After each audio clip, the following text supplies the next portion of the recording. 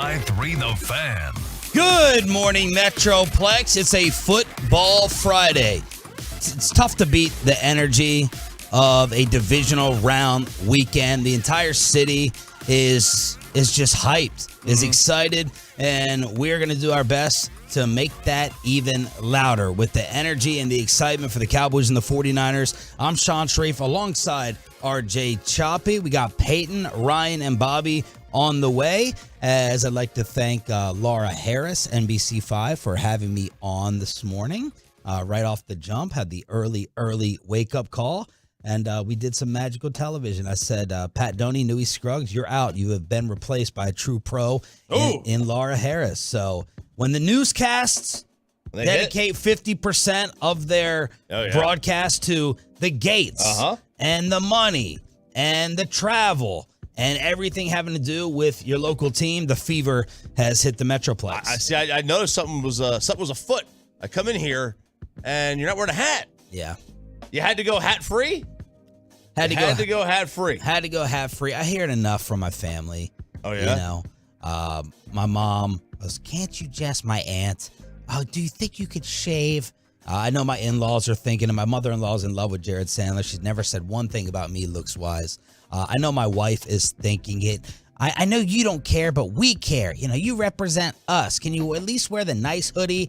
So I was like, okay, I'll keep the hat off for early on this morning. Man, when you wake up at 4:15, that's why, we have an early job, but going on TV and getting dressed up like that and the makeup, that sounds like torture. When we first started, I used to shower before the show. Oh. Like, I was like, I need to wake up, give me some time to wake up. And then I was like, man, I'm going to do it like in the afternoon, at night, whatever. Sarah doesn't care if I wear a hat. She just cares if it matches my shirt. Like, the colors have to match. And then my beard's kind of lined up. That's all she cares. Like, but she hates when I don't match because I have no idea how to match clothes. Literally none.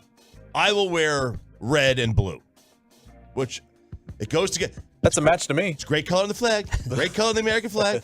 Fantastic color. One of the best colors ever. You know what they don't? You know where they don't have red and blue on the flag? California. They don't have red and blue on the flag in California. So we're gonna crosstalk at 9, and I have now labeled that city San Francisco. What did they tell us we can't call it? Is it Santa Clara? The Bay?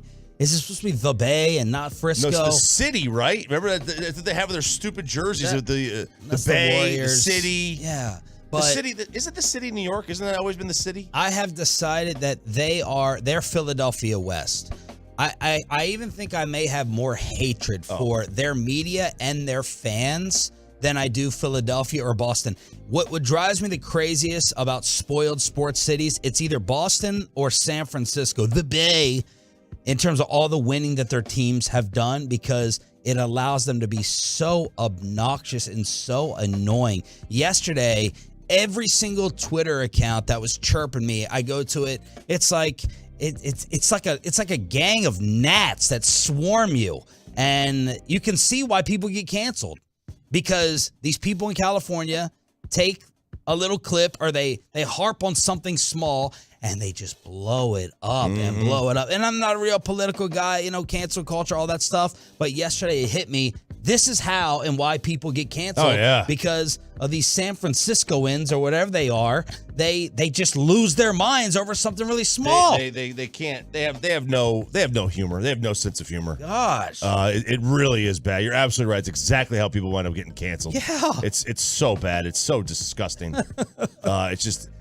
I can't stand it. Like, I used to love San Francisco. I thought when I was a kid, we went out there. Man, what a great city! It's gorgeous. Because for the last 30 years, all I've heard is San Diego, San Francisco, probably the two top cities in the country to live. They're just gems, right? They're gems. They're gems. Right? And then when we went out for the Super Bowl, my entire mind changed. Same. I mean, it's the place has changed. I don't know if San Diego. I haven't been to San Diego in like 20 years, but. And the thing that they can't answer back, see, with these crosstalks, 9 o'clock with the game in San Francisco, we're supposed to have a mutual understanding. Like, let's go back and forth. Let's have fun. Let's let each other talk. Let's preview the game a little bit. But that's not the way this is going to go today. It's not the way it went with Angelo Cataldi, WIP. Oh! It's a yelling and screaming match because they have their texters say, just yell, just scream, just insult. I have a feeling we're not going to talk about the game whatsoever at 9 this morning. It's just going to be insults, seeing who can cut each other deepest. And I always try to be like a little nicer and softer about these things. We're Odyssey. They're a sister station. But I made up my mind this morning. If they start off with anything below the belt, then it's gonna get it's I've done my research. I did more personal research and prep work for 9 o'clock crosstalk than Mike McCarthy questions when Coach joins us at 7:15. I'm ready. I forgot we have McCarthy on. I'm ready to go low. I really am. And we have the nuclear weapon added to the show. Man, I thought I was sick. I thought I was petty. Better watch out. Bobby Belt. We're ready to drop. We're ready to drop the drop the belt. Bobby went and found audio clips to play. Does he talk to his wife? I know. And he wants another child. I think he's got 3. He can't have a child. He can't. This is why one's in alternative school. Yeah, I know. Because he's looking up past clips of San Francisco radio hosts, and he's like, "Is this too?" I got 4 phone calls from this guy yesterday. Is this too low? Is this? Will this get us in trouble? So I think there's a period of 8:40 to 9:20 this morning with the dark roast and crosstalk with San Fran that could really put Bobby's job status in jeopardy here at this radio station. But look, I'm just gonna, it's like a fight in the streets, right? They hit first, then it's on. You're absolved. You're absolved legally. And if they go low, which they will first, then I'm ready to unload. We may get in trouble for it, but I don't care. I do not care. So crosstalk with San Fran at 9. Peyton, you were spying on them yesterday as they were talking trash. You're not supposed to get like personal with each other. You know what I mean? And these guys, they just have no filter. No, I mean, it was really easy because, the Odyssey app gives you the option to go through like what their segments are about and stuff. So any Cowboys 49ers talk, I was like, they have to mention something, right? Yeah. And this was their first very segment. I mean, they started off with talking about, San Francisco, or the 49ers and Cowboys stuff. And they went right into, oh yeah, you'll like this crosstalk. And then the whole name drop of, oh, they don't know your name, Sean, and stuff. Like, it's not like they haven't talked to you for 2 years now. Right. So there it is. Very disrespectful group of individuals. But this morning, Mike McCarthy at 7:15. Official picks at 8. The dark roast with a former president helping us out versus California at 8:40. Cross at 9. Nick Eatman at 9:20 here on DFW Sports Station. Have you made up your mind? Are you doing anything special for the game? Are you watching it someplace? You just chilling at home like normal? Is it a watch party? So got your sausage dip prepared? No. I don't think we have any plans to go anywhere. We did last year for the playoff game, and we have noticed that when we watch the game with anybody else this year, the Cowboys have lost that day. We did not watch the game with anybody on Sunday, so we are. I think we are going to be solo, just together, just her and I. Watching the Cowboys. Could be naked. We don't know. Might be naked. Never know. 877-881-1053 is the truckwreck.com text line. 877-881-1053. What do you have prepared on the grill? I honestly haven't thought of anything. I'm supposed to celebrate the father-in-law Saturday dinner, and I really haven't thought of anything for Sunday. I'm slacking there. But y'all let us know your spreads. Pepe, where are you watching it? So I'll be here. I was given the decision to work the game, so I'll be here. Decision?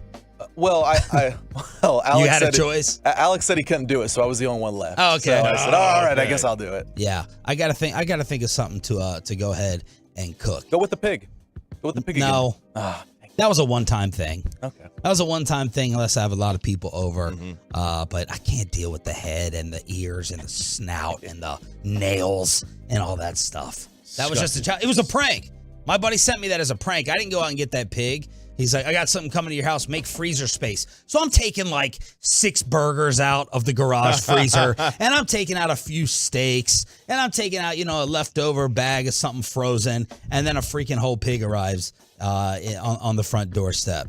So let us know what you guys are grilling up, cooking up, what the spread is going to look like. How did Brett Maher look in a very important practice yesterday? We'll bring you that update at 6 inside the Star, but we have coaching moves everywhere. Did Tom Brady fire his offensive coordinator to stay in Tampa Bay? And we're being told Sean Payton prefers one place, but Russell Wilson is trying to change his mind. And is Lamar finally going to become Patrick Mahomes after what happened in Baltimore?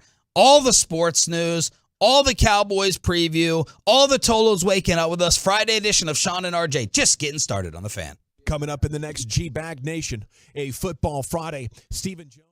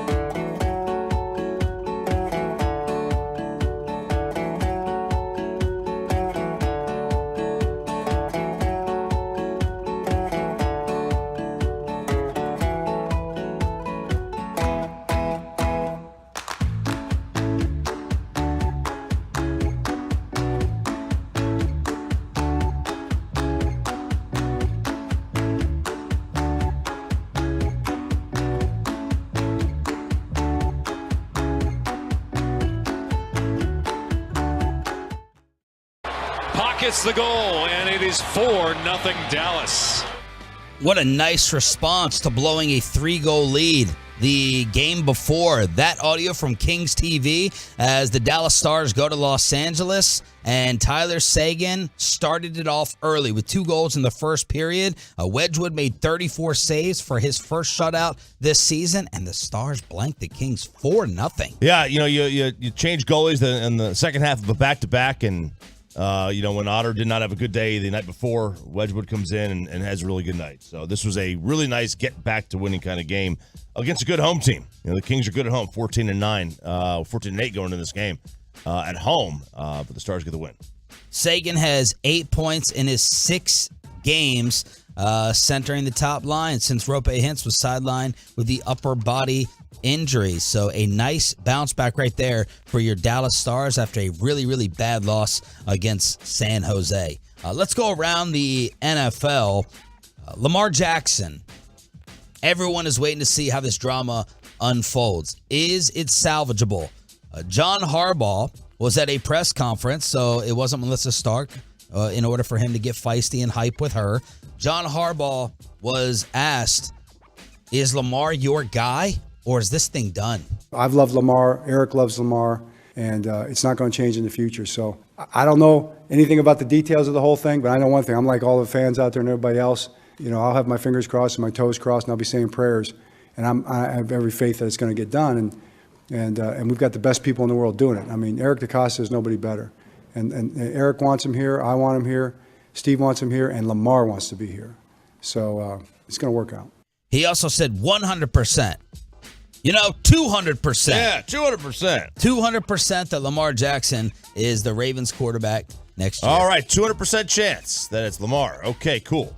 I didn't know you could go more than 100. It's one of those coach speak things. You go 100, more than 100%. But I think Lamar is a really good player, and I would absolutely sign him up.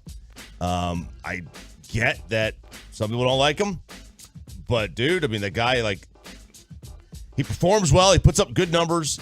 When you factor in the running as well, and they win. They win with him. What's not really not to like? And they fired their offensive coordinator yesterday. The city of Baltimore has been calling for this. Greg Roman is out. So now maybe they put Steve Young's theory to the test. Steve Young, and I think Choppy may agree a little bit. Steve Young said that he is capable of being Josh Allen, Pat Mahomes. The Ravens system, even though it was, as Steve said, the most uniquely designed run game in the history of the NFL, still held him back a little bit and didn't uncork all of his talents. And now maybe they go towards that direction. The Ravens' scoring has decreased in each of his 4 years. They were an NFL best 33 points a game in 2019. Then they went to 20 a game in 2022, 19th in the league. Yeah, that's a big drop. That's a 40% drop almost in points, 35% drop in points. And you're going to sit there and be like, wait a second.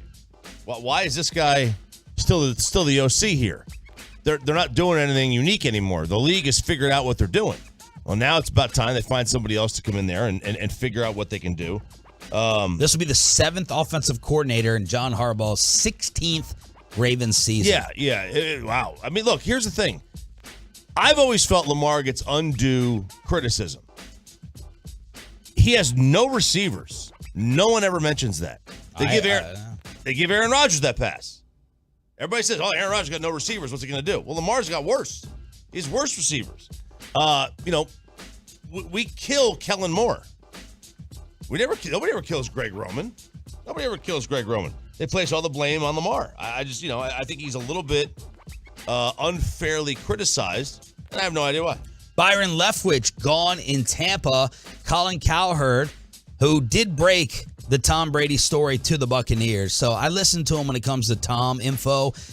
He said that Tom was driven crazy over the lack of detail. Michael Lombardi said it on his podcast yesterday, the former NFL GM, best friend of Brian Broaddus. He said, you better strike while the iron's hot, because NFL job openings are not about the best candidate. It's about winning the election. Look at the 365-day turnaround from Byron Leftwich being the head coach of the Jacksonville Jaguars, turning it down because of Trent Baalke. We haven't brought his name up. Yep. The GM. We all applauded Byron. Lombardi and the old heads were like, you arrogant individual. You're going to sit there and turn that down. That sounds a little entitled. Well, now it looks totally different and bad because Baalke has a Cinderella story going to Kansas City. Mm-hmm. Doug Peterson was good enough to take the job. He thought Baalke was good enough. And now Byron Leftwich may have to go be a QB coach. Colin Cowherd saying Brady could not stand. The details were not all there, which I never heard last year. Were the details there when Tom Brady led the league in touchdowns? Were the details there? They were. Were the details there when the Buccaneers won the championship? So now we're missing Bruce Arians? Like, the reporting in Tampa and all this is so inconsistent. It is. I mean, look, Tom Brady did not play well this year. Is that because of Byron Leftwich? I mean, I don't think it is. Something didn't add up. Something didn't add up, but you could see Tom in that playoff game. Tom looked washed. Dude, Byron Leftwich. I Byron told you Leftwich, all season with Tom. It was the same thing. Byron Leftwich cannot overcome. He cannot design a game plan to make Tom younger. Right? He can't design a game plan to make Tom younger. They're doing short passes anyway. The moment he feels a hint of pressure, he tries to get the hell out of the pocket, and he can't run. Throwing the ball on the ground, he's skipping rocks like Donovan McNabb out there. So we've been hearing Sean Payton, Arizona. Personnel control. Man, how about this $20 to $25 million a year price tag that was reported that Sean Payton wants to be paid? Belichick money. 20 to 25 a year, and you're having to give up a first-round pick? We've been hearing Arizona. Colin Cowherd, who works with Sean Payton, discuss something different on FS1. A report by a Denver reporter, Sean Payton, was impressed with the Broncos during his interview Monday. I can confirm that. I went to dinner with Sean. He was. Well. And the Broncos, he is their number one candidate. They believe in Denver. Sean can fix it. Sean, I know, can fix it. And Russell Wilson has contacted Sean, legally, by the way, through channels. He wants Sean Payton. He needs fixing. He knows he needs fixing. So that's Russell Wilson apparently reaching out. Yeah. Look, I applaud that on Russ's part. If Russ feels he needs fixing and he knows that he is not the same guy he used to be, I applaud that. That's the first likable thing Russ has done in Denver. It really is, to me at least. If he is going to sit there and understand and recognize that he has played like dog, you know what, while he's a member of the Broncos. He better do something. And if he recognizes that, man, I think it's a really good sign. I think it's a really good sign for them. Because it seems like Russ has just been this kind of arrogant you-know-what over the last couple of years that I could do no wrong. It's gone to my head. And maybe this is a kind of a lesson learned for him. 877-881-1053 to go ahead and hit us up on the truckwreck.com text line. Sean Sharif, RJ Choppy. We are live on the Fan Cam, Twitch, and YouTube. Mike McCarthy live at 7:15 to preview the 49ers, one of his old stomping grounds. What did Brett Maher do in practice yesterday? Did Dak Prescott and Micah Parsons want San Francisco for the revenge and the rematch? Inside the Stars, Bobby Belt joins us next. Be a part of the show. Text us on the truckwreck.com fan text line.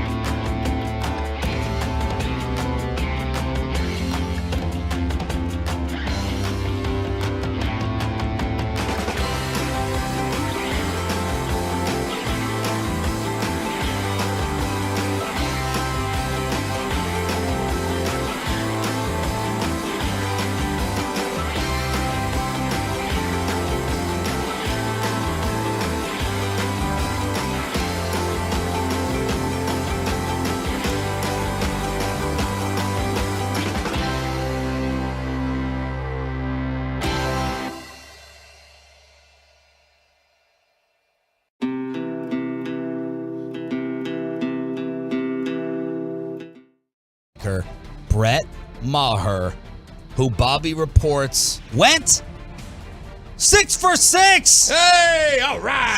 6 for 6 during the practice period. Tristan Vizcaino, we have to correct that now. Vizcaino. Yes. Tristan Vizcaino missed his first and his fourth attempts. His third and his fifth went through the uprights with some hooks, according to Jane Slater.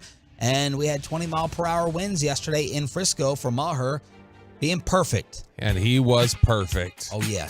Turn it up. 4-6. Now, that is, Vizcaino Championship. damn near went 1 for 5. It was very close on those hooks. But like I said, there were some strong winds blowing out there. Specifically blowing Tell us the direction, Bobby. Right to left. Okay. I don't know. I don't have a compass, so I don't know which direction. But were they facing the facility or the other way? Choppy will tell you real quick. They were blowing towards the Ford Center on the back practice field. Listen to that. Or blowing towards the offices. Blowing towards the offices. Okay, so they go this way. So they was going east. South. They're going south. Okay. South Listen wind. to that meteorology report from Bobby Belt there. Yeah, just look at the sun. Don't you look at the sun? How do you tell time? The sun, where was the sun at that time? I don't remember. 6 for 6. I don't stare at the sun. That's for you. 6 for 6.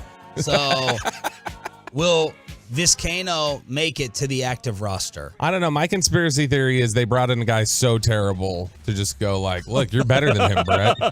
You know what? I don't think that's far off. He was, and look, I give him somewhat of a break because it is outside, like, and it was windy. Like even Maher's kicks that he made, he was having to put a little sauce on them to make sure that they started out one way and kind of came back the other, because it was blowing really sharply, especially once it get towards the goal, it would aggressively rip another like 10 yards to the left. Wow. Weather for Sunday at the game. I don't know what city to look up. Is it Santa Clara? Yeah. Okay, it's kind of like looking up Arlington weather, right? Terrible city. Santa Clara weather for Sunday. 60 degrees, 11-mile-per-hour winds. Okay. It'll probably be muddy. It's always muddy out there in January. The Cowboys played the last time they won a road game prior to last week. 10% chance. Yeah, 10% chance of rain. It was terrible last week there. Last time they won that NFC title game in San Francisco, it was a muddy game. Yep. So Mike McCarthy gave a quote that got made fun of, justifiably so, by the rest of the country with the reaction. Here's McCarthy on bringing in the second kicker. It doesn't take anything away from our trust in Brett. I just think it's part of the responsibility. Player acquisitions a 365-day. This is nothing out of the norm. Doesn't take anything away that we brought in the second kicker. It was flat out of the blue. I mean, sure, maybe it doesn't. Maybe I'm wrong. Maybe I'm wrong here that it doesn't take anything away from him. But I gotta be honest. Like, if you get in a fight with your girl and the next day she's on a coffee date, okay. I mean, you can just bury your head in the sand. A meet cute. Yeah. Hey, you bury your head in the sand, or maybe you think that something might be wrong. I don't know. Makes sense to me.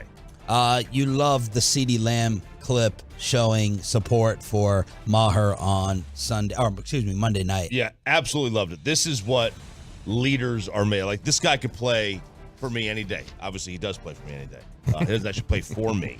But CeeDee McCarthy Lamb said he'd hire you. Huh? So McCarthy said he'd hire you. He So he does. did say he'd hire me. But CeeDee Lamb, mic'd up, caught on the sideline, giving all kinds of love and support. We got you. To Brett Maher. We got you. And I loved it. I thought it was as good of a teammate, as good of a stand-up guy as you possibly could be. He could have ignored him. Zeke yesterday said we got faith in him. We're not going to turn our back. Last week we didn't really need him, but this week we probably will. Laughing. So get that S together. So that was some of the Maher reaction yesterday at the Ford Center. Yeah, they all support him. And look, I mean, there's still a lot of guys that were here when he came in 2018 and took Dan Bailey's job. And there are a lot of guys who have seen him keep them in games this season and the things that he's been able to do. And so I think CeeDee said it there in the clip where he's like, we got your back because you've kept us in games several different times this year. You've put us in good positions a ton of times this year. Don't worry about it. And CD has really become, he's really leaned into, I'm the number one, so there's a different approach I need to have in the locker room and in the media. And I don't know that anybody's personality has leveled up more in terms of in the locker room and publicly in front of the media over the last year than CD. Still to this day, my most surprising training camp move or cut was Dan Bailey. That was stunning. I think we were all stuck. Like, wait, they cut Dan Bailey? More than Quincy for you? I think Quincy was a planned cut. I think they were looking for any reason to get rid of Quincy. Player acquisition, 365, you know? Yeah, that's all that was. Dak was asked if San Francisco, last week we had the poll question, do you want to go to Philly? Do you want to go to San Francisco?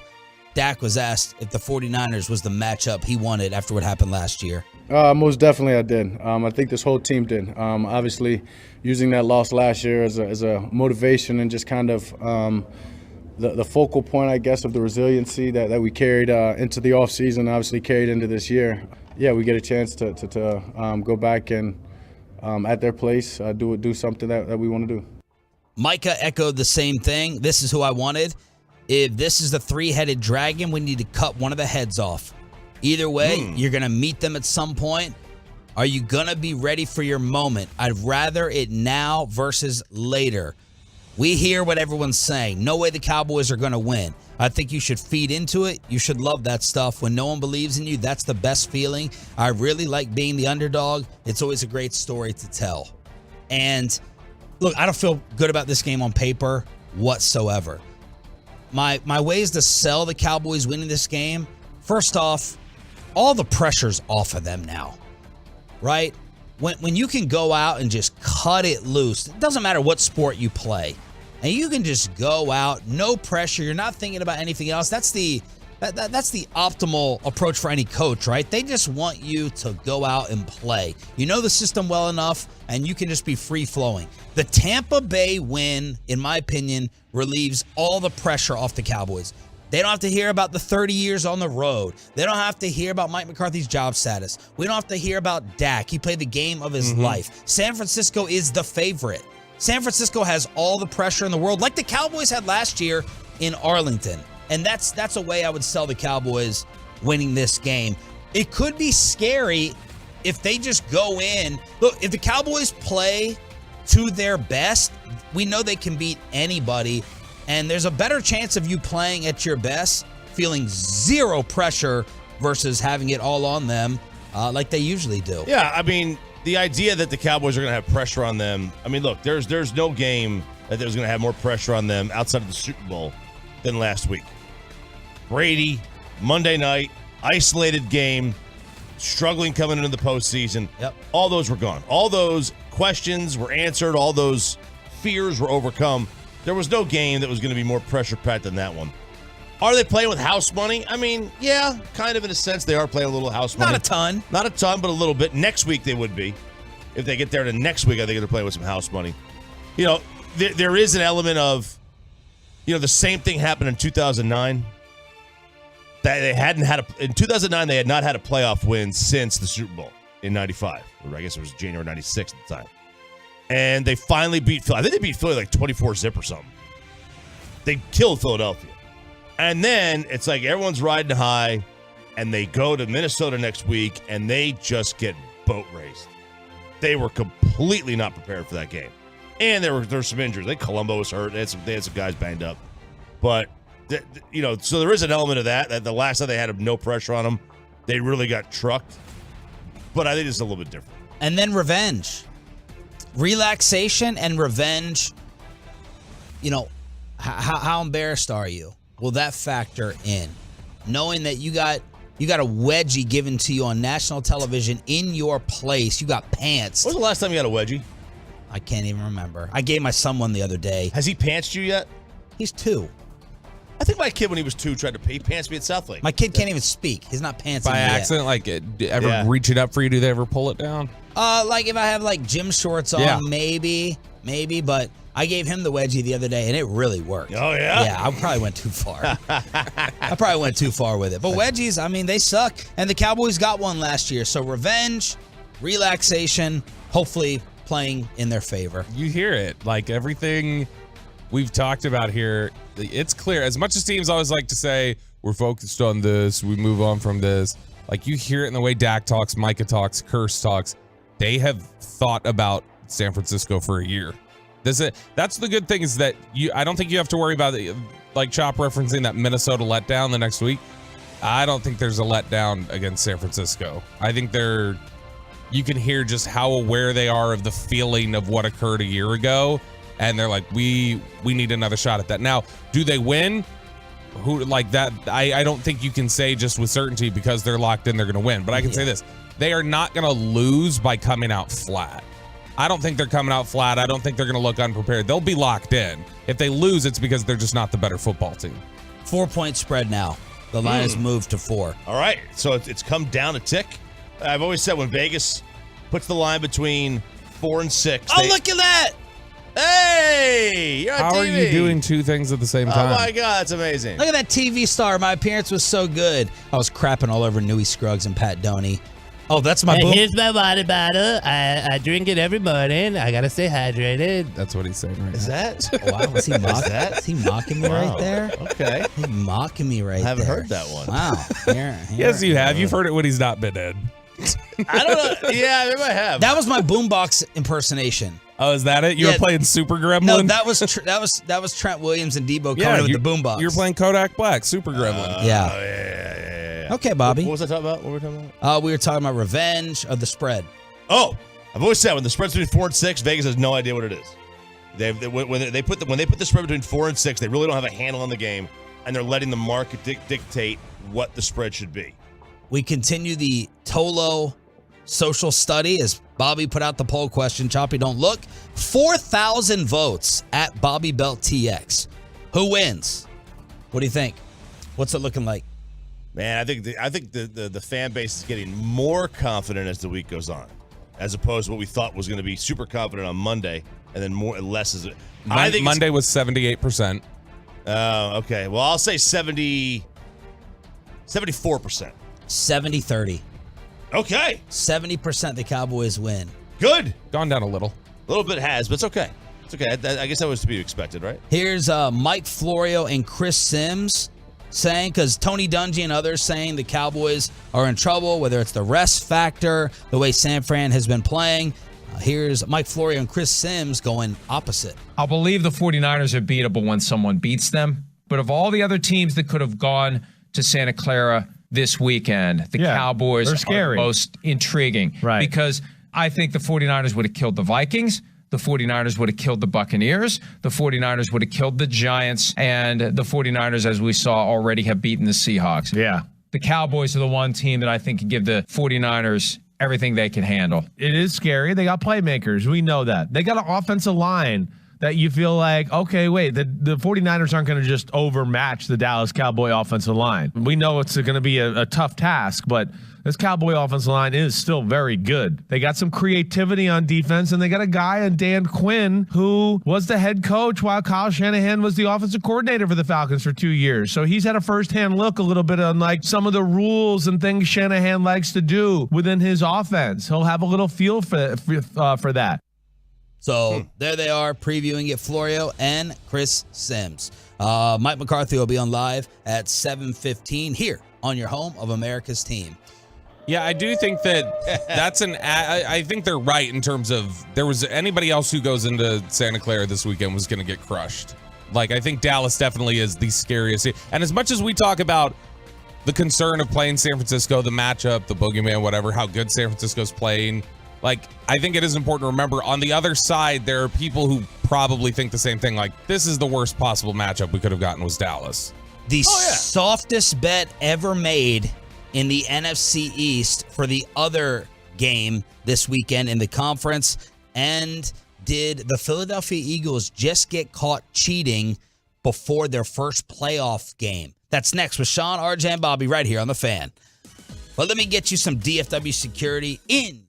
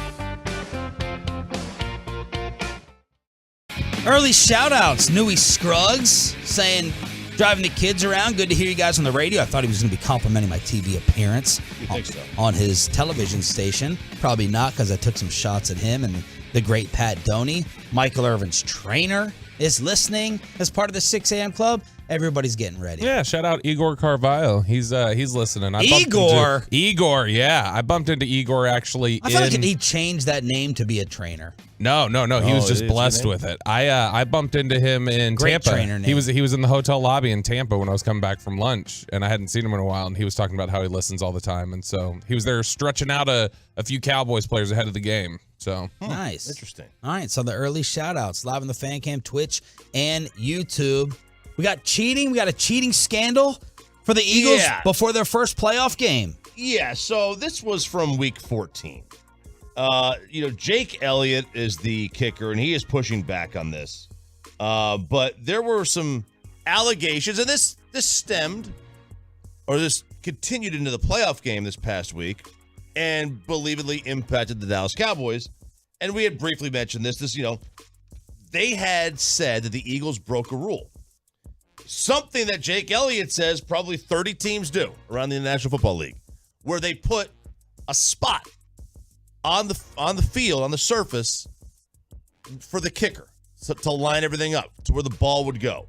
Now, David Beeler said it's probably more for the holder than anything else, but there's this video that's circulating that shows the Eagles holder picking up some white dot. It could be a coin, could be anything. Picking it up, putting it in his pocket, and then running off the field. Why is this a big deal? Why is this cheating?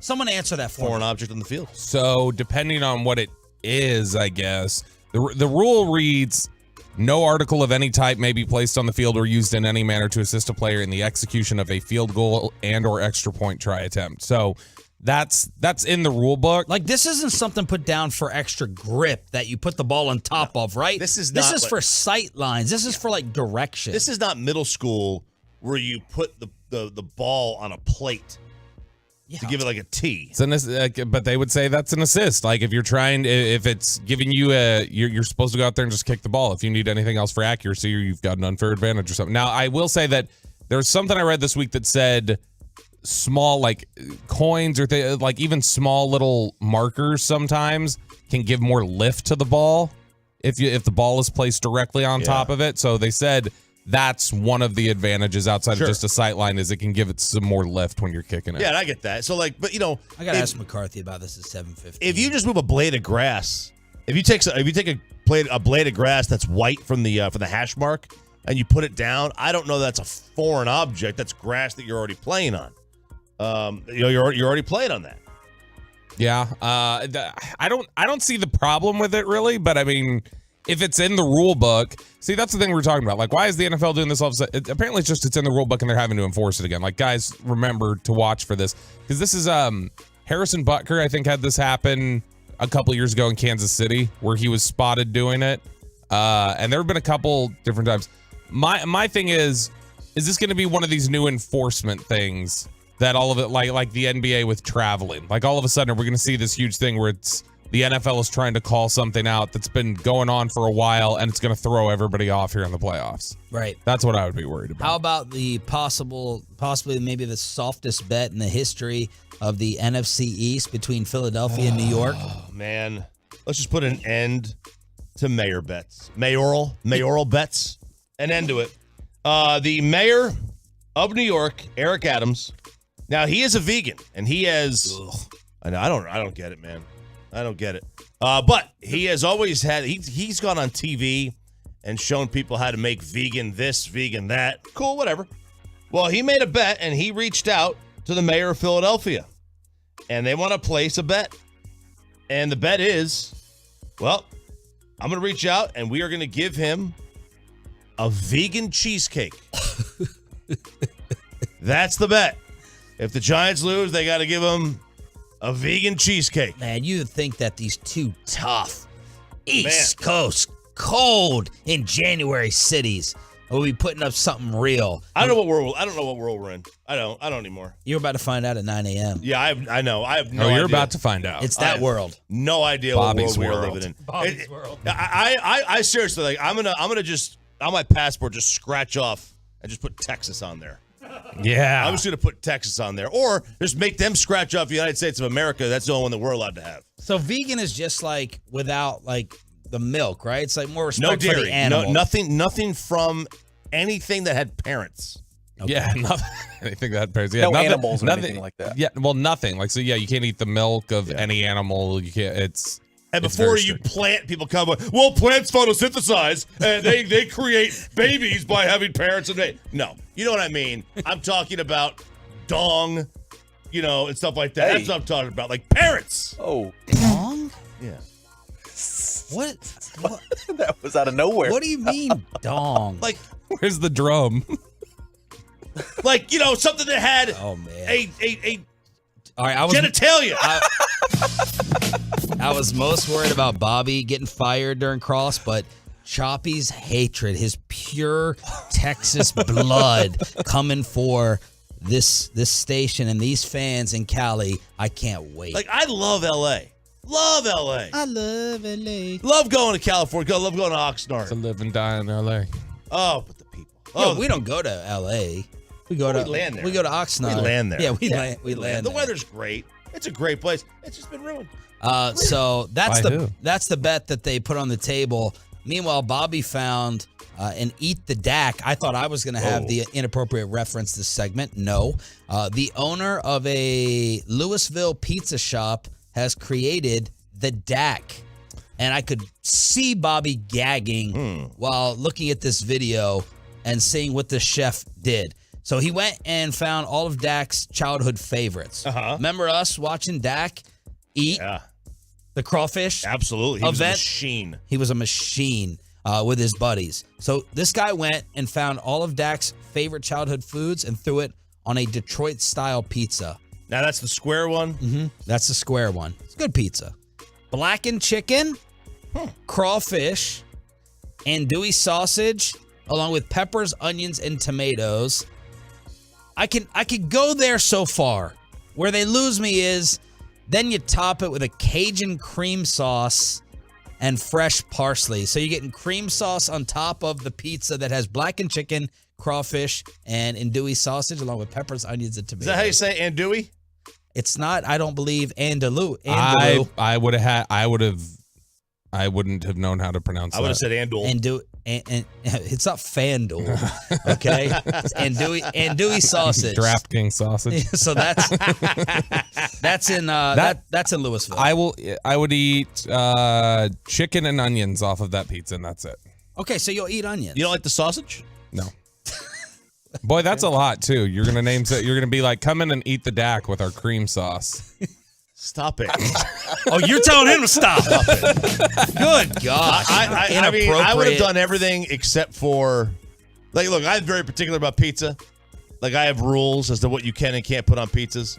But any kind of, to me, it can't be a pizza if it doesn't, if it has anything other than red, marinara sauce. Like, that to me is a must. Now, I might go with like, those you see those gourmet pizzas where you put some honey on there, the bee's knees kind of thing. Yeah, I get down with that, but that's barely a pizza. Would you eat this?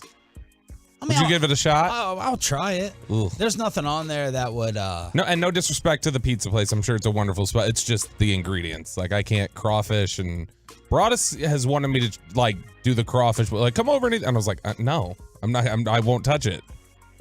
Is your wife as bland with food, or no? She's good with food, but she also does not like seafood. She doesn't like seafood. Yeah, so I mean, she'll eat whatever. She doesn't have like a picky palate, but she doesn't like seafood. Cheap generally. dates. Brian Daboll was asked if he's ever had Pizza Hut stuffed crust after Nick Sirianni said that's what he had a craving for while watching the Giants face the Vikings. Oh, man. Daboll said he's not one to comment on others' eating preferences. Okay. So here they are in New York and in Philadelphia, the home of the best hoagies, subs, and pizza in the entire country. And we're talking about vegan cheesecake and Pizza Hut. And Pizza Hut. Disgraceful. See, this is where Daboll, he could have had a win here. He could have won. He could have won over the people. He could have said, I don't do Pizza Hut. I do authentic New York pizza. I live in New York. We don't need to do Pizza Hut. He could have said that, but he didn't. He missed his chance. But is that a self-deprecating fat joke? I'm not going to criticize what anybody eats. Look at hearing how Dayball's reacted to some things. I would guess that was the intent of that. Fair. Meanwhile, Lane Johnson good to go. Avonte Maddox ruled out for filthy. Yeah, and Avonte Maddox has been out since he got hurt in the Dallas game, I think. And you remember he was wrecking shop in the first quarter of that game before he got hurt and missed the rest of it. And so he is the fact that they're still missing him is a big deal, I think, because he's been really good for them all season. He's missed half the year with various injuries throughout the year, but he's been really good. And then Lane Johnson, it just goes to show these athletes they're not like the rest of us. They heal faster. You know? They do. They heal way faster. But it just in general, I'm stunned Lane Johnson would be back out there. Tolo D sent me the current forecast for Jacksonville at Kansas City. Ooh, is this going to be bad? Yeah, I think it's bad for the Chiefs. Oh, really? Rain, snow mixture turning into snow. Temperatures ranging from 37 down to 34 degrees. Okay. This is how I win money. The only way I win money in horse racing, I bet the Kentucky Derby every time when it's a sloppy track. You bet the slop. You love the slop. I bet the slop. I'm going to put up a poll question. Who gets fired today between these two? Why? It's just... Wait, bet the slop is a... Slop, dong. Slop. That's what they call it. Bet the slop. Dat cream. All these things have been mentioned. It's 6:30 in the morning. Those were ingredients on the pizza, sir. Those were ingredients on the pizza, sir. Dong. There's nothing wrong with dong. Hey, I'm Scott Malkinson. What? I'm Scott Malkinson. That's what you're doing the South Park reference, the kid. Rain, snow mixture turning into snow. Temps ranging from 37 down to 34. Okay. That is... Although you always see teams like Miami. I knew Miami wasn't going to be Buffalo, just like I knew with all those Dan Marino teams going into Buffalo for the AFC playoffs. When I saw Mike McDaniel's beanie, I knew that I knew that they were done. You can't go into that atmosphere looking like that, looking all soft and frigid, and that's how Jacksonville may be treating this weather. I was impressed with McDaniel only wearing a hoodie, though. Well, that's why he had to vape. Yeah, that's right. Have we uncovered Vape Gate? I don't think we have. We got Gus Johnson and Mike McDaniel vaping. Gus did it inside. He did it inside. He did it. I know. It's like old Mike Patrick clips where Mike Patrick's doing the game with Dick Vitale. There's a plume of smoke coming up from the from underneath the table. But I think this is. It might be a bad thing for Jacksonville. I think we misunderstood. Jacksonville's not like Miami weather-wise. It's very similar to here. They'll get some cold days there. Not 30, not 20 degree, not 10 degree. I'm trying to remember. I think when I went out that evening in Jacksonville, I think it was kind of cold. All right, I have a new segment that I'm debuting called "Empty the Cell Phone." I'm emptying my picks in the cell phone. All right, I'm not. I'm keeping mine. Keep them. I'm emptying the cell phone. Bobby says, "Don't ever buy this sports video game again." And is this abuse or brilliant? With Deion Sanders and one of his coaches at Colorado. We have the audio next on The Fan. But let's get you over to Boomer Jacks, your official game day headquarters and the place to watch the games this weekend. You want to go to Boomer Jacks? Why?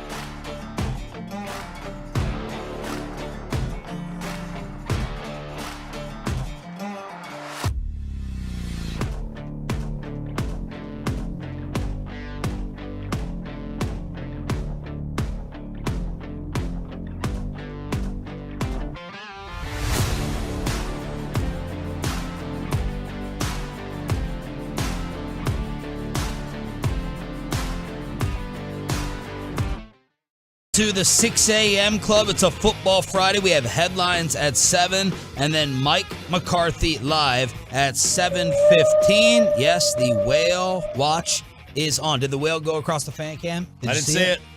Dang it, Ryan.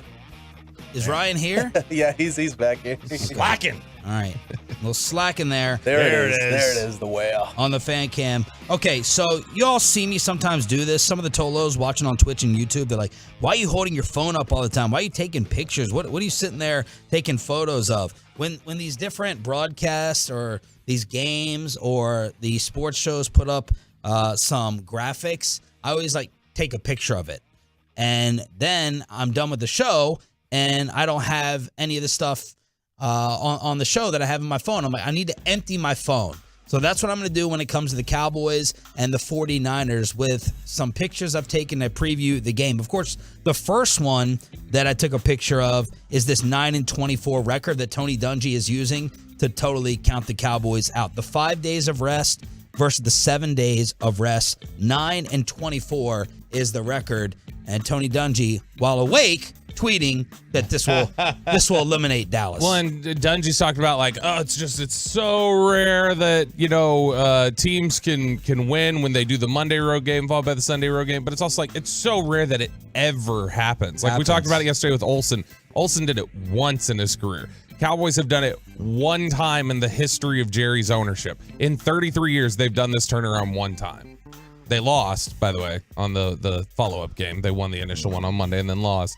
But I don't think this is. It's definitely a quick turnaround. It's going to be tight. They're going to be tired. It changed up their practice schedule, all that. I understand that, but I don't think it's as huge a deal as people seem to be making it.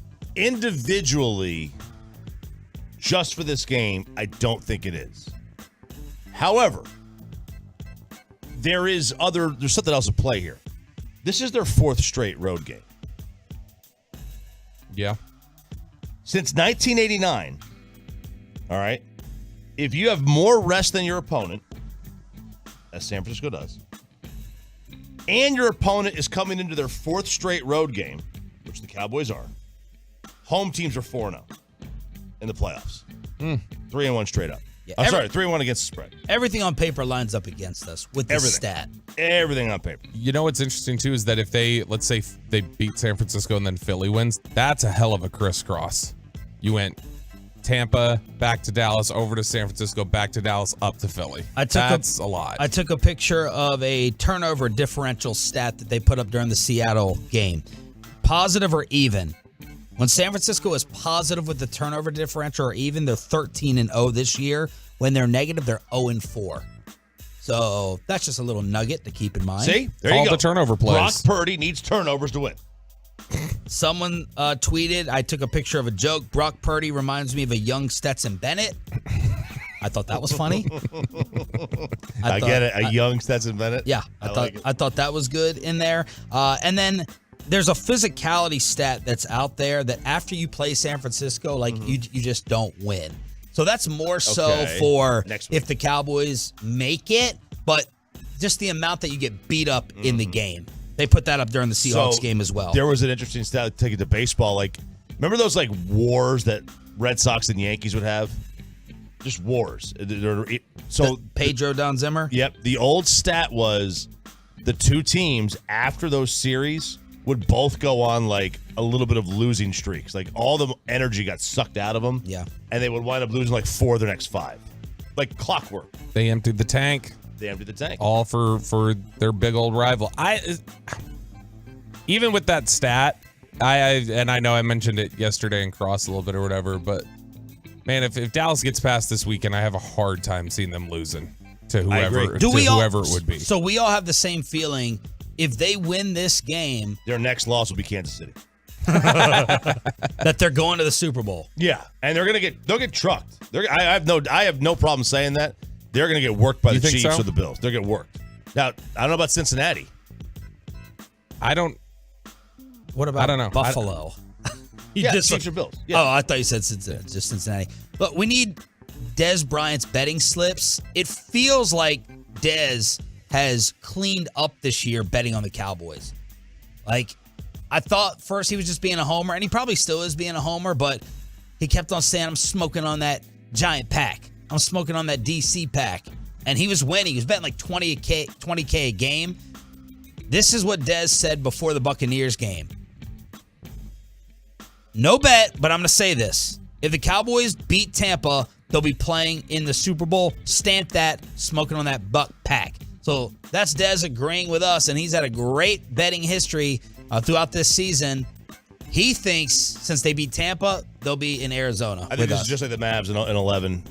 Like getting over Portland, getting through that first round when they hadn't, escaped the first round since, I think it was since they went to the finals. They hadn't gotten out of the first round. Yeah. All right, let me keep. I'm sorry. And then, once they got past Portland, they matched up well with the Lakers. They matched up well with Oklahoma City. They got lucky that the Spurs lost. And then they matched up well with the Heat. And I think it's very similar this year. If they got by Tampa, who showed them their absolute worst game of the year. I thought it was all down. I think it's all downhill. Cowboys 39% pressure percentage is the highest in the NFL this year. Brock Purdy, 0 turnovers on 47 dropbacks under pressure since week 14. So pretty good, Chop. Those are the pressure pictures that I took. I took a picture of this. The Cowboys are drawing referee Bill Vinovich for the game. He assessed 70 fewer penalties this year for 835 fewer yards than the top penalty crew. Carl Sheffers. I don't like that. Less flags? You don't like it? Why? No, I think it plays right into San Francisco's hands. They're a physical team. Physical football team. Physical football team. But do you want the lesser team to be able to get away? Oh, well, you won't be able to get away with it. You get away with more contact and not get flagged. You know what I mean? Interfere with Debo. Interfere with Kittle. Yeah, I think that's, yes. I mean, theoretically, that's what you would like to do. But I also think, San Francisco is so physical that they could get popped for something. This feels like more of a let them play officiating crew. Yeah, which, in general, I like. All right, I took a picture of, this is Carol Baskin. Killed her husband, whacked him. And then I got a picture of RJ Grew from Minions. Man, that's just cool. They did. Texas William did you dirty. Yeah, they did us wrong. Us? They did you wrong. They did me and Peyton wrong. Well, they made fun of your head size. Okay. Can't make fun of much. Bobby Bochy in here. And then that one. They put a horse head on you. Yeah, because of what you said, Sean. Any other animal out there would have been fine. And then you put the horse head on. You turned into Mr. Ed. I got the Gru thing. And then Sean, all they did with her was put a smiling emoji on there. Cheesing emoji. A cheesing emoji. That's it. All right, let's get to this audio. So that's just emptying out the cell phone, taking pics of stats like the loser that I am. So who is this coach at Colorado for Deion? By the way, Deion Sanders flipping another corner. So he's flipped the top 2 corners in the country to go to Colorado. Tim Brewster is the tight ends coach. So this is becoming a controversial topic. Danny Cannell, who appears on this radio station, had a problem with this. This is audio of Tim Brewster walking in to address the Colorado football team. When I say stand tall, okay, I want you bouncing out of your seat and stand tall. When I say stand tall, get your ass up. Stand tall. Sit your ass back down. Stand tall. We coming. We coming. Raise the goddamn roof. Raise the roof. We coming. We coming. We coming. We coming. If them Colorado buses show up, and 60 minutes of hell coming with it. 60 minutes of hell coming with it. The time is now, man. The time is now. That's the clip. Now, look, I'm usually eye roll guy towards this stuff. Who says raise the roof anymore? I always hated that. I hated the hands. I hated the saying. I hated raise the roof. You just hated exposing your hands. That's right. Wow. You've come at me twice. Twice today. You've come for me twice in the first 90 minutes. I'm getting in the mood. Okay. I'm getting ready. We're laying the foundation. We're gonna get fired at 9 for Crosstalk. So Danny Cannell, college football great, said, if you ever wondered why college coaches don't work in the NFL, This, in a nutshell, is why. The coach clapped back. Oh, yeah, he did. Saying, hey, Danny, I coached 5 years in the NFL and would like to think it was very successful. Ask Antonio Gates. So this has brought up the whole Bobby Knight abusive language. Look, I am totally different from Choppy. He's more accepting of this type of stuff in general. I hate Bobby Knight. I think he's a piece of garbage. The definition of a bully. This clip, there's nothing wrong with this clip. There's nothing wrong with it at all. Clip is totally fine. It's eye roll though. It's like there's nothing wrong with it.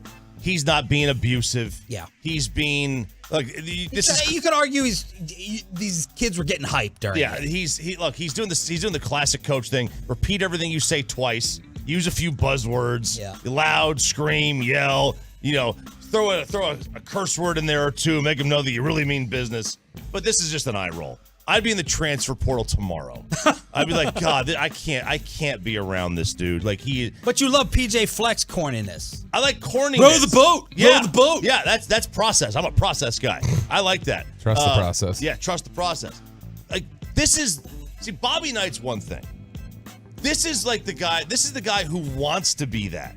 He's the wannabe tough guy. Those are the guys that are even more dangerous half the time than the real tough guys. There's another video, Deion. It's pretty cool. He lined up like all the girls that are going to be working within the program, and he like laid down the ground rules for addressing them. Any disrespect, you're gone. And if I hear anything about you and your girlfriend or your wife or your baby mama, don't come to me. Don't call coach. You're out of here. Period. You ask them how they want to be addressed, whether it's ma'am. If they think that's calling them old, then they'll tell you what to call them. And he lined up all the women and told his players this is how it's going to be. So those are the Deion clips that went down after he pulled the other top recruit at corner in the country. Yeah, the Brewster thing is just, it's cringy as hell. The coach. Yeah, like what is, I don't understand like his thought process when he goes in there and he's like, oh yeah, like I'm going to stand tall. I'm gonna stand tall. Well, you immediately label yourself and make it known that you are like Wojcik. Wojcik here, like you're that's the drill sergeant. He's the enforcer. Good cop, bad cop. But stand tall? Who comes Stand into tall, a room man. and goes, stand tall? How did Brett Maher perform out on the practice field? What about the backup kicker? The other games with the schedule this weekend, Stars bounced back nicely. And it just went from bad to worse for Mark Cuban with the injury to Christian Wood. Headlines, then Mike McCarthy next.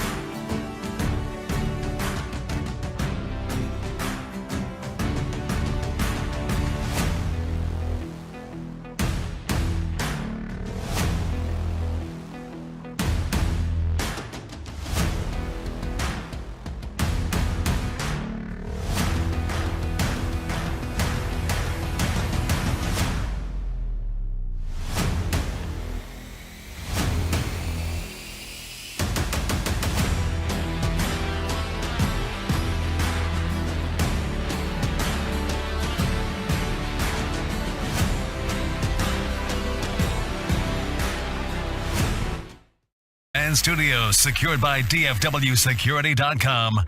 This is Sean and RJ on 105.3 The Fan. It's time for headlines before Mike McCarthy. It's 7:15 this morning here, and people are sending me 90s hype videos. I think the fan, is it the Fan in San Fran? Is that the station? The Game. The morning roast, the game. The lame. Oh, Peyton. They did their most overrated Cowboys of all time segment this week. Jerry Jones was number 1. The most overrated Cowboy of all time. I think they had Troy Aikman number 2, but I'm going to have to send you, Peyton, this 90s hype video to go ahead and get us ready for the game. But yesterday, Bobby, you were all over Brett Maher trying to get right on the practice field. Oh, and he got right. Like Reg Atatula and Kevin Gray, he got right. 6 for 6. And in not great conditions either. It was cold. It was windy. There were good 20-mile-per-hour gusts, and he knocked it through 6 for 6. Tristan can't say Vizcaino. Tristan Vizcaino was 3 of 5, and he very easily could have been 1 for 5 because those were 2 of those really hooked at the last second. You can call him whatever you want. He ain't gonna be around here very long. Does he make it to Sunday? We'll ask Mike McCarthy. What does it take to get him on the roster for Sunday? Yeah, because you're gonna have to make a decision on where to go, where to be short. Be short of secondary, short of D-line. If he's on. If he's on it. Yeah, if he's on it. Or you make the decision that, we're just going to use it. We'll give Brett a chance, and if he starts to fail, man, it is 4th and go. What do you think? Is he on? Based off of yesterday, I'll say no, but I don't know. Because I don't see how you have any more confidence in him than you do Maher. I wonder if that was just, hey, let's have him here to just see what it looks like during the week in case Maher's missing everything. Yeah, and in Tristan's defense, it may be a situation where maybe he hasn't kicked every day for the last several months, and he should be 20-mile-per-hour winds in Frisco as well. And so he should be kicking. I'm sure he's doing, but he's probably not kicking as much as a NFL kicker is, right? At the same time, who knows? I have no idea. I don't know. I think a lot of times these guys who are on the street, these street kickers, are a lot of times street kickers. They're kicking they're kicking every day, and they're kicking a lot. Whereas NFL kickers have a regimented workload that limits them so that they're not overworking. So Maher goes 6 for 6. Vizcaino with a rough debut for the Cowboys on the practice fields. What about Jason Peters and Jaron Kearse? Jason Peters was a DNP yesterday. He was in his pads and he was not his pads. He was in his jersey and everything, and he was working with Britt Brown while we were out there. Jaron Kearse, it was a little troubling because he came out and he was not in his uniform at all. He had a giant compression sleeve on his right leg, I believe. And he was just doing resistance cords while we were out there. He was listed as a limited participant, which is interesting because generally, even to get the limited designation, I thought you had to be in uniform, and we didn't ever see him in uniform. So the line will look like what on Sunday? Tyler Smith at left tackle, Connor McGovern at left guard, Biotish, Martin Tyron. Other games to start off, divisional round weekend. Tomorrow at 3:30, Jacksonville at Kansas City. The weather could be messy. The Chiefs are favored by 9. That's at 3:30 with the kick. Then at night, Giants at Eagles. Filthy is favored by 7.5. Sunday, 2 p.m. Bengals at Buffalo. Bills are favored by 5.5. And then our game, as the line has moved to San Francisco by 4. The over-under is 46.5 with pregame right here on The Fan. Yeah, like we said, if the line usually is between 4 and 6, Vegas has got no feel for the game. They're letting the market basically make the line. They're just going to kind of go off that. They'll put it somewhere in there where they think it might be, but it'll fall where it falls. And it has come down to the Cowboys a little bit. That's positive. Greg Roman fired as the offensive coordinator of the Baltimore Ravens. John Harbaugh, Bobby, says he's not 100%. He is 200% sure that Lamar Jackson is his quarterback and returns. Mike Kliss out of Denver is saying things are on path for Sean Payton to be the Broncos head coach, even though we've been hearing a lot about Arizona. Yeah, I still think Arizona would make the most sense for Payton. Quinn, I believe, has his interview this morning. Yes. In fact, he is doing media availability at 8:40. Peyton, I think I'm going to give you the the call-in line for the conference call with Quinn this morning. I you got can it from roll Scott on. Oh, last see, night, yeah, so we can roll on it. But that's Quinn will do his interview today. I'm sure he'll get questions about it. But I still, as of now, just like Vegas, I would assume the favorite is Quinn. Tom Pellis, the favorite in Denver? Mm-hmm. Really? Quinn's been the betting favorite for the last week. Man, I'll tell you, if the quarterback wants somebody, I think they're going to go who the quarterback wants. Am I listening to Russell Wilson that much? You better. You get your own $170 million or whatever it is over the next couple of years. Russell Wilson apparently reached out to Sean Payton. Tom Pelissero saying Dan Quinn with the Broncos and Colts today. Do two? Yep. How long do these last? 3-4 hours? The 4 hours generally, I think, in person. If it goes a little longer, or if it goes longer or shorter, I think that either means you are the guy or you're not the guy. So generally 4 hours in person, but Zooms or conference calls are a little shorter. Stars bouncing back after blowing a 3-goal lead in their previous game last night. They loved L.A. Robertson shields, wraps, denied by Copley, rebound score. Jason Robertson pockets the goal, and it is 4-0 Dallas. Sagan got it started early, and they recovered nicely after what happened against San Jose. And they needed it. It's been they haven't been playing great of late. They lose 5 of 8 going into this game, but they get a nice start from Wedgwood in net, following up really one of the worst games for Ottinger the entire season, maybe the worst. And they got a nice little win against an LA team that plays pretty well at home. It has now gone from bad to worse for Mark Cuban. As Shams yesterday reported, Christian Woods suffered a fractured left thumb and will be reevaluated in 1 week. Oh, you hate to see that because just as he's getting playing time, we're about a month into him getting 35 minutes or 30 minutes a night, right? We're about a month in where he's getting eclipsed that 30-minute mark. And now all of a sudden you get the fractured thumb. So Cuban embarrasses himself over the mural in Deep Ellum. Then, we believe, Luka calls out the organization to get him more help. Then Christian Wood gets hurt. Yeah. Bad week. Things come in threes. Bad last 48 hours for Mark. Very bad. And here are the numbers for Christian Wood this month. 21, 10, and I'm trying to look for another stat to make him look better. And 2 blocks a game. 21, 10, and 2 blocks, shooting 51% from the field. There's your number 2. Dinwiddie playing well. But Christian Wood was at 19 points a game in the month of December.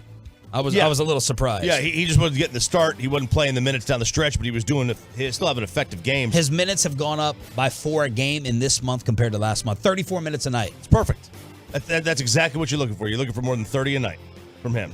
34 a night. That's a regular starter. And now it's gone. Now you got to find for how long? Who's going to Dinwiddie and who else? Give me a third. Try to come up with a third. A third option. Good God. Try to come up with a third option. Maxey. On the he ain't around. Truckwreck.com text line. So Christian Wood going to be reevaluated. Mavs Heat tonight on ESPN. And our 9 o'clock guest yesterday, Cassidy Hubbarth, will be on the sidelines for Espen.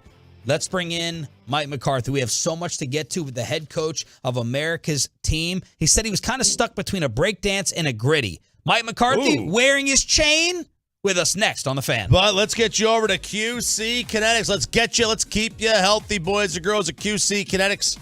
Let's get you healthy. If you've got pain in your knees, hips, back, shoulders, elbows, ankles, wherever it may be, QC Kinetics is the spot to go. I went the old school route at first. I went for MRIs, X-rays, steroids.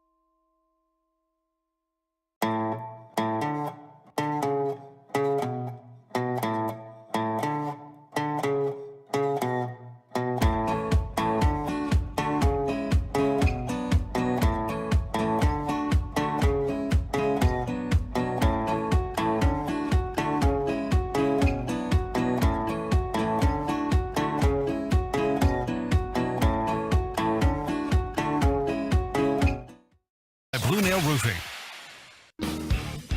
It is now time for the head coach of America's team, Mike McCarthy, joining us on Sean and RJ via the Diamond Factory hotline. Jane Slater said we should rename him Mike McGritty after the dance with the chain the other day. He said he was kind of stuck between a break dance and a gritty, celebrating in Tampa. Good morning, Coach. How are you? I'm doing well, man. How's your day going? We're feeling awesome. There's a vibe. There's an energy that only the NFL playoffs can provide. So the whole city is on fire, Coach. So thank you for that after the playoff win last week. Oh, you're welcome. It was an excellent win for us. You know, obviously, I thought our guys really were obviously ready to play, but just, you know, came out from, you know, the first play and, you know, just got into the rhythm and timing that we needed, and we were extremely productive. So excellent win for us. When you're preparing for a game and then you guys go out and play and you play like that, does a game ever surprise you? Like, man, I'm surprised how well we played, or on the flip side, does it ever surprise you?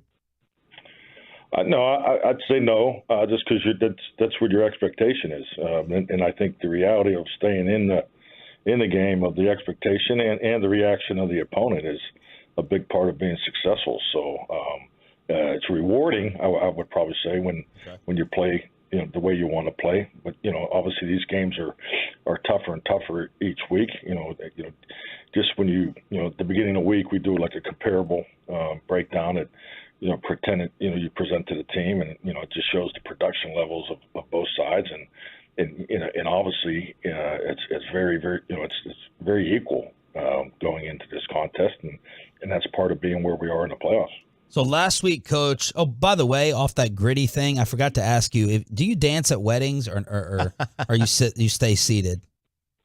These dang iPhones, they've ruined a lot of good times for us, for the older generation. Yes, I enjoyed dancing with my family, and I think we're hard pressed to call that a dance. I mean, I think I took about 4 steps. But, yeah. Well, I didn't. There wasn't a whole lot. There wasn't More a than whole I lot do. of room in there with all them damn cameras, so I couldn't really get going. Coach, last week, I thought you ended our interview. You were very emphatic. You said, I can promise you. You also told Brad Sham in the pregame here on the station, I can promise you that we're not going to be nervous. And that I took as just great confidence and belief in the way you all prepared. Do you have a feeling or a word to describe how this week has gone, how you're feeling or how the guys are feeling heading into this one? Yeah, I think we're very focused. I'm big believer in behavioral evaluation, and I think that the biggest thing at this time of year is and as I've talked to the team about it, we don't need new ideas, new behaviors. Let's get locked in on what we're doing, to be proactive with our adjustments, and let's just let's make sure we get it repped. Today's a big mental day for us with the rest of recovery at the segment at the end of it. So just really totally dialed into that, and this week's been fast, obviously coming off of the Monday night, but you could feel the energy Wednesday. I really liked the energy on Wednesday because it was high. There was a lot of conversation as opposed to the beginning of the week. In Tampa coming off, the Monday was they were quiet and and obviously didn't feel good about how they played in Washington. So I think for the short week preparation phase, we've had a really excellent 2 days, Wednesday and Thursday. Micah yesterday was talking about being the underdog, and he prefers that. With your behavioral analysis and your history in the league, can you benefit more from being the underdog? And it's nothing crazy out there, but it felt like you guys had more pressure on you to, exercise all these playoff demons and Dak playing last week than you do this week. Is this a better position to be in? So we're the underdog? Yeah. Yes. By 4.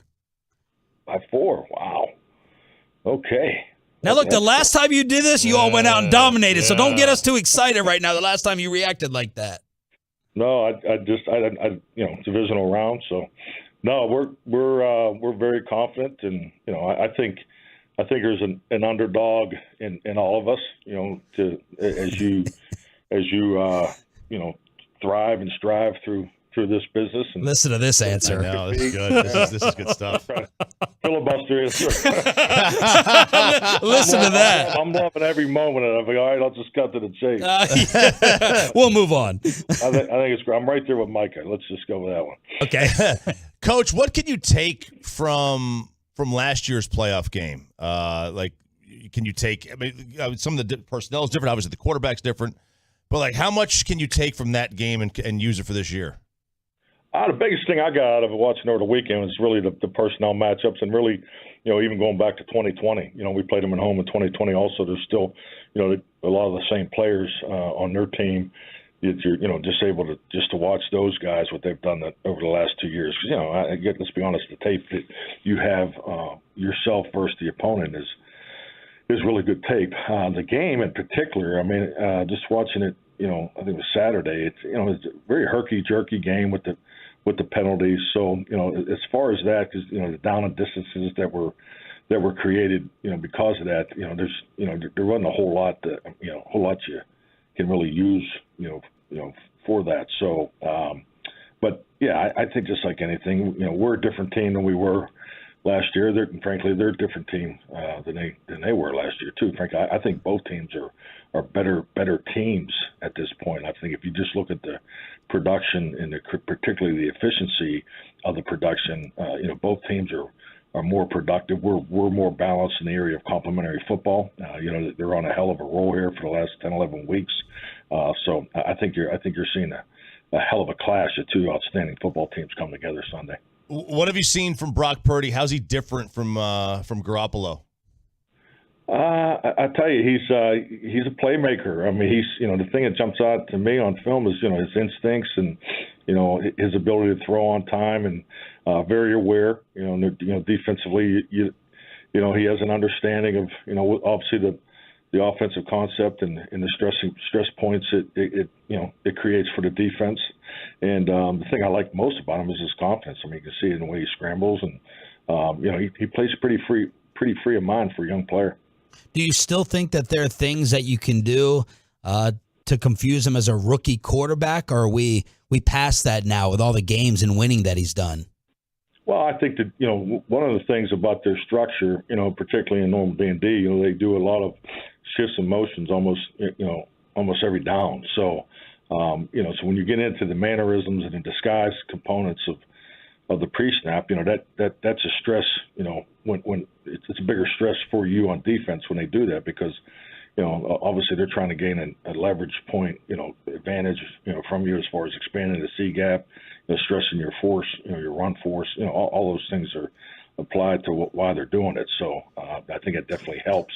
But yeah, I think like anything, situational football is always a key battleground for having success in these playoff games, and we got to be really good in the situational football. And frankly, I think our biggest focus this week is the tackling. We got to have an excellent tackling performance because they do an outstanding job of breaking tackles. Mike McCarthy here on Sean and RJ via the Diamond Factory hotline. For much of the year, Coach, everyone has labeled them as having the best defense in the National Football League. What are your thoughts on that? And more importantly, what do you see on tape from them with arguably the Defensive Player of the Year in Bosa? Well, obviously, Nick Bosa's having an incredible year, tremendous talent, obviously great fit for what they're doing defensively. And I think not only him, but, it's a defensive line with a lot of depth and a lot of talent. So it definitely starts up front there. And I think like anything that when you look at defenses, you look at all three levels, and they have fantastic players on all three levels of the defense. So that's a real credit to them personnel-wise. And it's a system that's been intact now for a number of years, and and it's coordinated and ran at a very high level. So this will be a great contest for us. Coach, how did you approach Brett Maher this week? I think just like anything. I mean, you sit down, you talk about it, and you lay out a plan for what we want to get done this week, and and he's Brett puts in a lot of extra time. He's one of the guys, you'll see here in off hours. He was here last night. So just, obviously make sure he's getting everything he needs to have a good plan to get ready. How do you get somebody out of that? Like, have you experienced this with anybody in the past where, man, they have like just the worst possible day in their career and then getting them mentally back in it? Definitely. I went through this with Mason Crosby, I think, 2012, 13, somewhere back in there, and I want to say he missed 5 kicks in Detroit. So, and that's yes, I have been through this before. Not going to ask you the specifics, but you have a set threshold on maybe going for 2 like you did against Tampa, maybe going to Vizcaino, or is it all going to be in the moment feel on Sunday? Oh, I think you have to coach, coach every game, based on the situations and so forth. I mean, today is we have a game management review session that we have with our game management pod, and so we'll go through how we feel like this game, is going to lay out. We'll go through the officials report and so forth. Then I have another meeting tomorrow just with myself and the 3 coordinators, and we go through specifically, how we see the game being called. We go through every situation. So, that part doesn't change, and that's always specific to the opponent. So can you tell if, whatever the issue was fixed in practice, or is that something that you can only really tell if it's fixed, once you get out there on the field in a game? Well, it's no different for any position. I mean, it's, you got your practice environment, you have your game day environment, and obviously you try to create as much game environment situations as you can on a practice field, but there's still nothing like the game. Mike McCarthy here on Sean and RJ, 105.3 The Fan, as the Cowboys and the 49ers are going to play right here on DFW Sports Station. has the short week storyline been overblown? Frankly, I'm sorry, I'm not aware of it. What particularly are you? Your rest time compared to their rest time, 2 days, 2.5 days. Travel. Has that been a little bit overblown? I think at the beginning of the week, that's part of the challenge. But I mean, we've been on a 6-day before, so I would have to say it's overblown. I'm not concerned about it, so you two should be concerned about it. I appreciate you looking out for us. Hey, Coach, one more thing. This has kind of developed into an NFL story with the kicking game. And the Eagles, I guess, are getting looked at. An illegal object or something being put on the field to help with ball placement. Are you familiar with that? And why is that a big deal for these kickers to use? Well, I think it's like anything in this league. Something happens, someone pushes the envelope. I don't know specifically what happened to create this swell of focus on it, but I don't like it. And the reason why I don't like it, it's the time. What are we doing? I mean, we're messing with the kickers in the playoffs, So I think these are things you resolve in the off season. These are things that you go through the preseason and you get corrected. And I think the officiating department does an outstanding job of that. And that's, Frank, I think we work with like 5 or 6 different crews this summer. This was the best training camp, exercise that I've ever seen in 30 years in the league. And, so they had the process in place. But to do that in the playoffs, to me, it doesn't make any sense. Preach. That's right. Preach. I don't know. Preach. That's what we've been saying. You Toloing. What's that? we agree with you. We were saying the same thing earlier in the year, earlier in the week. Like, you can't make changes like this in the playoffs. Yes. Yeah. All right. Well, I'm just trying to, trying to act like I know what the hell you two are talking about. Well, that's hard. You don't want to go down that route. Yeah, no, it's tough. I'm losing my focus. Coach, is there anything tricky or different about this surface? Kind of like we asked about heading to Lambeau. Now, obviously, you coached there a long time ago, but there any tricks of the trade to know for playing on this field and at that stadium? Well, I mean, it's when I was there, we were still at the Candlestick. the old Candlestick Park, but. Yeah, I know they changed the surface a number of times. I haven't been out there in a couple of years. My understanding it's in really good shape. So I mean that's really what pregame's for. And actually our equipment guys do a great job. They'll be over there Saturday night setting up, and so I'll see Bucky at the hotel and he'll tell me about the surface. So we have a process we go through, and most importantly we make sure our guys. I talk about the grass on the Saturday night, the surface in the Saturday night meeting, and just make sure that everybody's in tune with the proper shoe wear that's they should have on, and but that's why our guys go out as early as they do. They get out there and check the field, check the shoes, and make sure they're ready to go. Yeah, I think the most important question, the most pressing thing on everyone's mind is will you be clean shaven for the game this week? Are you serious? Absolutely. That's your boy, Mike, right there. That's Choppy. And are you a foam or a gel guy on the shaving cream? I'm for what's on the sink. Soap. He shaves with soap. If that's out there. Do what you got to do, right? Do what you got to do. Exactly. Yeah. Coach, thank you so much as always. Fantastic. Safe travels. Best of luck. And we hope to be talking again next week, man. Thank you. You bet. Take care, man. Thank you. Head coach of the Dallas Cowboys, Mike McCarthy, on the Diamond Factory Hotline. Call us men. I like that. Like Jason Garrett always did. All right, man. All right, my headline. First off, I love that he's calling out the league. I'm not trying to get him in trouble. He's calling out the league for changing this stuff up right before the postseason. It's ridiculous. Wait for the offseason. He said he's experienced the Maher stuff with Mason Crosby. I found the game. It was 2018, missed 5 kicks. Wow. I feel like Crosby had one of those like even 2 years ago. Or something like that. I remember that he been was around forever. He was like 74% percentage like 1 year, a couple years ago, and it was like, no big deal. They're gonna keep him around. So yeah, he missed 5 kicks in Detroit. He made every extra point the next 10 weeks and only missed 2 field goals after that. Wow. But the number one takeaway for me during Mike McCarthy's interview, and it's escaping my mind, the game he had the same reaction to earlier in the season. He was legitimately shocked and stunned that they are an underdog. Now, that means one of two things. either Mike McCarthy has no idea how Vegas and gambling works, or he feels good, y'all. He feels fantastic about the way they match up. And I can't remember the game, Tolos. If you can text it in earlier in the year, he was stunned and shocked that they were an underdog, and they went out and put it to whoever they played.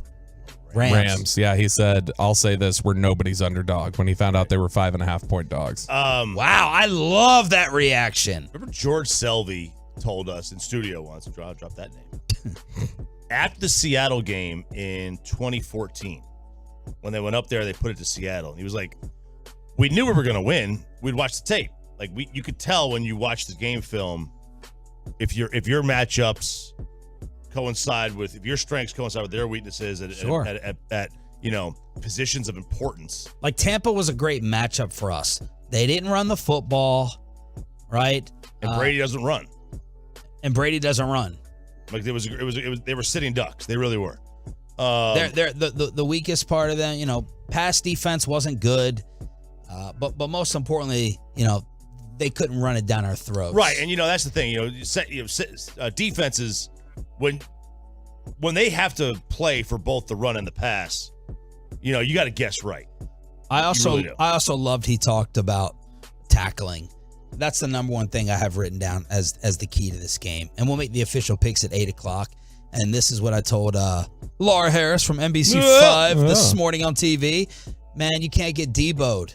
You can't get deboed again. You can't get just beaten up and bullied. And Bobby, you started off the offseason talking about this game leaving an imprint in their minds over how they got pushed around and smacked, and how it kind of set a tone and a direction for their offseason. Yeah, I mean, it left an imprint for everybody. It left an imprint for the players. You can hear them talk about it. And it left an imprint, I think, for the personnel department and the front office, and said, we have to change things. We have to get tougher, which, just look at the way they drafted.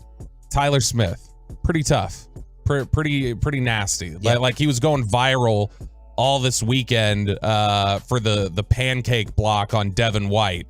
How he pancake blocks him, then he does kind of the step over, almost like Allen Iverson on Tyronn Lue. Yeah. And then they drafted Sam Williams. We know Sam Williams has a little bit of spit and vinegar to him. And then they get Jake Ferguson. Jake Ferguson has very low key been one of the edgiest players they have. He loves mixing it up with people. And so I think you can see throughout their roster building philosophy, they didn't want to get pushed around again. They wanted to make sure that they were going to come into this season, and they knew they couldn't become the most physical football team and the toughest and nastiest football team overnight, but they wanted to do enough so that it wasn't a glaring weakness, and I think they did that. Well, that was my follow-up. How much tougher are they as a football team than last year?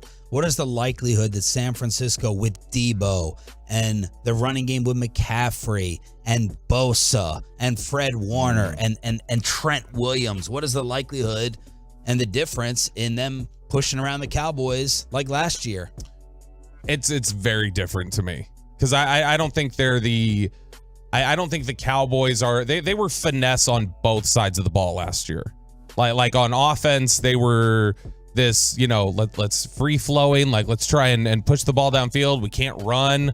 We don't really have a physical trenches that we can just bully people with the running game. They've gotten better there. They've gotten better in their run blocking. They're improved from that last year. And on the defensive side of the ball, their whole game was, let's spread Gregory and Lawrence and Parsons out wide 9, just pin your ears back, rush the quarterback. Let's make plays on the ball. Let's gamble. Let's not get involved in the physicality of press coverage or get involved in any of the trash on, run plays and things like that. And this year, you see how much more intense, how much more physical they are. Go back and watch the first half against Tampa last week and watch the way Donovan Wilson and J-Ron Kearse and those guys are playing physical, chippy, even sometimes after the whistle football. They're not going to get just pushed around this time. This was Mike McCarthy's response just a short time ago when we asked if it was better to go in as an underdog, like Micah Parsons said. So we're the underdog? Yes. By 4. By 4. Wow. Okay. Now, look, the last time you did this, you all went out and dominated. So don't get us too excited right now. The last time you reacted like that. No, I divisional round. So, no, we're very confident, and I think there's an underdog in all of us. As you thrive and strive through this business. And listen to this answer. No, this is good. This is good stuff.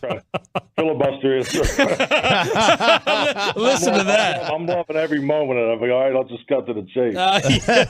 We'll move on. I think it's great. I'm right there with Micah. Let's just go with that one. What I love about these McCarthy interviews, when he starts spitting BS, he lets us call him on it. Yeah, he doesn't care. He knows. We all have an underdog as we're going to play the symphony music behind him.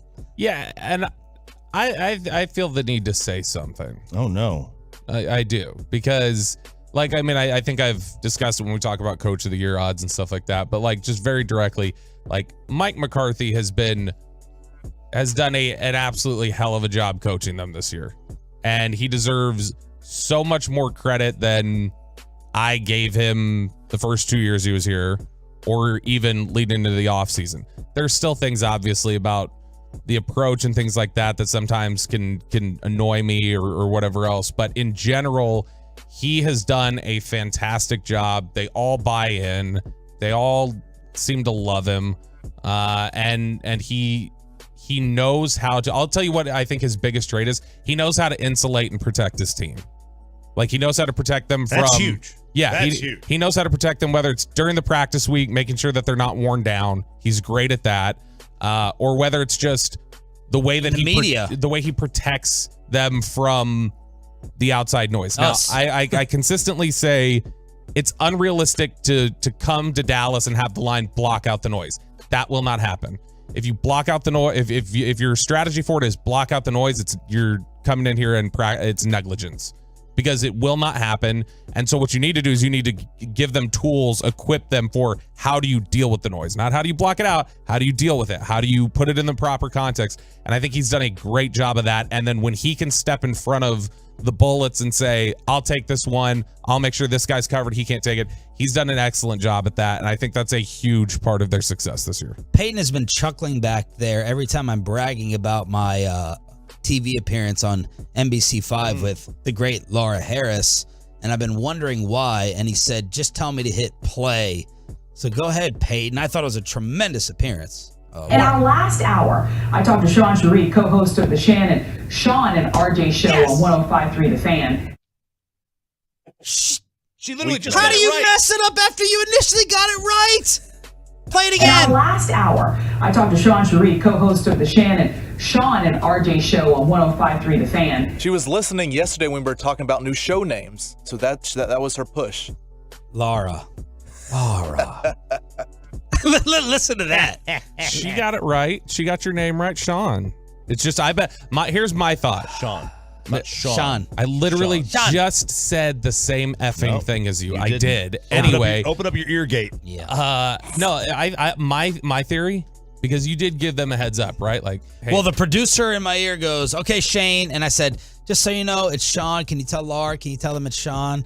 And that's what happened before the interview. So I think that's what happened is she was internalizing your actual name. And then when she sees something spelled out as the show title, she was not computing I can see how it would happen. I'm giving her a pass. Still hurts.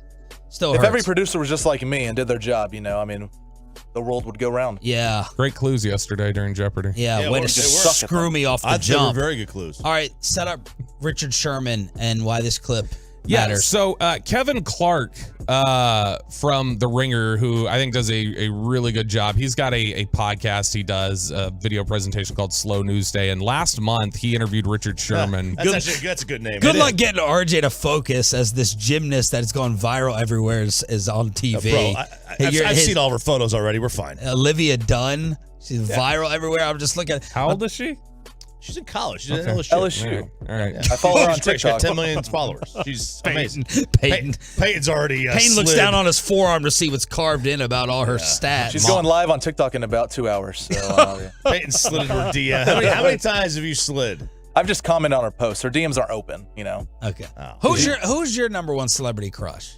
Molly. Oh, yeah, that's right. Molly. Now. Olivia's up there, TikTok wise. I don't know. Celebrity crush. There's one out there. I haven't thought about it, but Okay. I'll find it.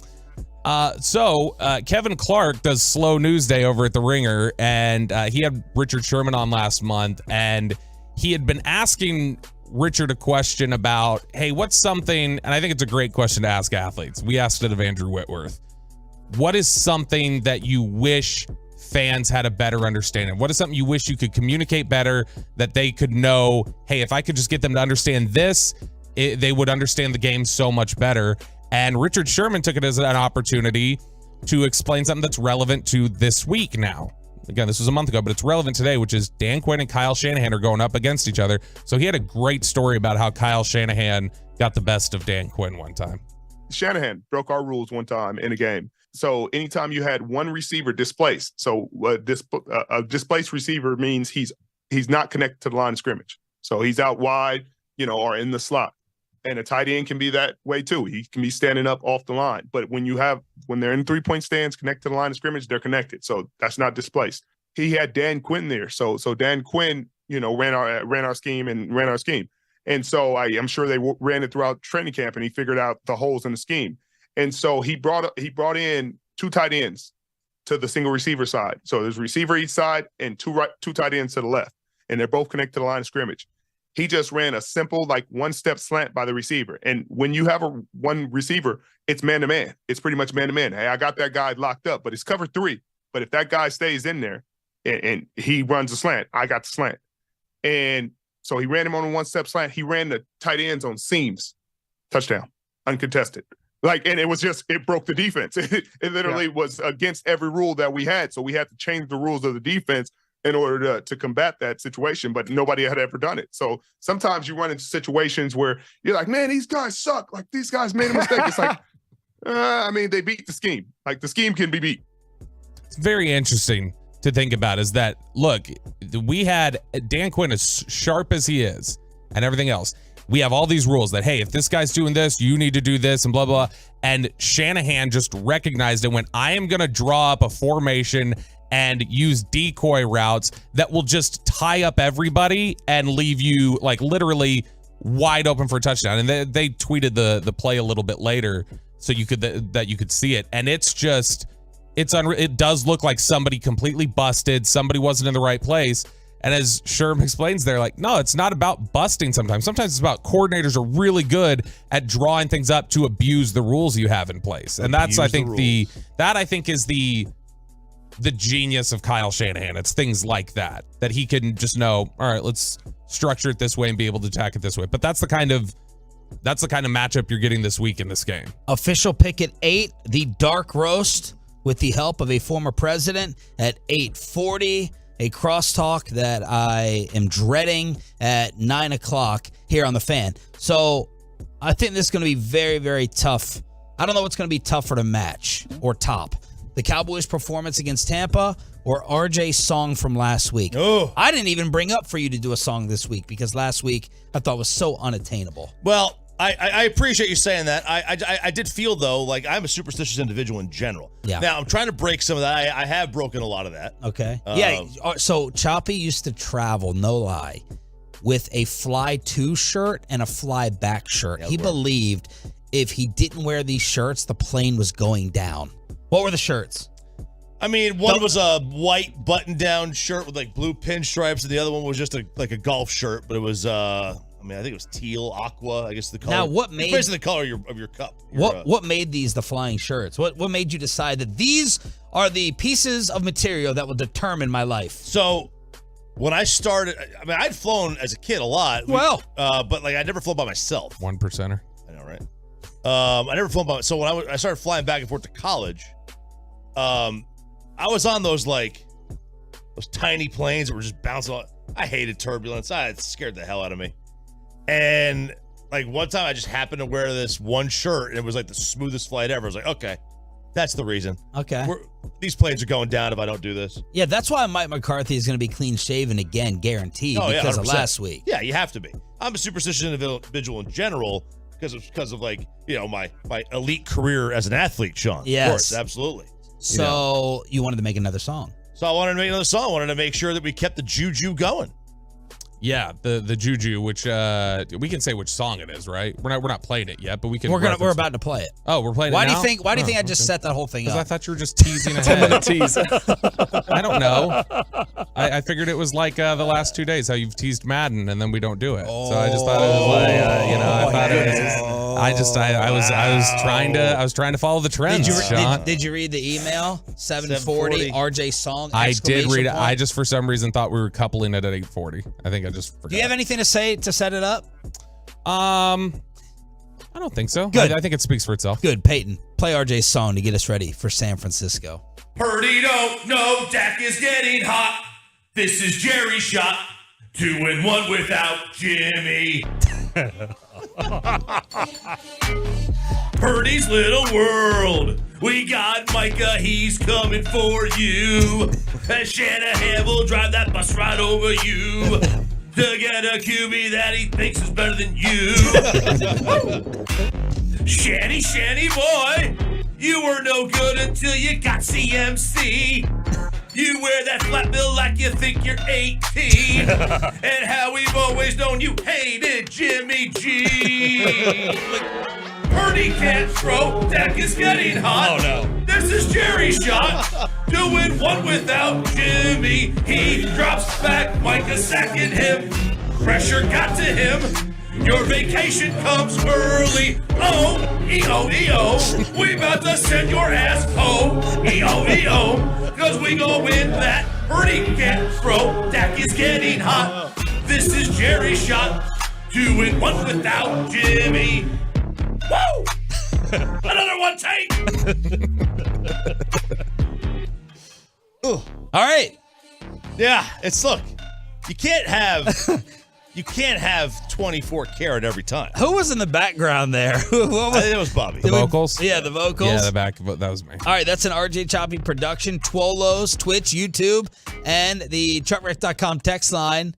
Give the reviews. 877-881-1053. I saw that our Jimmy Garoppolo fight really played heavily into that song with that Jimmy defense there from Ralph James Choppy. I think I made that reference yesterday. I said I read your lyrics and I was like, I see half of this thing is just to troll me because it's all about like Purdy sucks. Yeah. Well, it fit with the lyrics. But I went back and looked and I realized your email that you sent was before the fight. So this is, you wrote these lyrics. This was just what was in your spirit. This is just the nastiness that's in your heart. I don't just come out here just to try to troll you. All right, let's try to make some money. Give Choppy the song review. If it's good enough, we'll replay it again for KMC and Crosstalk. Let's see if you can cash in on Divisional Round weekend and probably some D3 matchup in college basketball with the Degenerate. Well, it's Ivy League Friday, Sean, so we don't have any games today. No college basketball games today. But boy, do we have some NFL games for you. I've got a 4-team money line parlay and a 4-team teaser in the National Football League this week. Can anything stack up with Mattress Mac? No. Who dropped $200K at Caesars on the Cowboys to win the NFC. He did this before the Bucs game.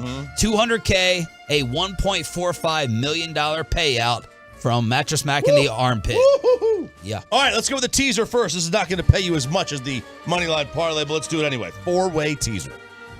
Actually, this will be 5-1 too. So a teaser again, you get to move the line 6 points in any direction. So what you'll do is you'll take, in this case, the underdog, Cincinnati. They're a 5.5-point dog. They become now an 11.5-point dog. Tease the Cowboys from 4 to 10. They're now a 10-point dog. Tease Kansas City from an 8.5-point favorite to a 2.5-point favorite. And then Philadelphia from a 7.5 to a 1.5. There's your 4-team teaser. Money line. Let's pay you 5-1. Kansas City, straight up. Philadelphia, straight up. Buffalo, straight up. And the Dallas Cowboys, straight up. Look at that. And that'll pay you 5-1 on your money. And there is your degenerate.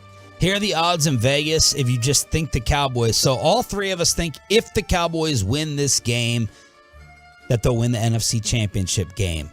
If you also believe that, right now you can get the Cowboys just making the Super Bowl against Kansas City at 9-1.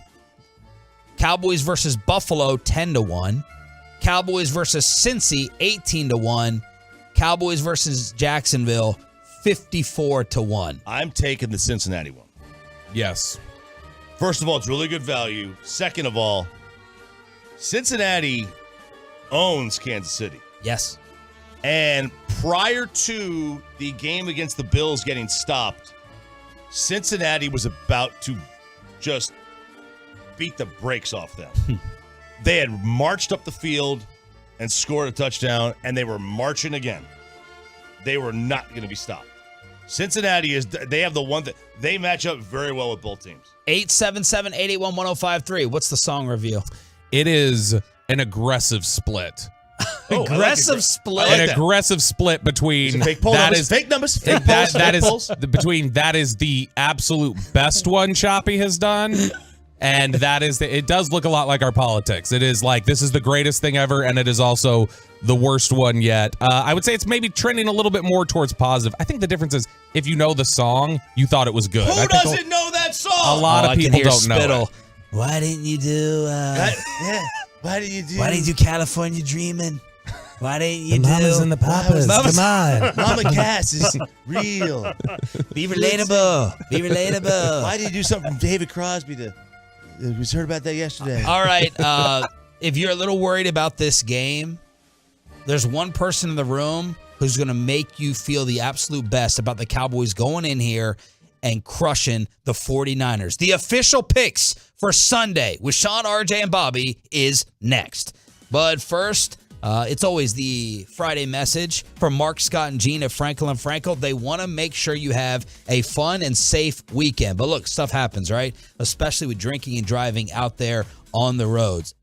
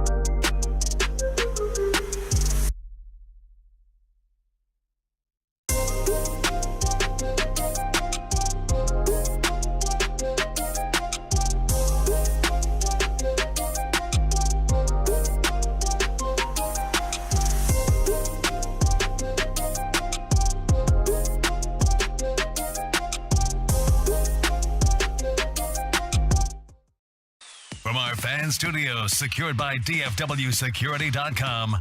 This is Sean and RJ on 105.3 The Fan. 8 o'clock hour kicking off. This is Bobby Belt's fist pump time. Choppy looks like he's running in place. I'm Sean Shreve. Thanks for being a Tolo. Tolo birthday shout out to DeMayor saying, I'm rocking with you all on my day off. Can I get a birthday shout out? So happy birthday, Mooney. Happy birthday, Mooney. Exactly. I mean, happy birthday. I guess we're all going to say it. You owe him. What was that? Because we dissed Michigan before they beat Ohio State. Oh, that's right. He's the Michigan. Yeah. What's he saying about Harbaugh not admitting to whatever infraction? Man, violation? Harbaugh's he's trying to get fired, I think. I think he's trying to get fired up there. Because, the NCAA wants to meet with him, and all they want him to do is just, admit it. And he's like, nah, didn't admit it. I didn't do anything wrong. Admit what? Admit that he got a hamburger for a kid. This is the NCAA is the dumbest organization. Now, I hope he gets a 3-year show cause because he has to, because that's what Bruce Pearl got for a hot dog. He got a 3-year show cause, which means you have to show a reason to hire him. Okay, basically, you basically expel him for 3 years. So I hope Harbaugh gets that because they have to. But the NCAA, in their infinite wisdom, doesn't believe in the term precedent. All right, let's pick this game. Bobby's poll question, about 4,000 Tolos voted at Bobby Belt TX, voted this a 70-30 win for the Cowboys. 70-30. Choppy, the 5 things that you want to see on Sunday. All right, Sean, 5 things. Number 1, early lead. I am still waiting for big blank Brock to make a big throw in a big game. Still waiting. He hasn't had to yet. He won a playoff game against Seattle. It didn't really count. He's beaten nobody, absolutely nobody. Let's see how he does when he knows he has to score. Everyone said the same thing about Dak, right? Oh, well, if he has to throw to win, can he throw to win? Well, I'm going to keep it fair. Keeping it fair. I'm going to keep everybody on their toes, on their P's and Q's. I'm going to call you out. Number 2, keep Dak moving. It's like let Russ cook, let Dak run. Let Dak move. Let Dak move. When he's able to use his feet, there's an entirely new dimension to his game. He was cooking last week with it. Keep it going. Number 3, get the tight ends involved. They were very good against Tampa. Very good. And tight ends in general could be a nightmare matchup for most teams. And Bobby, you were saying that Dalton Schultz could match up well against San Fran? Yeah, San Francisco's had some trouble at times with tight ends this year. And he played well against them last year in the playoff game. And so, you look at just since Dak came back, you can see that the connection has gotten stronger. But specifically, if you take the last 6 games that Dalton Schultz has played and you average it out over 17 games, a full season, Schultz's stat line would be 82 catches, 932 yards, and 11 touchdowns. If you had to give me a choice between an elite wide receiver and an elite tight end, I could make a case the elite tight end is better because there's more elite wide receivers. You could find a really, really good wide receiver. Finding an elite tight end like a Travis Kelce, you don't find them. Like a who? Kittle. You want to call Kittle one, too? Travis Kelce. Say Kittle. Kittle, okay. Kittle's is elite. He's out because I hate his helmet. Okay, I but can't it's stand elite. it. I can't stand it. But yes, so if you can find an elite tight end, such a huge advantage because, a lot of teams can match up with an elite wide receiver because they have a good corner. Not everybody can cover a tight end. Right. It's a really tough matchup. What was that, number 3? All right, number 4. Give Maher a chance early. 6 for 6 yesterday in practice. If there's a field goal choice early on, I don't mean on 4th and 2, but there's like a 4th and 4 or whatever they did last week, they went for it. Go to Brett. Let him know the team thinks he can do it. If he can't, then he can't, and move on and find out early. And then number 5, return the favor. They punched us in the mouth last year. This is the time to punch him in the mouth. Let's start. First defensive play, all-out blitz. Gang up on him. I don't care if you get a penalty. Go old school Deacon Jones. Slap him upside the head on the side of that helmet. I don't care what you got to do. Let him know you're here. 5 keys from RJ Choppy. Bobby, take us inside the preview. So this is still a really tough matchup for Dallas. They've improved their physicality. They're not going to just get, socked in the mouth and collapse like they did last year. But this is still a very, very good football team. They're the best team in the NFC. They've been the best team in the NFC over the last half of the season, I think. Their offensive line is really strong in pass protection. They don't necessarily. I don't think they're the best run blockers in the world, particularly inside at guard. But they pass protect really well. Purdy's mobile. That makes it tough to pressure him and get him down. They obviously know how to set things up in the running game, just with McCaffrey and Debo and all the things that Kyle Shanahan likes to do there. Debo obviously has been a little banged up this year, has not had the same sort of season that he had in the past, but the weapons are still fantastic. Kittle can challenge them really well. Ayuk stepped up and had a much better year this year. And I couldn't believe when I saw yesterday and doing some homework, Ayuk had the season that he did. He had 1,000-yard season with 8 touchdowns? Yep. Yeah, he's a good player. And they can absolutely at every single part of their offense can challenge the Cowboys. The offensive line. We never talk about John Lynch as the best GM in football. Isn't it because Shanahan runs it, sort of? Does he? Does he run the front office? Yeah. But he didn't get the quarterback he wanted. He hired John. Yeah. Like he was the one who hired him, basically. John got the job because he picked him. But the offense obviously is really, really strong across the board. Dallas is going to have their hands full. Let's talk about their defense. Like last week, you texted us right before the game, they're setting this up for Dak to throw. They're setting this up for Dak to pass. All week long, the only susceptible thing you've told us about San Fran's D is giving up pass plays. Is this ride or Dak? Yeah, I mean, if you're going to have to win this game with Dak, I think. Dak or die. Do or Dak. They've got their run defense is, to me, the best in the NFL. Their linebackers are so damn good. We saw that last year. Dre Greenlaw, Fred Warner, Azeez Al-Shaair, like they're all really, really good. Warner specifically is one of the most high IQ football players in the NFL. And so it's going to be really difficult to run the ball, especially because they're in the trenches. They've got really strong defensive linemen. Eric Armstead's a strong guy. Like, you already know about Nick Bosa. Kinlaw can give problems. Kinlaw's been a little banged up at practice this week, but their defense is really strong. The only vulnerability you can really see on their defense is lately they have been giving up pass plays, like some chunk pass plays, and that's because of Lenore, the one corner. Lance? Which one? Yeah, Lance Lenore. That's a Lance Lenore reference. I thought you were making a Trey Lance reference. I was like, what does Trey Lance have to do with this? No, but Lenore has been the one that has gotten picked on pretty consistently. Now, lately, Charvarius Ward has started to have some, plays that he's given up. Jimmy Ward has had some trouble at times, especially in the slot. But in general, I think I still trust the two Wards. Jimmy and Charvarius, I think they're going to do a good job. Target Lenore, try and take advantage of him. I think they've got questionable safety play at times. Tashawn Gibson has 5 interceptions this year, 6 interceptions, something like that. To me, he's similar to Chauncey Gardner-Johnson. It's great you can get the ball. You're burning your team at other times. I think that Gibson is somebody that they can take advantage of.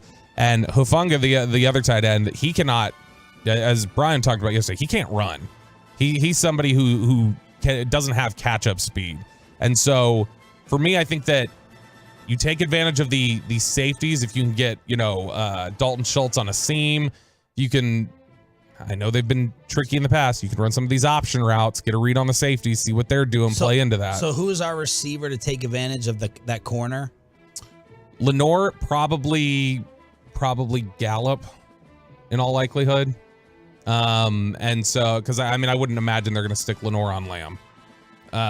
But really, this is going to be, I think, in large part about how far they will win this game if I think if Dak plays in the vicinity, not exactly like it because it's a high bar.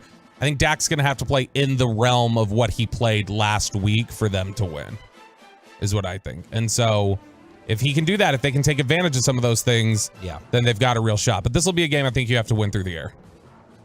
877-881-1053 for the predictions. My keys I wrote down. That's the one I just wrote down. Last week was not Dak's legendary opportunity. This game is. I think it's going to take a game for him to play, and if he does manage to play it last week or even better, that makes Dak Prescott an instant legend for what he does in San Francisco, because they're not going to be able to run the football. Mike McCarthy hit on my other top point. That was tackling. Like, this team has to gang tackle. Donovan Wilson, everyone needs to copycat him with his physicality. Also, J. Ron Curse. if I see San Fran with some early broken tackles and yards after contact, I'm immediately worried. That's my first thing. I don't care how Dak looks really, really early on. I don't care how running the football looks early on. I got to see that San Francisco ball carriers go down with some contact after the physicality last season. The Purdy bubble has to burst. That has to happen at some point in time. This kid is playing lights out, obviously. What he did against Seattle, 332, 4 total touchdowns, no interceptions. He should have had 1 or 2. There has to be a point when this Purdy bubble bursts. And that leads me to Michael Irvin's point. There has to be a crazy play in this game that we're going to remember for a long time, whether it's a pick six, whether it's a forced fumble return, whether it's a field goal block. Something crazy has to happen, in my opinion, for the Cowboys with a rare special play in order to get the W. Those are my different keys. So now let's get to the picks. RJ, make us feel good. All right. Here's how this game's going to go. The Cowboys are going to jump off to a 10-0 lead. Woo. Dak's going to be cruising. Dak's going to be rolling. All of a sudden, San Francisco's going to figure things out. Brock Purdy's going to make a play. Christian McCaffrey's going to make a play. Debo's going to make a play. Cowboys are going to have a turnover. San Francisco will score the next 20 points in the game. It'll be 20-10 with 8 minutes to go in the fourth quarter. Oh, my gosh. And the Cowboys are going to score the final 14 points and win 24-20. And that's how it's going to go. It's What a game of runs. Okay, you made me feel like it was going to be a little bit easier than It that is. It's early in the week. It's going to feel like a 20-point game, and the Cowboys win by 4. We can't. Nothing's going to come easy for us. Nothing's going to come easy ever. You know that. Nothing's going to come easy. But this game will feel. We will feel like we're in control down 10 with 8 to go. We're going to feel like that. Roberto. 24-20 Cowboys. 24-20. By the way, the Cowboys are 4-point underdog, as Mike McCarthy was surprised to hear. The over-under is 46. This is just I think Dallas absolutely has the capacity to win this game. As Babe Laufenberg said yesterday, San Francisco is the better team. So if they were to play 10 times, San Francisco probably wins 6 or 7. But there's still that shot that you get one of those 3 or 4. You need Dak to play at a really high level. You cannot, as you pointed out earlier, Sean, they can't lose the turnover battle. That is going to be absolutely critical. You need Dak to really take care of the football. And you need another performance from the skeleton crew at that third corner to really step up. But I think this is a game that it's tough to look at San Francisco, the way they've run the ball lately, the fact that they've averaged 35 points a game since Brock Purdy came in there. I think it's going to be a tough one. So I've got San Francisco 27-24. 27-24. Pepe, you were the most correct last week in your pick. You were not that worried about Tampa at all. Your pick ended up being the most accurate. Yeah, last week I was super confident just because Tampa Bay is a really bad team. This week, not so confident, but, it's not as bad as people think. I did write down some keys to the game for the Cowboys. The 49ers lost 4 games this year. The quarterbacks, Justin Fields, Patrick Mahomes, Russell Wilson, and Marcus Mariota, all mobile quarterbacks. Oh. I think if Dak, you saw he could run the ball. He ran it last week, very mobile. If he can run the ball, I think he can really get the 49ers defense off balance. So with that, I'm going Cowboys 23-20. This is over. You think so? Yeah. Wet blanket? I pretty much know so. Cowboys lose 28-17. Oh. It may get worse than that. Oh. It may be worse than that. They're tougher. McCaffrey terrifies me. Debo terrifies me. Trent Williams, them coming after Dak with their pass rush. Purdy magic. The best signs of hope is the revenge from last year. And this team feels no pressure. That they're just going out and cutting loose like Steph Curry from 3. They're not even thinking. It's just catch and shoot. And the pressure is off of them. They got that off of their backs against Tampa. But there's a reason I wanted to go to Philly over San Francisco. The 49ers win by double digits. Now, listen, they've been great since they got McCaffrey. They really have. Let's not forget, they lost by 14 to Atlanta. They got destroyed by Kansas City. I'm not afraid of a team that loses to Atlanta and Chicago and Denver. I'm just not. Like they played. I know they've got a lot of wins against playoff teams. None of those playoff teams are really any good. The Chargers, okay, they're probably the best of the bunch, and they just blew it against Jacksonville. They played Miami. Miami is what? Tampa is what? Seattle stinks. The only good team they played all year, literally the only good team all year they played was Kansas City, and Kansas City kicked their butt. How much angrier is Luka about to get with Cuban after the Christian Wood news yesterday? And let's power rank the upsets for the entire weekend. Most likely upset to least likely. Where's Cowboys San Fran on that list? Next.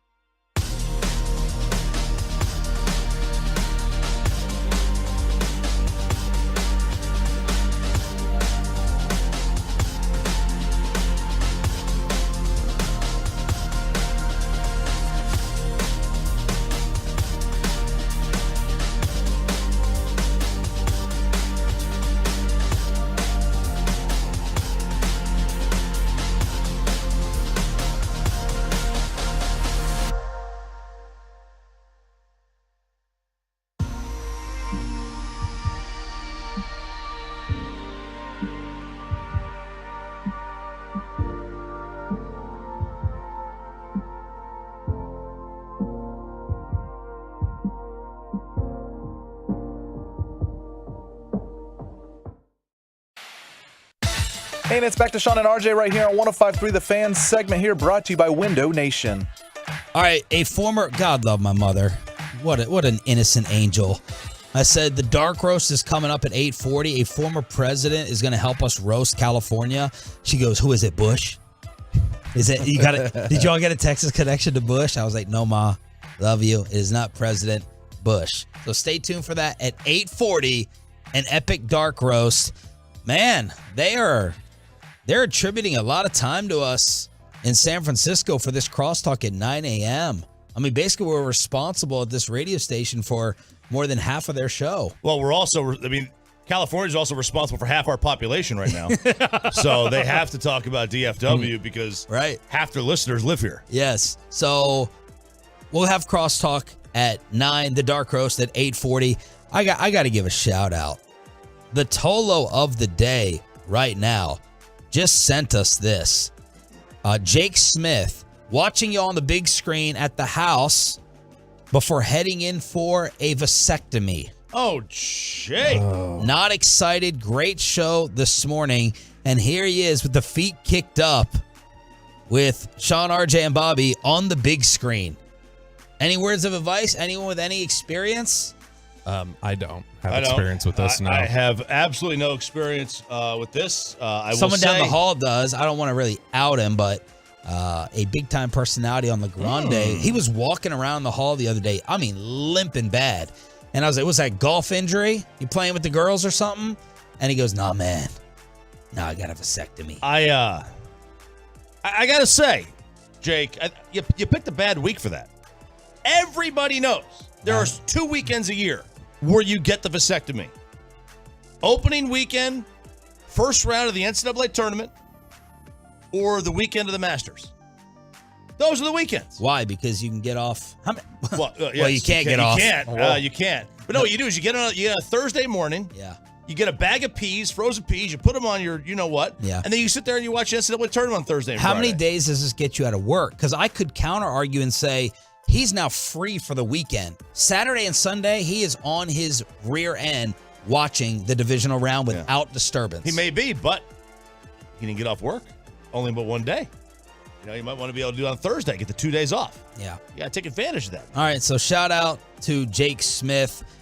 Bobby, you were downstairs KRLD when we talked about Christian Wood being out. It has gone from bad to worse for Mark Cuban, as yesterday Shams reported the injury news that it's a fracture in Christian Wood's left thumb. He'll be reevaluated in 1 week.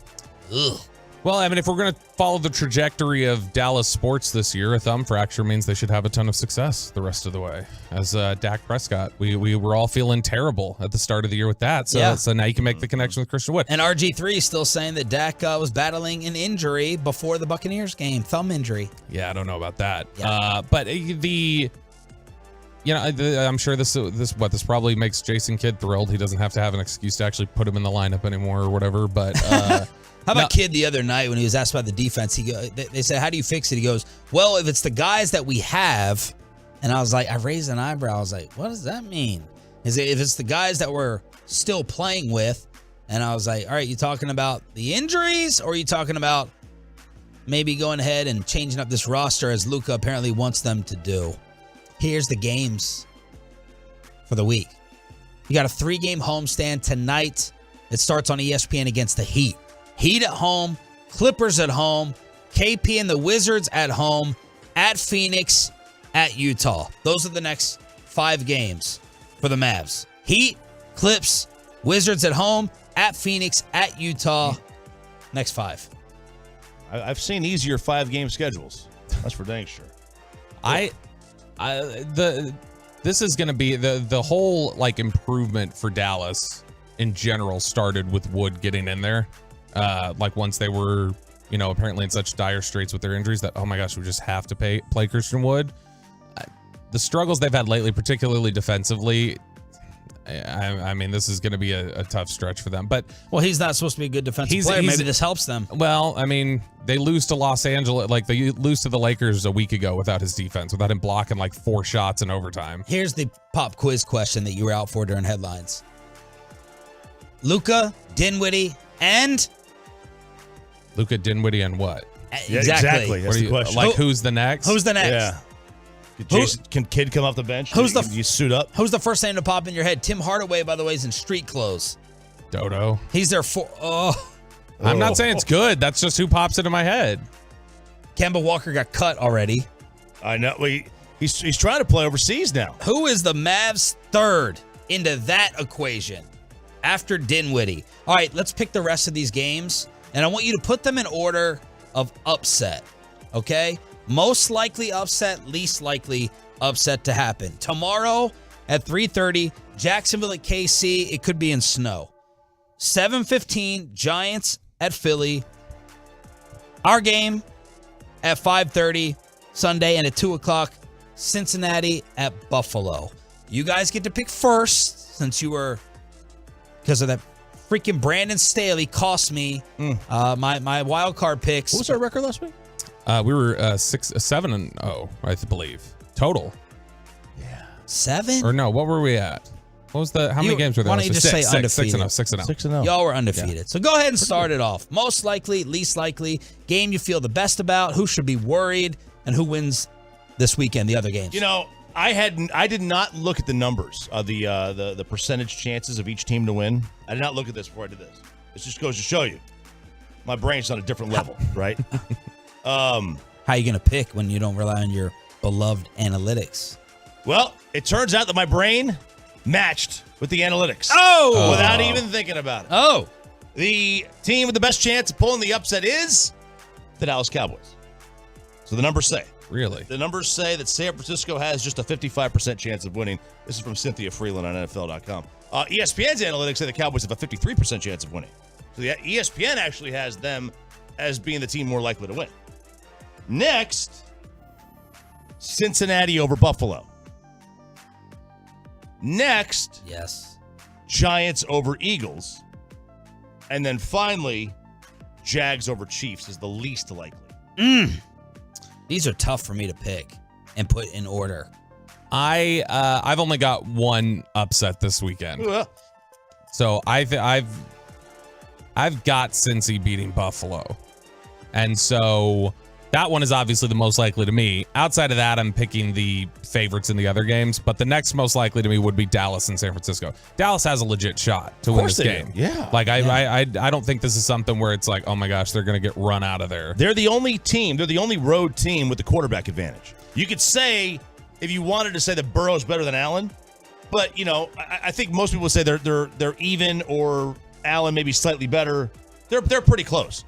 The Cowboys are the only team this weekend where the road team clearly has the better quarterback.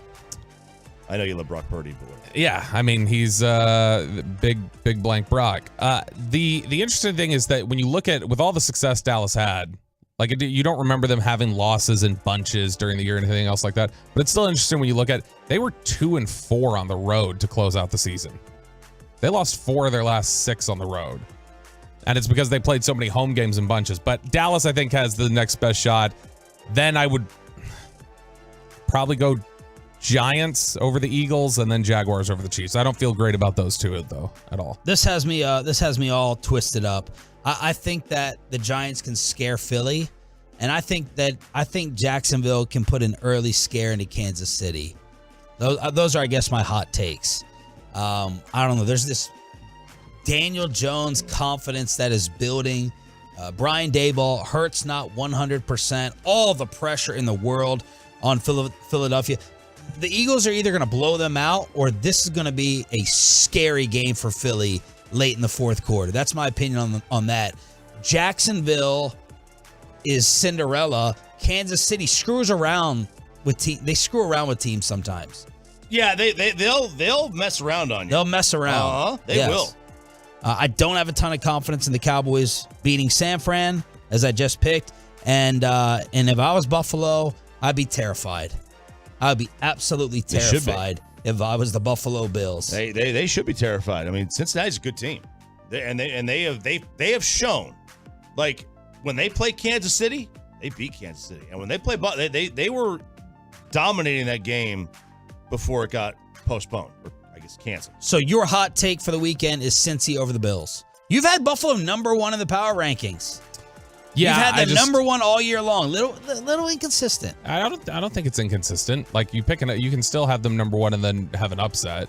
I think that you don't think Cincy's like better. You're just picking the upset. Yeah, I'm picking the upset just mainly because, like Chop saying, Cincy was looking really good against Buffalo near the end of the season.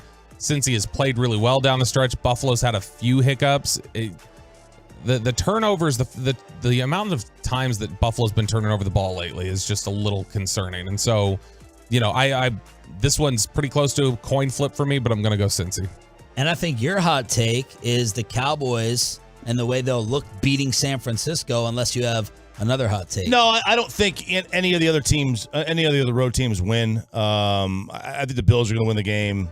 You think? Okay, go ahead. Sorry. I think the Bills will win. I think Cincinnati matchup I think Cincinnati's a nightmare for them, but I do think at the end of the day the Bills will win. The Cowboys winning is my Giants, Eagles, cruise, and then Kansas City. I think they cruise as well. You think New York, Philly can be close? I think New York can make it difficult. I think ultimately that one, I feel comfortable picking Philly straight up, but I mean they could make it a close game. I think Kansas City's going to beat Jacksonville pretty bad. All right, we're going to crosstalk. I'm dreading it at 9:00 this morning. I think it's going to get personal and it's going to get ugly. I really do. And I'm not going to play around with these fools if they want to start off and not have a good crosstalk. The minute it goes below the belt, the minute it gets personal, it's going to get ugly. So I'm just telling you, Spittle, if you're listening, we're not trying to go into it like this, but I think it might go there at 9 with San Francisco, the Philadelphia of the West Coast, with their soft, sensitive, whiny fan base and these radio hosts that are leading the charge for them in the morning. But first, we need to roast California. And we're going to bring in a former president to do so. The San Francisco Dark Roast next on The Fan.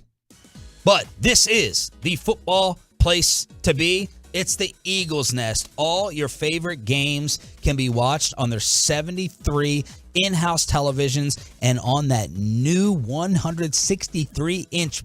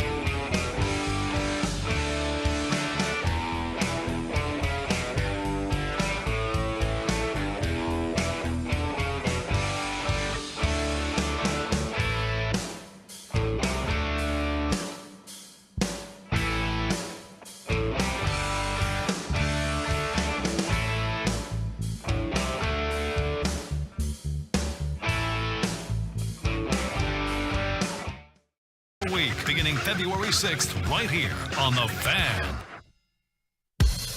Crosstalk with San Francisco is coming up at 9 o'clock. Nick Eatman will pick the game as he and Bobby are heading to Cali.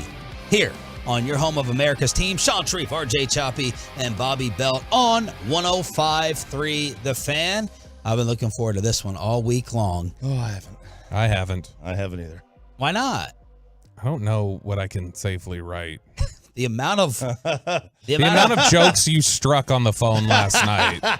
I was like, uh-oh. This is the segment. Let me update the poll question. Who's more likely to be fired today between 8:40 and 9:20? I thought it was easily Bobby, but then RJ, I mean, he kind of just went out of control in the 6 o'clock hour. If you're a member of the 6 a.m. club, and we put out the poll question, Peyton did. Who's more likely to get canned today? Peyton, did you see the latest results from that? I voted. I've got it. I still voted Bobby. It's me with a slight lead. Okay. 51.3 to 48.7. Okay, and it's going to be from this period to 9:20. That's going to determine. That's going to decide. And we started off with this week's Dark Roast of the San Francisco 49ers and the state of California. Is there a barista here? Because this roast just got dark.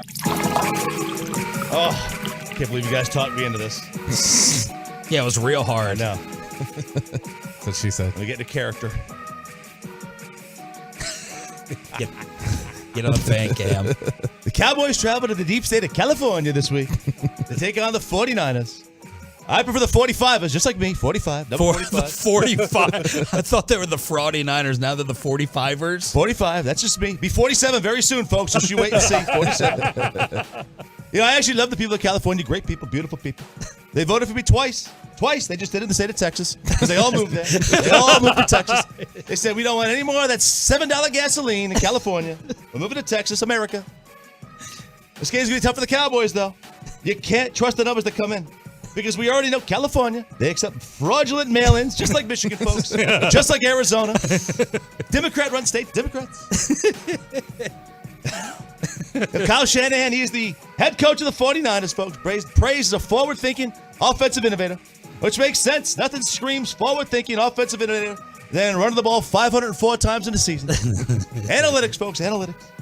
He's an idiot, probably a Democrat. He got a receiver as good as almost any in the league, but he uses them like Ezekiel Elliott half the time. What a moron. What a moron. Elliott. And he's received so much undeserved praise. I heard he's thinking of changing his name to Dr. Fauci. Yeah. What a loser. What a loser. Very bad people, folks. Very bad people. The good news here, the Cowboys, they won't get pushed around like they did last year. They finally rebuilt the Great Wall of Dallas using several high draft picks. Oh, no. Some of the highest picks in the world, people say. Oh, no. I would not have used draft picks. I would have had Mexico pay for the whole thing. They would have paid for it all, folks. Every time. I knew that was coming. The 49ers, or the 45ers, they've got Brock Purdy. It was very sad to see what happened to Jimmy G. Very sad indeed. He's one of the millions of Americans who's lost their job with a sleepy Joe Biden and his vanilla ice cream. Biden is to blame for Garoppolo. Very strange, folks. Very strange. Hey, Purdy, he won't have it nearly as easy against the Cowboys secondary as he would have 2 weeks ago when we all thought Israel Mukwamo had a big learning curve at corner. By the way, folks, they love me in Israel. They love me. They love me in Israel. But Israel showed it really does take just 2 weeks to flatten the curve. Just 2 weeks. That's all you need. So to help out the Cowboys in a victory over the Fraudy Niners, I've got 5 helpful tips and ticks, whatever. Lyme's Number disease 1, here. Lyme's disease everywhere. Only under Joe. Joe's responsible for all the ticks. One of the best diseases in the world. People talk about that disease everywhere. I keep hearing President Trump, look at the Lyme's disease. Have Dak Prescott tell Nick Bosa that he voted for me. Nick's a great man. Never wears a mask. Never wears a mask, folks. Probably hates California. Wants to get traded to the Texans or the Cowboys. Bosa doesn't even want to wear a helmet. He thinks it's too close to a mask. Or some team in Florida. He wants to follow Nasty Nancy to Florida. Number 2, tell the Niners at the coin toss your captains of the game have not been vaccinated for the China virus. The entire city will shut down. They will forfeit. You will win. And you'll be out of Philadelphia. On the Philadelphia. Dark roast with former president helping us out here. Number 3, protect Dak Prescott. Protect him like CNN protects Hunter Biden's laptop, folks. Just protect him. You got to protect Dak. Number 4, you got to play hard. If you play hard, the 49ers won't be able to keep up because guzzling Gavin Newsom and nasty Nancy Pelosi that turned California to welfare state with no work ethic. She's the worst. Very bad breath. Smells just like France, San Francisco. Just terrible. And number 5. Trump is really kind of reverting back to his New York roots here with this accent. Number 5, trust Brett Maher. Money Maher. I love money, folks. Some might say he was too far right last week. I don't believe there's such a thing. That is fake news. Cowboys and the 49ers. 5:30 this Sunday on Fox. Great station, folks. Way better than CNN. 105.3 The Fan. Well All done. Right. Okay. Well I did done. one better than I thought. I love it. I hate my impression, but No, you know your impression. I know it's terrible. Money. I know it's terrible. I'm aware it's terrible. It is but I like absolutely money. All right. My wife wakes up first thing. How was the interview? I think she's talking about Crosstalk. She saw how hard I was prepping for how angry I was getting last night in the living room when she determines it by the pounding of the keypad, and she's like, "Uh-oh, who you talking to?" And then Bobby calls me late at night. We're all on the text chain. So Peyton apparently got sent a clip from San Francisco, the game where they were previewing our Crosstalk coming up in 10 minutes. And we're going to kick the Cowboys' ass at 94-95, which is what the 49ers did. So, you know what? This is going to be a lot of fun. Jerry Jones also talking. Jerry Jones is chirping. A lot of chirping coming from Dallas, Texas right now. So, by the way, this will be fun tomorrow. RJ and I think Shane, whatever his name is, I'm going to do a little crossover tomorrow, 7 o'clock. 105.3 The Fan, they want the smoke again. Well, they kind of want the smoke. They kind of want the smoke, but they're trying to dictate all the terms. What we want to do, I'm going to let the roosters in behind the curtain because I don't give a damn about 105.3 The Fan in Dallas. We wanted to bring our 2 best callers against their 2 best callers here at 95.7 Yeah, The I Game. was ready for that. We was ready for that. Our 2 best callers, whether it was Juice, Philmo Mike, Gene, Robin, we were ready to bring our big dogs. David and Brentwood. Oh, yeah. Jonathan and SF. Yes. We was ready to bring our smoke, our 2 callers, against their 2 callers. But nah, the boys in Dallas didn't want to do that. They didn't want any callers. They didn't want to do all that. They were good.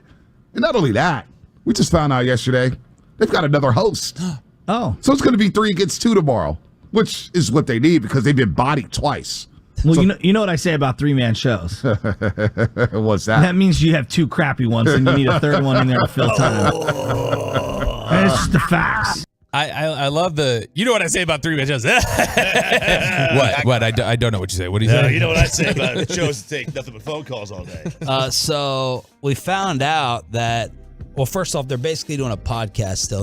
We have 3 people, Peyton, for a 4.5-hour show. They're still doing a 3-hour show, which congratulations for still being there, because that's usually a rotating door at that morning show over the years. So they're doing 3 hours. We're doing 4.5. And then we found out that they did have a couple of number 3s. They had a couple.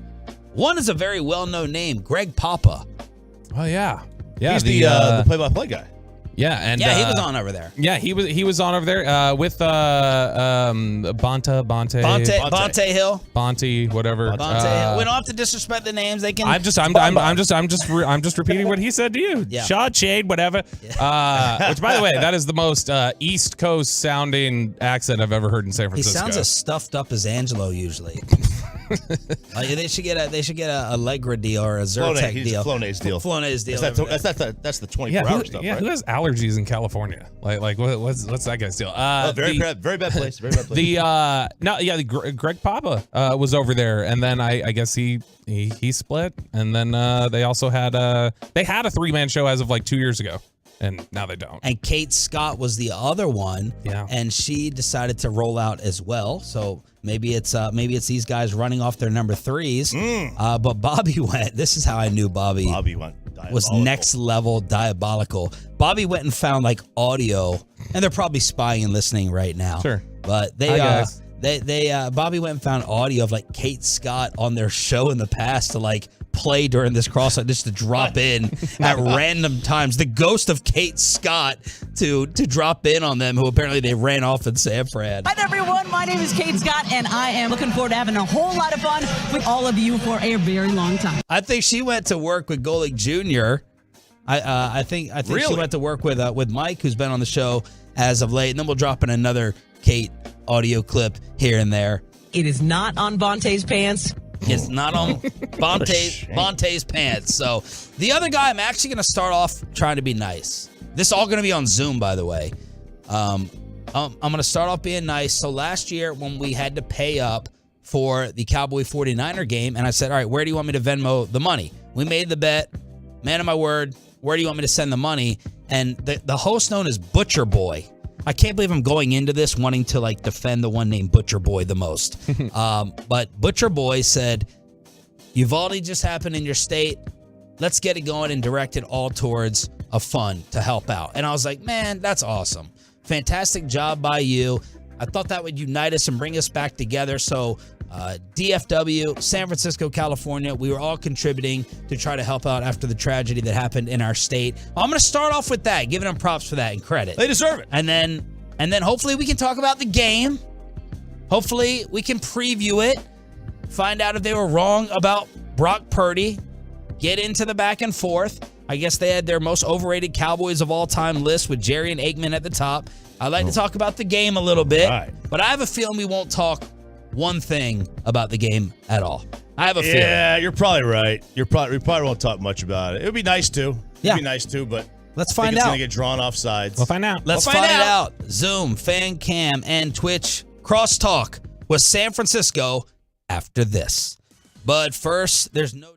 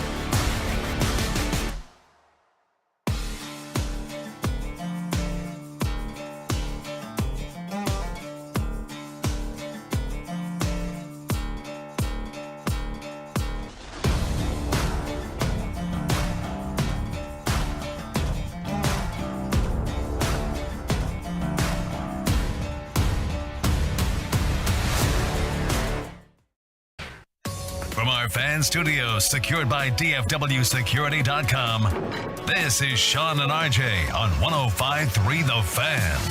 Time for Crosstalk with the game in San Francisco to preview Sunday. Hopefully we get in a little bit of football talk. I'm going to guess that we don't. Sean Sharif, RJ Choppy, and Bobby Belt here on your home of America's team. Are we ready to go? We got the guys over there. Peyton? All right. Pepe. Nick Eatman at 9:20. We got to play you Mike McCarthy's response to us telling them they're an underdog. Like the shock. Yeah. The amount of shock from Coach 2 hours ago as we get ready to crosstalk with the game. We got you guys?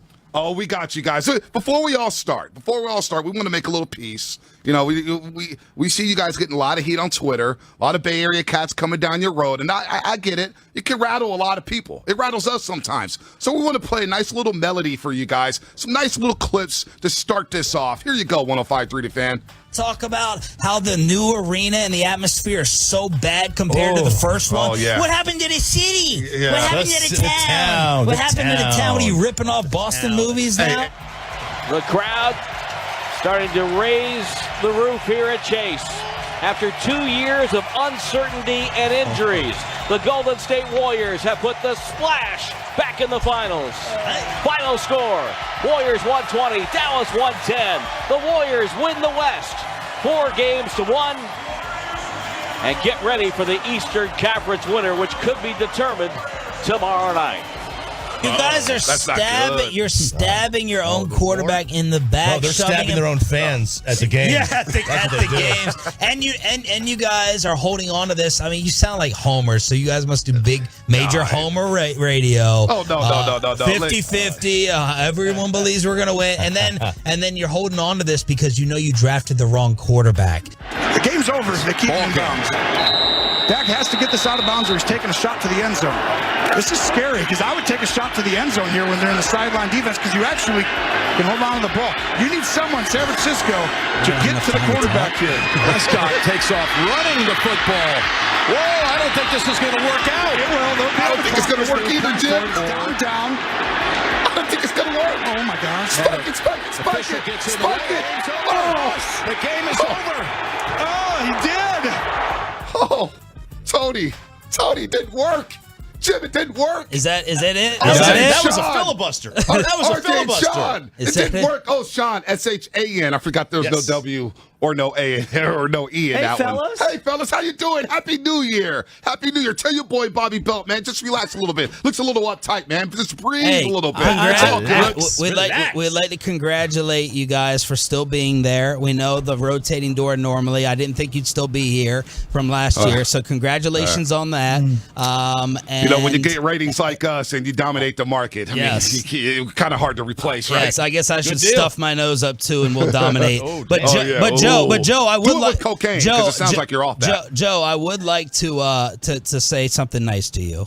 Oh, here we go. While we were paying up last year, you stepped forward when we were asking where to send the Venmo for the playoff game, and you said, "Let's do something nice. Let's unite, and let's do something for Uvalde and everything that happened here in the state." That's right. So very nice. Thank you for that, Joe, and I just want to say hats off to that. All right, man, look, sports, smack talk back and forth. I hate the Cowboys. I grew up hating the Cowboys. But when something like that happens, come on, right? Like, you take a step back, and we got to realize we're all human. So I forgot about that, but I'm glad we went that way. Guys, let's get into some real sports stuff. Yeah, back to fighting. What the hell are we going to get with Dak Prescott this weekend? Like, I don't watch as closely as you guys. I'm watching from afar. What is he as a playoff quarterback? Because to me, he's the biggest wild card. Well, I unfortunately don't think it's going to be as good this week as against Tampa. Now, the weakness with you all has been giving up big pass plays as of late. No doubt. So that's my only encouragement. I'm the only one in here. He's the wet blanket. I'm the wet blanket. I picked San Fran to win by double digits. I'm afraid it could get a little bit uglier, but if Dak plays like that, the Cowboys will probably win and move on to the NFC Championship game. The odds of that repeat happening, I'm a little bit afraid of because of y'all's pass rush and defense. Man, I love the realness right there, the authenticity from Sean right there, keeping it a buck. I do worry about the Niners secondary though too. That's a concern out here on the West Coast. It's been a concern for the last 6 weeks. Hufanga against Schultz. That's a tough matchup for Hufanga. I think Schultz could have a big Texas game. or France? You're already waving the white flag? Oh. No, that's just me. That's just him. That's He's just the me. wet blanket. Well, I would like to know, since you're wearing the Montana jersey, and the last good quarterback. Yeah, you had Steve Young. And then Steve Young was kind of good. Purdy. But I'll tell you, I heard you say in a clip that you were wrong about Purdy. So are you all believing, and how is he? We had a big fight the other day over Purdy and Garoppolo. Who's the quarterback next year, and is Brock Purdy for real? It ain't Garoppolo. Well, That's number one. Garoppolo's long gone. Garoppolo can kiss this region goodbye. All love for Jimmy Garoppolo. Helped make this franchise relevant again. I got nothing for him, but he almost threw up. He did throw up himself He threw you in the guys wild back card into that game in the I mean, it was second 23-7. It should have been 31-7. Let's be real. It should not have been a 16-7 game at halftime. But Jimmy G threw for 39 yards in that second half. Throws an interception. Shanahan lost all trust in him. So much so that on 3rd and 13, he didn't pass the ball. He handed it off to Deebo Samuel. Said, you know what? I'd rather give the Cowboys the ball back instead of allowing Jimmy G to throw a pass. So it's Brock Purdy. Now, we'll see what happens next year with Trey Lance or Brock. But honestly, we're not even worried about next season. We're worried about Sunday. Who are y'all more? Who do you want to see? Who did you want to see come in to San Fran this past weekend? I wanted Dallas. Look, guys, unlike you guys, I'm actually born and raised in the state and root for the team that I love since day one, all right? Just like my boy B over here, all right? So You're one of the I don't last know what ones still state there. you were in. I don't know what state you were in before you moved to Texas in 94, 95. I actually went to the NFC Championship game when Steve Young ran around, took the monkey off of his back. And let me tell you, we wanted you guys because we know a soft opponent when we see one. And we're going to run through you like the Trent Williams meme. We pointed at you. We identified the loser. We wanted it. And Debo's going to run through your soul again this year. There's no way you wanted the Cowboys over a team you beat by 28. We're done with Tom Brady. There's We've got Tom no Brady way. fatigue. Come on. Tom Brady fatigue. We're all done. Tampa Bay is done with Tom Brady. We need something better and juicier. And, you know, more than anything, we like a big party. So this is going to be the hottest ticket in the Bay Area in, 35 years? Yeah, it's going to be a hot Easy. ticket. Levi Stadium, the biggest game there. But the situations are reversed from last year. Y'all are sitting pretty. Y'all are the favorite. Y'all are playing at home. The Cowboys have no pressure, just like San Fran had no pressure. Why is it not a little bit different, a reversal of last year with the Cowboys coming in? You guys were sitting pretty last year? We were favored. Not a lot Home game. Not a lot of people thought. I mean, people weren't picking y'all to win. We were the favorite. This is the best 49er offense, I would say, since the mid-'90s. Yeah. I mean, they're so balanced across the board. George Kittle, top 3, top 4 tight end in the league, depending on who you talk to. Christian Brandon Ayuk McCaffrey's- is obviously rising. Debo's just a great football player. And I mean, you heard you of guys saw Christian- that. and you guys and heard then you of got Christian McCaffrey. the Yeah. guy that you guys wanted to see jokingly get hurt. But that's neither here nor there. Point being, this is their best offense. They're averaging, 34 points a game? 34 points. 30-plus in Since 7 CMC of got their added? last 9. And unlike Mike McCarthy, Shanahan will have these guys ready to play on Sunday. Well, he's the best game caller. excuse after the game last year was, I did a poor job of having them ready to play. Wait a minute, Michael Irvin is on the Jumbotron before every single game. You got the Cowgirls out there shaking their pom-poms, and you're not ready to play a wild card game against the 49ers? What excuses are going to be this time around? You guys have played nobody in this, 11 games? 11 I know, straight, that's something why like we're so healthy. We're actually very happy with that, quite honestly. It's football. It's not like, it's not like you have to run through every single opponent every week. They don't have to play the Chiefs and the Bills back to back to back. Dallas comes in, we're as healthy as we've ever been. The defense is as loaded as possible, and the offense is humming. I have no problems with the schedule. Who cares? Who cares? You don't want to be tested against the best, like we have, the best division in football? Listen, who have you guys played since the bye week? Honestly. You lost to Jacksonville. You almost lost to Gardner Minshew. Washington. It was a 21-13 game going into the fourth quarter against the Colts. They got smoked by the Commanders. You lost in overtime to Green Bay. We were up double digits. We were Bay. at double digits against Green Bay and Jacksonville. Who were some of the losses on their resume? You guys lost to Atlanta. You lost to Atlanta by 2 touchdowns. Jimmy G. That's pretty sad. You talk about before Christian McCaffrey. That's why John Lynch, put his nuts on the table, said, you know what? Let me go get the best running back out there and get a triple threat. And everything has changed since. Since Christian McCaffrey started, the Niners haven't lost any football games. Now you guys are losing, talking about blowing double-digit leads. That's a problem. All that matters is that we had them. Oh, you had against them. quality opponents. So Against now we're actual football celebrating teams. blowing double-digit leads. Let's go ahead and hang a banner. Since you guys haven't hung banners since 1995, haven't sniffed the NFC Championship game since 1995, let's go ahead and hang that banner in Jerry's world. We blew double-digit leads. But you know what? We had a double-digit lead. I love playing the 49ers because it's like one of the only teams left in the NFL that won a Super Bowl longer ago than Dallas. So you want to talk about banners. There's not many teams. Our Super Bowl banners are newer. Wait, this is the third guy? Who's this guy? I don't know. Who's that guy? This is that is- Brandon Belt's cousin? It's the guy the guy who never got cut from UPS. This is our Kate Scott on here. This is our That's Papa. fine. Is so our is he getting a third. job with the 76ers next? This is our third on here. How many Cowboy fans have invaded or are going to be at the stadium, kind of sifting through the sidewalks of feces? I hope it's as much as Niner fans took over Jerry's World last year. I mean, I was at Jerry's World, and I turned around, and Cowboy fans were leaving midway through the fourth quarter. They were leaving. They were like, you know what? We're going to beat traffic in Arlington. And Joe, like, I see. Cool, peace. And Joe, I see that your wardrobe only consists of jerseys. So, what starter jacket that you probably wore to the wedding? What jersey are you going to pull out for Sunday? I'm probably got a gonna wear Dana my- Stubblefield. No, Dana Stubblefield got canceled around here for some of the domestic violence Jeff stuff. Come on. Garcia, since Do you your guys homework. had him on all the time. Oh, Jeff is fine. We can wear Jeff's number the 5. homie, Gilroy Garlic, baby. Oh, Don't sleep on Jeff's Jeff the homie, Garcia. the guy who, the misogynist Jeff Garcia towards Mina Kimes. That guy? Well, we actually ain't. Neither here nor no, your mic cut out. You just wanted to. Jeff's your homie. You want to align with him, right? Go ahead. Defend him. Is that what we're doing? We're going through the past, the former players. You guys had a guy who threw a girl on a bed and poured gasoline on her, and you gave him a contract. I mean, come on. If we want to go tit for tat, seriously, what are we doing? He didn't have a weekly on our radio station. All I'm saying is Greg Papa would have condemned Jeff Garcia. You guys didn't want to. That's okay. Yes, exactly. Is that all you got? I mean, is that all you got? They came up with the UPS stuff. Hey, let me say this, Bobby Belt. Yes. UPS canceling me was the best thing that ever happened. I'm just stunned. UPS didn't trust you to deliver packages, but the station trusted you for ratings. That's nuts. I was in a tie. He can deliver it, buddy. I was in a tie, baby. I was looking sharp, baby. I was looking sharp. It's good to hear from you, Bobby Belt. Glad that you guys got a third after being TKO. So what's going to be an excuse this time around? What is going to be an excuse? Because all we hear, Luka's the best player on the floor. Chase Center sucks. The Niners are soft. the deep boy. The Bay Area fan base is whiny. When we have memes of multiple Cowboy fans every single game, every single year, just crying and moping and crying and moping, what's the excuse this time around? How are you guys actually going to win this game? But your fan base is your fan base, as Jerks and Profar pointed out, literally like stabs each other after losses. So you can talk about crying and tears. You guys literally are bringing knives to parking lots. We don't deal with that here in the Metroplex. Yeah. That's why Bruce Bochy had to fake retirement and come to the Metroplex. Like everyone is leaving to come over here. But Choppy, give him the QB argument. It's happening. That's all it is. Who has the better quarterback? Cowboys do. You guys had the better player in the Western Conference Finals, right?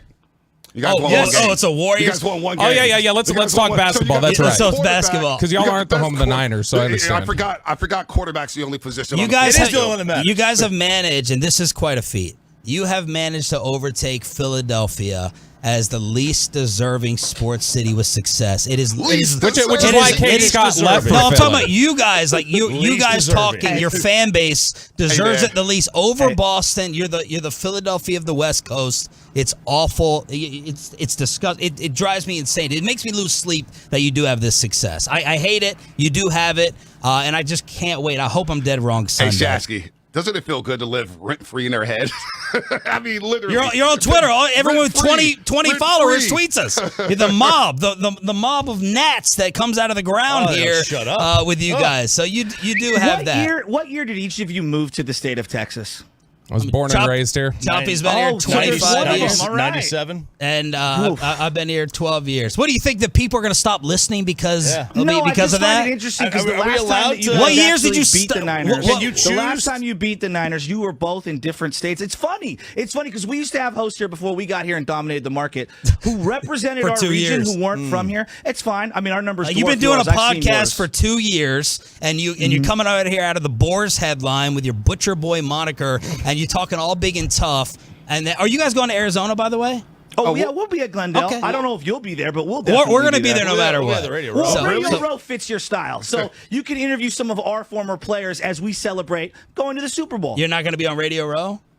Oh, me? Hell no. What do I want? What are you too good for Radio Row? Selling Gillette? No.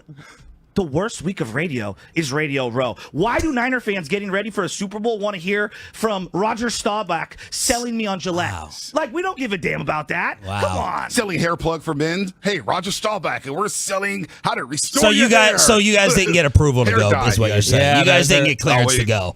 That's what you're saying? Our budget only affords us going to NBA Finals games in Boston and us obviously going to Glendale so that we could stay for the weekend, leave on Friday afternoon. As Charles Barkley preaches the truth about the entire city and region. So thank you, Chuck. You prove you're great again. Go ahead, Bonte.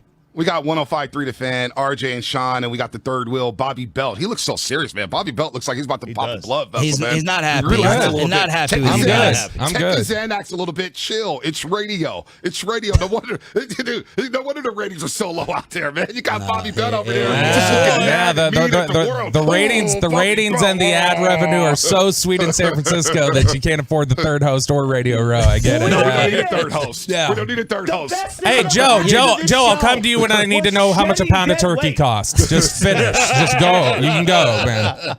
All right, boys. If all you have is some jokes about me starting my own butcher shop, that's totally fine. Your boy didn't even graduate high school, and here I am tripling your ratings. I'm happy with my life. I'm loving it. The three of you need to be able to bend over at the waist and see your toes at one point. We're fat shaming now. You guys can't hire a third because you keep running everyone off that can't work with either of you fools. Well, you know we have the rotating door at San Fran because everyone keeps to. leaving you. So keep actually, going. we don't need a third. There's some Because you do a podcast. Because you do a podcast. Business is booming, you guys. It's market. Look at the YouTube numbers. We're fine with two people. Congratulations. Why are the Cowboys winning this game?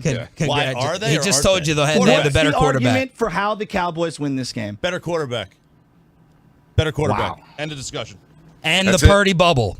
At some point, explain that. That bubble's got to burst. At some point in time, it's got to burst. At some point in time, as I know Michael Irvin came on and told you guys that there's got to be a moment when the roller coaster comes down. That's the best hope for it taking place against Micah Parsons and Diggs. How are you guys going to hold up against that Niner running game? Bobby, you can take that one. Run as much as you want. You can take that one. I don't have great confidence in that one. Nope, you'd be just fine. Hankins is back. Van Der Esch is back. It's going to be just fine. Van Der Esch is back. Hankins up front. And we'll see what happens. Guys, enjoy the game.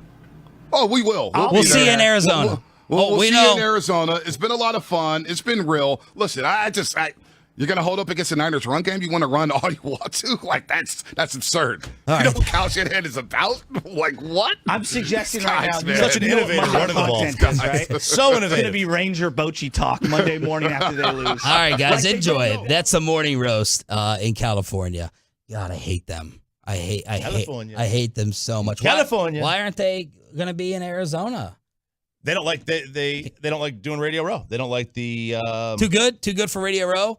I guess too good. Can't afford it. Whatever. All right, let's pick the game and recover from that garbage with Nick Eatman, DallasCowboys.com. Right after this. But let's get you over to Kay.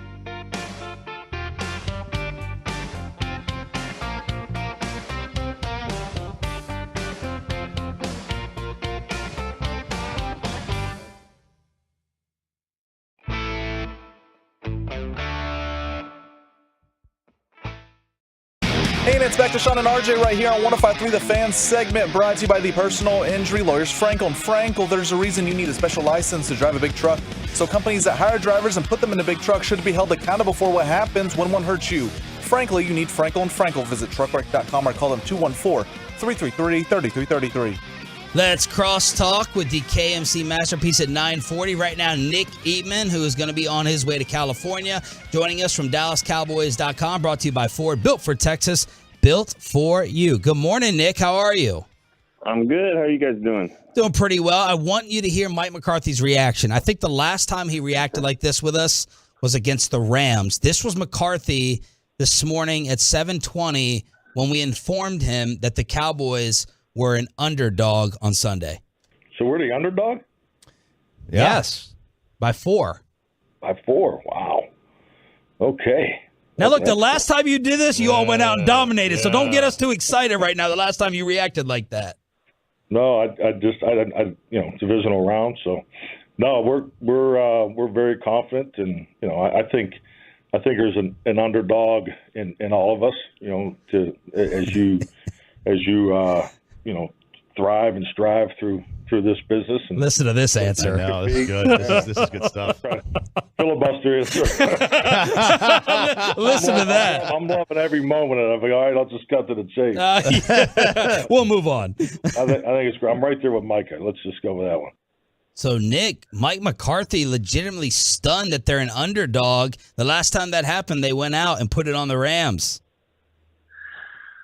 Well, the way he answered it made it sound like, he was trying to figure out what to say and all that stuff. So I kind of believe that. But to think that he didn't know that, that's surprising to me. I mean, I understand your focus and all that stuff, but yeah. I still feel like everybody kind of knows that. You kind of want to know what you're up against, what people think you're up against. I just find that hard to believe a little bit. But, hey, the way he was kind of going about trying to figure out what to say, that makes it kind of make sense to me. But it doesn't matter. It doesn't matter. If 4 points, 10 points, favorite, whatever. We've seen it all year long. I mean, I go back to the first 10 weeks of the season, or first half of the season. I mean, Vegas had no clue how to put the spread for the Cowboys. Mm-hmm. I mean, they were wrong a lot. And Cooper Rush or whatever it was, they just didn't figure out this team. So, that's surprising to me a little bit that McCarthy didn't know that. But yeah, it's whatever he can use to go, hey, us against the world, he's probably going to use it. I always wondered, what do teams actually know is said about them? Like you said, the point spread, all that. Like, how long before they find out what Jerry says to us on Tuesday? Yeah, I think they do, and I think it's because everybody has either an entourage or family members or parents or whatever that they're talking to that kind of always relay things, and they don't always relay it correctly. But they talk about stuff like, oh, they're saying this, proverbial they, they said this about you, or they said this about your team, or somebody's not giving y'all a chance, or whatever it is. So I bet you they hear about stuff. They probably don't hear about it 100% correctly. How big was yesterday for Brett Maher going 6 for 6? And what did the new kicker do in Vizcaino? Well, he kicked it all over the place as well, and it was pretty windy. I wouldn't think that it's going to be windy like that in San Francisco, like at the game, just the way it was. But I mean, I just think the Cowboys need to see it. Maher needed to see it. I don't expect anything really to happen out of this. I mean, I don't know if they got like the very best kicker they could probably get out on the street with experience wise. So kind of makes me think that maybe it wasn't to come in here and really compete. It was just come in here and for whatever the reason, have someone else kick. But I mean, this guy's a 75% extra point, maker in his career, 15 out of 20. I mean, that's probably why he was available. So I think Maher is going to be the guy, and I think they're just trying to help him. They said they had a plan. I think that was part of the plan. is to get him kind of ready to go this week. Do you think Tristan Vizcaino goes 3 for 5 yesterday? Do you think that Tristan makes it to the active roster? I wouldn't think so, but it would have to be one of those elevations. You still have to get the guy active to the game, and I don't know what spot are you gonna take away to have 2 kickers, unless he's way better at kickoffs, which I wouldn't think. Maher's been pretty good, in that department as well. I just don't know why you would do that, because you do have other options. It's not like you have another option, and that's just to not kick it. So I just can't imagine having 2 kickers in a game, and not because somebody's got to go down. Fossil's got to lose somebody key on special teams. I wouldn't expect that to be the case. What is the injury status looking like? Is it all but certain that Jason Peters misses this game? Honestly, yesterday was confusing because they said Peters did not practice. He had a helmet on from what we saw in a jersey, and he was doing some stuff, so it looked limited. Kurtz was listed as limited. That did not look limited at all. So I don't know. I still feel like Kurtz is going to play, but I think it's a tough loss this week in practice because they're working on some different schemes, different things to handle this matchup. So I would imagine that Kurtz not being out there is problematic, but I still feel like he's going to figure out a way to play. Nick, when you look at the matchup here for Dallas, is this one you think pretty much Dak or bust? Like is this on Dak? Hey, this is going to be on your shoulders. If Dak plays well, you've got a shot. If he doesn't, this is probably the end of the road. But is this ultimately the game plan is going to be, we're going to have Dak take us as far as he can? Probably, and I think it's always kind of that way. It's always Dak or bust, and that's probably the way it is a lot of times with quarterbacks. I mean, you got to be playing at a high level in something else. Like Cooper Rush, when he was there, obviously the defense was just taking it to another level. But for the most part, your quarterback, we all know, has to play well. But I don't know if it's going to be a Tampa Bay game plan from I'm talking about week 1 last year, where everything was outside of the tackle box, everything was wide and throwing the ball over the yard. I think that they're going to try to be committed. Not committed to the run, but they're going to have to kind of keep him honest because for Dak, play action is huge. And so if you don't run, that's going to take away that element as well. So I still think they're going to try to run, try to lean on it. But yeah, Dak has got to play his best game, or not play his best game, but he has to play a really good game. And this is tough. This is a tough challenge. I heard you guys talking this morning, all week. There's just not a lot of holes in their game. And they're playing so well right now, and we're trying. Everybody's trying to pick apart. Maybe Purdy, maybe this is going to be the week he doesn't play well, or can you really win 12 in a row? Or their defensive backs give up plays, but they're winning games. They're winning games. They're really good, and it's going to be a fun matchup. But the Cowboys do feel like the underdogs to me, and I wouldn't be surprised about it. This team, I don't know why you would be. They've won 11 straight games. They're at home, and they beat the Cowboys last year, and they were the better team last year. So I just don't understand why they wouldn't be. What's your pick? All that being said, I'm just what's the phrase? We didn't come this far to just go this far. Yeah. So let's do it. Why not? Why not? I like I said, it's going to be a really tough matchup. But this team feels different this year. This team feels different than last year because they've beaten better teams. They've had better games. They've had a tougher schedule, and they've handled it. And they've played well. And you can see the reasons kind of why they lost certain games. And one of them is they couldn't stop the run. And here's a team that loves to run. But I'm going with it. I'm going to pick the Cowboys because I feel like I said, this team feels different, and this is by far the best team that the 49ers have faced since the Chiefs. And that's a different team now. The San Francisco's a different team, but they don't play a lot of elite teams. And when they did, they got it handed to them. I think the Cowboys are elite. I think this is different. And you know what? It's time for me to go to the NFC Championship game, so I'm picking the Cowboys to win this game. Pick the score. Close. 27-23 keeps coming in my head, so that's what I'm going to go with, 27-23. Nick Eatman, right. DallasCowboys.com on the Diamond Factory Hotline here on Sean, RJ, and Bobby. Have a how's this one rank? We just wasted 20 minutes of radio talking to these morons in California. Where's this one on the Nick Eatman travel scale? I like it. It's up there. Long flight, but the stadium doesn't feel like it's about 8 years old, 10 years old. It's nothing to. I mean, there's nothing great about the stadium. It's cool, cool stadium. But wherever you stay, you never know where you're going to stay there in this area. But it's always fun. Weather's usually pretty good. It's cool place out there. So yeah, and press box is nice. It's up there. It's probably definitely in the top half. I wouldn't say top 10, but top half. It's a good one. It's definitely a good one. And it'll be fun too with the divisional round and all that stuff. Everyone's hyped, and I know they're hyped. And so, and 49ers Cowboys. I have a feeling I'm going to see that 87 in the back of the end zone catching it with his fingernail. Dwight Clark. We'll probably see that a couple times. Be honest. More 49er fans here last year or Cowboy fans there this year?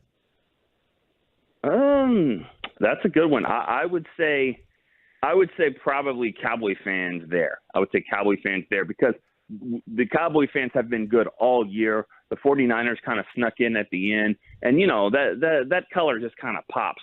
It looked and there were a lot there, and it looks like a lot, but I think the Cowboy fans. I've seen this be exactly 50-50 before, and I don't know if it'll be like that, but it'll be close. It's tough in the playoffs. Yeah. It's tough to even for home teams to get all of it. And if you don't have a high rate of season ticket holders, it's hard to get everybody back on the same page again. And then it's kind of a free for all. And so I would imagine I saw it in Lambeau in 2014. I saw when they were really good, and that was the Dez non-catch game, whatever. The Cowboys had a ton of fans in that game, and so it'll be a lot of blue there. It'll be a really fun atmosphere. Thank you, brother. Have a great trip. Nick Eatman, brought to you by Ford, built for Texas, built for you. Mike Bassick rewatched last year's game. What does he think the Mavs are going to be without Christian Wood? Crosstalk with KMC after this. Well, let's get you over to the all-new.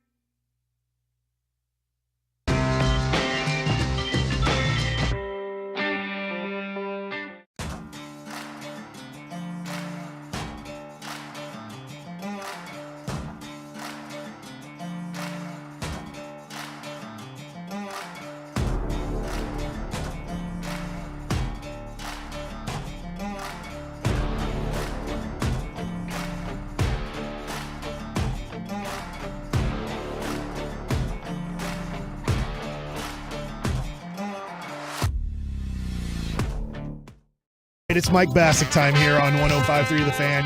I can talk about Charmed, but I feel like that's a whole segment and Mike likes it. We'll get to that at some point. Okay, so I promise Charmed is on. Every day from the TNT game, Charmed is still on For here. 20 years, I think. Like, I don't know when the last time Charmed wasn't on when you turn on your television in the morning from the TNT game. I got scarred from the Super Bowl a few years ago, but I forgot how hot Alyssa Milano was. I forgot. I don't even remember who was the boss because I never watched the our show. childhood dreams. I'll jot down a couple movies for you.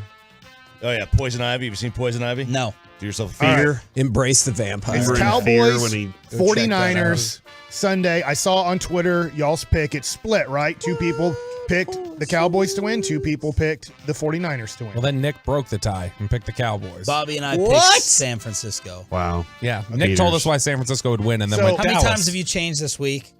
This week, I haven't really changed. I've stuck with San Francisco in a close win.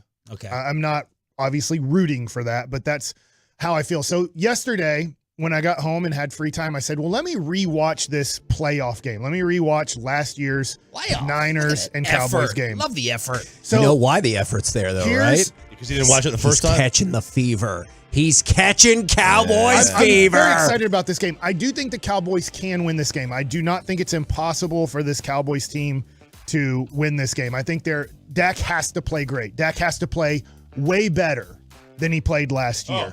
100%. So he did not have a very good game last year, but I'm going to Mickey Spagnola this a little bit. By the way, Mickey was way off on yesterday when we had him on. He was like, the ref ruined the game for us in the end. Well, were you there? When I you mean, watch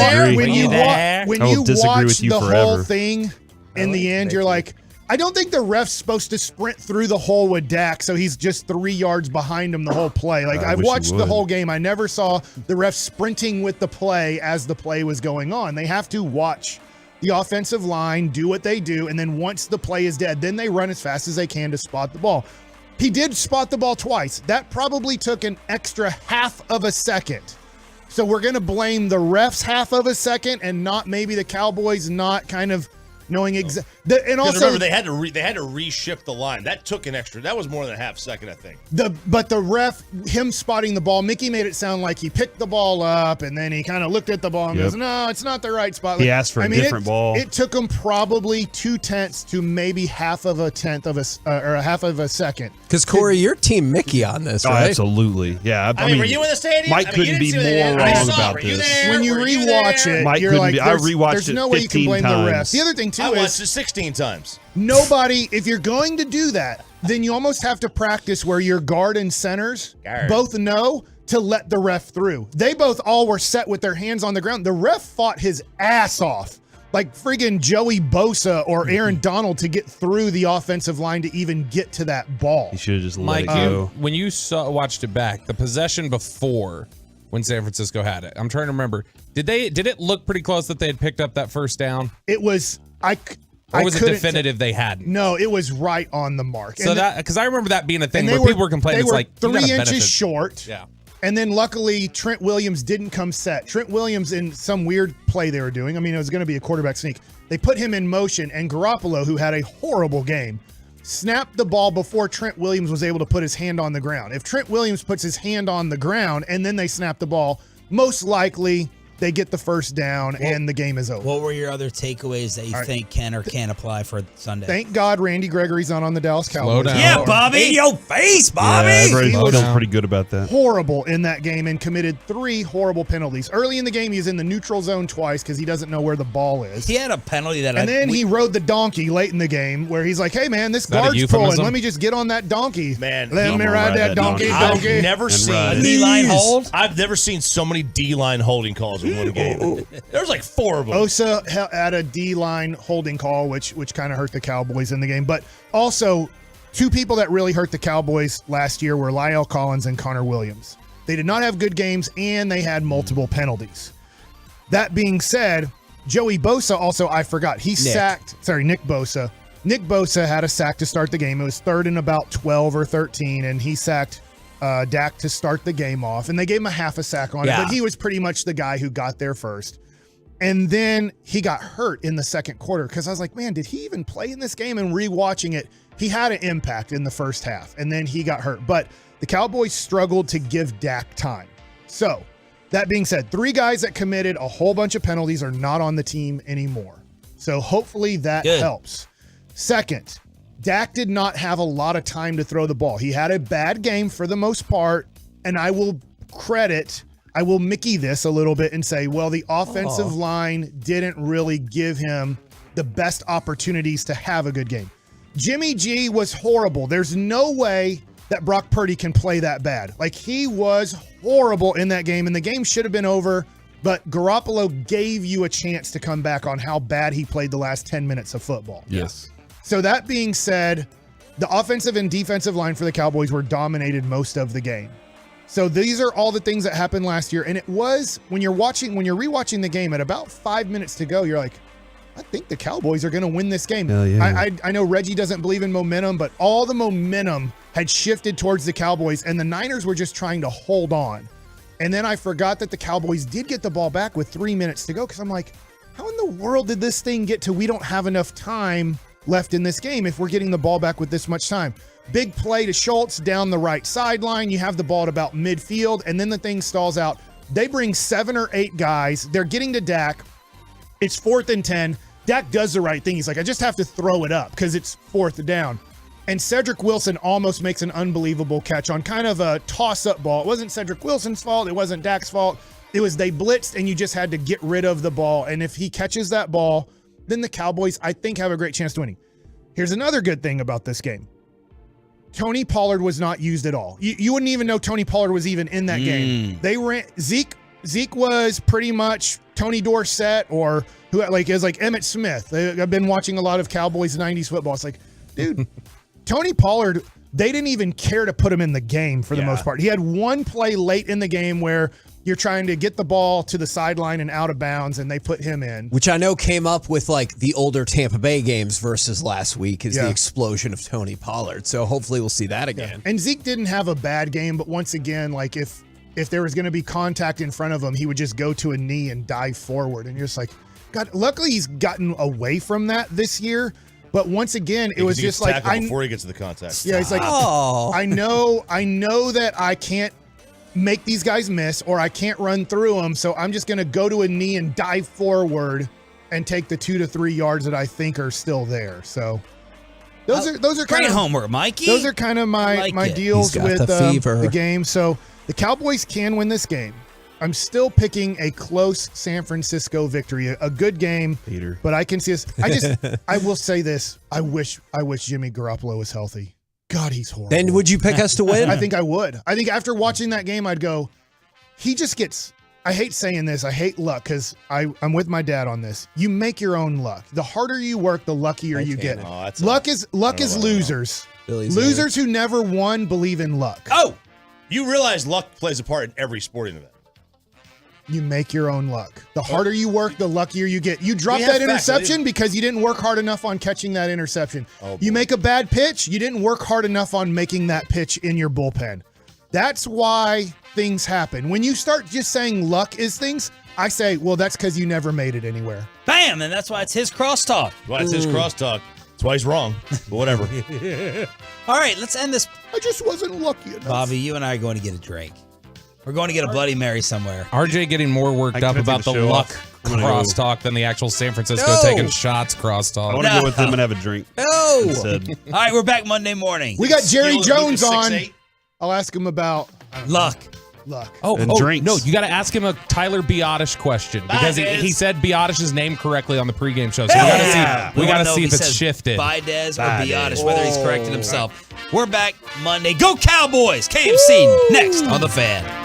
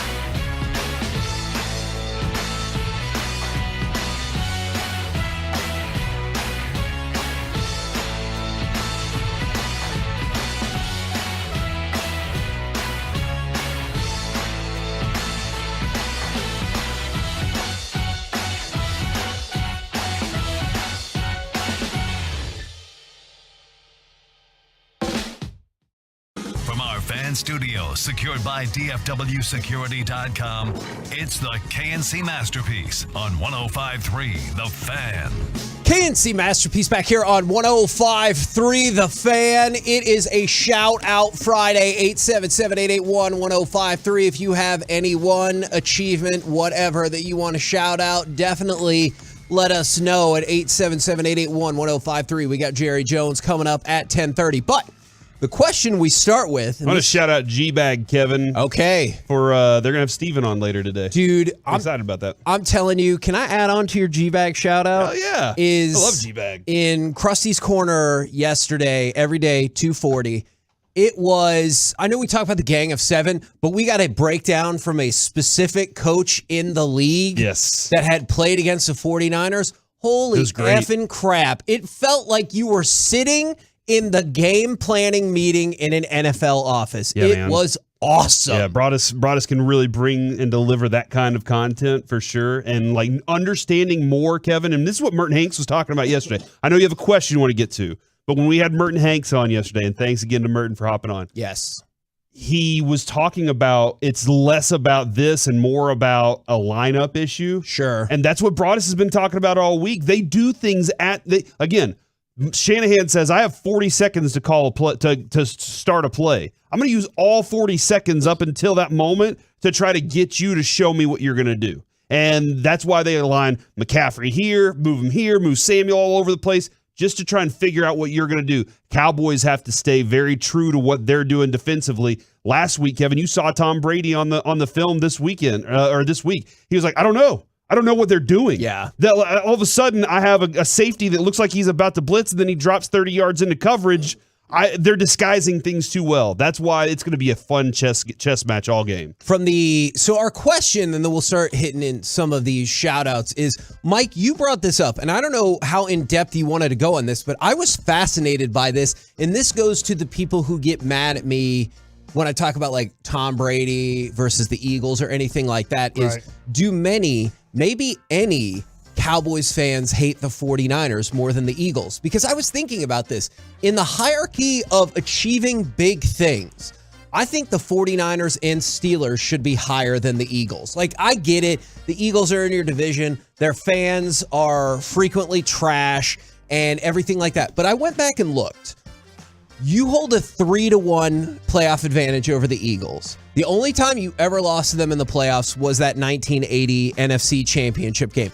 But you beat the Eagles twice en route to winning a Super Bowl. So the Eagles have not frequently been an impediment to you doing big things. Whereas the 49ers, you're 5-3 against them in the playoffs. You lost in the 1981 NFC Championship game, which was the next to last best shot for Tom Landry and that era of Cowboys. You lost to them in the 1994 NFC Championship game, which prevented you from being the first team in history to win 3 straight Super Bowls, then let alone potentially 4 straight Super Bowls, and you lost to them in the wild card round last season.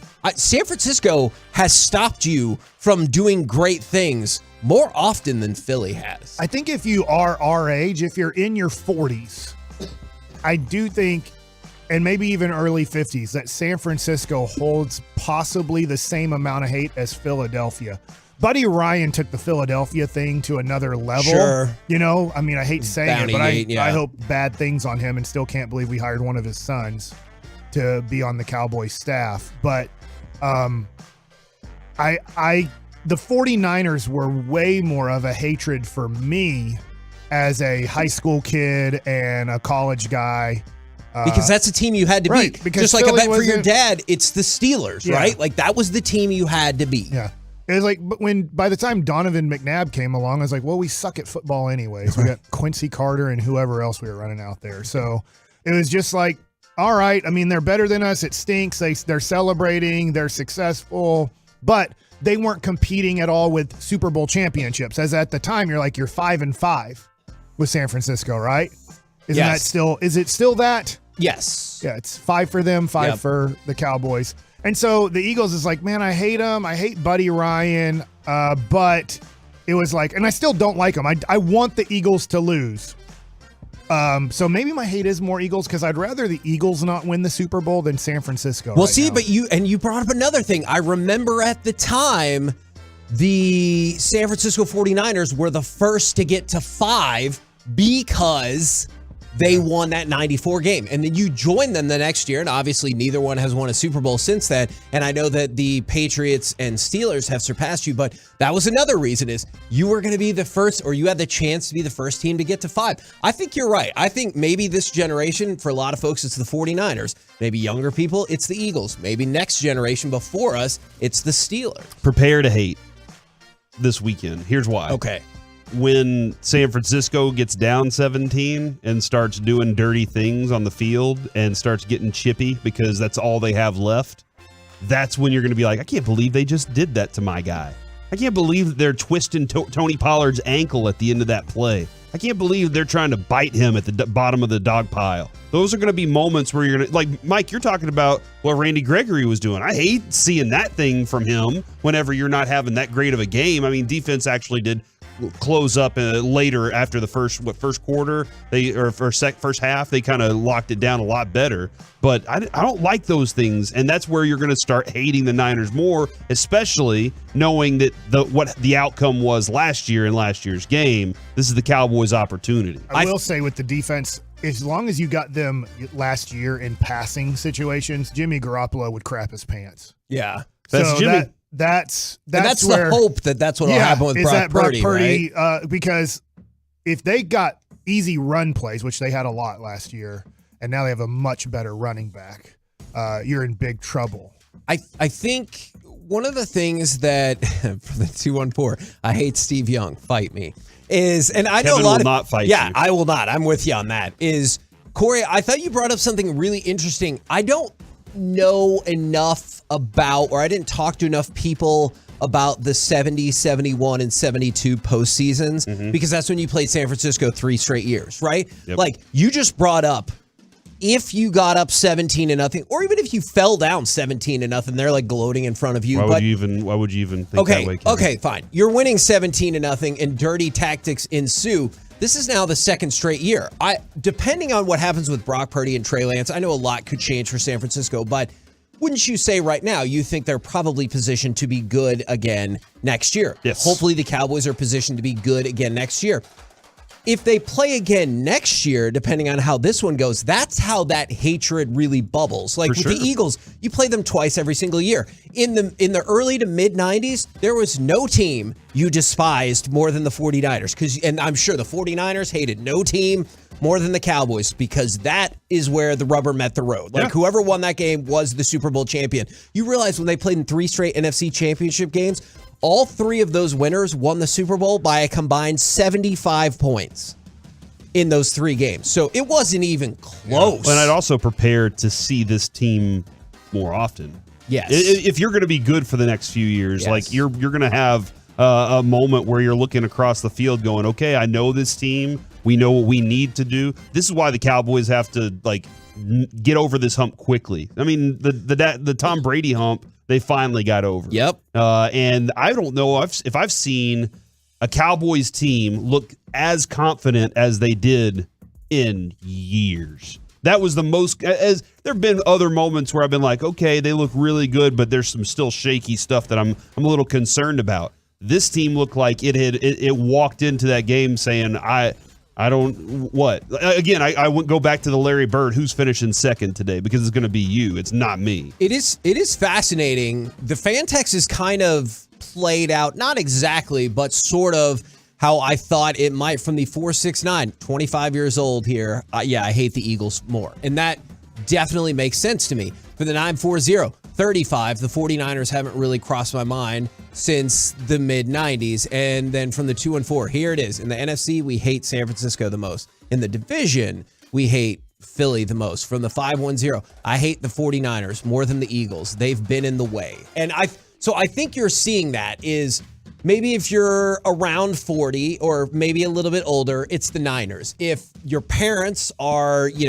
late 50s, 60s, something like that, it could very well be the Steelers. And if you're younger, 35 or younger, give or take on some of these ages, it could very well be the Eagles. It is fascinating to see how your rival changes generation to generation. I will absolutely add too that Nick Sirianni refueled the hate for the Eagles. Like the way that he treated everything, the way that his whole, F you and F them and all that stuff, like the way he goes about he it. has jaundice all the time. That's probably not, it doesn't feel good. Well, and just think about if you win this game, I know there's plenty of folks who think the Giants are going to give them a run and maybe even upset them. I get that. But if you win this game, you're more likely to play Philadelphia. And here we go, because that would be their first playoff NFC or their first NFC championship game between the two in 40 years. So then that hate will ratchet all the way back up all over again. From the 806, that was Nick Eatman's reason for picking the Cowboys. He said this team feels different. Even from last year, it feels different.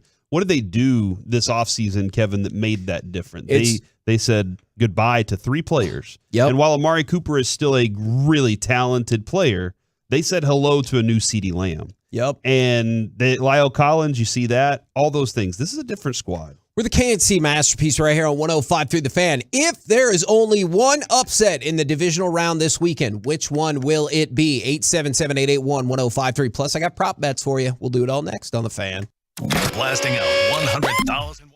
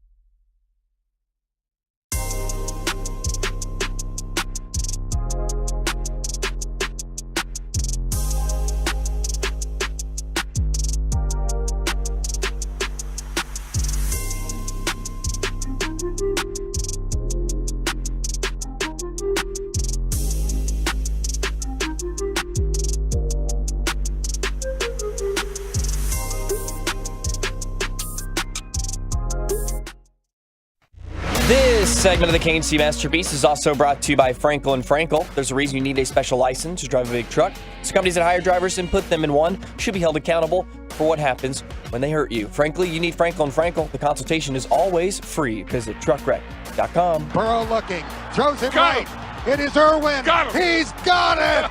Touchdown. Unreal. Bengals. Trenton Irwin with his second touchdown catch here in the first half. There's a tip-off for my pick. If there is only one upset in the divisional round this weekend, which one will it be? 877-881-1053. Here's why I've come to that conclusion. So check this out.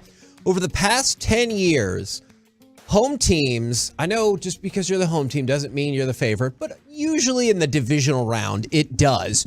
Home teams have gone 29-11 over the last 10 years. So essentially, I know it's one off, but essentially every year the home teams in the divisional round go 3-1.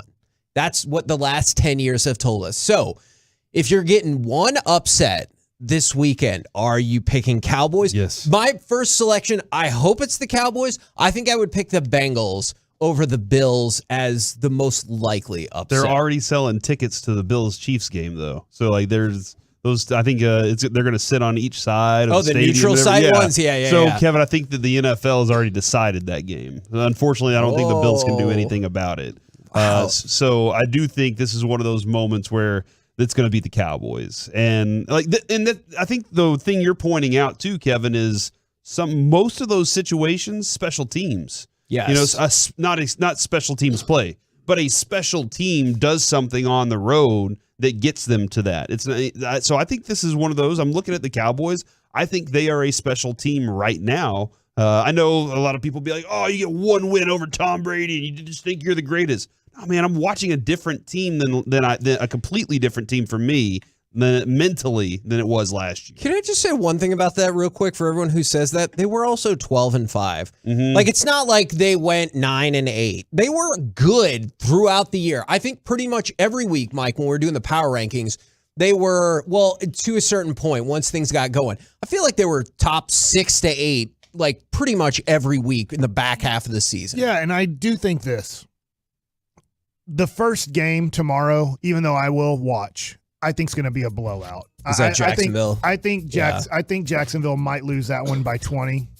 And I hope not. I mean, I do actually hope Kansas City wins, but I hope that I'm watching a game that ends up being something like 31-24 or something. Yeah. Like, man, that's a good start to the divisional round, but I just have a feeling Jacksonville kind of celebrated their Super Bowl with the 27-point comeback. Now they're going to Kansas City, and they're going to find out, like a young team with a young quarterback, what it's like to take on a Super Bowl contender.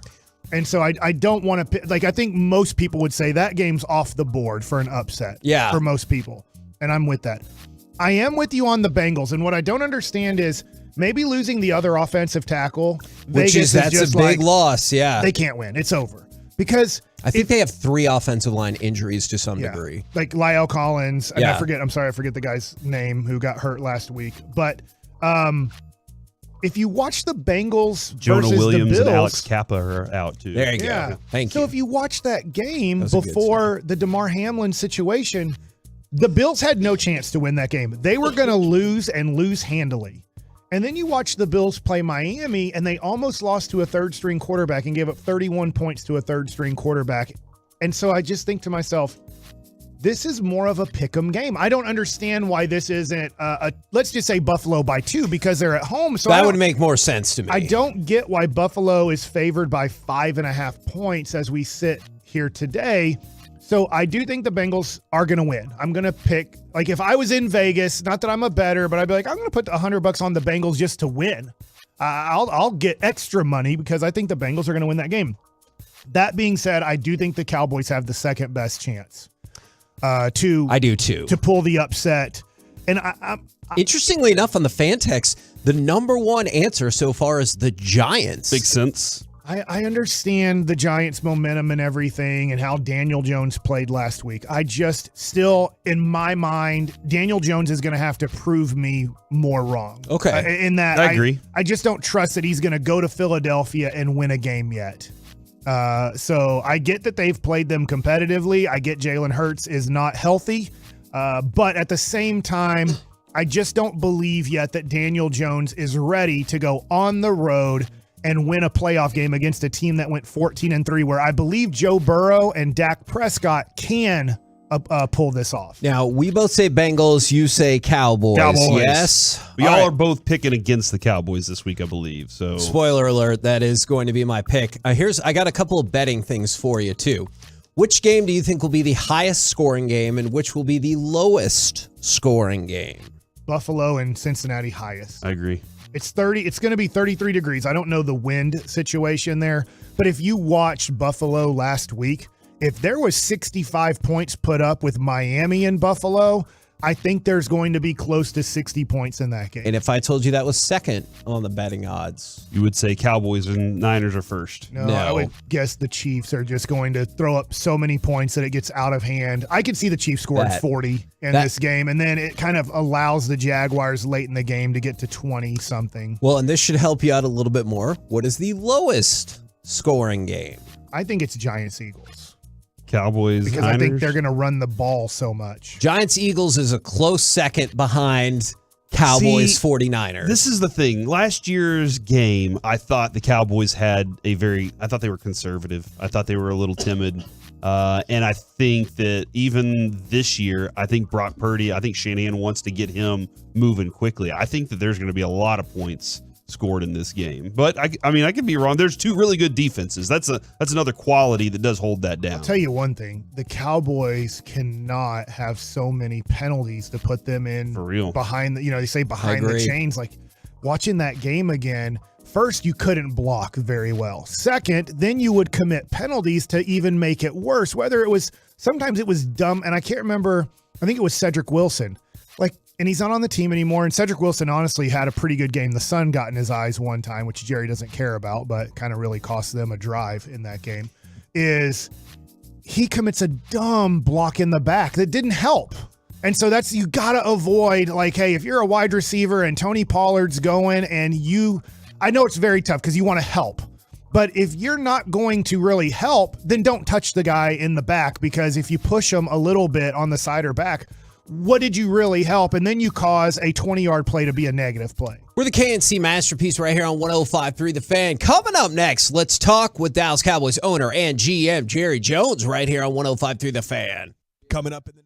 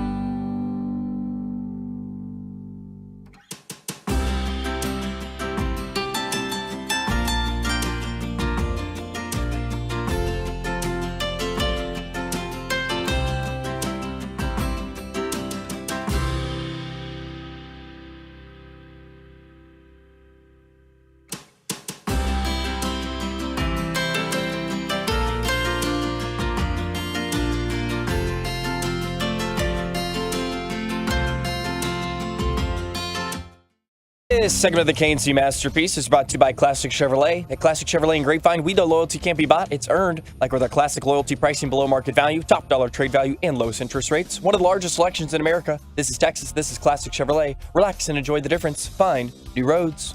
KNC Masterpiece back here on 105.3 The Fan, counting it down until San Francisco, Dallas Cowboys divisional round right now, brought to you by Ford, built for Texas, built for you. It is the owner and general manager of your Dallas Cowboys. It is Jerry Jones. Good morning, sir, and happy divisional round. Well, thank you, guys. And again, it is wonderful to be sitting here alive relative to the playoffs. Looking onward, upward, and ahead, and excited about our team headed to San Francisco. So we're going to talk about the specifics of the game, to be sure. And I know y'all have bigger dreams than just winning on Sunday, but how much would it mean to win this game, make it back to the NFC Championship game for the first time in 27 years? What would it mean to you, the organization, and maybe most importantly, this fan base? Well, let me just start off. I don't think it's any bigger. I don't think I can dream any bigger than Sunday. I think it's that important. Every snap, every down is where it all is. This is a deja vu. It reminds me of our first championship game when we went out there to play the 49ers. I just can think about nothing else but playbacks. Alvin Harper catching that and running 90% of the field and making a big score that launched us into a Super Bowl. So I've got it on Sunday. We get it done Sunday. I may roll my eyes back and then never get back around straight again, and you'll have to have somebody else talk to in weeks ahead. I mean, I wish no ill will on you, but I hope for the sake of all of us, we're in that position. I do too. Doug swallowed the whole show. Hey, Jerry, I've been saying all week, this is two fighters, punch for punch, going the entire game. And it seemed like against Tampa, it kind of they got hit early and they never really recovered. San Francisco is going to continue battling. That's just the type of team they are. What's the sideline like? What are the locker rooms like? And even in your suite, what is there nervousness going on? What's the mentality there? No fun. Although when revisited, if you come out of there with a win, it was the greatest time of your life, but no fun. Sideline solemn, locker room solemn. Everybody basically resolving, not rah-rahing, but just resolving. Everyone knows what's at stake here. It's just very physical. It's a very serious prospect and very serious time. All right, so Jerry, I know that we get this thing wrong a lot, and we kind of wrote off San Francisco once Jimmy Garoppolo got hurt because they were having to go to a 7th-round pick, a rookie in Brock Purdy. What have you seen from Brock Purdy that he has taken the San Francisco team and honestly made them better than when Jimmy Garoppolo was their quarterback? Well, I just see an inordinate rookie and an inordinate play and his ability to convert and his presence. I saw him get out of the pocket a little bit, avoid a potential problem with a tackler, and then just came out of that like he'd been doing it 15 years and made the play this past weekend. I saw that play. So that's exceptional. So we've got to realize that we just can't put this is an inexperienced player. Let's play accordingly. On the other hand, everybody is going to use every advantage that we've got. Back to our first question we had, Michael Irvin used to literally, we know that when he got in a tight spot, you could hear him laughing. You could hear him literally smiling. And he said, I smile when I get scared. And I kind of giggle when I get scared. That means I'm serious and I'm in trouble. And so that's the way we want to play this game. Jerry, also to piggyback on Mike's question, this is two underdrafted quarterbacks going against each other. Are the Niners and Cowboys proving that you can kind of find a quarterback anywhere? Well, I don't know that I would make that assessment but I would sure tell you that we know, history tells us that a player that isn't recognized in the draft can become a great player, if you will. And that is the case. That's not a fourth-round draft pick no more. That's Dak Prescott. Yeah. And he has been through so many things now in his career and shown what you want to see in a quarterback that he comes out tomorrow, he's the first pick in the draft. He's not a fourth-rounder anymore. How much do you think y'all talked a lot, or we heard a lot around the draft about that physical mentality, like being actually physical and being mentally tough as well with the draft and with the team? How much tougher do you think this version of the Dallas Cowboys is than last year's, which physically on the field seemed to get pushed around by the 49ers?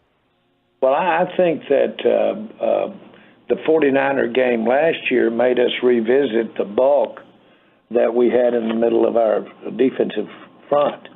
And we did revisit it, and we have revisited continually.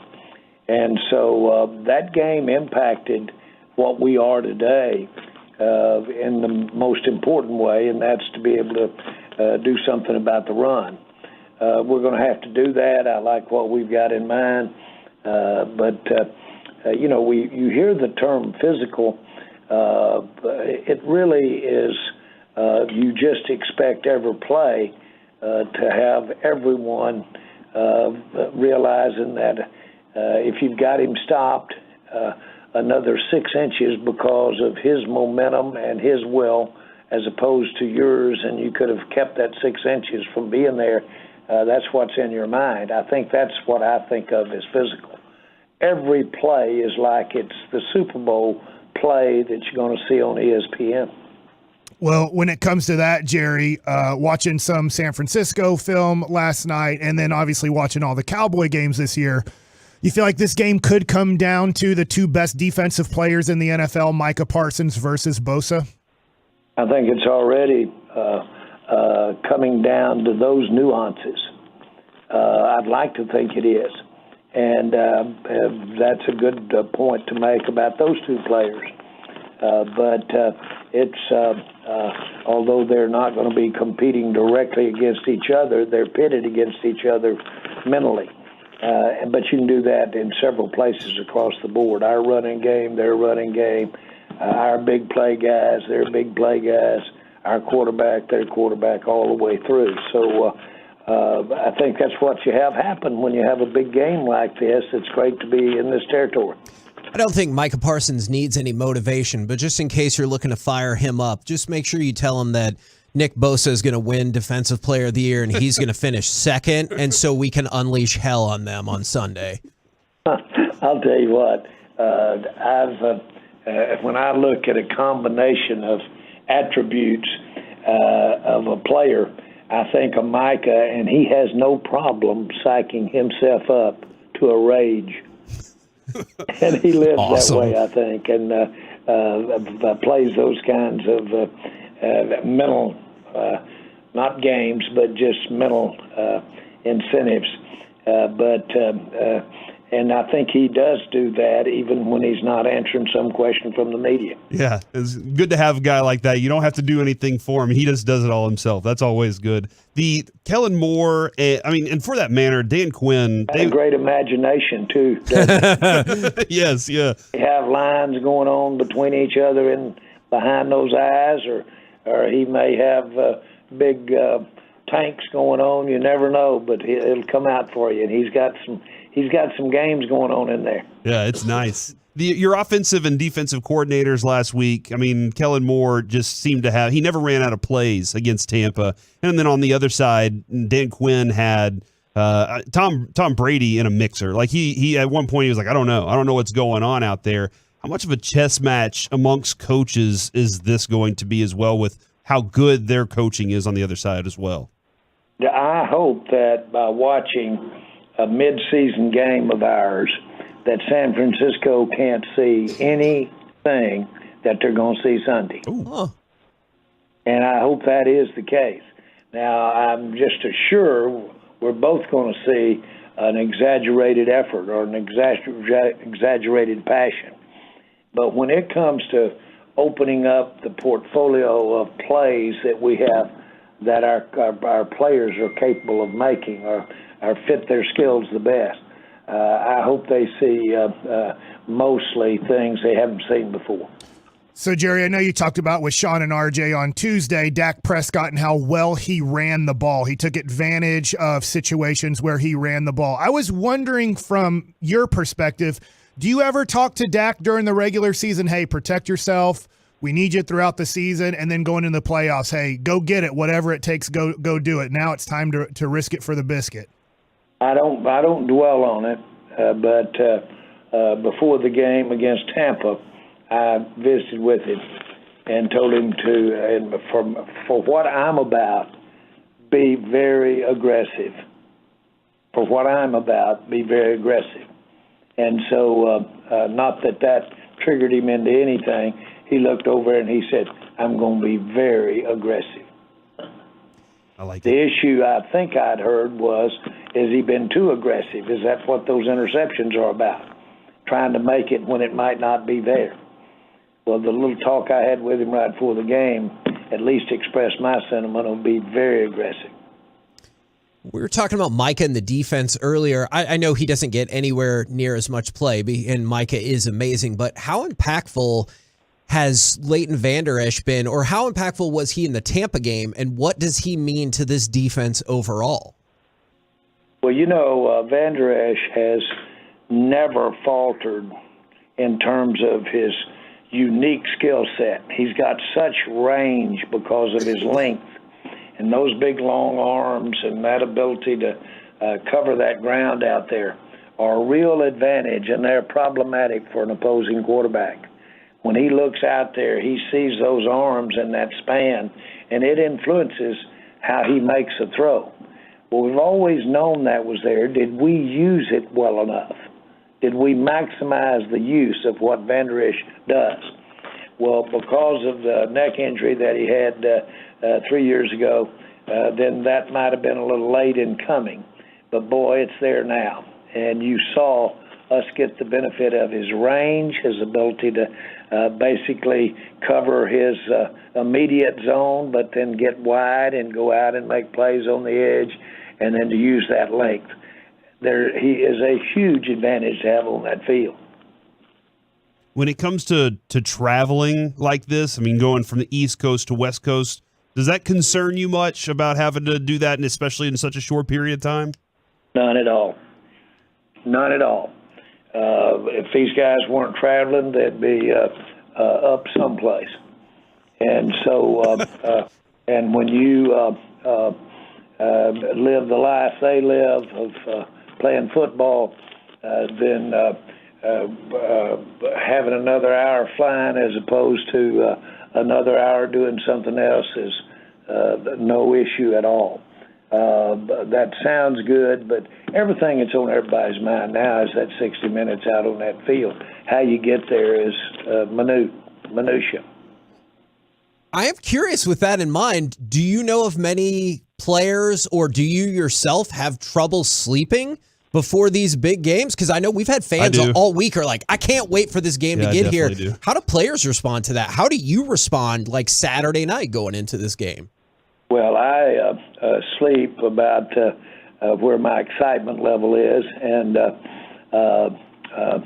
sometimes if I've been too excited and had too much fun before I go to sleep, I sleep pretty good. Sometimes if I've got something like we have on our mind right now, I don't sleep well at all. And that in my life doesn't just have to be a football game. So I can't tell you usually when the day comes whether or not I'm going to sleep a lot or not. Sometimes a little extra whiskey will help that, Mike. Sure. Movement, exercise, mental exercise. It's what goes on those hours before you lay your head down that makes the difference for me. And I don't have regular sleeping habits.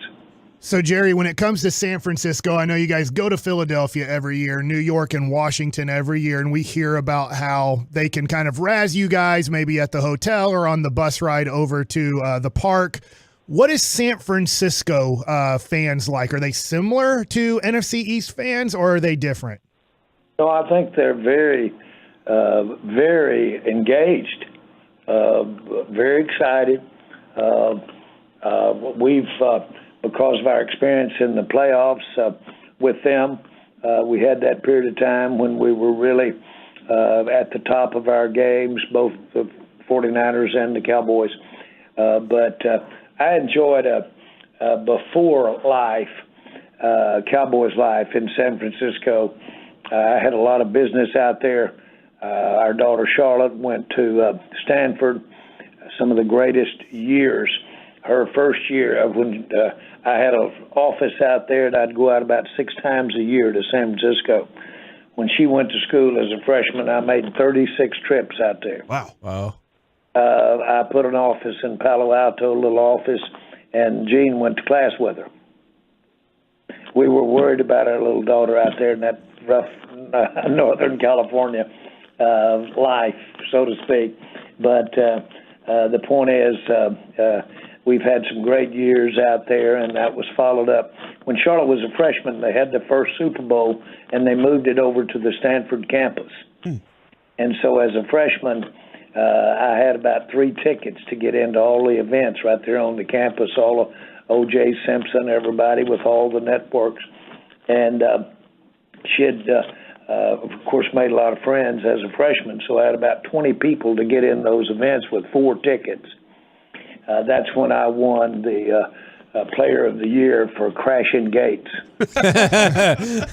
And we were throwing little Jerry. Jerry was about 11, 12 years old, and we were throwing him over 15-foot fences. Oh, my goodness. And grab him, and he'd be like Oliver Twist coming out of there with him having him by the nape of the neck. But we just kept going. We got everybody in all those parties out there, and that was before we even knew how to spell NFL. Please, sir, may I have some more? Jerry, our daughter is going to college next year, and what you just said, I would love to do as a father and visit her a lot, and I would have a blast doing it. But I don't know if my daughter would like me going to college so much when she's a freshman. Did Charlotte appreciate you being there, or was she like, Dad, you got to let me grow up? That is the point. She had deference. She tolerated us during that time.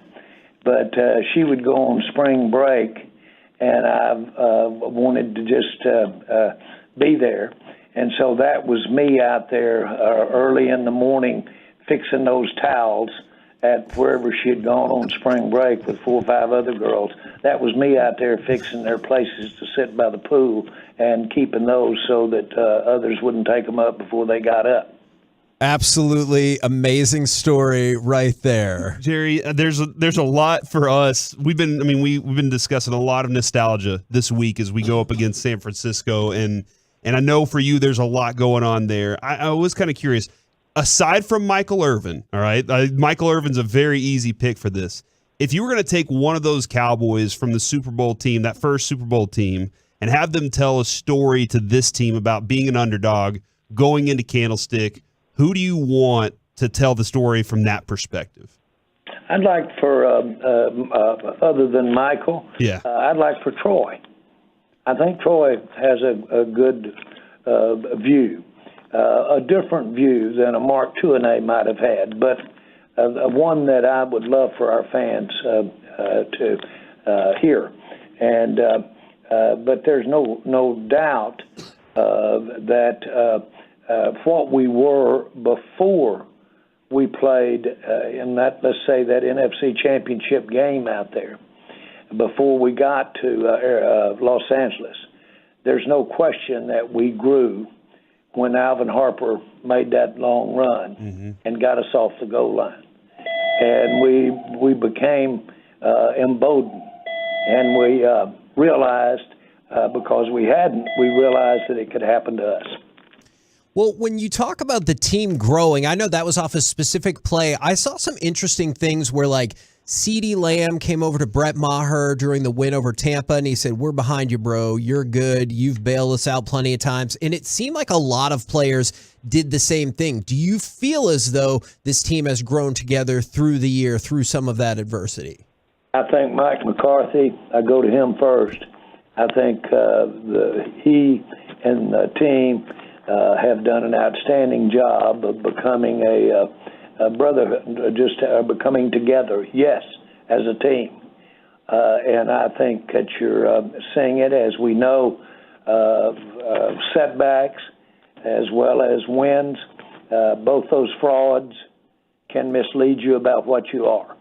And at the end of the day, this is the greatest team sport because it calls on you to do a lot of different things other than just have some skills and refined skills. And so coming together like that is a part of having the team, and the things that you live through together, such as going down to Tampa and having our kicker miss all those field goals. Now, you can't dismiss technical things you have to correct. Don't just get here by having a fraternal bond. And I'm not trying to be trite, but that does get embellished when you have trying experiences together. And it's on both ends, whether it be a big setback or whether it be a big accomplishment. Well, Jerry, we appreciate your time as always. We know you want it. We know the organization wants it. And this fan base definitely wants that win on Sunday. So go Cowboys. It is an absolute thrill to just get to be a part of it. And I'm so happy for all of our fans that we're getting to share these moments. And every play will be an eternity out there this weekend. Can't wait. Thank you, sir. Guys, bye. There you go. Jerry Jones right here on 105.3 The Fan. Just one bit of logistics. I'm getting chills, bro. I'm with you. So ready for this game. I am with you. Just one bit of logistics, since people text in and ask about it. When you hear that beep, that's their phone, because I can hear the ringing right behind it. Because I know in the past some people have been like, what is that? That's a phone, because you hear the boop, and then underneath it you can hear the phone ringing. So I'm sure he's like, hey, did somebody answer the damn phone? Because remember, we had him on one time, and I can't remember if he knocked on the window or something. You could hear the phone ringing, and then you hear him go. And I said, hey, Jerry, was the phone ringing and you just knocked it? And he goes, well, that's very astute. That is exactly what happened. So that's just the phone. Yeah. But, dude, I'm with you, man. And I know it was Dak calling saying, hey, you tell those guys right now, there's no problems on Sunday. Put it in 3-inch headlines. I get it. Like for all of the negativity about, hey, why is it taking us so long to get back here? Or why haven't they been in this situation more often? I understand all of that. But I am going into the game on Sunday hoping that they win, and then you're one of the last 4 teams. Then you get to play in the game to go to the Super Bowl. Like when you said it, you're hyped. I'm with you. Kevin, I don't know if Mike, you agree with this. There was a lot of just kind of going with the wind on decision making prior to this. Yeah. And even last year this team underachieved. They could have been a lot better in that game against San Francisco, but they were a good team all year. But I think coaching was kind of missing in a lot of areas. Talent was missing in a lot of areas. And over the last 3 years, as Mike McCarthy has come in, and I really do give him a lot of credit for this, working with Will, working with Steven, getting the right coaching staff around him to do that, he's done a very good job of making sure that the Cowboys players look like they want them to look, act like they want them to act. Look, this guy's not good enough. They didn't give us what we need. I know you kind of want this pressure from Randy Gregory, but, man, are we going to be better off without it? I think we can be. And they've proven those things. The Stephen Jones, I told you so tour kind of in that way. God, I hope we get that on Monday. This is I think the Cowboys have learned and grown. Stephen and Jerry and Will have built a really good thing, and the coaching staff's there too, and they got the right leadership in the locker room. I think it's a unique team, man. It's going to be a blast. The thing that's tough about sports, and maybe we talk about this more later in the show, is sometimes, Corey, all of that stuff can be true, but you're still just not good enough yet. Absolutely. Like, all of that stuff could be true, but you still might not be good enough to beat the 49ers. I'm hoping that is not the case, but that could be the reality. Just go with choppy. It's all luck.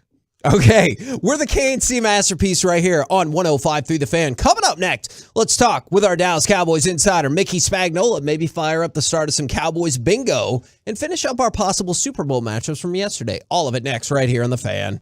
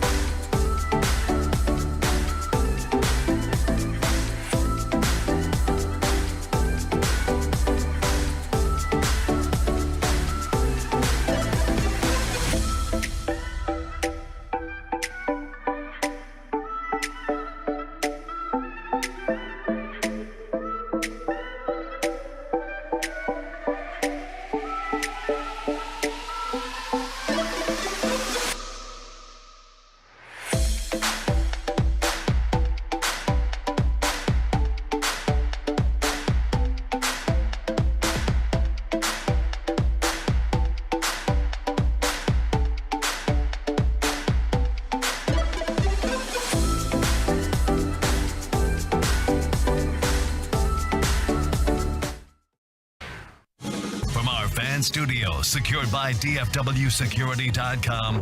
It's the KNC Masterpiece on 105.3 The Fan. KNC Masterpiece back here on 105.3 The Fan right now. Brought to you by Ford, built for Texas. Not ready. Hence the questions before we went on to start the segment. All right.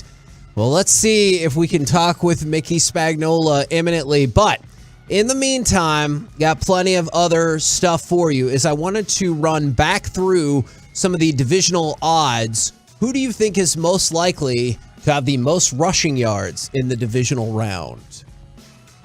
I hate my answer. I think it's Christian McCaffrey. Barkley. Saquon Barkley. Man, you guys are on point. Saquon Barkley second. Christian McCaffrey, unfortunately, is first. You want to vote on third and fourth now?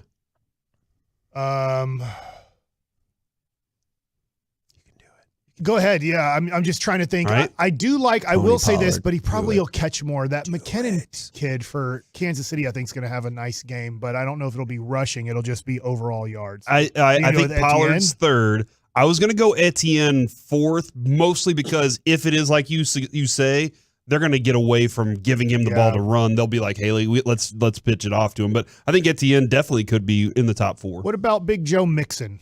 It's actually Miles Sanders that is third, Etienne at fourth, and Tony Pollard is at fifth. They're your top 5. All right, so Miles Sanders' mom voted for this one. Because I was thinking about starting Miles Sanders. I'm giving this away, my fantasy team. But Miles Sanders has had a pretty crappy finish to the season. Yeah. So I just don't really want to. Like, I played him one of those weeks where I'm like, all right, I'll vote for you. I'll be your mom. And then he played like a mama's boy. And so I'm just not going to go with Miles Sanders having a big game. I would go with the under. Like if there was, if I was betting in Vegas, I would go with Miles Sanders rushing yards under. Most receiving yards in the divisional round. Jamar Chase in the house. This is interesting. It is very close Stephon between 1, Diggs. 2, and 3. All right. Jamar Chase is a slight favorite over Stephon Diggs and A.J. Brown are tied for second. Then Travis Kelce, then CeeDee Lamb, and then Deebo Samuel is sixth. So advantage Cowboys. Mike, I would love for CeeDee Lamb and Pollard to be and Dak to be the trio that ran this thing. But the way the Cowboys are when they're at their best, it's whenever everybody's got about 60 to 70 yards. When they're at their best, everybody kind of gets a little bit. Nobody really stands out. They look like a team. And then Dalton Schultz gets a couple touchdowns, and you're like, geez, this team looks good. Now, in terms of passing yards, who will have the most passing yards in the divisional round if you're wanting to bet on this?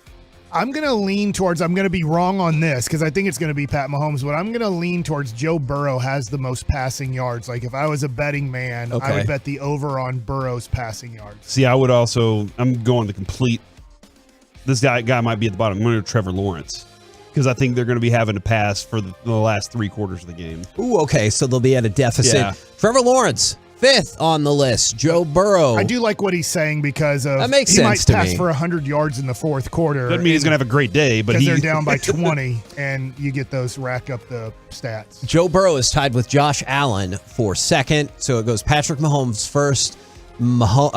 Burrow and Allen tied for second. Dak Prescott is fourth. Trevor Lawrence is fifth, and then Brock Purdy is sixth. Daniel Jones is last, and Jalen Hurts is seventh. Let me ask a Dak Prescott question here.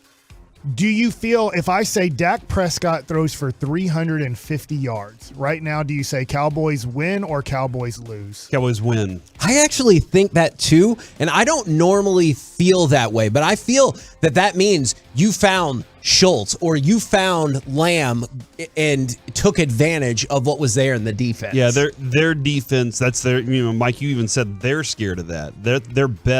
Our best option is in those areas. You're going to be fighting in the middle of the field to try to get yards. I'm going to answer my own question. I feel like that's a loss because you've made the Cowboys a one-dimensional team, and they're not getting any rushing yards, and it's comeback passes. As in, we're trying to come back from a deficit. And see, that makes 100% of sense to me just in the stuff I've watched or listening to Broadus. It just feels like tight end is a spot that maybe the 49ers are not super good at covering. And then the corners, if you can get time from the pressure, because their defensive line, the 49ers defensive line, is phenomenal. If you can get time for Dak, I think you have a better shot at taking advantage of their corners. So usually I would be with you. I think in this specific instance, I will say Cowboys win. You guys want to transition into Super Bowl matchups or Forgiveness Friday? Because we got all of the content today.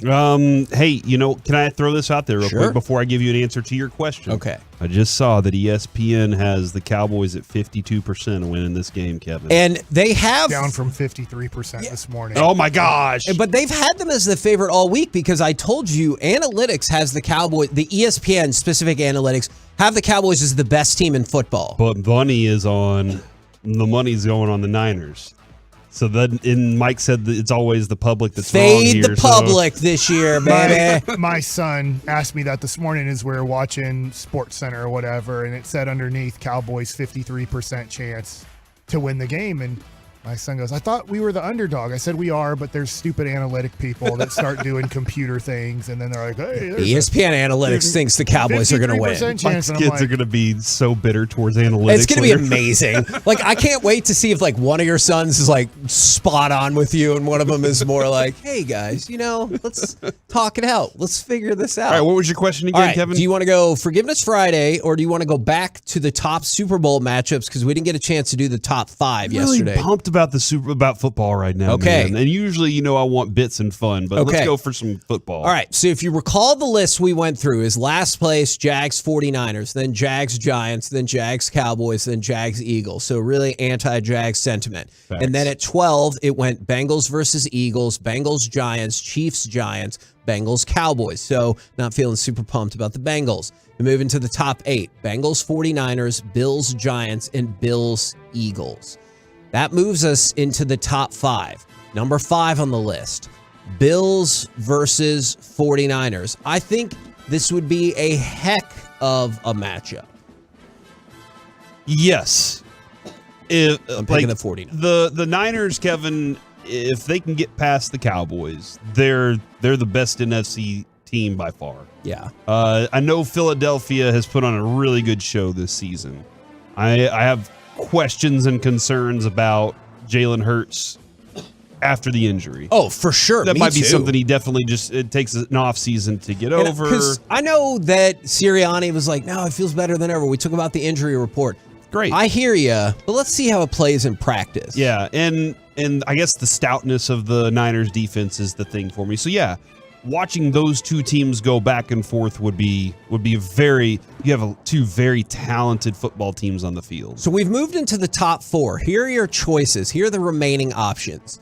Chiefs versus Eagles, Chiefs versus 49ers, Bills versus Cowboys, and Chiefs versus Cowboys. I just don't want the Eagles in it. I'm with you, Mike. I think everybody So out Eagles there Chiefs is, is 4th place. Yeah, whatever the you gotta lowest do. number is. So this goes to our start of the segment. I feel like I used to hate the 49ers more in the 90s. Oh, for sure. The Eagles weren't really much competition. But now I do hate the Eagles more because when you say that and you put the 49ers in it, I'm like, fine, that'll be fun. Brock Purdy, all the storylines. But if you put the Eagles in there, I'm going to have to hear about Jalen Hurts being the greatest quarterback in the history of football and the Philadelphia.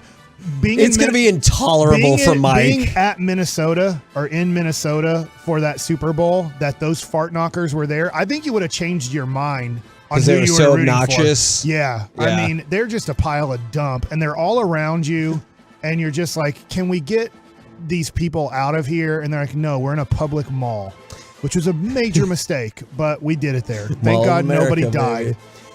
Number 4 on the list, they have Chiefs and Cowboys. Then Chiefs and 49ers. Then Chiefs and Eagles. So you see like a high preference for the Chiefs at the top of the list as their number 2, 3, and 4.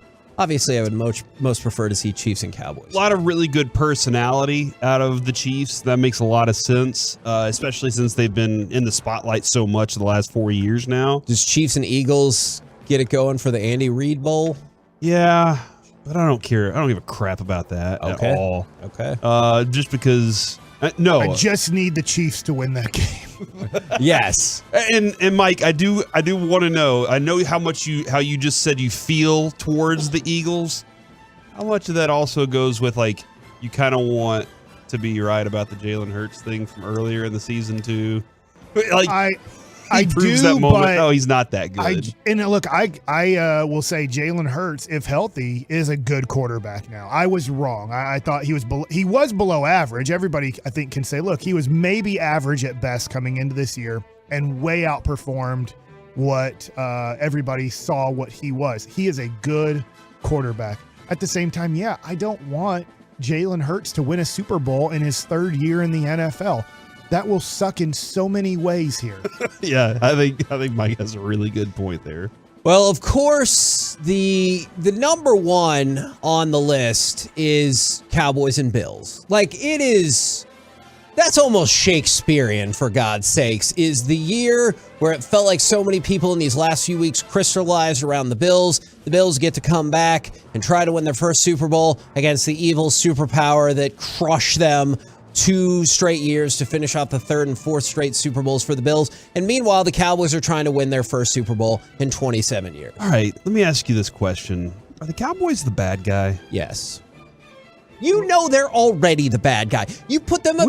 Are we the bad guy? Okay, because you won. It doesn't, the bad guy gets defined a lot of different ways. Like, this doesn't have to be an 80s movie where, like, you ran afoul of those people and that's why you're bad. Are we Cobra Kai? You're bad because you won. No, because we didn't steal their trophy or try to punch out windows in the parking lot or anything like that. You're the bad guy because you already won. And now you're the bad guy because of what happened to Damar Hamlin. That's the way it works, is everybody is going to be cheering for, if you're a neutral fan, everybody will be cheering for the Bills in that game. I'm cheering for the Bengals.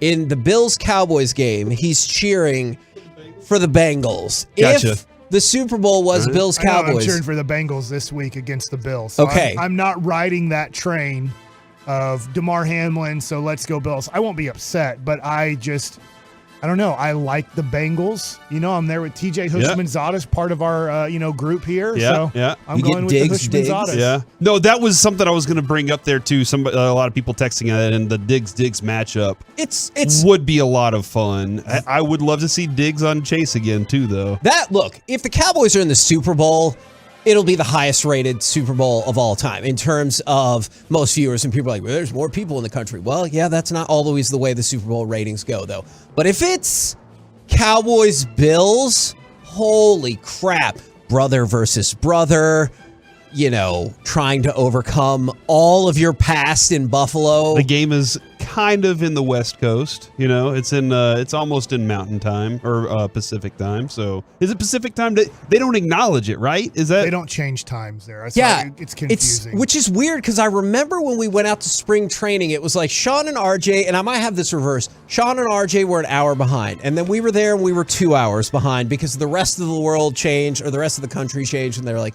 "That's dumb. Why are you doing that?" And so we had to stay the same. It is a shout out Friday right here on 105.3 The Fan. So 877-881-1053 if you want to get those shout outs in.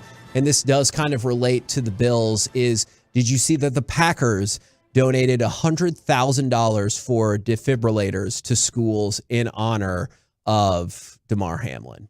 It is, obviously it's horrible why this is coming about with what happened to him and the cardiac arrest and everything like that. And we're so happy. It looks like he's recovering pretty well so far. But I do like it when people take something bad and try to make something good out of it, whether it was with Damar Hamlin's GoFundMe or whether it's now with the Packers spending $100,000 to buy defibrillators for different schools and programs, because that could save a life. For sure. I think, Kevin, you and I were at the newspaper when they started doing that in Plano. Yep. And we knew how much of an effect it would have there. Yeah, and once again, based off of a very, very tragic situation.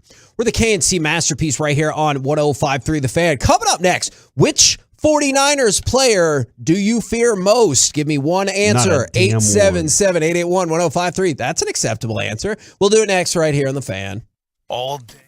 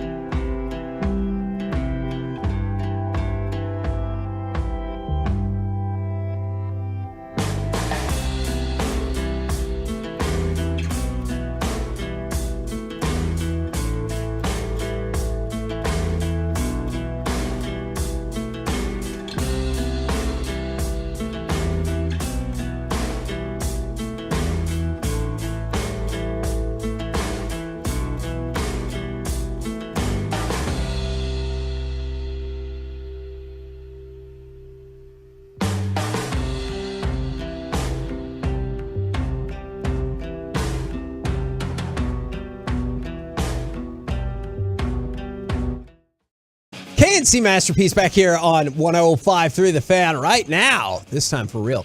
Brought to you by Ford, built for Texas, built for you. It is our Dallas Cowboys insider, Mickey Spagnola. Good morning, sir. Good morning. How's it going? We're doing great. I think a lot of people are amped. I'm amped. I know Corey is amped. I'm pumped. I want to incorporate you with a question that we asked, and we're getting a bunch of feedback on, and Corey said nobody. If there is a 49ers player that you fear, who is the 49ers player you fear most? And again, Corey's like, nobody. Nobody. No fear. Not a single No one. fear. Actually, I have one, but okay. You better have one. My man Debo. Oh. Well, I don't like you saying he's your guy. That is weird. Well, he was before the draft, after the draft. I remember that. When he was playing at South Carolina, beating up on Missouri. The guy is unbelievable. Okay, I get that. And that one makes a lot of sense. I think we've talked about the versatility and how he can attack the Cowboys at multiple different spots. The one I thought of was Nick Bosa. Yeah. Nick Bosa is the guy, but I also think he's a pivot in this game because whether it's Tyler, whether it's the offensive line as a collective, or whether it's Dak shifting the pocket to his advantage, if you can hold off that pass rush to any extent, I think their secondary is somewhat vulnerable. Yeah, and at times during the season, right, they've given up points. Sure. They weren't perfect, playing defense. And so, but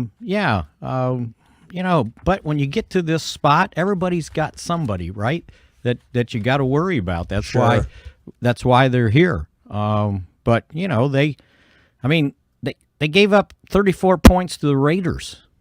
Right? Oh, that Raiders game plan is my blueprint, too. Right? And you had to go into overtime. They gave up 44 to Kansas City, 28 to Atlanta. So the rest of it, it looks pretty good, but it's Arizona, New Orleans, Miami, Tampa Bay, Seattle, Arizona. I like what Micah Parsons had to say. He said they hadn't played us yet, and so I kind of like their nature going into this game, and especially Micah's. I think the Cowboys should have just transcribed his entire press conference yesterday. As a matter of fact, I was thinking of taking a cheap way out. Instead of writing a column, I was just going to transcribe his press conference, say, here, I can't do better than this, There just seems to be a different tone set with them going into this game. I think last year San Francisco was sort of the brash team, cocky, came in very confident, and I think the Cowboys tippy-toed. I don't see no tippy-toeing going on in this game. They're pretty confident. All you got to do is listen to the guys, and it's like, hey, let's go, let's play. This is who we wanted. Regardless if it works or not, but it feels like that's the way you should want it. Michael went on and on about, people saying, well, you got to play like them. I'm paraphrasing, and he goes, no, we got to play like us. And he goes, and there's other people talking about, who's an underdog, and you don't want to play this team, or you don't want to play that team. He goes, you got to play the best ones at some point if you want to get where you want to go. And he goes, so let's get it on right now. So I kind of like the attitude. Now, if that attitude can, bleed over into how you play, then yeah, it's a good thing. So yeah, this one's gonna be very interesting. This offensive line, Mickey. I just go back to like Kevin Gogan had a mean streak. That whole offensive line back then they were a tough group. Tyler Smith is he a rookie anymore? I mean, no. Okay. He's got 17 games? Yeah. At various positions. I think that he has he's one of those guys with a very quiet demeanor off the field, but on the field, yeah. I think he's now I'm not saying from a performance standpoint, right? But he's the next coming of Tyron Smith.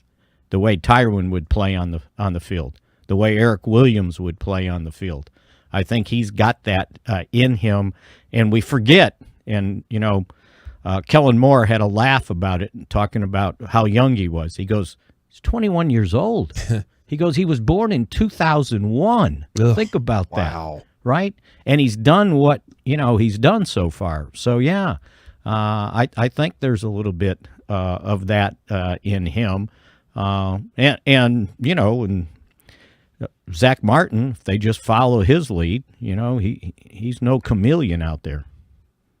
How cool of a power play is it to get teams to come to you so you can decide if you want to be their head coach? Dan Quinn. I think that's kind of awesome. I get it. Dan That's Quinn's why his conference call this morning was at 8:40, right? Yeah, He probably had an interview. Yeah. See, I would love that as the start of an interview and be like, tell me why I should come coach for you. I don't know how long that interview would go, but I think that would be a neat move. Well, he should just go in and say, look, here's my answers.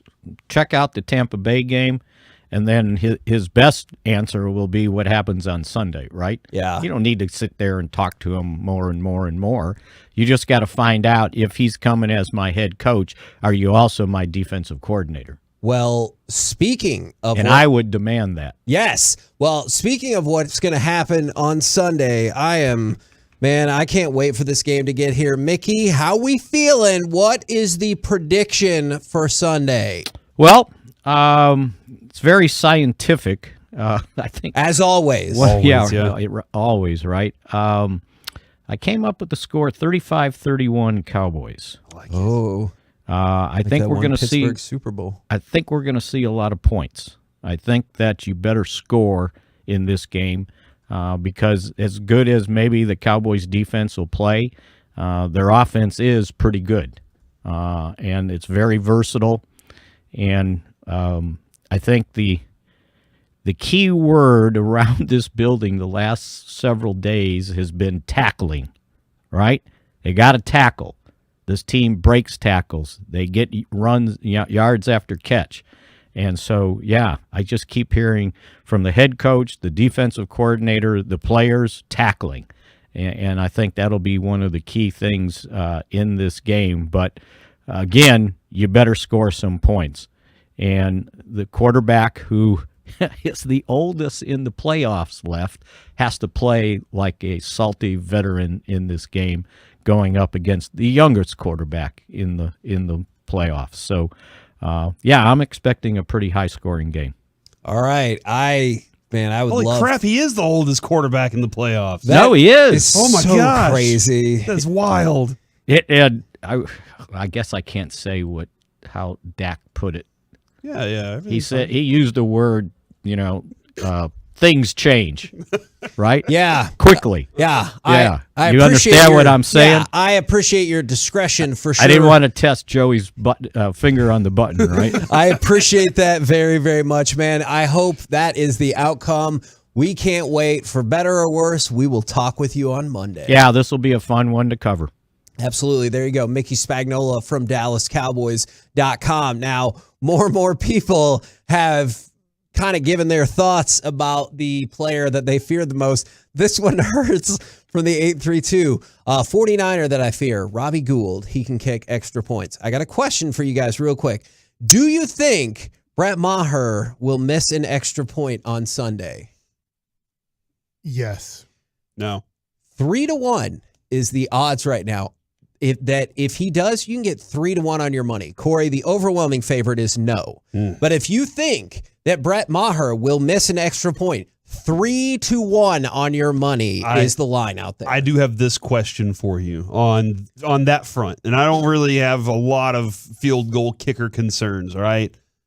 How much of your game is going with the mindset of, if we don't need him to kick a field goal, we're going to do everything offensively that we can to make sure he doesn't have to kick a field goal? Not extra points. I'm talking about field goals. I don't think that is my mindset because of that until he misses one. That's my mindset already, because we talk about this all the time.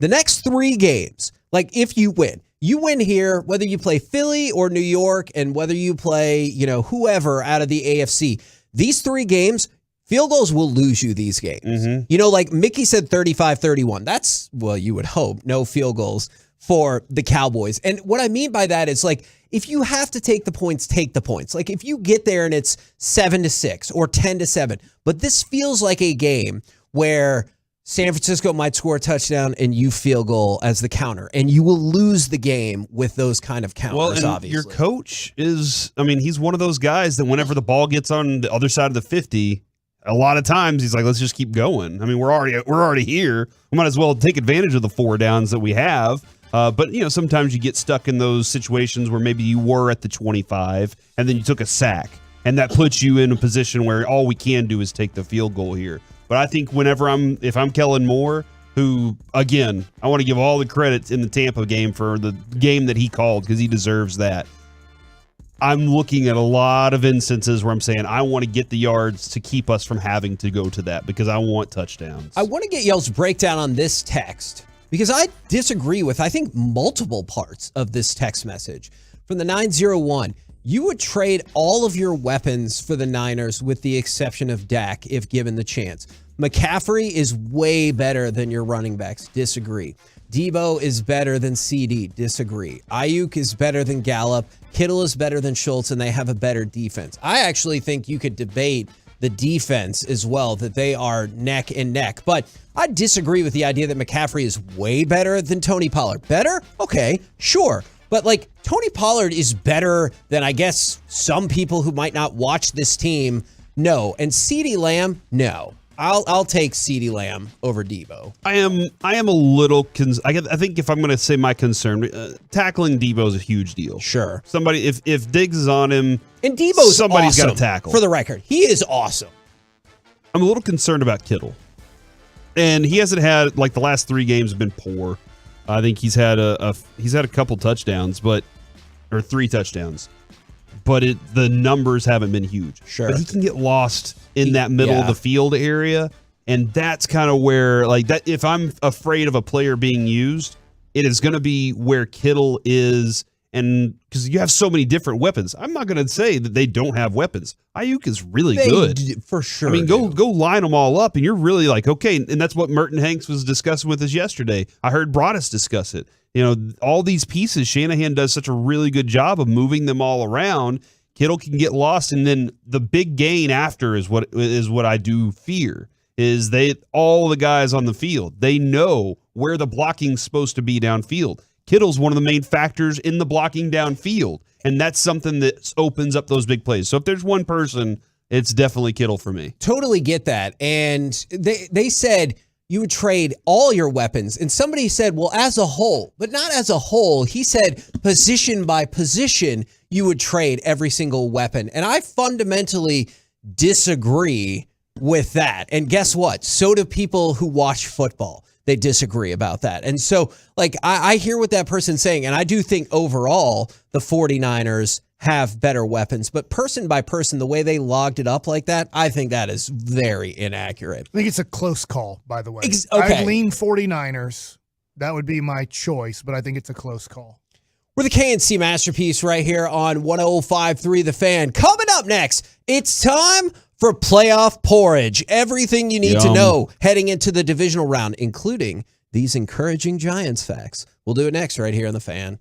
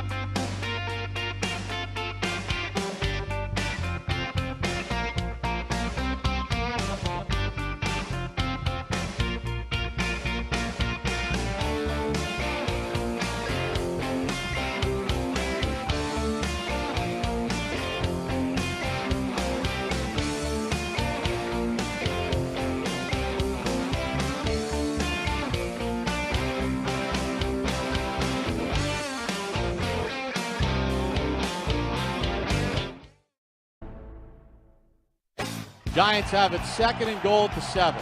Jones in a shotgun. Nope, goes over center this time with Barkley the tailback. Bellinger in motion to the right. Play fake. Jones back to throw. Climbs the pocket. He's under pressure. Now rolls right. Throws right. Touchdown Giants. Isaiah Hodgins. KNC Masterpiece right here on 105.3 The Fan. Right now, I know usually we do gridiron here. This time, it's playoff porridge. Idge? That was pretty good. Did that work? Spoon. I don't know, like we've never done this before, so it's a little confusing. But, I think we did all right. All right, you want to start with the ticket that is most in demand this weekend. Yeah, the Cowboys game. Per Sports Illustrated. And it is not. Average ticket price is like $1,200, isn't it? It is. Which ticket do you think is least in demand? I was surprised by this. Giants, Eagles. That is actually shockingly enough second. Wow. I was stunned by that.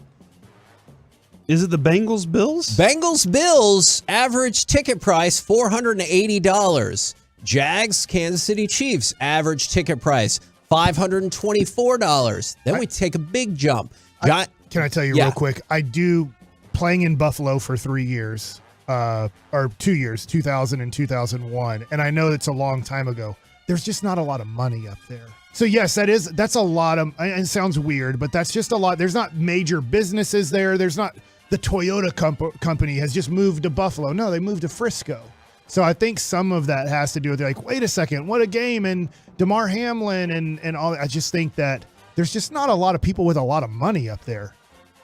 They have Niagara Falls though. Like, how can that's a tourist destination? But are you going to the game to be like, then we'll stop at Niagara Falls? Maybe. I don't know. Yeah, it's I've never been. Negative 47 at Niagara Falls right now. It takes a big jump from there. Giants Eagles average $889 and Cowboys 49ers average $1,156. And I really am hoping that they can do their best to try to take over that stadium. All right. Let's talk. I think they are. Did you say they're at 75%?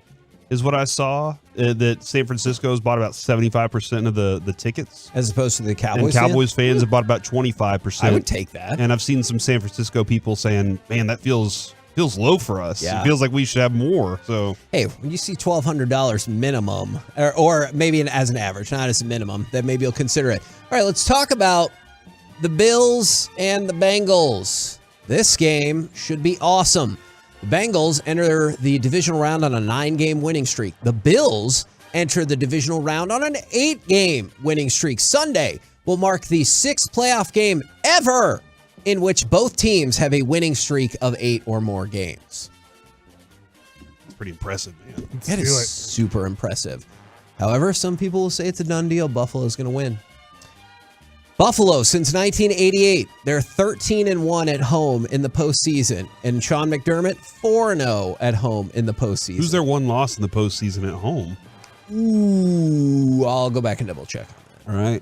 Probably to Joe Montana. There's no way it's. Well, I guess he it could be. Absolutely could be Joe Montana. I was watching 1993, and as the Cowboys are destroying the 49ers at home, they're like showing the final score, and it was 30-13 Buffalo over your Joe Montana led 13-point Kansas City Chief team. Ugh. What a bum. It's so much more difficult to play quarterback when you don't cheat leading into the game. Let's go from that. I did see somebody, I mean, it's true, Mike. Multiple, not the Bills, is multiple people are concerned that we might be doomed because Mattress Mac bet $2 million on the Cowboys on the money line, so he would win $3.35 million if the Cowboys are victorious. I wonder if he is a Cowboys fan. He grew up here. Yeah, he always bets on, obviously Houston. He lives in stuff. Houston now, and but I'm just wondering, obviously when he grew up here, there were no Dallas Mavericks. But there were Dallas Cowboys, and I'm just wondering if he is like, well, I am a Cowboys fan, but I've become an Astros fan living in Houston for such a long time. Jacksonville is who beat them in 1996, Kevin. Oh, is that Mark Brunell? Lefty Mark Brunell with old Dallas Cowboy Jimmy Smith, Yeah. Getting work Fred done. Taylor wasn't there till 98, so I don't know their running back then. Man. They gave up 184 rushing yards in that game to Jacksonville. Yeah. So there you go.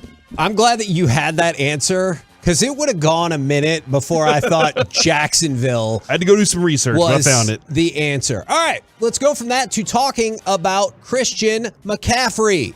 Christian McCaffrey is very good for people who weren't listening correctly. He can join Ricky Waters as the only running backs ever with a touchdown reception in 3 consecutive postseason games. It is amazing. Well, I guess by the nature of the running back is you don't initially think pass threat, except for some. But yeah, that would tie the record of 3 straight postseason games with a touchdown reception. Will he match it, Corey? Nope. Nobody's scoring any touchdowns on Sunday. Oh, okay. I hope that will be boring. Oh. Oh, wait. I was just thinking the 49ers. Oh, yeah. But you don't think it would be boring if only the Cowboys scored touchdowns, right? Come on, Mike! Mike! It'd just be a blowout. Cowboys pitch a shutout, and you're like, ugh. There's nothing more I want to see than a 38-0 Cowboys game. I don't give a damn if it's not competitive at 7 p.m. I'm like, great. Mike comes in at Monday morning. He's like, I really expected it to be more competitive. I went to bed I will at say, no 8:30. matter what, it will be competitive. Big deal. Just because, like, when I was watching the 93 game, since I said, man, I don't remember it, so I watched it yesterday.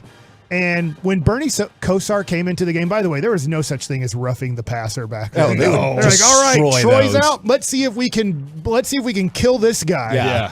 And they were slinging him around, and Bernie did not look very good to start that off. And I was like, oh my gosh. And it's 28-14, and you're just like, no, Troy Aikman's done for the game, and Bernie Kosar does not look good right now. So I think even if you do have like a 28-7 lead, you're feeling great, but all it takes is one thing to change your mind and like, oh no, is something bad going to happen? With the win last week, the Dallas Cowboys improved to 36-29 all-time in the postseason. 36 postseason wins is tied with Pittsburgh and Green Bay for second all-time and trails only New England. So think about this, Corey. And still ahead of Tom Brady. Pittsburgh, not there. Green Bay, not there. New England, not there. You win this weekend, you're tied for the most playoff wins. You win again. Back on top. Not only do you make the Super Bowl, you're back on top with a chance to tie for most Super Bowl wins ever. There are a lot of historic Here to things hype you up. that Micah doesn't have a clue. Like, he doesn't know that, right? There's no way that Mike is sitting there going, hey, man, we could really do something for he's like, I want to do it for me and these guys in this room. But that would be a really awesome moment. Now, in other historical terms, who are some of the quarterbacks, and one of these is wild, who are some of the quarterbacks that have the most postseason games with a rushing touchdown and passing touchdown in the same game? So a quarterback ran and passed for a touchdown in the same postseason game. How would your top of the all-time list look? Eli Manning. Eli Manning not on the top of the list. I would lean towards, did Randall Cunningham do it? With Shockingly enough, not on the list. Probably didn't play in enough games, right? Exactly. Ben Roethlisberger. All right. No. Aaron Rodgers. Tom Brady. He's played in 7 million playoff games. Shockingly, is second on the list with 5. There's no way he ran for those. He was really good as a quarterback sneak. Yeah. So I'll give him couldn't see the football because it was so deflated. They couldn't figure out Good where it was. point. You know what I'm saying there? Good point. I do.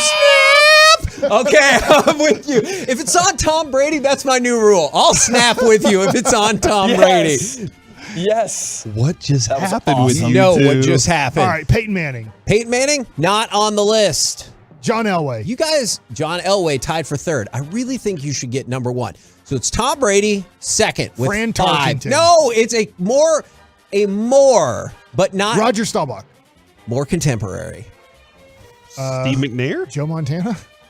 Steve Young? Well, Steve Young, number 1 on the list. Fart knocker. I watched him run into the end zone a few times Mahomes. in those games. 8 times Steve Young had combo touchdowns. That leads everyone all time. Mahomes will break that record by the end of his career. Well, check this out. Steve Young, first at 8. Tom Brady, second at 5. The tie for third with 4. John Elway, Donovan McNabb, Patrick Mahomes, and Dak Prescott. So Dak Prescott already tied for third on that list. I know He's done it in every game. That yeah, in the last 4 because he's on 4 straight now. He played Green Bay, L.A., Seattle, San Francisco, Tampa. So 4 out of 5. Okay, he has an 80% chance of doing that, Corey. You know what? I would love it. Just Give make me it $1 million. 100. I'm an analytic person. There we go. Mike doing math without a calculator. Well, he should run one in and throw one because it happens 80% of the time. Now let's move to Andy Reid. Again, I'm sure this is not Andy Reid's focus. Oh, is he drawing mustaches again on people? No, with a win on Saturday, he will become the 3rd coach in NFL history to appear in 10 conference championship games. Belichick has been in 13. Tom Landry has been in 10. So that's pretty elite company right there. And the same elite company is most postseason wins. Belichick has 31. Landry has 20. Andy Reid with a win on Saturday would join Tom Landry for 20. So he would be tied with Landry on most conference championship games and second most and second most playoff wins. Corey, I need this because I took a lot of money and bought a really nice Patrick Mahomes rookie card that I've always wanted. Well, that's nice. It was very nice. I'm wanting him to win his 2nd Super Bowl, 2nd MVP Super Bowl, and that would be in 5 years he's accomplished all that. I think that would be good. Now, I know this is the stat people have vaguely referenced and have been waiting to hear. This is why the Giants can, perhaps will win. Since seeding began in 1975, the Giants have beaten the number 1 seed 6 straight times. Oh, yeah, I remember 07. That is a record. So the last 6 times the Giants have played the number 1 seed, like they will this weekend, they were victorious. That was always with Eli, right? Well, not all of them with Feels Eli, like it. but I mean, like they really need Eli to be able to do this. You think Daniel Jones can do it? I don't. But there's a lot of people saying he will. You know what? I hope so, because remember, they got Dave's. Cowboys win, Giants win. You're hosting that NFC Championship game next weekend. Let's host it. We're the KNC Masterpiece. Hostess with the mostest. That's right. Right here on 105.3 The Fan. Coming up next, I bet somebody who thinks we can do it. 2-time Dallas Cowboys Super Bowl champion Kenny the Shark Gantt joins the show. And Corey's ready next right here on The Fan.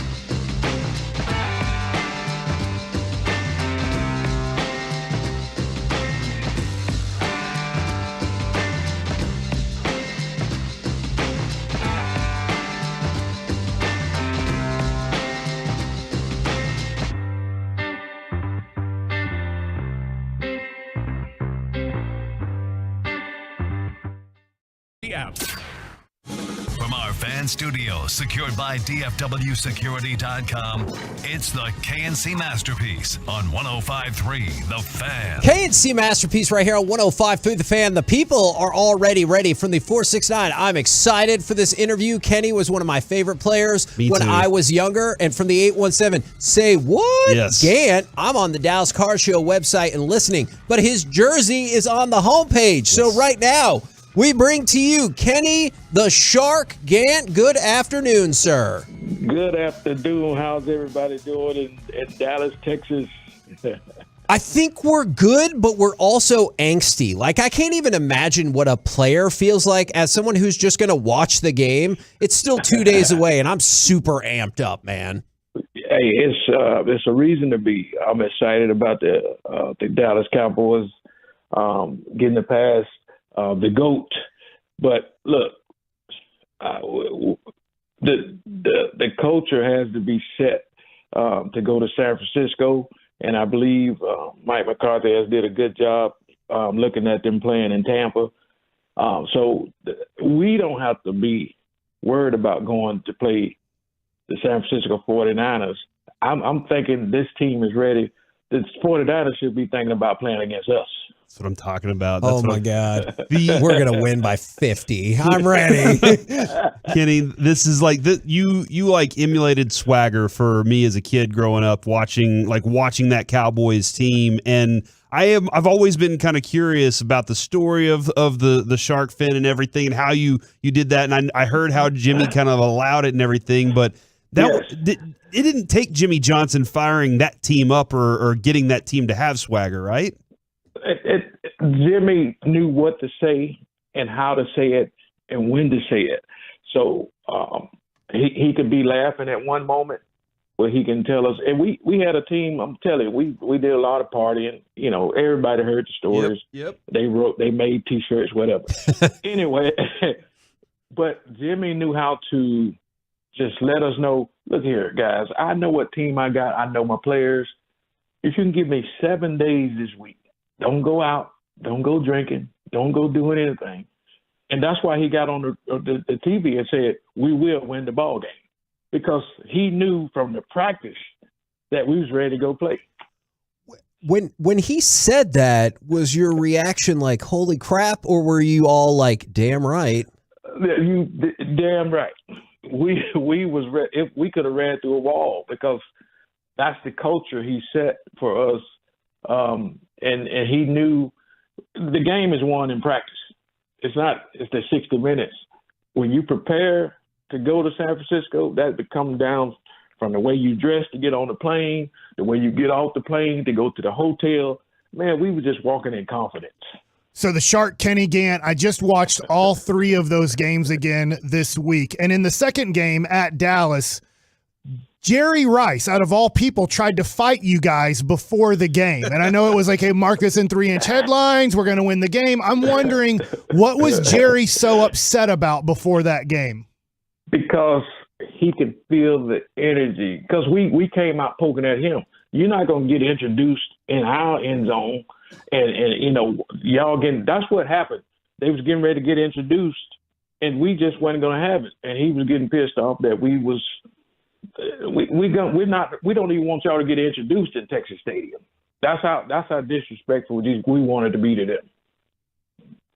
That might be my favorite story I've ever heard in the history of life. Like, I wanted to ask a follow-up, but then I started picturing that stadium and picturing it all. And like, whenever people talk about, like, a lot of folks think Cowboys fans are obnoxious is because we were spoiled. Every generation was spoiled once the team got here. The 60s, the team was really good, and then they broke through at the beginning of the 70s. They dominated that decade along with the Steelers. Then in the 80s, they were still good in the first half before they fell off, and then y'all dominated the 90s. That's why Cowboys fans got so entitled or spoiled, because every decade you got that, right? Hey, we're America's team. You know, it's no looking back, and I love the underdog of teams, because when you talk about being a shark, and I talk about culture means you set the precedence of how this team is going to run. So I had so much confidence in me as a shark that I still say today, Michael Irvin wasn't a starter. Emmitt Smith wasn't a starter. Troy Aikman wasn't a starter. I was a starter. Kenny Gantt, the sharp, because you know what? Troy them never ran down on a kickoff. I started the game every week. Kenny, I was wondering, how much do you watch the offense play? I know that you're on special teams and you're on defense. Yeah. I was just wondering, from a perspective, we see you guys sitting on the bench and the coach talking to you. How much do you get to watch of the game when you're on the bench as a player? Hey, when you got two studs like Ezekiel Elliott and Tony Pollard, you want to watch. That's how it was when we played. We had the GOAT. We had Emmett, and so we had time to stand up and watch the team because they kept us on the sideline resting up so we can go out there and dominate as a defense. So we had a chance to get out of adjustments and then get up and watch Troy go to work, watch Emmett, and they took a lot of time off the clock. So when we got out there, we were fresh. Can you tell us? I'm sorry for jumping in there. People are excited. I'm excited. And I'm really excited to hear your take on this question. We have arguments with people all the time about Troy Aikman because there's folks, I feel like they're younger and they just look at the stats and they're like, Troy wasn't that great. And we're like, you weren't watching the football when it was happening. Can you send a message to folks who are like, Troy's a guy? I'm going to tell you who Troy is. Troy was the guy because I practice against him every week. So when you got the perfect position, and I got Dave Campo up my butt every day, it's like, I don't want them to catch the ball. And then next thing you know, Mike wasn't fast as I was. He was a little bigger than me, but I'm like, I can cover this guy all day. But Mike was so good at his craft, but then you got to have a quarterback to throw a football before a guy even cut out of his break. Mm-hmm. And you can't beat that. You can't cover that. And that's who Troy was. Troy was smart. He was big. And I took a picture with him a couple of years ago. He had an event. I just forgot how big he was. And he was a little dude. So, he was a complete quarterback. He was smart, and he stayed healthy, and we loved him for it. A lot of the discussion. I mean, last year the Cowboys, they kind of got bullied around on the defensive front, and those guys carried it with them. Even in training camp this year, we were talking to the defensive linemen, and they were like they were still talking about what happened, and they've been carrying that all season. Deebo Samuel is a physical type of receiver when this is two good teams. I think this is really what we're getting as NFL fans. We get two good teams here. How would you approach a physical receiver, a physical almost running back like Deebo Samuel? They got three people on offense. Deebo, McCaffrey, Kittle. How many we got on offense? We got to stop 3. They got to stop 5. Yeah. Oh. Defense, they got a linebacker and Bosa. We got corners. We got a corner, linebacker, 4 defensive linemen. Look, we're not playing against them. They playing against us. I can't stop saying that enough. Keep saying it. My gosh. Keep saying it. I'm excited about this matchup. All right. Yeah, go ahead. Well, I was going to say, I think I know the direction you're going then, but I gotta know your prediction because I think we're all ready to go run laps or something like that. Last week I was sitting down with a friend of mine. He said, "What you think the score going to be?" I said, "It was Cowboys 31-19." Okay. And so we know what the score was. And I still think with the field goals counted, 35-20. Whoa. I'm in on this. And that's from a shark right there, Kevin. You're not going to get that. And that's no exaggeration because if Dak bring the game he played last week, smart, no turnovers, teams beat off turnovers. If we don't turn the ball over, we best in the league. We score the most points and all we got to do as a defense, one of Jimmy Johnson's philosophies, if we keep them under 17, we win the ball game. And I still spotted them 3 points. So, because they're a good football team. I'm not disrespecting them. They're a good football team put together, and it's going to come down to a couple of plays. And as you look last year, it came down to one play. We didn't put the ball down. It could have been a couple of plays, but we don't know what would have happened if they would have got the ball down in time. But still, that cost us. And I think we've cleaned up those mistakes. And listen, I'm a God-fearing man. If I could just pray to the Lord, just let me play one more game. It'll be this one. This would be the one. Amen to that. Are there gonna be some shark dancing going around at the Gantt house this Sunday? There will be shark dance. Matter of fact, I'm having my own watch party over at Nosh and Bottle at the Toyota Music Factory over in Irving in Las Colinas. So I'm looking forward. If some people out there want to come out and hang out, I'm gonna give away a couple of jerseys, some mini helmets and stuff. So come on out, man. It's gonna be some shark dancing going on, and I'm gonna have a shark dance contest at halftime. Oh, yes. So I'm excited, man. I may have some cleats on, so I don't know. But they got marble floors, so I don't want to slip down and make a fool of myself. We do a segment every Friday, Kenny, called Forgiveness Friday, and I would like to ask your forgiveness because at least twice my excitement got the best of me and I cut you off. So I hope that you will forgive me, sir. I forgive you, man. This what the world needs more of, some forgiveness and love. So, man, there's no hard feelings, man. I just appreciate I'm humbled by you just calling me today and getting me on, man. And I love you guys for that. And we love you, too, for that, too. Yeah. You say it, Kevin. Well, you say it back. No, we love you for sure, but you also know how sports fans go is if you have a routine and it works, you need to do it again. Yes. So be ready. We might need to do this whole thing all over again next Friday. Man, it'll be my honor and a pleasure, man. And I really do. I'm telling you, I'm excited and humbled by when Chris called me last night. I was like, yeah, absolutely, yes. And I really do appreciate it, man. Because sometimes as athletes, man, we go through a lot of stuff with the concussion stuff. But this right here gives me a life, and I really do appreciate it because it feels as though we had been forgotten. And I really do appreciate that. I want to let you know that. I want to let you know, and I promise I'm not just saying this because I interrupted you, is I'm going to read you some of these texts from the 469. Love Kenny Gantt. Go Cowboys. From the 214. Let's effing go. I had to censor that one. The Shark has me pumped. From the 214. Shark Party. From the 817. Got my dorsal fin ready. Let's so, go. like, people are pumped, Kenny. Yeah.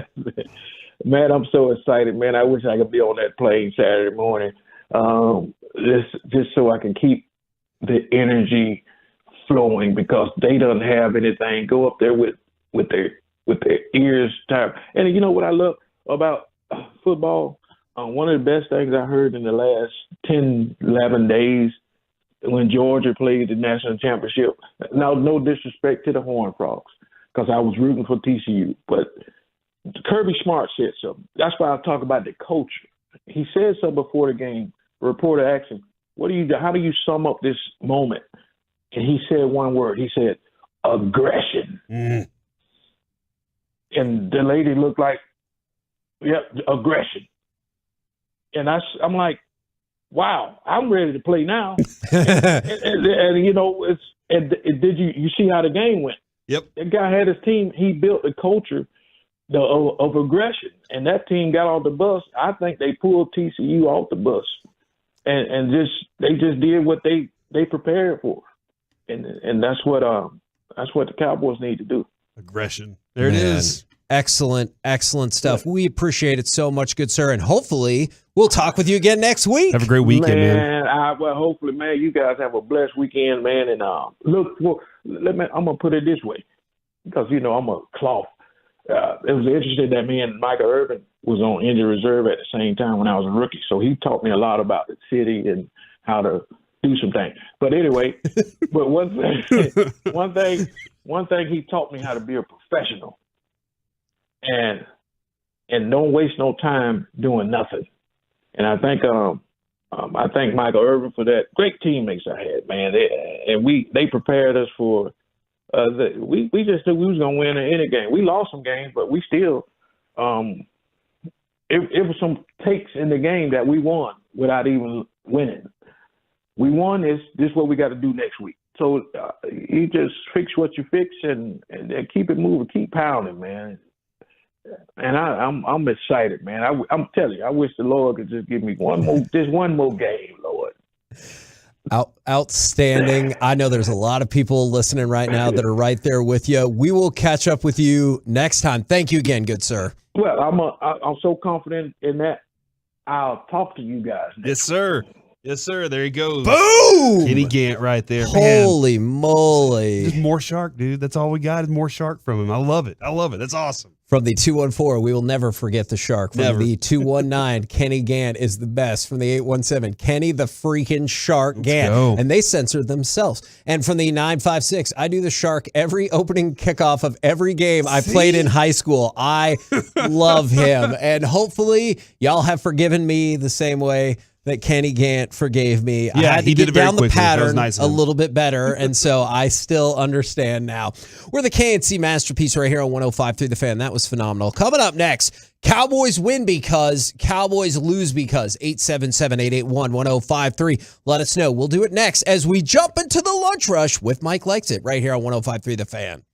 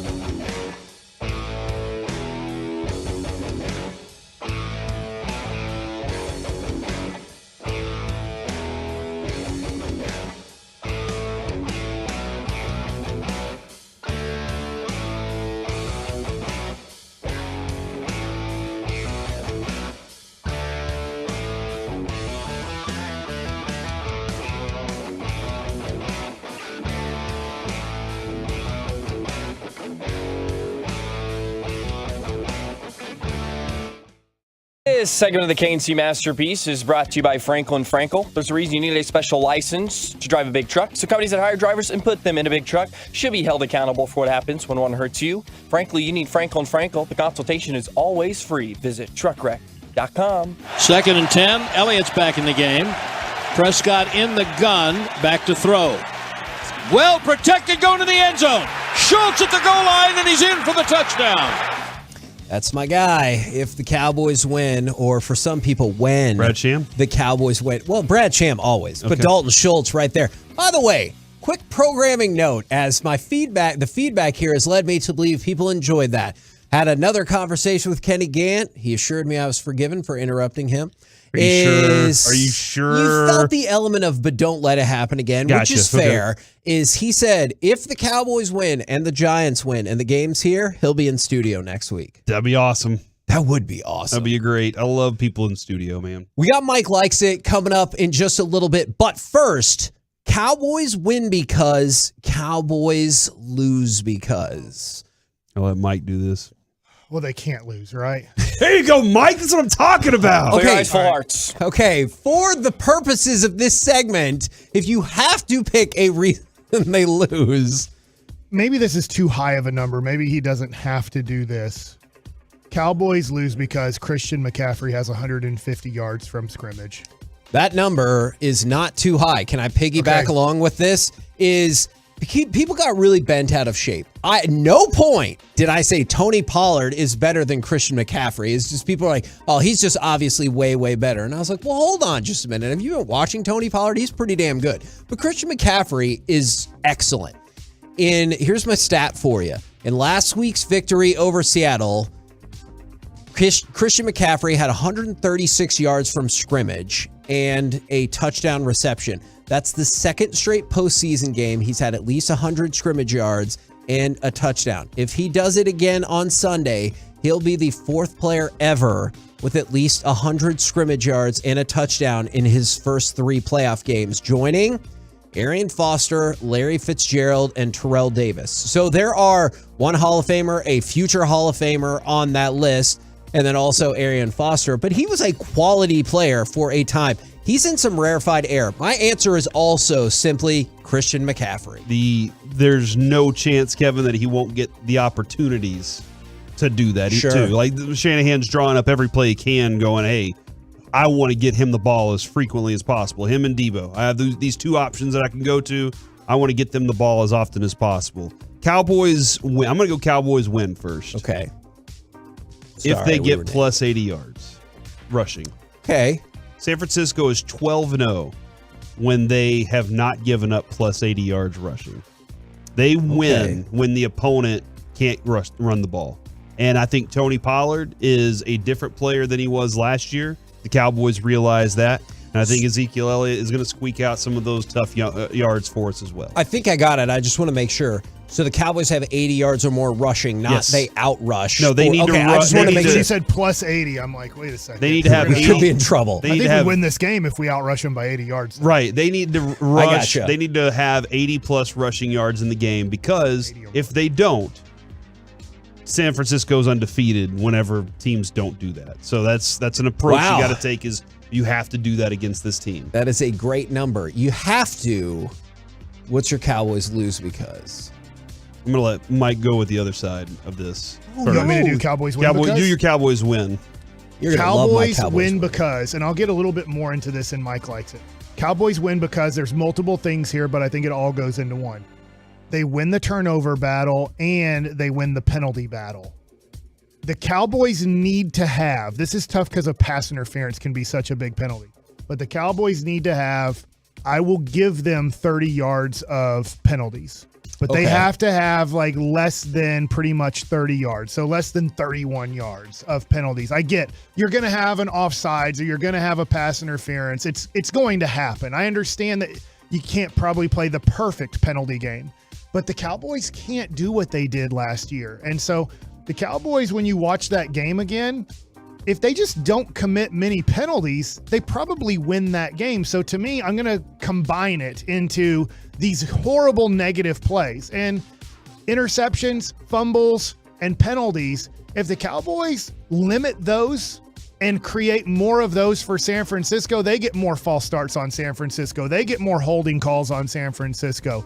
They get to turn over Brock Purdy, let's just say, 2 times, and Dak only has 1. You win the game. I love that. Corey, I think you're going to dig my Cowboys win because... Diggs. Yeah, I agree, because he makes a big play. This is the best defense that Brock Purdy has faced, and this is by far the best pass defense Brock Purdy has faced. So I was looking at, the people love their advanced statistics. So I was looking at defensive EPA, right? Here are the defensive ranks of the teams that Brock Purdy has faced so far. Miami, 24th. Tampa Bay, 11th. Seattle, 26th. Washington, 5th. Las Vegas, 30th. Arizona, 20th. Seattle, 26th. So obviously, Washington stands out. Tampa is above average, to be certain. But there's been a whole lot of junk defenses they've played along the way. Where do the Cowboys fit in this? Cowboys have the 4th running defense, the 4th passing defense. Overall, per defensive EPA, they have the 2nd best defense in the league. So this is by far the best defense, especially passing defense, that Brock Purdy is going to have to face. Here are the passing defenses he's faced so far in terms of rank. 26, 12, 19, 9, 31, 23, 19. Cowboys are 4. So whether it's passing defense, rushing defense, overall defense, this is the best defense that Brock Purdy is going to see. And I'm not like saying Brock Purdy's a spare or anything. He has played awesome so far. But this is a step up in competition. So while the Cowboys have to step up to the 49ers, because the 49ers are damn sure better than Tampa, Brock Purdy has to step up in terms of the potential of the defense he's facing on Sunday. Cowboys lose because they give up more than 24 points. I usually go with like general idea things. This week I'm very different with this approach. They've given up more than 24 points 6 times this year. Okay? Okay. I'm betting your record's not great. 4 of those were losses. 2 of those were victories. One of them was against Philadelphia. One of them was the Packers game. One of them was the Jaguars game. Yeah. They also gave that up. They gave up more against Washington, which I still don't want to count that game that much. That being said, Cowboys defense has been really good at not giving up points this season. And like there are a lot of games, Mike, we were talking early in the season about how they just weren't giving up 20 points. They weren't giving up 17 points. It just wasn't happening that frequently. They were that stout of a defense. I think if they can keep the number low, and I know Kenny the Shark Gantt just said, hey, 17. Give us 17 and we're going to win this game. Yeah. 24. If you can keep it under 24, the Cowboys offense scores 24 points in their sleep, dude. They roll out of bed scoring 24 points. That's the number for me. I will tell you, to the first point, if it's 17, if you tell me right now San Francisco scores 17 points, I think we're going to the NFC Championship game. I just looked up how many penalties the Cowboys had. They would have needed 24 points last year to win this game, right? True. 23 to 17 was the final score. Wow. I didn't realize this because I just watched the game. I just am looking at the box score. Just guess how many penalties the Cowboys had in the 49ers playoff game last year. 8. All right, that's a good guess. You want to guess? 9. Okay, they had 14 penalties. All right. Now, I guess it only equaled 89 yards, so that's not the end of the world. That's a touchdown right there. But 14, I knew watching the game, I'm like, God, there's a lot of damn penalties. I had no clue that the Cowboys had 14 penalties. Out of those 14 penalties, 4 of them caused a first down for the 49ers. If you're looking at trends, the last 3 games, Cowboys 5th least penalized team in the league at 3.7 penalties per game. Plus, you have a crew chief that I believe is a little bit more lenient on that side. So optimistic. I think you're going to like this one, Corey, because it fits in with the interview we just had. From the 469, you're always there for us. Oh, yeah. It's that time of week again, fellas. Let's keep the streak going. Cowboys win because they will simply outswag the 49ers. Dude, last week they outswagged the Bucks by far. Like that, there was nothing but swag on that field. They Kenny knew Gantt it. just outswagged me. He just on the phone. He was like, "Hey, watch That's me so outswag true. everybody just by being on the phone with you." I'm in on that. But they did say Cowboys lose because no Coach Ballsack. And they said, come on, Mike. If they make it next week, you'll do it, right? Dude, No, why? That would jinx it. I want to. Yeah, I want to Oh, be very so you honest. say no? I appreciate Ballsack. Okay, well, hold on. I did Coach what? Ballsack last The year. hell did you just say? Coach Ballsack. I appreciate that thing. No, Joey, don't mark that one. For people who can't see that, he'll hold up a sheet of paper or Reggie used his to like click his notepad. pen. He'd click his pen, or he'd lick the tip of the pencil. Yeah. And just so he'd be like, "All right, I got to jot that one down." No, I really do appreciate it, but I think and this is me just being superstitious. Tolo's out there. If y'all want the entertainment, I do believe that every time Mike has done Coach Ballsack in the last year and a half, you did it. Cowboys have lost. I even did one. And would they win or lose? They lost. So we got to stick with what works. Hold on. We did the Wheel of Misfortune this year, Kevin. And Guess we what happened? lost. Cowboys lost. Okay, I know what to do then. Hold on. I get where you're going with this. All right. I remember what happened last week. Mike, do you have any thoughts about Dak Prescott interceptions? I guarantee Dak Prescott will have at least one interception in this 49ers playoff game. Oh, but you have to say it. That's I right. guarantee, Charles Barkley style, stand that Dak Prescott will have at least one interception. From the 214, Cowboys win because they dictate the 49ers defense after Pollard rips off a 53-yard run early in the first quarter. And then Diggs gets a pick six, and you say it's so purdy. Does that work? Kind of Charles Barkley-esque right there? So purdy. Because that's their quarterback. Yeah, I kind of like that. I'm perfectly okay with that. I am so interested in how Brock Purdy's going to play in his second playoff game because damn, did he do great. He looked It's 17 awesome. to 16. Pressure on San Francisco at halftime. Are they going to get upset? And that little rookie went out there and had an outstanding second half. I would have felt so much better if they grinded out that 24-23 victory or whatever. From the 903, Purdy will throw 3 interceptions because of pressure by the defense, and the Cowboys win 30-21. From the 903, Cowboys win because Diggs learns to tackle. I think he knows how to tackle. It's just... Hey, look, there are guys on that defense that can tackle. Yeah. Okay? I heard Broadus say this the other day. There are guys on that Curse can tackle. Bland can tackle. Those guys, let them tackle. I want Diggs to swat some footballs. I want him to intercept some footballs. I know they're going to run at him. And that's the other thing, too, that you're asking is make sure that when they do run at him, because that's the direction they want to go, they don't even get to him. Stop them before they get there. I wonder how jump happy he's going to be on routes and then what San Francisco is going to do, because when you do watch Brock Purdy in their offense, it is get rid of the ball pretty quickly. It is hey, let's get the ball back to you, make the simple read. If it's not there, dump it off or throw it away. And so I just wonder with that, is Diggs watching film going, I'm going to jump one of these and maybe jump early, and then to San Francisco go, hey, we know that Diggs likes jumping routes. Let's early in the game give a pump fake and go to make sure that Diggs doesn't jump routes as the game progresses. That's something fun to watch here in this, is that Diggs is watching the film. He knows that Brock wants to get rid of the ball pretty quickly and let Ayuk and let Deebo Samuel and let Ayuk's Kittle awesome too. and let these guys just get the ball 5 yards from the line of scrimmage and let them run for 10 or 15 yards. And I feel like Diggs just has it in him where he can't help himself. He's just like, I know what he's going to do, and I'm going to jump one of these early. And it could work out for a pick six for Diggs, and it could work out for a touchdown for San Francisco. From the 214, the Cowboys win because they're the underdog and they want to avenge last year's loss. They have the eye of the tiger in this game. It was funny.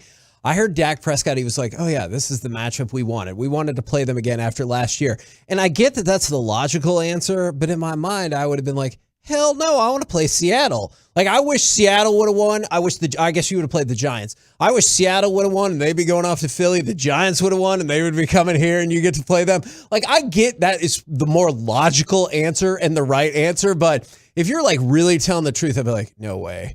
I wish Seattle would have won that game for sure. Kevin, where does the swag start with you for this team on Sunday? I actually think, since y'all were talking about it, I think a Trayvon Diggs interception in the first half, and especially in the first quarter, sets all of that. Because I think Trayvon Diggs has got swag to spare. And if he gets a pick, first of all, you just turn the natural flow of the game. But also, here's the rookie dealing with more adversity. I think I'm going to go with Donovan Wilson. I think he makes a hit that makes somebody on that team say, I don't want to play football today. I'm done playing football. And then they might go out again. Chris Godwin caught 10 balls, but every time he caught it, it looked like he didn't want to be there anymore. He was like, he'd catch it, and then he'd be like, I'm going to trot off the field. To your point, both games, the 93 and 94 game, got out of hand early for the Cowboys, unfortunately, in 94 because of 3 straight turnovers to start the game. But that 93 game got a little bit out of hand to San Francisco is when there was, I can't remember who made the hit, but Thomas Everett made the interception and then got it back to very easy scoring for Dallas. And Dallas then, I believe, takes a 21-7 lead. So that game's 7-7, I believe, pretty early, 14-7. San Francisco gets the ball back. He throws a pass into traffic, hit up in the air. Thomas Everett, interception. That's where you're hoping Donovan Wilson is the guy there. And then the game gets to be, hey, good luck coming back now in this situation. I love it. I love it. There is a lot of, I don't know if it's confidence or just excitement, but there's a palpable excitement there. And I'm curious how many Cowboys fans are like, oh no, I'm confident and excited versus just excited from a franchise that at times does not give you reasons to be excited. This is one of those moments, man. Like, you're right. You don't get here enough. You should be excited that you are here. But at the same time, you should be excited that you get the opportunity to see this kind of game. This is one of those games that you're part of as a Cowboys fan. You actually get to be part of a one of the best teams in the NFL. Yeah. You get the opportunity to go beat them and show that you're one of the best teams in the NFL too. We're the KNC Masterpiece back here on 105.3 The Fan right now. How about some Mike Likes It? Well, I'm going to continue with this Cowboy game just because if you heard Crosstalk, I might be repeating myself a little bit, but that was at 9:45, so I'm thinking that 3 hours later we might have some new listeners. I think you're good. All right, so one of the things that I think the Cowboys need to do to continue this conversation is to play with the lead this time. Okay. And I get Dak can come back and win a game, but I don't think this is the best team you want to play against when you need to come back from, let's say, 10 points in the fourth quarter. I get they almost did it last year, but I don't want to try that scenario. I think putting pressure on Brock Purdy to come back in this second half, like the Cowboys have, let's just say something like a 17-10 lead at half or a 13, even like 13-10 lead at half. Even though it's just 3 points, I just think it's very important at halftime for the Cowboys to have the lead. I think the confidence of the Cowboys going into the locker room and the maybe nerves that 49ers have going into the locker room if you're winning at halftime on the road. I think if you give Brock Purdy confidence, he might just take it and run with it. And my example of this is Kerry Collins looked like a bag of dump when I watched last night in 1996. I watched that game where I was like, where did everything go wrong for the Dallas Cowboys? Let me watch that 96 playoff game where they go to Carolina and they lose. And I won't get into the details of that game, but Kerry Collins looked like a bag of dump to start that game. Couldn't throw the ball to save his life. But they started creating a little bit of momentum, and he had a couple passes that went his way.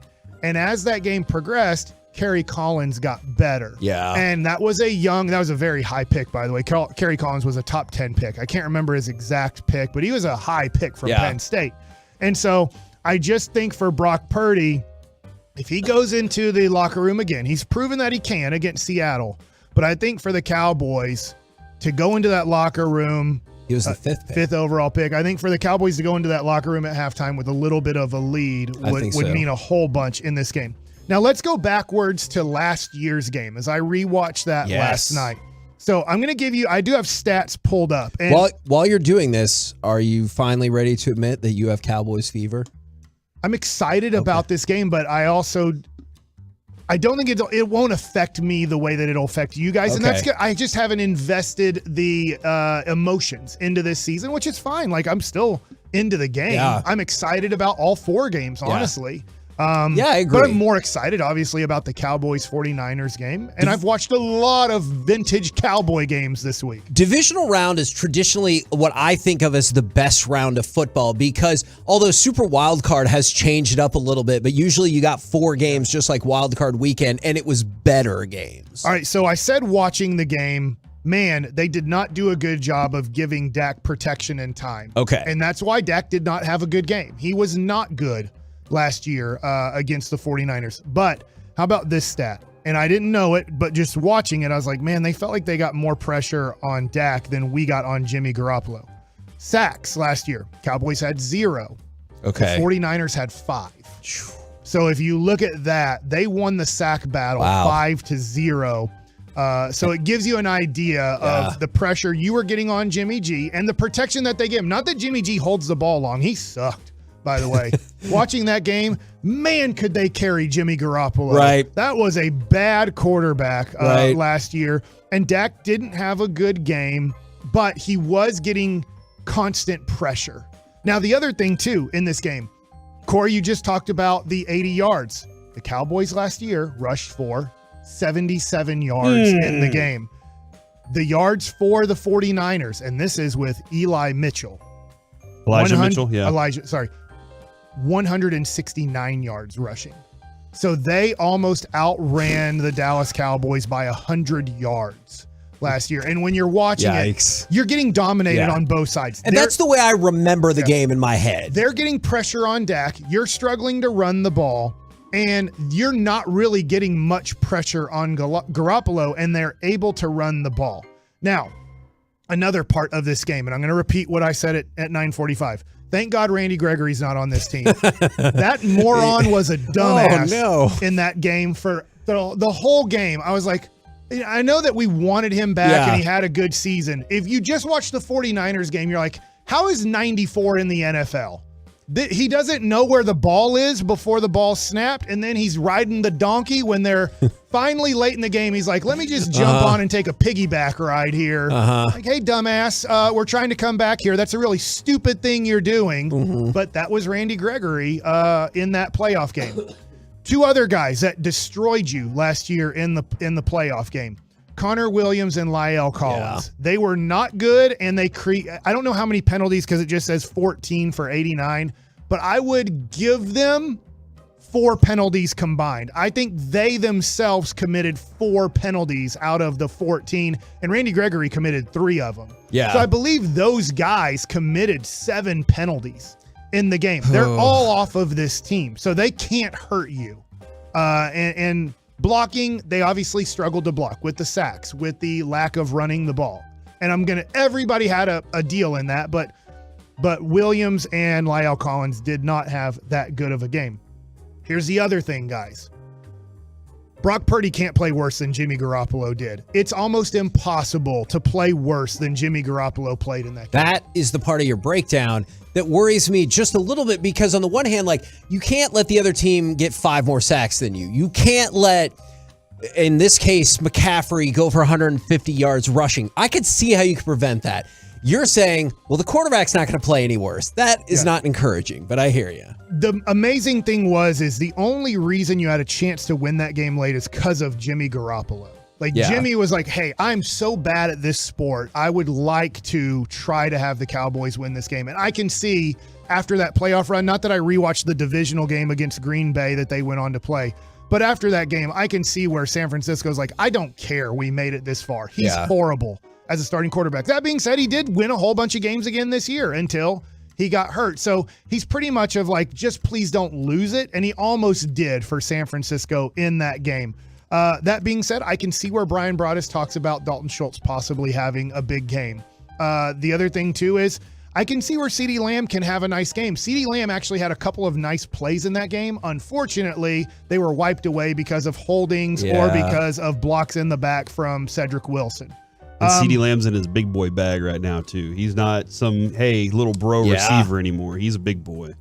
So The other thing, too, is I don't know how they're going to be more physical than San Francisco, but if they can equal the physicality of San Francisco, because it was domination last year in that. And just give Dak time. If you give Dak time, I think he can have a good game against San Francisco. But if he gets pressured like last year, you might see, and he won't be as bad as the Commanders game, but you could see more of a Commanders game if Dak is having to be continually wondering where is the pressure coming from. I'm with you 100%, and that is a reason for optimism. If you can largely hold the 49ers at bay, that would go a long way in making me feel like we're going to win this game. So anyways, that's kind of a review of last year's game. Have you had fun doing because I know you film studied like 92, 93. Have you had fun doing this film study? I have. It's been a lot of fun. So I watched 92, 93, 94, those games. I watched 96 Cowboys Panthers last night. And then I watched yesterday last year's game just to give me an idea. And they dominated for most of the game. But the last 10 minutes, the Cowboys played really well. Yeah. And the 49ers were kind of in that let's not lose it instead of let's go out and win it. My last thing, and this doesn't have to do with the Cowboys because we haven't mentioned this at all, is Christian Wood broke his thumb. I believe it was on a two-handed dunk because after he did it, I was at the game. I can remember him looking at his thumb, and then Derek Holland mentioned something. Left thumb, right? Yeah. Derek Holland mentioned something as he went back on defense. He said, he slapped the ball, and I was like, man, I think he might have did it on the dunk because he immediately looked at his hand like it hurt. So Christian Wood being out for the Mavs is probably not going to help this stretch. And I saw Mavs PR team said he would be reevaluated next week, which just in terms of I know that doesn't give you a timeline, but it also lets you know he's not going to be back next week. He'll be reevaluated at that point. It sucks. He's been playing really well. He was great on our show. Yeah. And I would just like to say that watching last year's game, and I know it's last year, not last week, the Cowboys do have a good chance to win this game. They can beat this 49ers team, but you can't have close to 14 penalties. You can't have close to 5 sacks. You got to play. If you play smarter, you can win this game. Now, they are better at quarterback than Jimmy Garoppolo. Yes. I mean, you might as well have Ben DiNucci. Ben DiNucci might have been able to win that. That's about what he looked like throwing the football. Right. We're the KNC Masterpiece right here on 105.3 The Fan. Coming up next, it's time for the C Block starring Corey Majors and I believe a special guest. Yeah, DallasCowboys.com. Kyle Yeomans joins us next. Ooh. Here we come. Thanks to Rally House, the guys are heading to Radio Row for a week.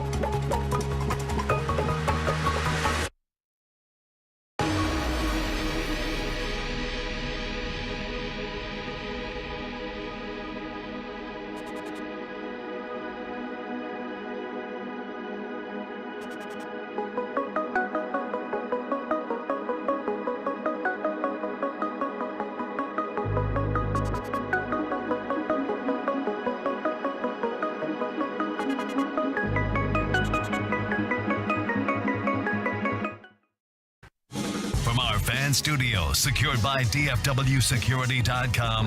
It's the KNC Masterpiece on 105.3 The Fan. KNC Masterpiece right here on 105.3 The Fan. Right now, it is time for the C Block starring Corey Majors.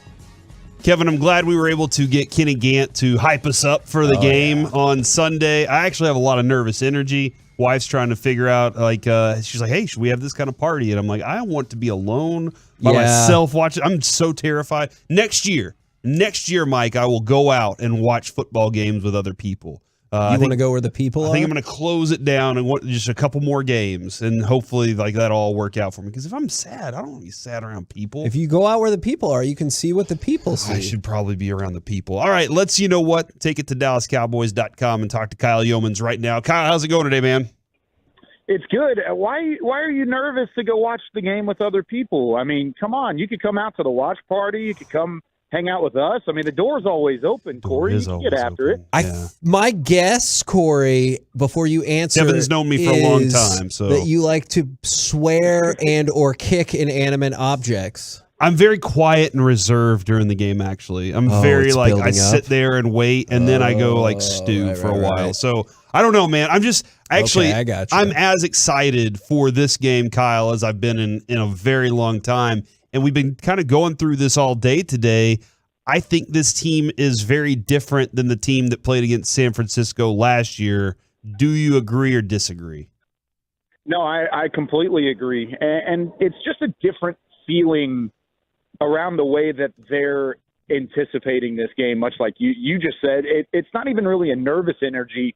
It's more of just an opportunity to go prove people wrong. And last year, whenever they were having these conversations and we were talking about going into that matchup against San Francisco, there was a lot of happy to be there. I mean, we weathered the storm of 2020 and we're back into the playoffs and have a healthy team and a healthy opportunity.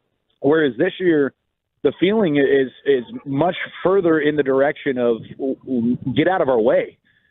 Mean, San Francisco is just another step on the totem pole to get to where we really want to get to. And I mean, that's a credit to the coaching staff and some of the guys that they've really put in a leadership role here in Dallas. I mean, they've done a good job of setting this up, but also some of these players. I mean, look at what Micah Parsons was saying just a couple days ago. That's a second-year player that people are turning to in the locker room and are very confident in, not only because of his play, but because of his mindset as well. I think you're right. I think you're spot on. This is a different feeling around this team. Now, will that translate to a win? We'll have to see on Sunday because they've got to still come out and execute. You can't be over the top excited going into that matchup, but just at least in the week of preparation, it feels like it certainly is a different anticipation this week than it was last year. Kyle, I think you're spot on with that because that's what I was thinking along the way is they can be a different team. This can be a different mindset, but still, even with that in mind, do you think that the Cowboys match up well or can defeat the 49ers? Can they defeat the 49ers? Absolutely. I think this team is good enough to do that. Is it a good matchup? Absolutely not. Yeah. I mean, anytime you see what they've done, and you put on the film, it's impressive. I mean, there's so many versatile weapons.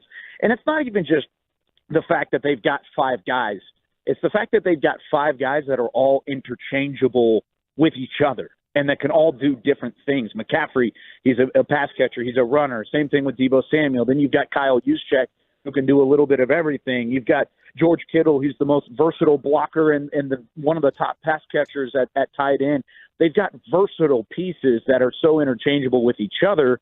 There's really no way for a defense to be balanced going up against that. So matchup-wise, it's a bit of a nightmare. But is this team talented to overcome that and to take care of the football and attempt to really at least limit some of those areas? Then, yeah, I think they've done that, and they've shown throughout the year against good opponents that they've been able to do that. I think the thing that gives me confidence is the fact that Brock Purdy has not seen this defense yet. Yeah. He's not seen a defense of this speed and this caliber. They're going to be the ones that set the tone.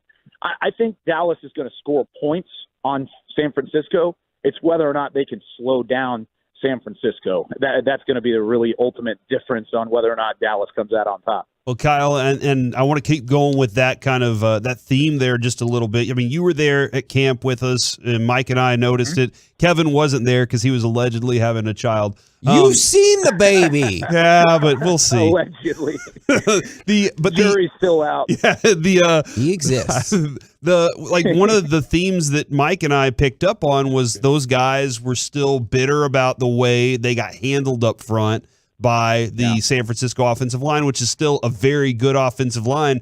But I think one of the things I'm looking at, aside from Hankins being an addition, it feels like the growth of Osa and the growth of some of those other guys that were young. I mean, even in their very young early careers, they've grown into like man bodies now. Mm-hmm. Yeah, I think you look at Osa Odighizuwa as probably the one that's taken the biggest jump. I think you could also add Chauncey Golston as maybe an underutilized piece to this point. I really like, in the limited amount of times that we've seen Chauncey, I like what we've seen from Golston. So those two guys are on the uptick. I think the addition of Hankins really throws a wrench into what you were already trying to do with Quinton Bohanna and Neville Gallimore. Neither one of those guys really fit into this mold anymore. But Hankins gives you so much of an uptick from a run stopping and a run stuffing standpoint that you can't take him out of the game. That's why you saw Bohanna and Gallimore inactive this past Monday. So we were even talking about it today on the podcast, and we were kind of chatting about who's the odd man out still, and it's probably those two again. It's probably Quinton Bohanna and Neville Gallimore, and that's more so a compliment on what Osa Odighizuwa,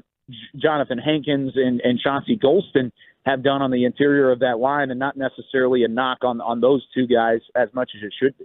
When we flip the field to look at the 49ers defense, is the man who, sure, he's got a couple of forced fumbles, but 18 and a half sacks, the presumptive NFL defensive player of the year, the person that I fear, is thoughts about stopping or even just slowing down Nick Bosa.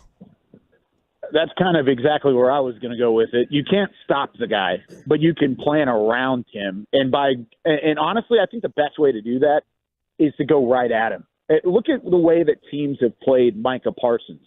They don't run around him. They don't run to the opposite side of him. They go right at him, and they take multiple guys with them. And so you're pulling guards, you're pulling tackles, and you're moving to that side of the football. So that way, whenever Bosa is coming off of the snap, he's met by not one but two or three guys, and then all of a sudden he's neutralized. And sure, he may still make the play because he's just that good and he is such a game wrecker. But if you're telling me that he's going to go one-on-one versus Tyron Smith, or he's going to go 1-on-4 with three other guys to back up Tyron Smith, that's where I would go with that zone blocking scheme, and to kind of get those guys ahead and kind of pave the way a little bit for the guys coming out of the backfield. That's the best way to really chop down Nick Bosa. And so if he's going to get his fill, you might as well let it be on your terms and not necessarily let him dictate what you're going to do offensively. I know Bosa's name, like he is a force on that team. What are your thoughts on and how to go, or maybe not around or through Fred Warner? What are your thoughts on what he does for this defense? Man, he's a heat-seeking missile. Yeah, he is. I feel like every time you look up, he is plugging a gap, he's making a tackle, he's sideline to sideline. I think the best thing there is Tyler Biadasz is going to have one heck of a game. I mean, you talk about what he was able to do against Vita Vea, which was limit the damage. Vita Vea is Vita Vea. He's a unique challenge in his own right on that Tampa Bay defense. This week he's going to face Eric Armstead, who's not nearly as much of a challenge. But not only do you have to beat Eric Armstead, you're going to have to get up to the second level and wall off a guy like Fred Warner, which is easier said than done. So I think there's a lot of pressure on the interior of that offensive line to try and get up there before he can really get going and before he can really find a bit of momentum. If they can maybe chop him down at the second level, I think there's a lot of success that you can have either getting outside the tackles or getting past him. But that's a huge task because he's as good as any off-ball linebacker, probably the best off-ball linebacker in the NFL, and it may not even be very close to this point. I'm not encouraging you to get into this if you don't care for it. I don't know if you're much of a gambler. Are you familiar with the term? Are you familiar with the term fade the public? I'm not, actually. What is that? So that's the idea that you find out who the public is betting and you bet against them, because especially this year, the public has done poorly in their betting in NFL games. Now, the reason why I bring that up is 60% of the money has come in on the 49ers -4, and on the money line, 59% of the money has come in on the 49ers. So if you fade the public, I'm just saying there's another reason, Kyle. We got to feel good.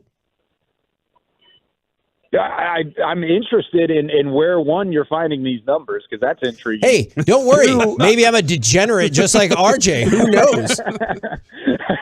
You just have an inside source. Very nice. Yeah, see, we're not allowed to bet, so this is all news to me. I love it. Of course, we look at the lines just to see exactly what Vegas is thinking. But if you're looking for another good sign, I think that's a good one to put it at, because you mentioned how the public has not been very good on NFL games. Look at what the Cowboys have done against the spread this year.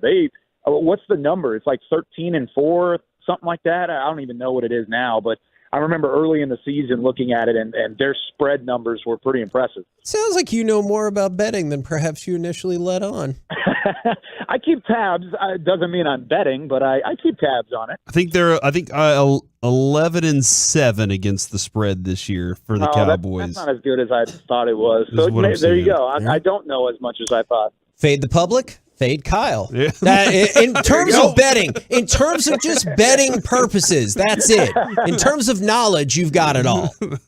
Oh, thank you. I appreciate it. But yeah, you can fade Kyle if you want to. Do whatever you need. A lot of people are texting this in throughout the day, and it's kind of been one of those, like, we've been waiting for this moment to happen, and I'm not sure when it will happen. Is this a Turpin game? Is this one of those where we can really see something special from the kick return? I'm right there with you. I've wanted to see it for quite some time. I thought it was going to happen in the wild card round. I thought he would get one. I thought, just based off of what we had seen on film, I thought he was going to at least get an opportunity for one kick return and maybe a couple punt returns.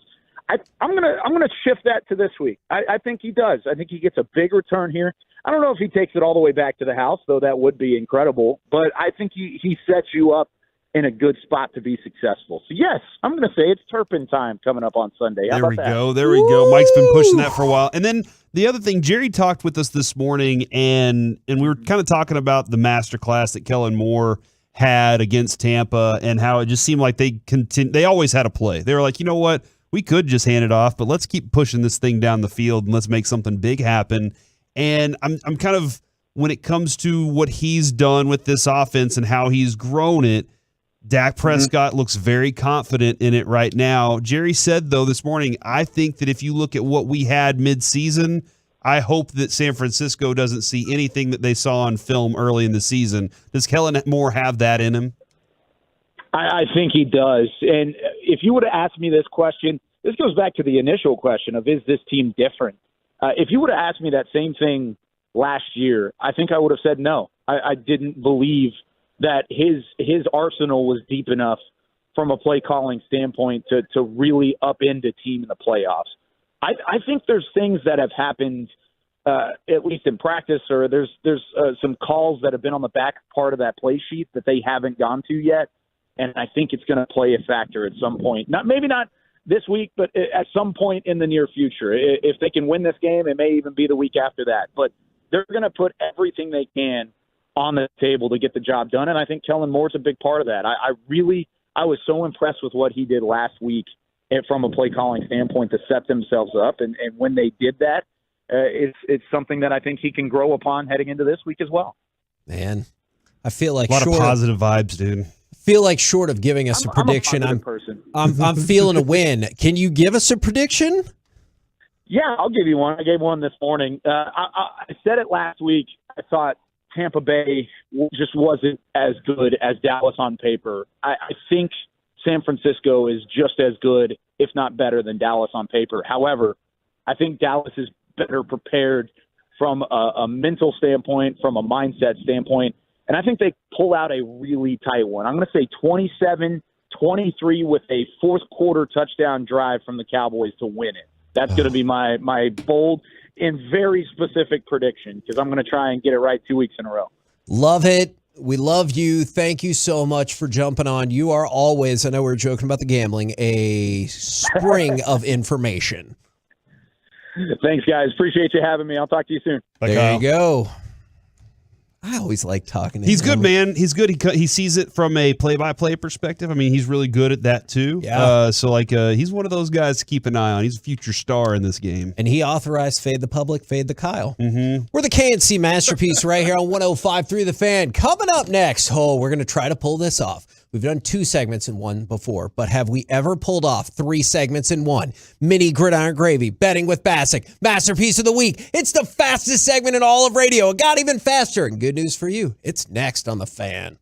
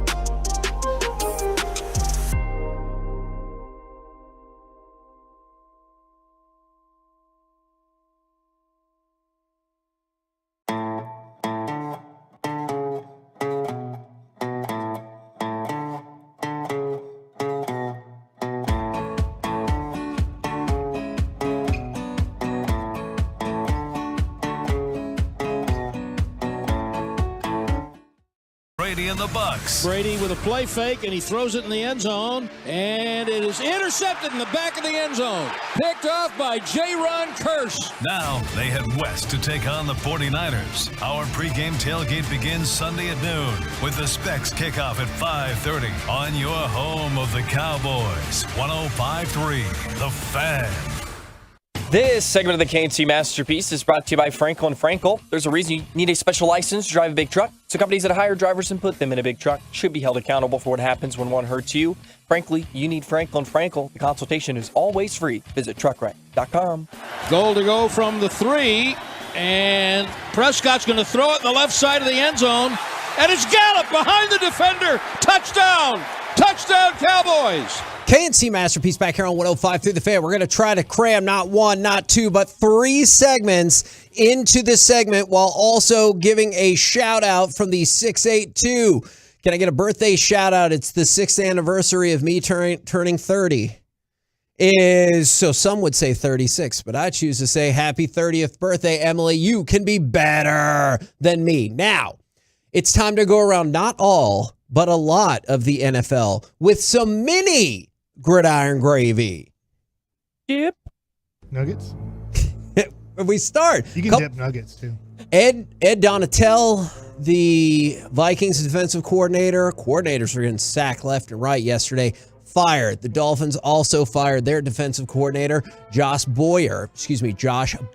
Now, did you see what John Harbaugh said about the Ravens, who moved away from their offensive coordinator? Whether you choose to believe that he actually stepped away or they politely told him to step away, John Harbaugh said, Lamar Jackson is our quarterback. There is a 200% chance he stays, and he will be involved in the offensive coordinating hire. There's only 100%. I agree. But that means they're franchise tagging him. I still won't believe that he's their quarterback, but I believe he's not going to be a free agent. So does he do it again then on the franchise tag where he's like, "Oh, I'm injured now, and he is hurt. If y'all want to play this game, he just proved he will." Yeah, man. Or maybe, but it's a lot of money to be paid. Remember, You're DeMarcus being paid Lawrence that year. did But the same thing here. He's like, "That's fine if you don't want to give me a contract. Guess what? I'm hurt all year." Yeah, and he said, "I'll wait to get surgery until that gets set." That was a real thing that happened. All right, leverage. The players. I believe in you guys. The players with the most postseason games with at least 3 touchdown passes throwing in NFL history. Mahomes? Patrick Mahomes. Like active? Of all time. That's interesting that he said Mahomes first. That is not first place. However, that is 4th all time already. Think about that, Mike. Already, he has 7 playoff games with 3 touchdown passes or more. 4th all time. This is a big one for him this year to just all of a sudden maybe become a top 10 quarterback of all time if he wins it all this year. I guess I'll go with Tom Brady because he has 750 playoff games. Tom Brady is number 1 with 13. Joe Montana second with 9. Manning? That's a good guess. John Elway? I would have thought that. Aaron Rodgers is 3rd with 8. He made the playoffs a lot. So Patrick Mahomes can already be tied for 3rd this weekend. Marino. No, those are the only 4 I have listed. Andrew Luck. We got to cram stuff, okay? All right, so people have been asking, Giants are going to win, Giants are going to win, Giants are going to win, and a lot of money has come in on the Giants. I believe 68% of the public is betting the Giants. And people have brought up, well, it's so tough to beat a team a 3rd time. False. Let's go ahead and break that narrative right now. Since the merger, teams that won twice over the same opponent in the regular season are 15-9 in the 3rd matchup. So I get it. It's closer, but people throw out this idea like it's next to impossible. Those teams are 15-9. Like the Cowboys in 07. Okay, well, we're on the wrong end of that. We're in the 9 category because all the Giants do is beat number 1 seeds in the playoffs. All right, so now that's going around part of the NFL for some mini gridiron gravy. Are you ready for betting with Bassick? I am. I'm losing because you, son of a gun, won both games. Honestly, I bet last week. So you won your game. And then I lost the game that I bet. So I'm down $20. So I get to bet first against you. I am going to take the Kansas City Chiefs minus 9. You might. That's the only game that I guess I feel really confident with. Now, there could be rain in the forecast there, which could maybe hurt a little bit. But I do think Jacksonville, I've said it before, I think they won their Super Bowl last week. Now, they could play totally free and just say, hey, we're playing with house money. Let's just go out there and have fun. But I think that they could be kind of hit pretty hard by Kansas City in that first quarter and go, oh, this isn't as fun as playing the LA Chargers. I'm pretty sure I know the answer, but I just want to double check. Corey, no. I'm out this week. Okay. And until I get a big Now, I debt paid will off. say this. Derek is working really hard right now, but I'm not bugging him with who he is betting on. But I think he is going to take the Cowboys. I think he is going to take the Bengals, which I agree. I would take the Bengals plus 5.5. Do you want to bet anything, Kevin? I do. Okay. But you should know this by now, Mike. I believe in you. Do you know which game I'm going to bet? Well, it sounds like what you just did is maybe you're taking the Eagles? Ooh, no. That I would fade the public. That's a good point. Okay. I am, and that's an interesting strategy. I will take the San Francisco 49ers. What a hater of the Cowboys. -4. I want to point out, before people get mad, I am going to go ahead and set that up. I would be glad to lose that $20. But on the off chance that that's not how it goes down, I want to go ahead and hedge that bet. So you've got Kansas City -9. I've got San Francisco -4. Just out of curiosity, I know we're free and clear. Corey, is there a game you would have bet? I haven't even taken a look. I just knew I wasn't betting this weekend. So I was like, I had too much nervous energy right now, dude. As we're coming to a close of the show and about to have a lot of fun, I've said it before, but if you haven't heard, I'm taking 49ers 27-20. I don't feel super confident about that because I do think the Cowboys can win this game. They had freaking 14 penalties last year, were sacked 5 times. And they still almost had a shot. Almost won. That being said, Brock Purdy is probably better than Jimmy Garoppolo. They are at home. Christian McCaffrey has been added to their team. Bosa was healthy last year and missed the whole second half of the game. I'm assuming he's going to be healthy the whole game. So I'm just going to lean towards the 49ers winning, but I'm not confident on that. Yeah. No, I'm with you. That bet was not for confidence. It was just to make me feel better in case the worst happens.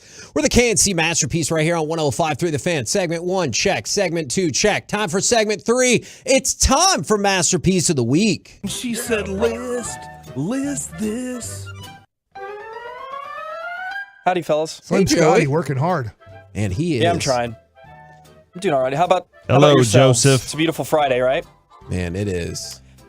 We are T-minus. Yes. 2 more sleeps. 52 hours from game time. I'm anxious. Not if you don't sleep. Yesterday I said 3 more sleeps, and Kevin said, not if you skip one. Yeah. Well, as Jerry said, you got to have a lot of fun before you go to sleep. Yeah. So that's your homework assignment, Corey. Go have a lot of fun. Will you feel better or worse? Kansas City and Philadelphia, both coming off buys, but both home teams. If both home teams dominate on Saturday, will it make you more nervous Sunday that it's just going to be tougher to win on the road, or will those games affect you Don't at all? even care. I don't think so because the rest factor plays. At least San Francisco did have to play. But if the Giants win, I feel like that adds pressure because I'm like, oh my God, now not only could the Cowboys win, they could host the NFC Championship game. So I don't know. That'd be very disappointing. It's time for Masterpiece of the Week. We'll play all the funny clips that happened. I should have played this last week. We had Brian Urlacher on. Yes. Yeah, and he ended his interview with a bang. Well, hold on. The Bears season's over. You're right. So I'll give you a go Cowboys for this Monday. How about a Monday night playoff game? What the piss? That's a good point. Indeed, Brian Urlacher. We were not fans of the Monday night game. Golly. But it worked out. No, he was really good too. That's a good one. Derek Holland was in on Wednesday, per usual. And he had a conversation about Vlad and what he used to do. Fixes it. It's good for it. For you to wash my hands. For you to do what again? Pee on my hands. Thanks for the setup, Kevin. Now, gross. Joey, he's not. So Derek says he does the same thing. There's other things with acid in it. And Vlad did it, which Vlad didn't wear gloves when he went to hit baseballs. Man, just think if you have a game-used Vlad bat right now. Don't lick it. Why would I ever lick the bat, Mike? You love Vladimir Guerrero. Yeah, but I'm not going to go around and lick his baseball bat. That would be disgusting. The smell of pine tar, and sometimes I sniff it on a bat. Yeah.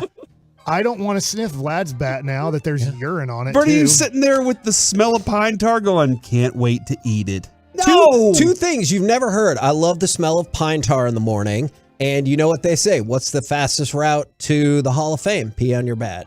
Moises Alou used to do Yeah. that. I know that. He talked about it openly, and he was like, it helps with the calluses. And I was like, he'll talk about that openly, but not saying, Bartman wouldn't have gotten. I wasn't going to get that ball. So let's ease off. It took That's years fantastic. before he did drop that one. Fantastic work there. I love the smell of pine. Pee on my hands. Mark yourself saying that. This one was great from yesterday. How about some thoughts on Reggie Bullock? We're the KNC This is masterpiece. when his 95 mile an hour shot from 3 goes in. Coming up next. The rim gets tired. So he wore the rim down in January, and that's why it's like, all he right. fires at 100 Come on miles in. an hour enough, the rim starts getting loose enough to take it. Oh my gosh. That is. That's why they call it the shooter's bounce. That is not why they call it the shooter's bounce. Just starts grinning and shaking. Because the rim got worn out? Yeah, because the rim can take it. That is not why they call it the shooter's bounce. That is factually inaccurate. I can't believe I missed that so much in the moment. Like, that was hilarious. That might be my caught it. vote. Yeah, That Kevin was caught good it right stuff. away. Of course, it's right before the tease. So we'll keep it with Mike here. This is from, I believe, a couple of weeks ago, and he was talking about some sort of exercise he used to do. The hardest cardio I've ever done, and there would be guys that I would work out with, and our trainers would go, you have to sprint on that for 30 seconds. So, and it would show you like how many, I don't know how many, I guess flights you would go, even though you're not climbing stairs, but you'd have to just pump that thing for 30 seconds. And I mean, you were completely and totally done after that. Man, listen to Corey. That's all business Corey right there. He's got his follow-up question. He didn't joke, I feel bad for your wife or anything like that. I got him. VersaClimber. Then I found the name. The VersaClimber. Yeah, because what did you call it at first? I couldn't remember. You just climbing this thing, and it's the mountain VersaClimber. monster or something. 30 seconds is a long time. Oh my gosh. Sprint for 30 seconds and be like, nah, there's more in there. Pump that thing. Yeah, lungs, man. This is tough. There's a lot of Gavin, or a lot of Mike in this masterpiece of the week, but we're going to switch over to Gavin here. This is a little bit longer of a clip, but he was really just trying to keep it going. And then, just psychologically, I could see it being like, this is so close that, that could be a trigger for making him extra nervous, where the longer it is, the more he's just like, well, I'm just going to kick the hell out of it and see what happens. I wouldn't be surprised. Like when I got the yips in golf, it only applied like once you got to 5 iron and down, the longer shafts, really,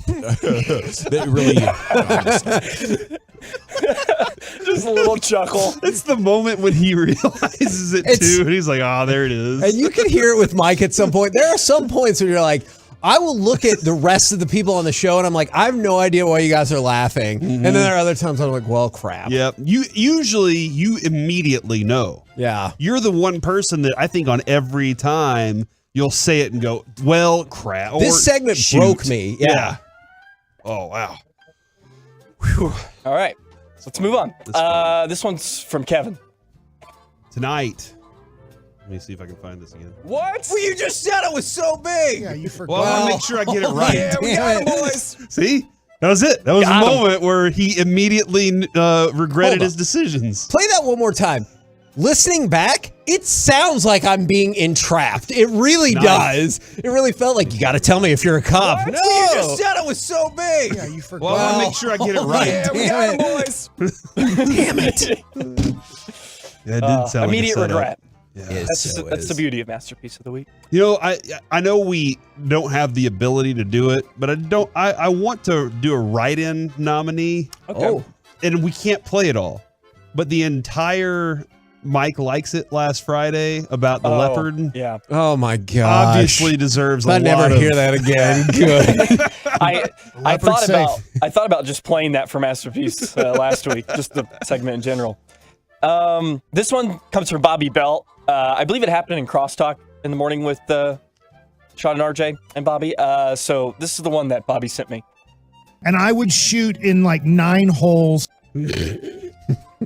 Thanks, Bobby. See, it Bobby corrupts. Bell will be on with G-Bag later today. It's like the ring of power, right? It's corrupted Bobby. Clearly, we talked about how Mickey has been corrupted by this segment. He'll be on next week. I cannot wait to go out and play golf with Bobby and Derek and Choppy. I cannot wait to video that guy taking 20 shots to finally get it in the hole. Mike, will you wish Daniel and Forney a happy birthday? He's 46 today. Happy birthday, Daniel and Forney. I'm glad it's your birthday today and not yesterday where you share it with JaVale McGoo. Golly. Should have known. I'm voting for Mike's Hey, we have one more. We have one more. Holy crap, Corey. And this one is really good from yesterday. Coming up next, it's time for Baseball Nuggets with Mike Bassick and Derek Holland. Top 10 center fielders right now. Next. Did he burp? I was doing Yes. fake throw up. Oh. But it sounded like a burp. I heard this was on G-Bag of the day, and they're like, what is this? What is he doing? I couldn't. I'm like, nah, just like doing fake throw up. Oh, okay. Pretty good. Okay, Corey, go ahead and vote. I'm voting for Mike and his power machine. Okay, pump that thing. Pump that thing. How about you? Yeah, I feel like I was considering Dawson. He was like, you just kick it. And I thought that's not a way to foster that. I'm also going to vote for that. You know, Mike? I'm voting for that other one around that one because it was good too. Okay, fair enough. What a really vague I statement. can't remember. It was right. It was earlier in the show, and it was funny. Okay. Joey, do you know which one he's talking about? Not really. Do you have a vote? I do have a vote, and I'm going to go with Gavin. So 2 to 1 to 1. Here it is. Mike, pump that thing.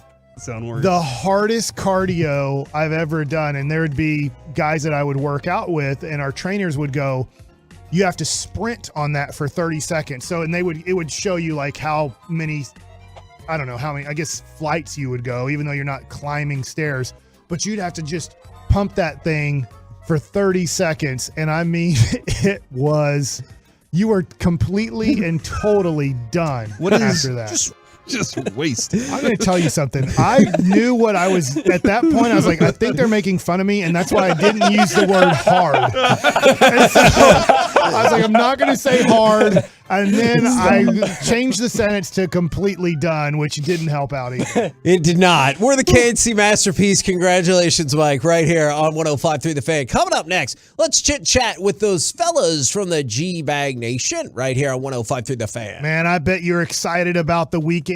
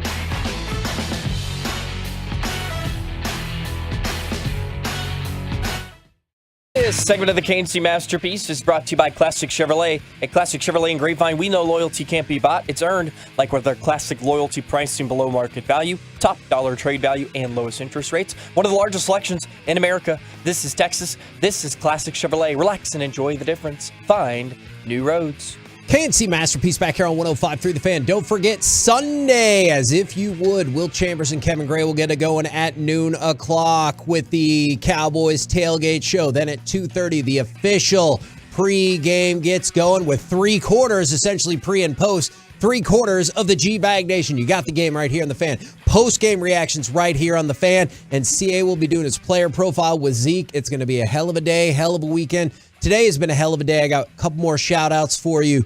Shout out to Scott Wedgwood for the shutout last night for the Dallas Stars. And then also shout out to Tyler Sagan, who had not 1, but 2 goals in the Stars 4-0 victory over the Los Angeles Kings. Right now, courtesy of Dean Emily, seeing it's time for our chit-chat with the fellas from the G-Bag Nation. Gentlemen, how is you today?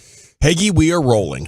Whew, I love to hear it. Love to hear it. Did you guys get all of your gambling done? Are you ready for the weekend? And if you could only pick one upset. So in the last 10 years, the home teams are 29-11 in the divisional round. So it almost evens out to 3-1, 3-1, 3-1. You can only pick one upset. Which do you think, not what you want, but is the most likely upset this weekend? Ooh, the most likely upset. Oh, yeah, go for it. I think it would actually probably be the Cowboys. That is a very Let's reasonable go. answer. The most likely upset? Yeah. They're the closest spread. Are they the closest spread as well? That's a very reasonable answer. I think the Cowboys certainly. Otherwise, I'd go Cincinnati. I think Bengals have a really good shot to go in there and knock off the Bills. That was my pick. They were playing really well in that Monday night game, and I think Burrow's the freaking man. Why are you shaking your head over there, Corey? Because he's mad because I said that was me and Mike's pick. That is definitely not Corey Major's pick. Yeah, he's not picking the Cowboys, and this is weird. This is just weird that Kevin's so against because he's the a Cowboys. hater. Yeah, he's a hater. No. Hedge hater. my bets. Hedge my bets when I bet with Mike. Yeah. I hope I lose $20 to Mike because the Cowboys are victorious. Good. Yeah, you're a hater, but it's okay. Eric, where are you going? Those are both the two for me. I mean, I think those are the locks of the week. That's why I bet Baskey trying to get out of my $10 hole that I'm in now. Can I try to change your mind? Yeah, you can try. Yeah. Did you know that the New York Giants have won 6 straight playoff games against the number 1 seed? I was going to say the Giants would be my team, actually. Well, how about it? They're 14-4 against the spread this year. Honestly, Corey, I thought you were the Dabes guy. You were going with your guy, I think Dabes. I think the thing that's interesting about the Giants is because Philadelphia had to play that game a couple weeks ago. Yeah. To win, to get in. And the Giants basically said, no, we'll mail this one in. We'll play it in a 6-point game. You know, and I do, and I still believe this. I believe that the quarterback's shoulder is probably getting better, but what is Philadelphia's offense going to look like if he doesn't run the ball? Yeah, and this guy could throw the ball, but I tell you what, the front for the Giants inside, especially defensive tackle, with Dexter Lawrence and those guys, it can present some problems for you too. And I think with the Giants are a scrappy kind of a team. They want to get the game to the fourth quarter. Whoa. And I'll tell you what, it's going to be really, really tough. If this game gets to the fourth quarter, that the Giants could very well be there. Did we convince you? No. Valiant effort. It's just valiant. just a thought, man. Like I said, I think people are underrating the Giants in this game because I think Philadelphia is banged up. Is this traditionally, this has felt like the best weekend of football because before we switched to the Super Wild Card weekend, you had same number of games and they were usually better games. Yeah. Is this still the best weekend of football because you get the most quality games? 100%. And there's no games on Monday either, which is weird. Yes. Yeah. It poisoned it to me. Didn't make it better. It could be one of the best just general sports weekends of the entire calendar if you think about it. I mean, you talk about from 2 o'clock till like 10:30 or whatever on Saturday, you feel like you're locked in with some good football. And then Sunday, are you kidding me? That's like the height of sports pleasure going from Bills-Bengals to Cowboys-Niners. It's going to be incredible. Plus the basketball season's going on. Yes. No, you're right about that. If you remember last year. Yeah, the Mavs play at 1:30. This weekend last week was insane. Last year's games were epic. I mean, every year, the divisional round of the playoffs is usually the best weekend. All the teams are good. You don't make the divisional round by accident. You know, you're not a bad team in playing. That was Kansas City Buffalo last year with that. Kansas City Buffalo? That one for sure. That Yeah. was a blast. They were all awesome games. Corey, I hate myself for it, but my official prediction is 28-23 49ers. You'll bleep yourself, Kevin. Flip fair. it. That's fair. Flip it. 28-23 Cowboys. Yeah. I hope you're right, Mike, and you're at 27-20 San Francisco. okay. Wolchuk? I am actually at 27-23 Cowboys. Oh, love it. Give me 30-26 Cowboys. Oh my God. Broadus? 31-28 Dallas. Freaking A. I love it.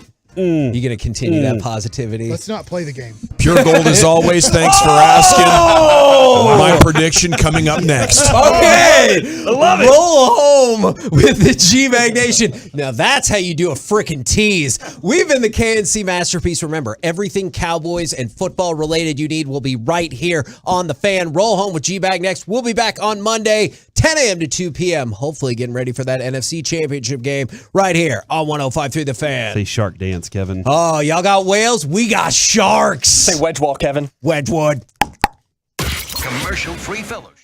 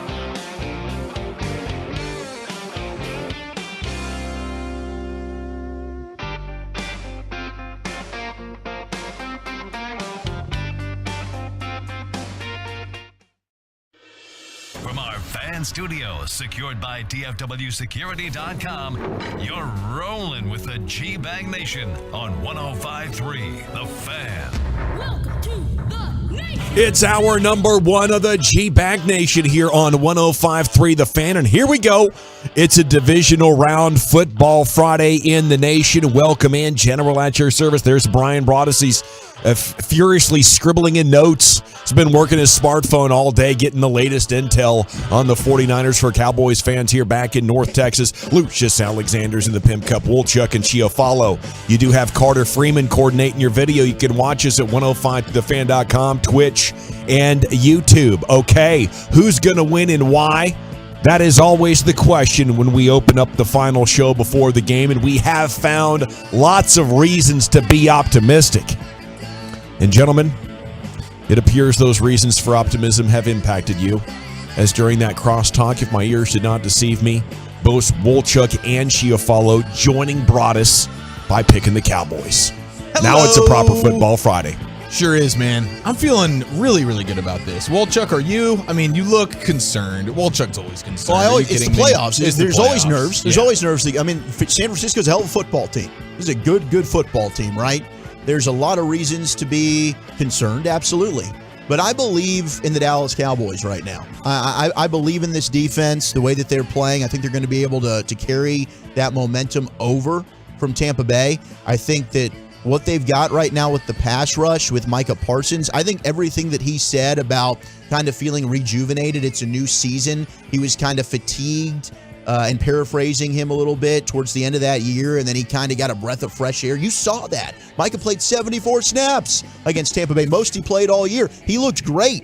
I think you're going to get an absolute lion man beast in this football game that's going to wreck shop, and I think Dak Prescott is playing confident football, and that's everything. If Dak can go out there and perform, which is a question, the consistency, but I think he will, Cowboys have an excellent opportunity to go in there and win this game, and I really do believe they're going to shock a lot of people and do it. Yeah, it's going to be gorgeous, man. And to be fair to Wolchuk, it's not just postseason concern that is inevitably on his face. I think he's still probably wearing a little bit of baby dolls from the other night as well.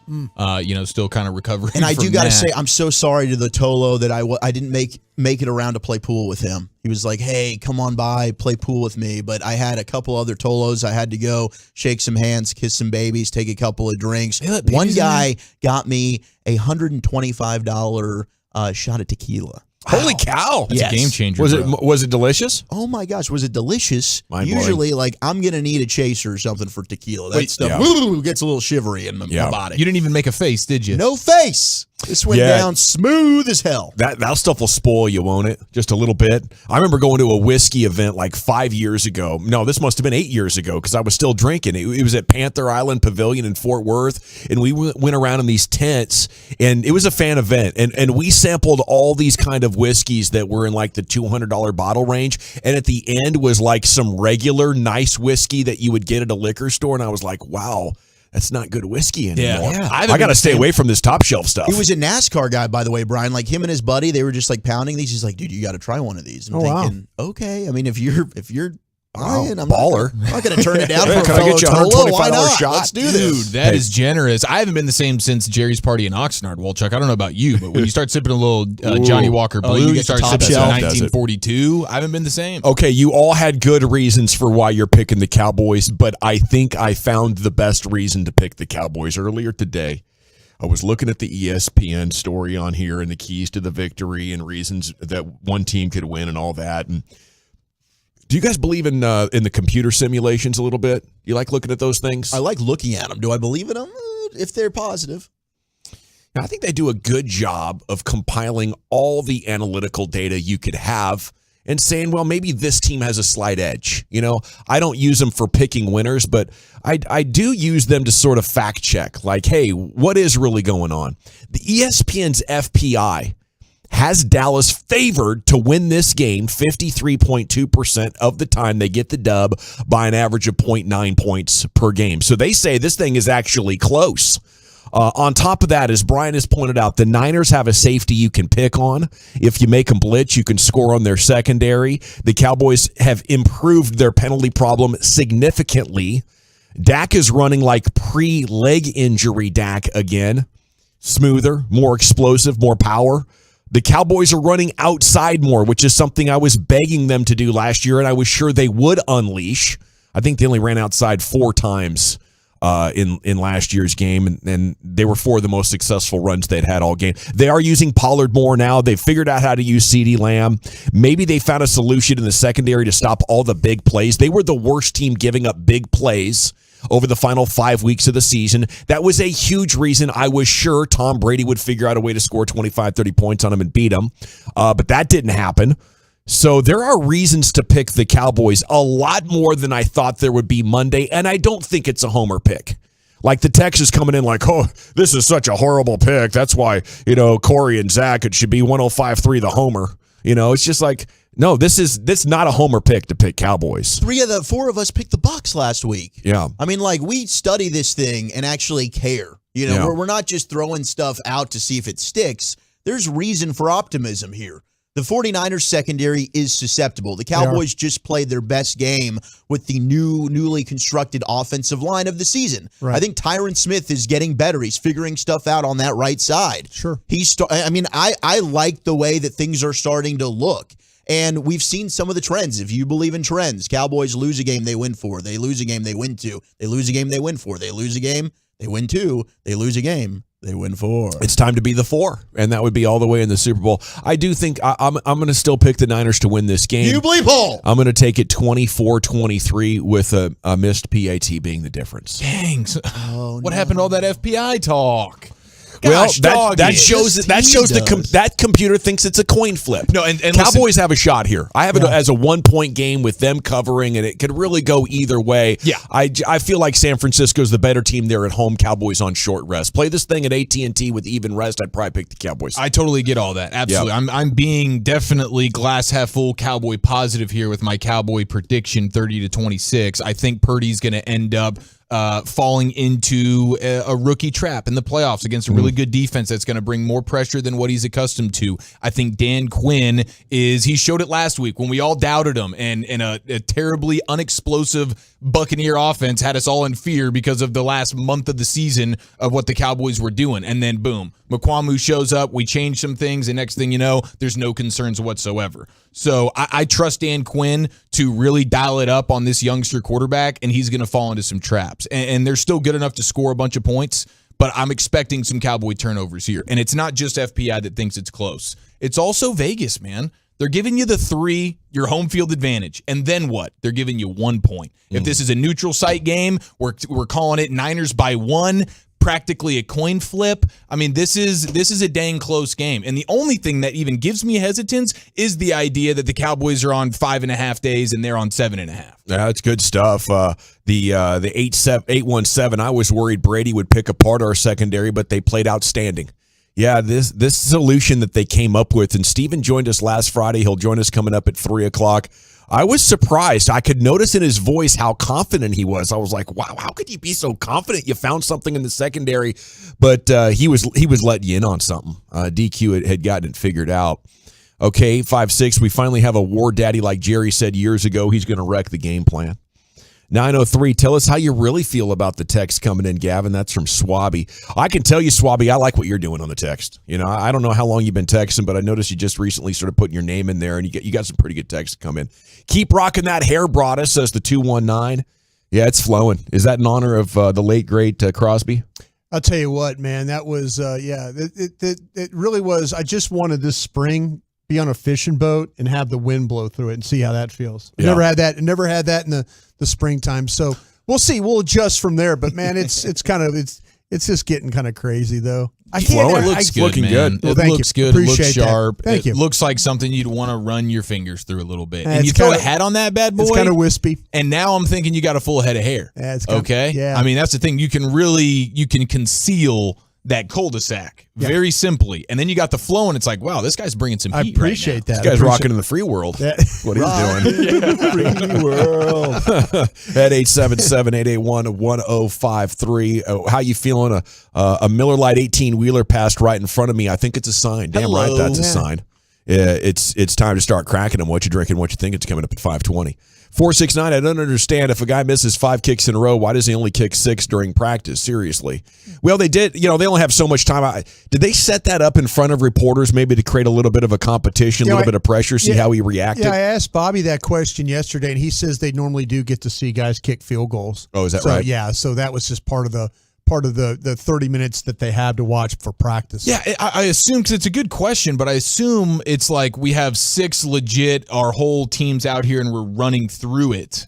But then I imagine throughout the entire duration of the practice, what else is the kicker doing? Isn't he getting some solo kicks up by himself, but they're not counting those? Yeah. It's like the official kicks where they go through the whole thing of snapping it, holding it, that kind of thing. When I went to the Star this morning to do my work with those guys on the break, matter of fact, your practice squad kicker was over on the turf field by himself, kicking at the small or the narrow goalpost, and then Maher and the whole operation, Overton and the holder, everybody was over on the other field working with coaches and stuff like that. So pre-practice stuff, they're trying to kind of dial this thing in at some certain distances and things like that. So everybody was working this morning before practice, and like I say, the 6 kicks are just part of the practice schedule. Yeah. Now they might go to a period that the media doesn't get to see. We're in the middle of the practice. McCarthy might, he might call for a field goal just to kind of get everybody, get everybody's attention, and then you go to see if you can make it or not. That kind of thing. They might work on more field goal stuff in practice as well as what you saw pre-practice. Coming off of Monday's game, I've been wrestling with this all week as far as a prediction. Like, you were so wrong about how that game was going to go. I had to give it time, but what I think I realized is I was just dead wrong about Tampa. And I thought them getting 5 linemen back, 3 on offense, 2 on defense, would give them power to bully the Cowboys. Didn't happen. I think the Cowboys are becoming a tougher team. And the Cowboys defense snapped back. I got to feel like they're going to have some success against the 49ers. At least they're a better defense than I was worried that they'd become going into the Tampa game. I don't think the Niners are going to get to 30 on them or anything like that. But, I think the Cowboys are going to have a hard time getting to 20. I think there were still lots of moments since Thanksgiving where they really struggled. And against a team that can probably, here it is. Here's why I'm still picking San Francisco. They can probably still get enough pressure and probably stop your run without bringing much extra help. And in a crowded secondary, we've seen Dak Prescott not be able to put up great games. That's where I am right now. And I was wrong. I was wrong about how good Tampa was going to be, but that's a team the Cowboys were 4 games better than in the regular season. It is a huge step up now to try to get the best of San Francisco. No, it totally is. Yeah, I think the thing with San Francisco is that you have got to get them into playing man coverage, which they do not want to do. Yeah, that's the whole thing, because as I've talked about with my guys, my coaches around the league, that we've highlighted the last couple of days, when you play them, they're very comfortable playing zone, but they're very comfortable playing zone because they know they have pass rush. If you find ways to protect, if you find ways to give Dak time, these receivers against zone coverage, we'll see how good they are. And all of a sudden, if Dak is picking them apart playing zone and they have to blitz because they're not getting guys home, then that turns them into a man coverage team. And then you talk about having to deal with Jimmy Ward at nickel corner, which guys feel like, attack Jimmy Ward, attack Ward on the other side, attack Lanier, attack these guys and attack the safety that can't run and stiff. You can get them all if you can get them in man. That's what I'm saying. You could if somehow Dallas finds a way, and it might turn into keeping guys in. It might be, I have the confidence that if your tackles hold up in this game, and all of a sudden it's San Francisco rush, but they're not getting home. It's 1-2 throw, 1-2 throw all day against zone coverage, and you're just kind of picking them apart that way. They're not going to let you drive down the field that way. They're going to have to bring pressure. The minute they bring pressure, now you got them playing man coverage, and that's where you got them beat. Yeah, and the Cowboys did an excellent job with their blitz pickup last week as well. Now, it's a different beast, certainly with the front 7 that the 49ers are going to bring to the table here, but that was an asset, and Tony Pollard as well. He's improved tremendously in that area of his game. So the man coverage, too, that opens up for Dak to be able to run. We saw that on that 3rd and 6 play. Right. It's man coverage. He takes off. He sees a lot of green. Dak can do that. I think another area in this Cowboys were so good in the red zone. They cashed in for touchdowns. That's something that we complained a lot about in years past. The Cowboys have improved tremendously in that area as well. Okay, 940 says, come on, General. You should know that Keep on Rocking in the Free World is Neil Young and not David Crosby. That might be true. Oh. But the last time I saw David Crosby, he was with Crosby, Stills and Nash. And they Young. added Young. And they added Young. And they jammed that tune. Yep. So I conflated all that together, and that's my bad. That's not my best general, but my genre. But I was close. I think that's close enough. No, they're all together. 469. Screw you, Dawson. This is why only old people and your wife like you, barely. Well, I'm going to have to take issue with you on that because I'm not sure she likes me either. Hey, Deion's going to be in the national title hunt. Look at what he's doing. Deion Sanders, he now has 2 5-star corners, a sophomore and a freshman. He flipped 5-star Cormani McClain from Miami, giving Deion his first 5 stars, the Buffaloes coach. But he also had Travis Hunter, who went to Jackson State. He's following him over. So now he's pretty set at corner there. I guess if you're a young corner, there's nobody better to play for than Deion Sanders, and proof's in the pudding now. And the Mavs are going to host Miami tonight. So that'll be another national TV game, and Bally's or no Bally's, you'll be able to tune in for that bad boy tonight. Go beat that ass. Also, I do want to give a big happy birthday shout out to Loyal Tolo Mooney DeMayer. It is his birthday today. Happy birthday. And happy birthday to everyone else out there. If it's your birthday and you're listening, cruising around, we love you. Salute. G-Bag of the Day coming up 2:30. We have the Survivor picks and which games are the best bets to get dubs. We'll do that for 5 or 6 minutes and then get you the best audio from the world of sports with Lucius. That's coming up next here. G-Bag Nation, the fan. Commercial-free fellowship. It's the G-Bag Nation's Expressway. 35 straight minutes of sports and laughs each afternoon.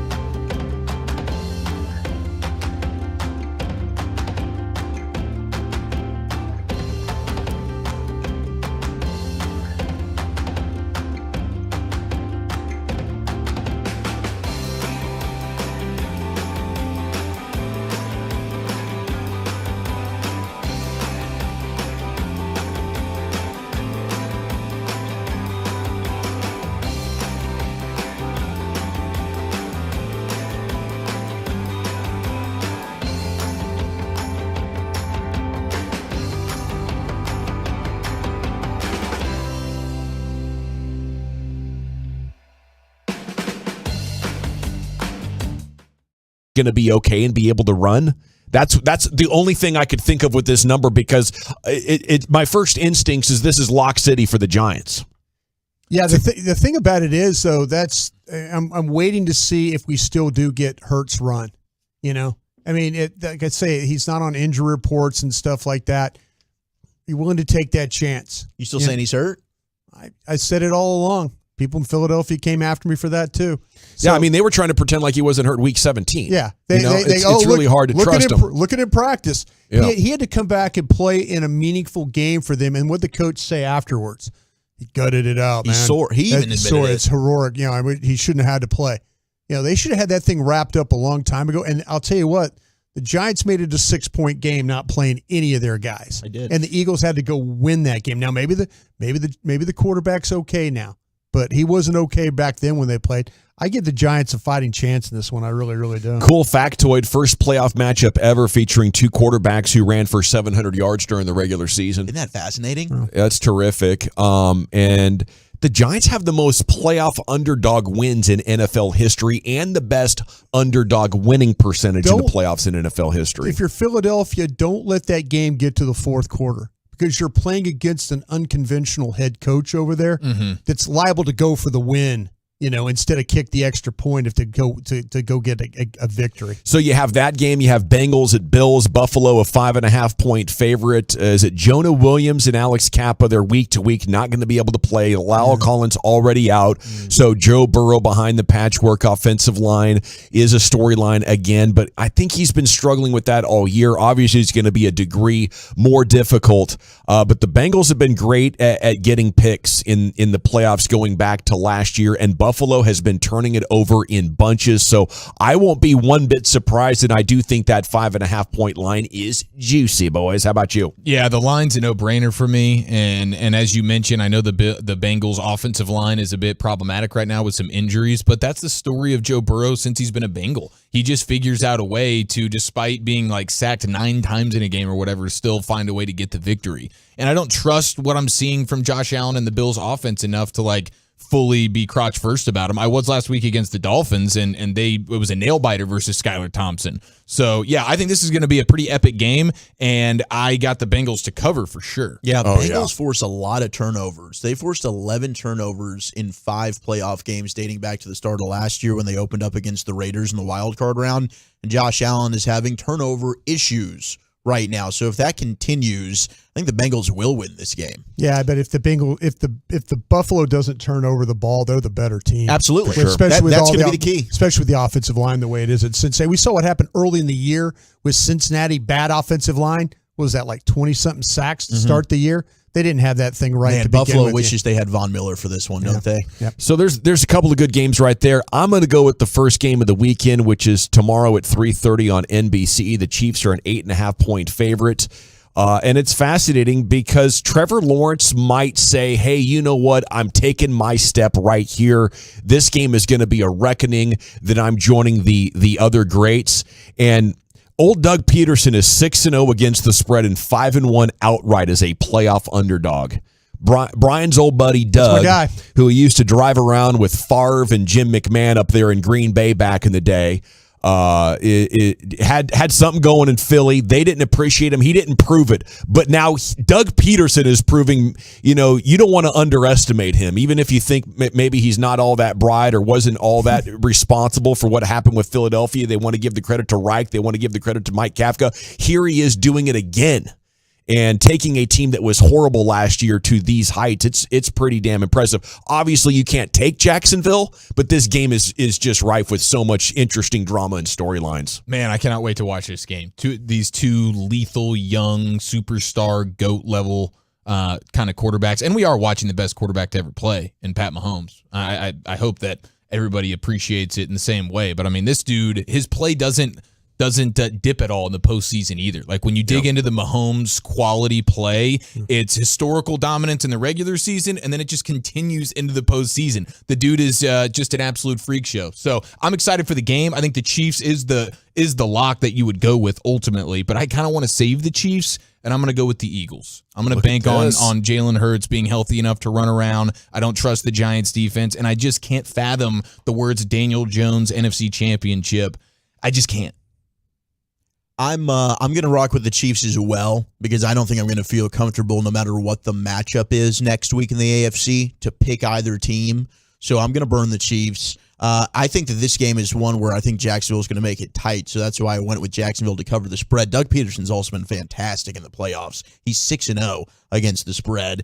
He's 5-1 outright as a playoff underdog, so that's why I'm kind of crotch first confidence that he keeps this one competitive. 9.5 points is a lot there. So I think Jacksonville plays tight against Kansas City, but the greatness that is Mahomes and Andy Reid, I think they do get this win at home. And I think those fans are going to be ravenous after Trevor Lawrence was saying, I don't think it's going to be that much louder than it was in Jacksonville. It's going to be pretty loud there, Trevor. Give me Dallas. He's going with the Cowboys, folks. Broadus just put the hometown team on the table. Give me Dallas. Broadus. Yeah. Fire me up, bro. Go for it. You're convinced. I'm going to, yeah. San Francisco owes me something. They owe me something from all the playoff heartache and stuff like that I've had to deal through the years there and stuff like that. One of the greatest wins I ever saw, I was sitting there at Candlestick Park.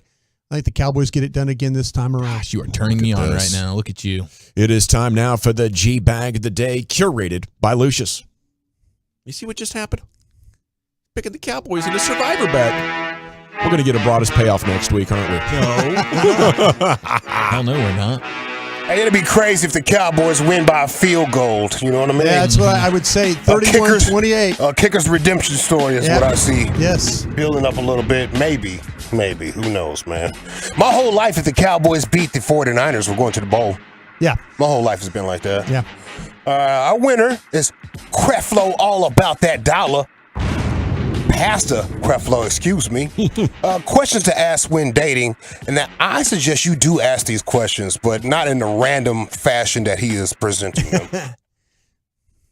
Single people, if you dating somebody, you need to ask 1,000 questions during the dating process.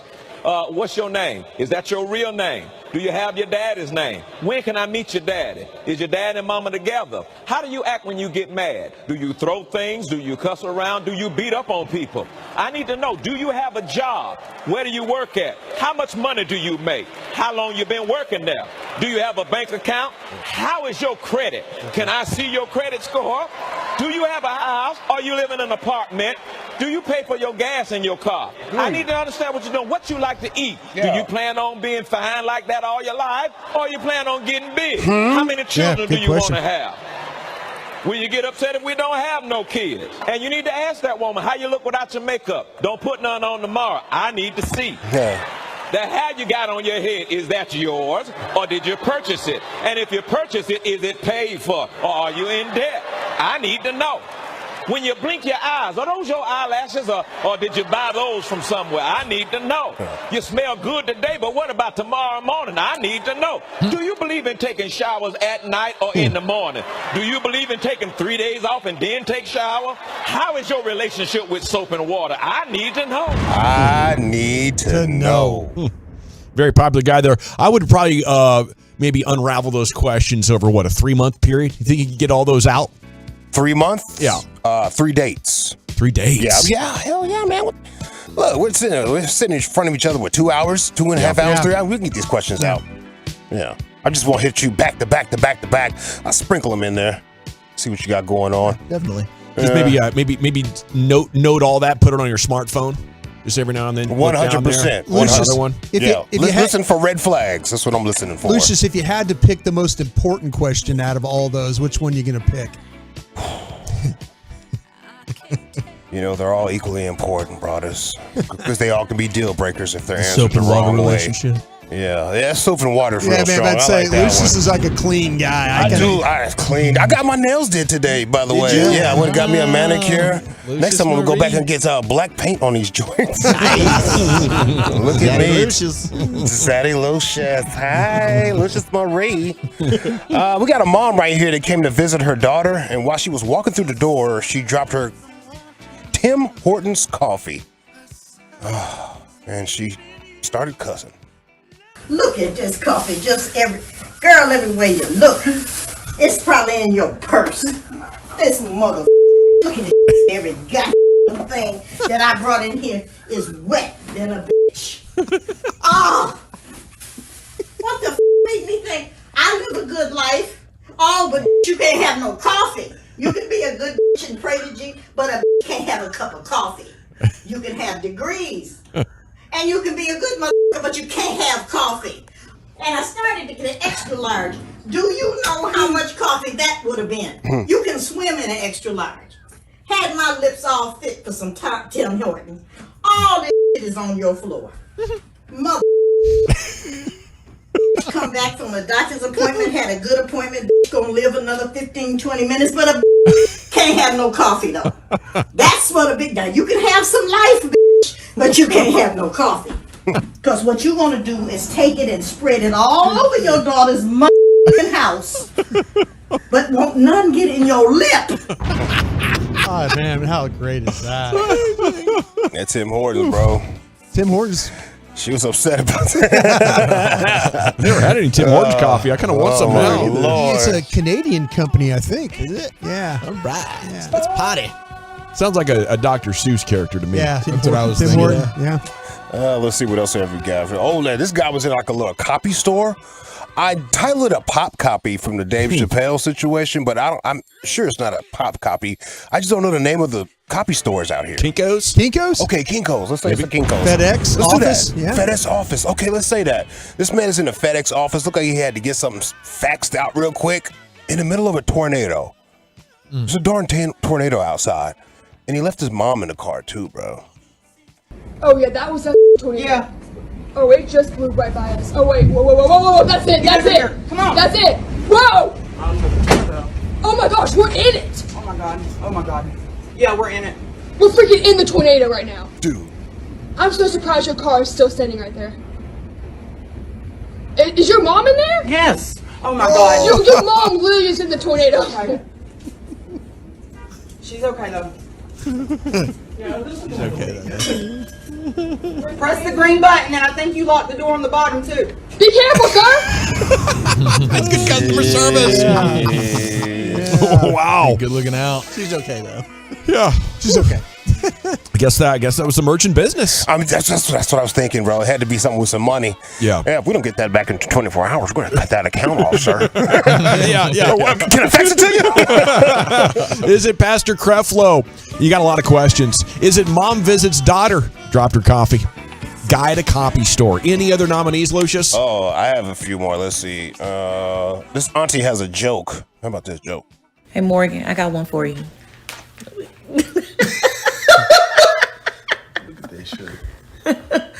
How are men and Rubik's Cubes alike? How are men and Rubik's Cubes alike? The more you play with them, the harder they get. I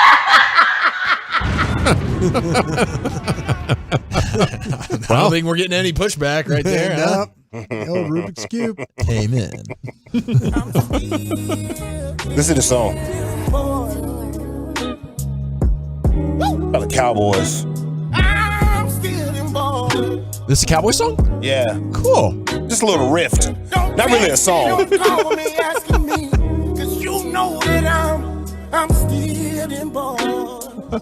in boys. Still them boys. All righty. Still them boys. Auntie has jokes. Copy store. Mom visits daughter. Pastor Creflo. Chia Follow. Let's start the voting with you today. We'll go counterclockwise. Let's go with the coffee lady. Coffee lady. That was a really funny routine there.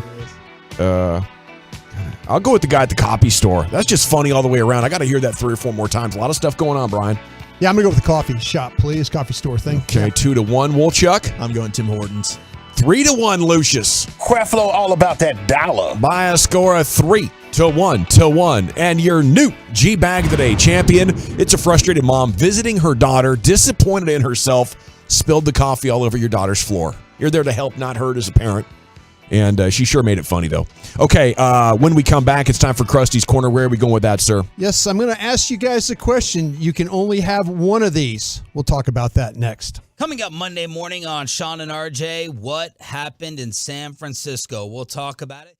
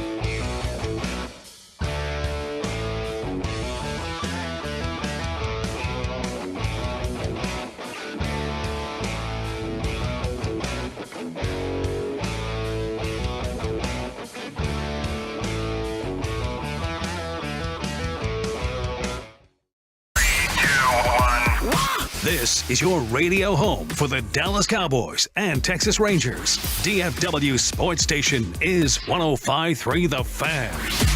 Classic Chevrolet and Grapevine knows you like buying to be easy. That's why they created the Classic Chevrolet Easy Pass online buying tool. Visit ClassicChevrolet.com to get started. Chevrolet, find new roads, y'all.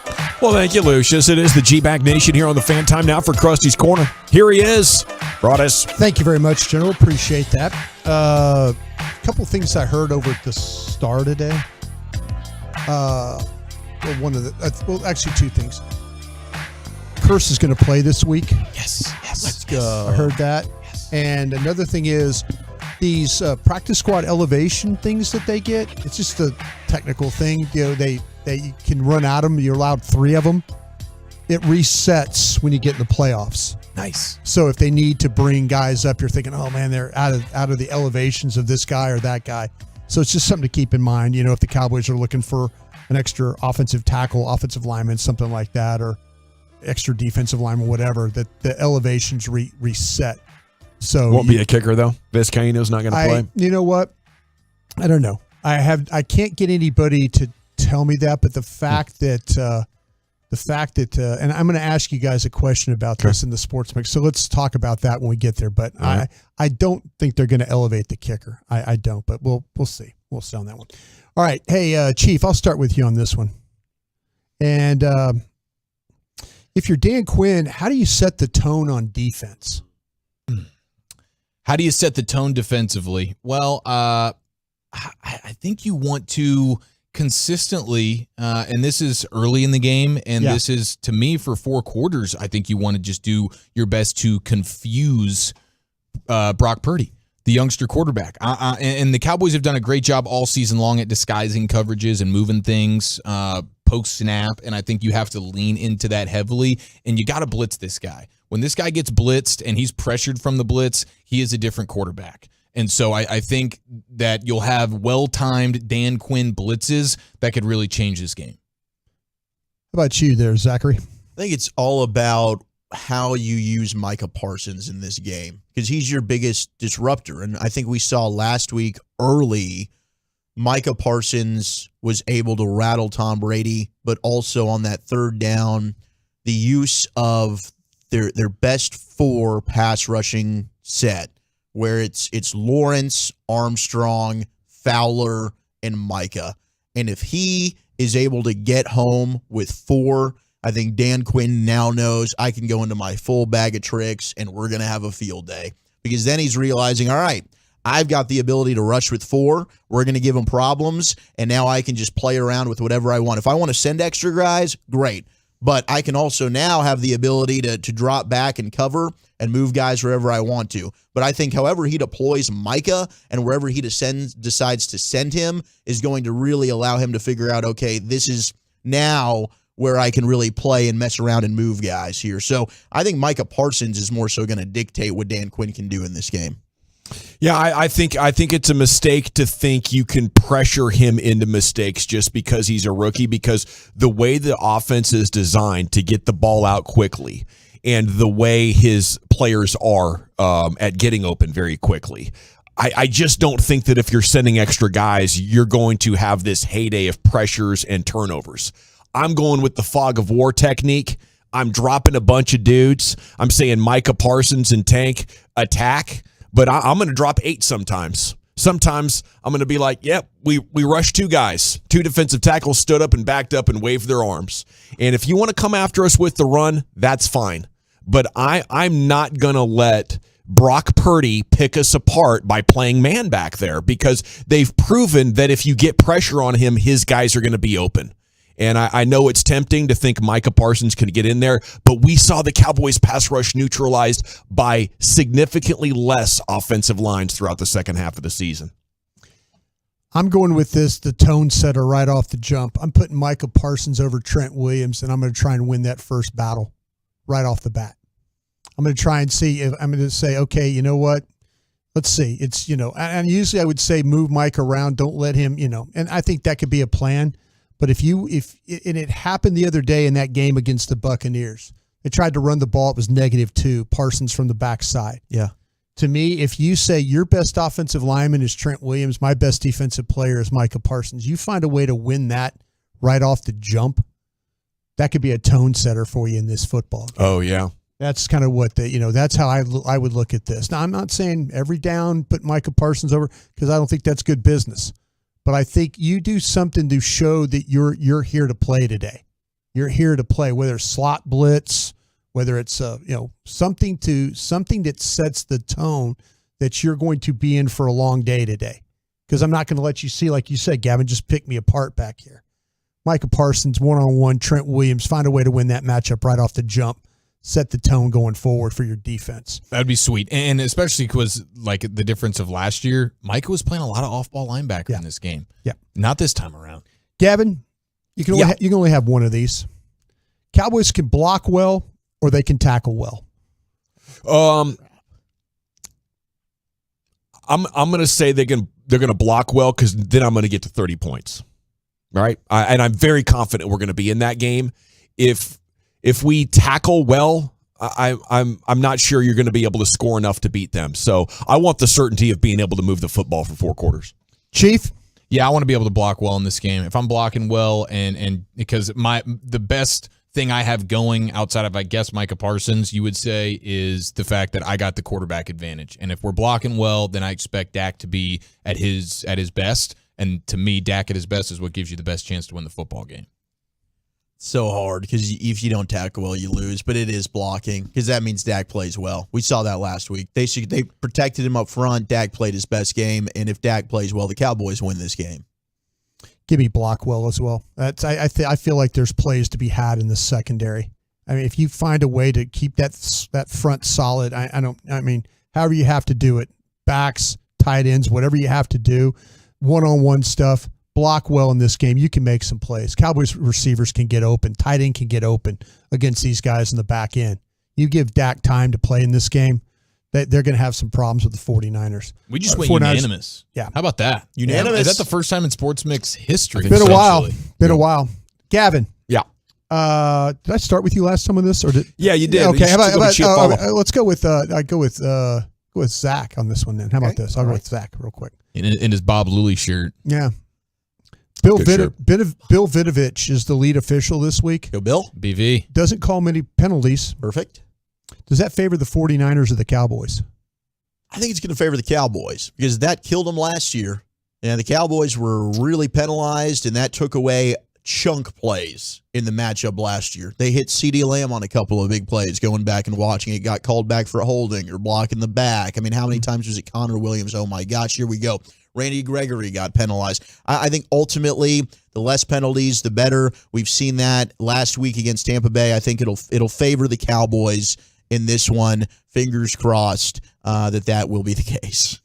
Eric. It's a really good question. I think, but ultimately, yes, I don't want to see flags. It's just even just from an enjoyable watch of a game, I don't want to see many flags, and that really allows for, hey, these teams are going to get to decide it themselves and not have any interference here, and that's what I'd prefer. So give me no flags. I'll say that's advantage Cowboys. Gavin?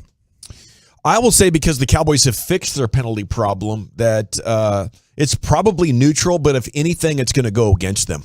Because they need this Vinovich guy to call the penalties on the 49ers. And maybe he won't do that. I think they'll play a clean game. Cowboys figured this out thanks to leadership.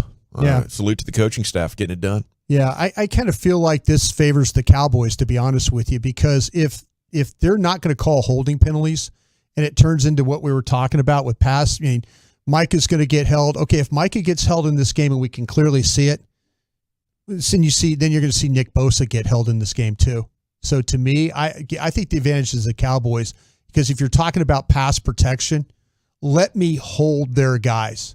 I mean, I understand it. Hey, you're going to need pass rush and stuff on the defensive side, but I'm kind of thinking about what's the key for us. We all agreed right here. It's going to be pass protect, or it's going to be blocking. Right. Be able to block well. So if you let me hold in a game, that helps me block. Mm-hmm. So the Niners have been called for more holdings than average this year by about 25% more than average. Yeah.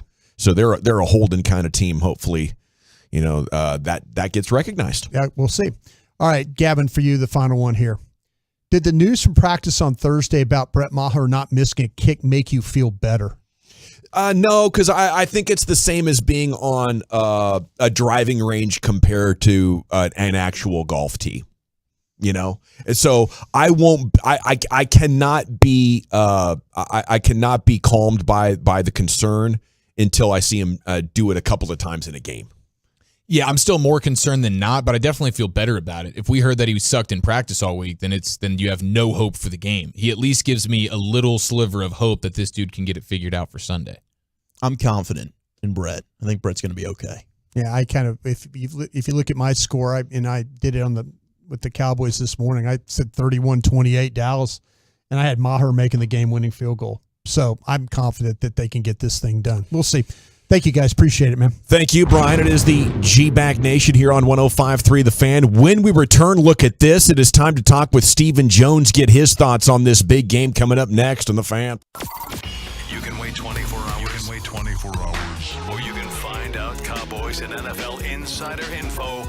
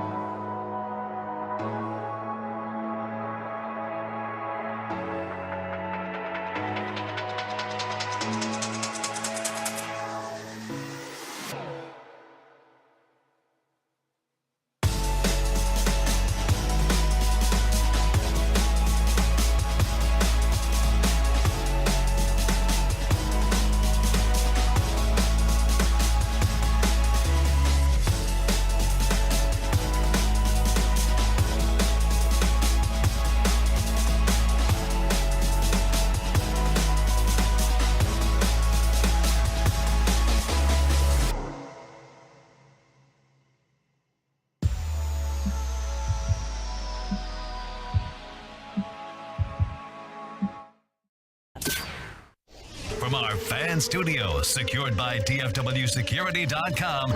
You're rolling with the G-Bag Nation on 105.3 The Fan. It is hour number two of the G-Bag Nation here on 105.3 The Fan, a football Friday, and Stephen Jones is joining us now here on 105.3 The Fan, the Executive Vice President, CEO, and Director of Player Personnel for the Dallas Cowboys. And a good afternoon, Stephen. How the heck are you? I'm doing good, guys. How are you guys doing? We're really excited. We're really excited about this game. Do you see it as a revenge game, and do you like those? Not necessarily, no. Obviously, that we had our match there last year that we didn't get the job done, and we got to give them credit. But we had our opportunities late in that game, and just didn't execute and get it done when we had our chances there. And same time, look forward to going out and they're probably the hottest team in football in terms of their win streak right now, and they've got a really good football team with a lot of weapons on offense and really strong defensively. And, we've got a big challenge in front of us, but we feel great about our football team too. And I feel like we'll go out there and play really well. And, sir, I have to give you credit because last week we asked you about the secondary, and you were very confident that you had a solution. And I thought it was remarkable how confident you were. You held him down last week. That was terrific to shut down Tom Brady like that. Are you still that confident in the secondary against the Niners? Well, yeah. I mean, they're going to be a challenge. Not unlike Tom Brady. He's one of the, probably the greatest to ever play the game. We're getting ready to play, an offensive football team that is loaded with weapons. When you talk about Deebo Samuels and McCaffrey and Ayuk and Kittle, and the list goes on. They've got a little opposite at quarterback in terms of youth versus experience, but the guy's been playing really well. Hats off to the young guy Purdy, and we just got to go out. Dan's going to have got a great game plan for these guys, and I just feel like we're prepared, just like we were last week, and I feel like we'll play well. Yeah, Izzy McCwamu was quite the addition last week, Stephen. That was a nice ace in the hole there for Dan Quinn. I don't know what other wrinkles he's got, but that certainly was fantastic. But, Micah was talking about embracing being the underdog. I know Coach McCarthy was on with Sean and RJ this morning as well. How do you feel about being the underdog going into this game? Does that add a little chip on the shoulder?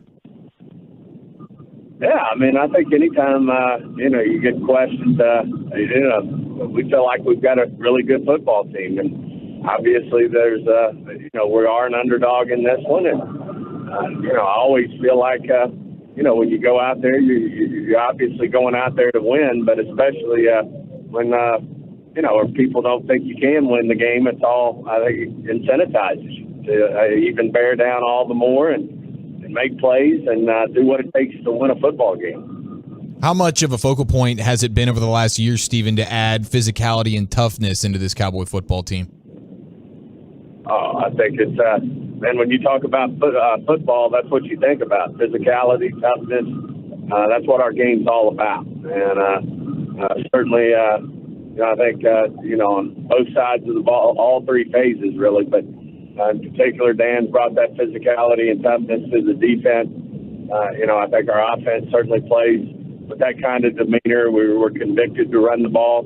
Not unlike the 49ers are convicted to run the ball. They do it a little different, with their speed sweeps and using guys like Deebo and McCaffrey. But, we feel like we're a physical football team and feel like we'll play that way on Sunday. And like I said, it's going to be a challenge, but it's one we embrace. Stephen, I heard you the other day mention they asked the KNC guys asked you if you had a bat and you would like to beat the media with it. Would you like to beat the media over the fact that we don't give Tyler Smith enough credit for how damn good he really is? Well, let's correct that. I said some media I'd like to take a bat. I was thinking it was me, Stephen. I don't mean all of them. I was thinking there's a lot of good people in the media. Yeah, it's just not on this beat right now, right? I do think I enjoy being on with you guys, or I wouldn't be on. I got you. Thank you, sir. Thank you, sir. But in general, I really do enjoy you guys. But in general, I do think Tyler's been a little underrated. I mean, hats off to the guy. He's a rookie. He's been all training, all mini camp, all training camp.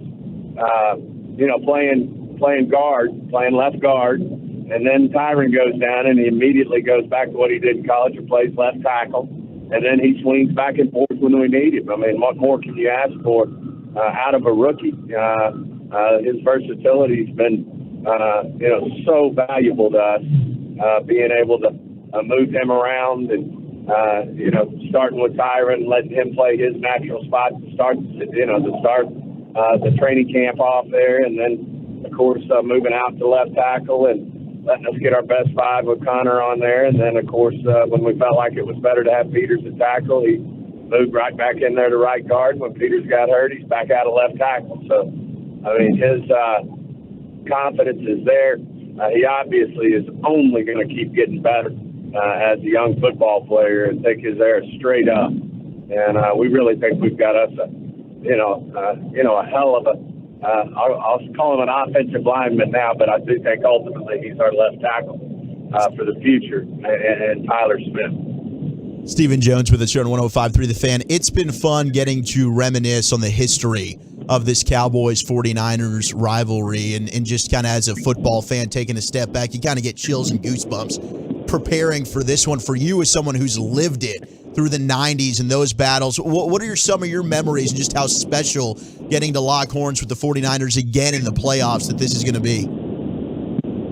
Well, it's just, that's really where we cut our teeth and won our championships was getting over the hump and beating the 49ers. I mean, that's how we got the ball rolling with the triplets and, playing out there against Steve Young and that group. I actually had the honor and the pleasure to be on a call with Joe Montana last week on a deal that was, believe it or not, outside of football. But before we knew we were for sure going to be playing the 49ers. But obviously he's right there with Brady as one of the greatest to ever play the game, and certainly a joy to get to talk ball with him. But no, it is. I mean, that's what you think about when you think of, our three Super Bowl teams. What we had to do, it's pretty much came down to who was going to win that 49er Cowboy games. Of course, Deion was kind of swinging the balance of power there for a couple of years when he played with them one year and they beat us, and then of course moved over with us and then we beat them. So anyway, it's a lot of good memories, a couple of tough ones, and that's why you do this. And of course, last year they've had the last say. They got us last year, and we're up to the challenge and ready to go out there and hopefully get a win and get that back. Stephen, if I could circle back to the Tampa game last week, and they showed the box with you and your dad, and just the embrace that you gave your father. What was that feeling? Was that just like, Dad, we did it kind of a thing? We got this thing, at least this monkey off our back right now? Was that the relief that you had, or was it just you're just so damn happy to keep getting to play in this thing? Well, I think it's well documented that Jerry's on record as saying that, he certainly understands he's not going to have, hundreds of chances to keep doing this. And certainly, he wants it worse than anybody. I think he'd trade a lot of his successes to have another championship. And, that was part of it, too, is just so happy for him in terms of, getting that first playoff win. And, that's you got to get the first one before you can get the second one. And, of course, you got to get the second one and on and on. We've been there before. It does feel like it's been a long time, but obviously, it's so, this is so important to everybody, but especially, all his passion and all his work and, elbow grease that he's put into the league and the Cowboys. Certainly, was a good feeling there last week, but that's in the rear view mirror now. We've got to focus on the 49ers and, on the task at hand. Obviously, he and I aren't going to have a hand in it in terms of playing the game or coaching the game, but certainly we've got a lot at stake here in terms of our love for the Cowboys, our love for our fans who love the Cowboys, and certainly our love for our team and our coaching staff and the work they've put into this season. Stephen, as a personnel man, the one thing you always worry about is did you give your coaches enough weapons to play this game? Do you feel like you gave your coaches the chance with the players you got? I do. I feel really good about our football team. I think our guys feel good about one another. I think Dak feels good about the offense and what they can get done. I know Kellen and Mike do. Certainly Dan feels great on defense with Micah. And they feel good about what they have to work with. And, I just feel like, a lot of people want to talk about the 49ers and, that they've, got some stout personnel. Well, I feel the same way about our team.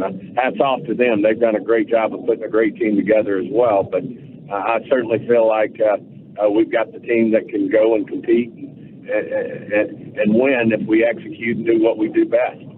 Now, Stephen, I'm not sure if you guys want to make any more late additions, but I did see on Twitter today D. Ware and Charles Haley up at the Star talking about a 3-week contract or something like that to help out. Any truth to that?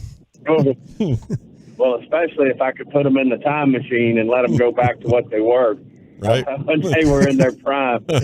We'd make room. I promise you. They would easily make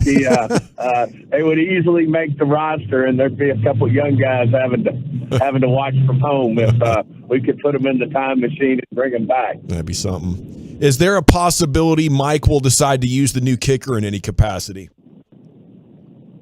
Yeah, we won't get into any of that. That's certainly competitive. We're, obviously, Brett's had a great year for us this year. I mean, he's really played at a high level, responsible for us winning several games in terms of, making key kicks, and certainly disappointing. I know he was last week, and I just know in general he's just been so solid for us, and, feel good about our football team as we head to San Francisco. Has there been a bit of a mandate in regard to the kicking stuff? It looked like the officials were warned about holders attempting to use these foreign objects to mark the ball, and they kind of got after anger last week. Is that going to take place in all these games now moving forward? I'm on the competition committee, but foreign object, I didn't know if grass was a foreign object. Right. So, Grass on grass is grass on grass, but we all understand what their point is, and certainly there's a little, K-ball issue that they're trying to define and move forward with. But, we understand it. And, that's part of the normal mechanics of the league. If they see, they need to point out and emphasize, and we certainly get those memos throughout the year that things are either being emphasized or to be aware of or understand, make sure everybody understands what the rules are. Stephen, I think Dak might have played his best game of his career against the Bucs, and probably better than anybody the criticism that comes with being the starting quarterback of the Cowboys. What can you say about the confidence and the level of play from your quarterback right now? Well, we're just so fortunate to have Dak Prescott as quarterback of the Dallas Cowboys. He's one of the best in the business. Unlike you, as touching as well as he's played over the years, I think that may have been his best game at and finest, one of his finest moments. But I know in his mind, and I know how he feels, he is driven to be the best. As hard as he worked last week, I know he's working harder this week. No one wants that championship more than he wants it. That's what he's about. I heard Troy Aikman say it. A lot of athletes this day and time are into their brand or into this, to that. He wants to bring home a Super Bowl trophy to our fans, to the Dallas Cowboys. And like I said, he just got so many intangibles. He's such a leader for this team. We've got so much confidence in Dak and what he can do for us and what he can do to win football games and win championships for us. And I just know he'll play at a high level. And, obviously there's been some people that want to point a finger at a turnover here, a turnover there. You play that game long enough, you're going to have it happen. I mentioned, I'm sure Tony doesn't appreciate it, but he went up to Buffalo one game and turned it over 6 times and still figured out a way for us to win the game. But, those things happen and the great ones overcome them. And whether it's a quarterback, a kicker, or whatever, they overcome those things and they go on and they do great things, and I feel that's in Dak's future. Jerry was talking about this morning how when Charlotte was in college, he paid many a visit to her, and I didn't know how often he was paying you visits. Was he doing some frat partying with you at all when you were in college, or did he let go of the ropes at that point? Oh yeah.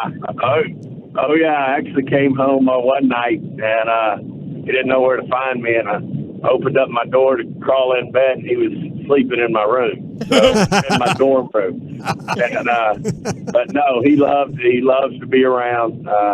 They caught him on tape a bunch of times when I was playing up there. And one time they thought he was a spy. They had caught him on tape hiding up there just wanting to watch me watch us practice. And, he wanted to be in the middle of it. He loves the game of football, loved being a part of me playing, and loved all my, was very involved with my teammates in terms of enjoying them and enjoying watching us play football. And, he's same way with Charlotte, same way with Jerry. Been a wonderful dad, and as y'all know, you saw it firsthand, wonderful grandfather, too, supported John Stevens when he was, playing ball there at Highland Park. He supported Paxton and Charlotte's boys, and supported James over there at ESD. He loves to, support his own, for sure, and loves the game and loves sports and loves being around his family.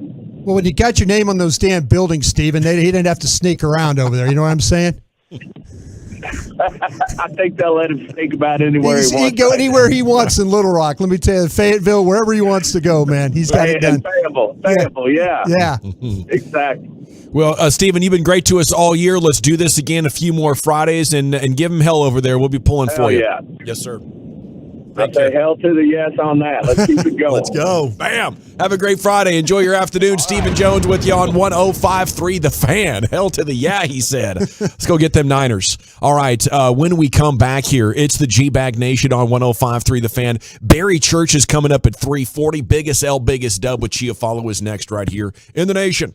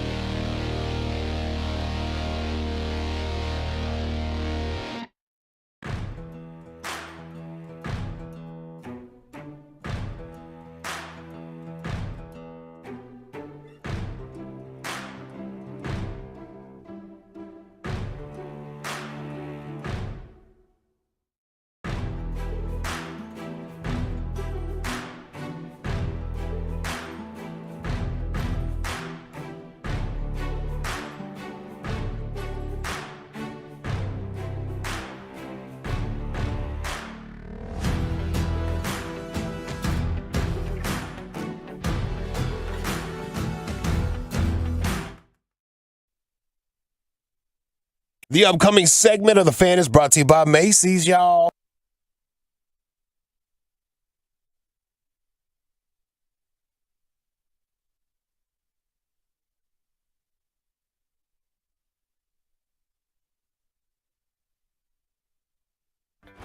It's Fan Football Friday on 105.3 The Fan, sponsored by Blue Nail Roofing. Welcome back, Nation. Segment's brought to you by Window Nation, and it's brought to you by the Frankels. If you are hurt in an accident and it's not your fault, call the Frankels. 214-333-3333 or go online to truckwreck.com. Now here he is, Eric Chiafalo with Biggest L, Biggest Dub. 877-881-1053. Where have you taken some L's this week? More importantly, ladies and gentlemen, on a Football Friday, where have you gotten some personal victories? Broadus is laughing. We will find out why after this.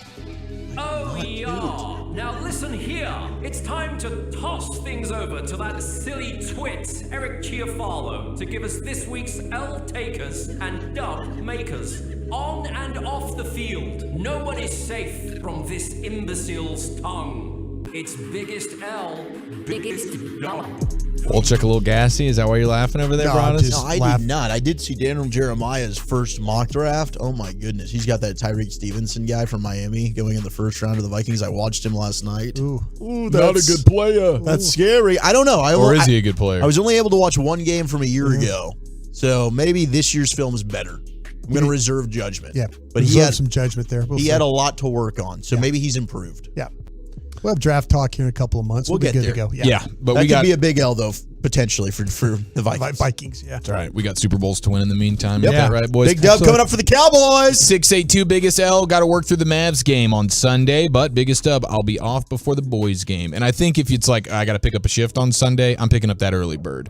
I'm out by 5 o'clock. There's no question. Ideally 4:30. Yeah. Because it's kickoff at 5:30, and there's no place I'd rather be than right in front of a TV.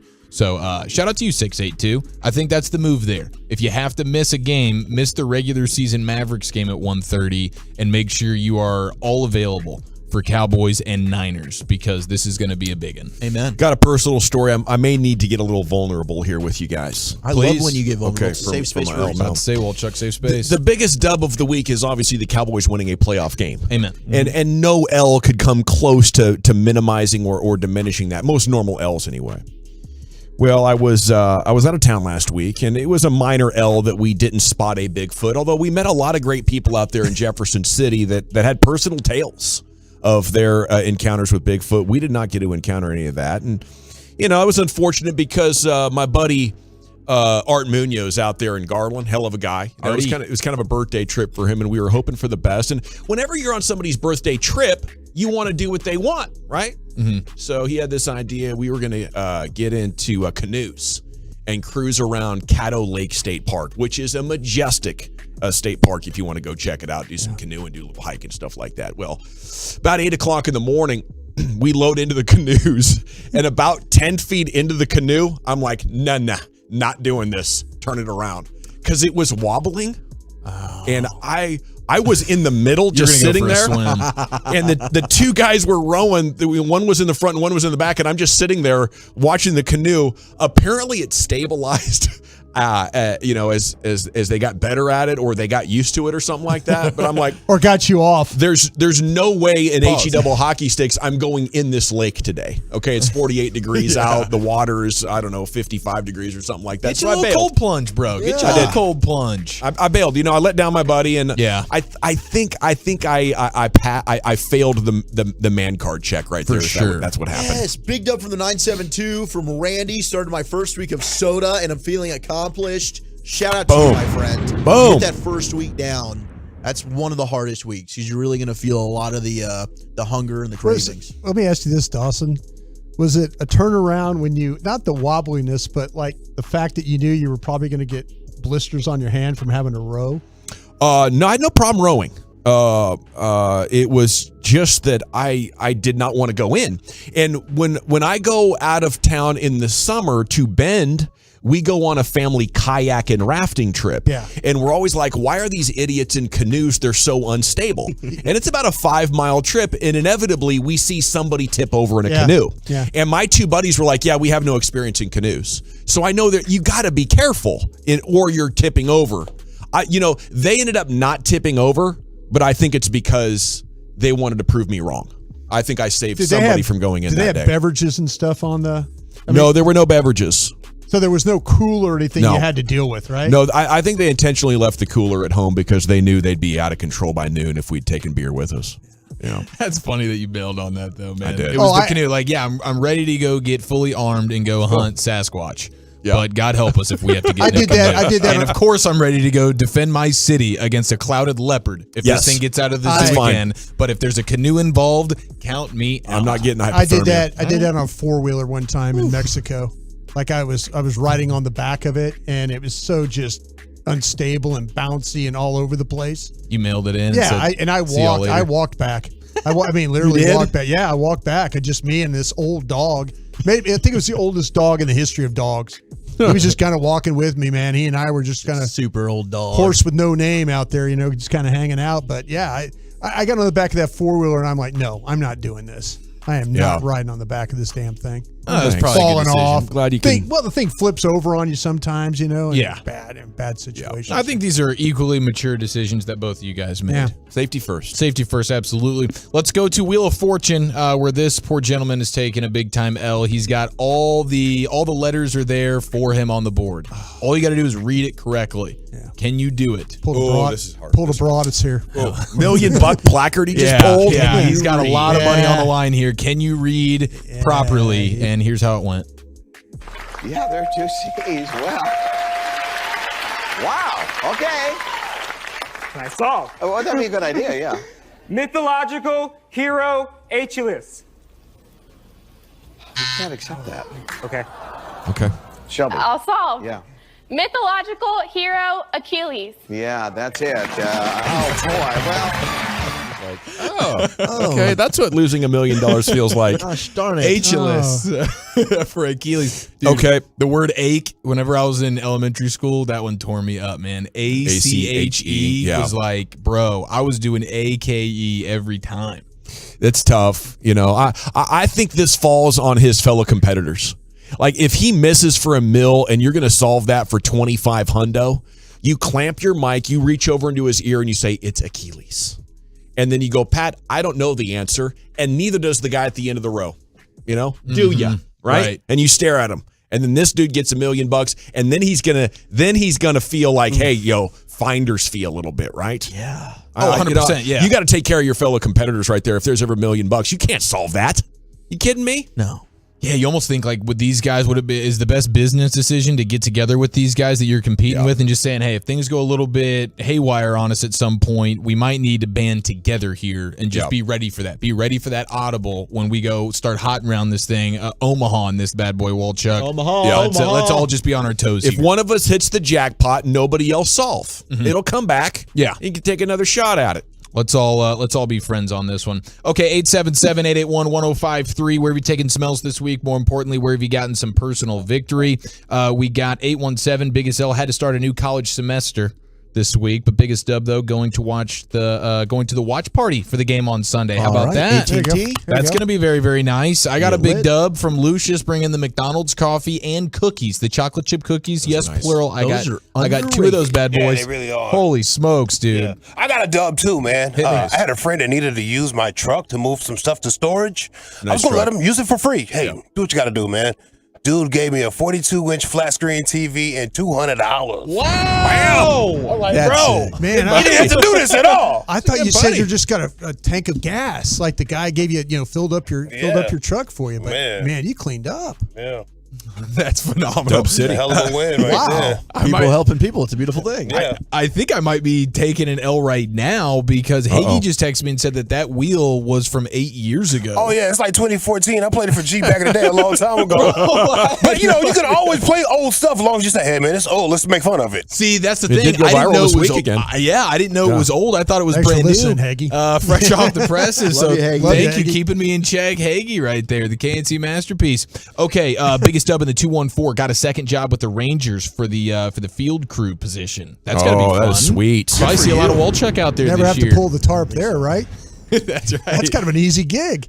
Yeah. What are you doing? Are you vacuuming? Clean the roof, maybe, Gavin?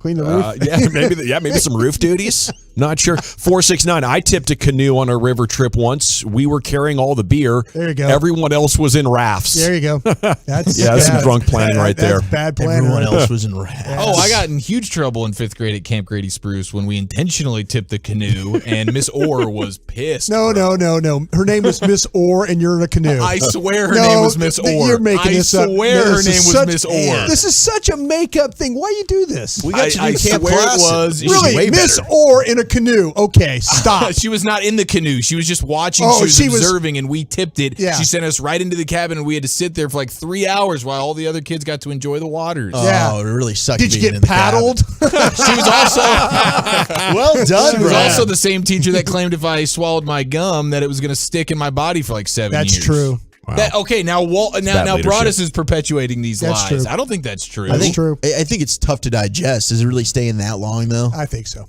I think so, but I don't know. But I think so. Body putty. Big L for Cristiano Ronaldo. He can't seem to get anybody to commit to being his personal chef. Apparently, Saudi? There's a narrative around Ronaldo now over the years. Lifetime Achievement Award. People understand he's a bit of a bleep hole, Well, he and shows that's too not much a position skin. you want. Got good food in Saudi. He's a saint. Even for $6,000 a month, nobody is willing to do this job, and I $6,000 a understand that. Does he like red beans It's and rice? underpaid, big time Yeah, it's big underpaid right underpaid, there. yeah. $6,000 a month, Ronaldo. Like, well, he's got them funds. I think he's got the Yeah, funds. I think maybe like $10,000 a week would be something I would be interested in. Yeah. But Saudi's got good food. And biggest L of the week, I'm going to give it to Tony Parker, who has Steven Jackson, a former Spurs teammate, coming out saying he's the single most selfish teammate that he's ever played with in his entire career. Oh, DeJounte Murray's also been calling him out. It started with DeJounte Murray, and then Steven Jackson said, yep, I'll go ahead and co-sign this, and I'll put it even further, most selfish teammate I ever played with. Probably a French thing. Didn't he sleep with Brent Barry's wife? He did do that. That's going to get you. Yeah. It was a bad deal there. Goodness. So maybe a perennial L But he for gave Tony up Parker. on that. He gave up. Tony Parker gave up our girl. What's her name? Eva Longoria.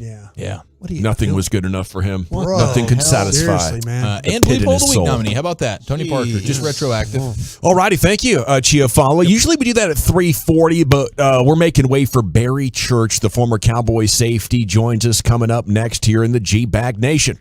Want to chat about D&M leasing.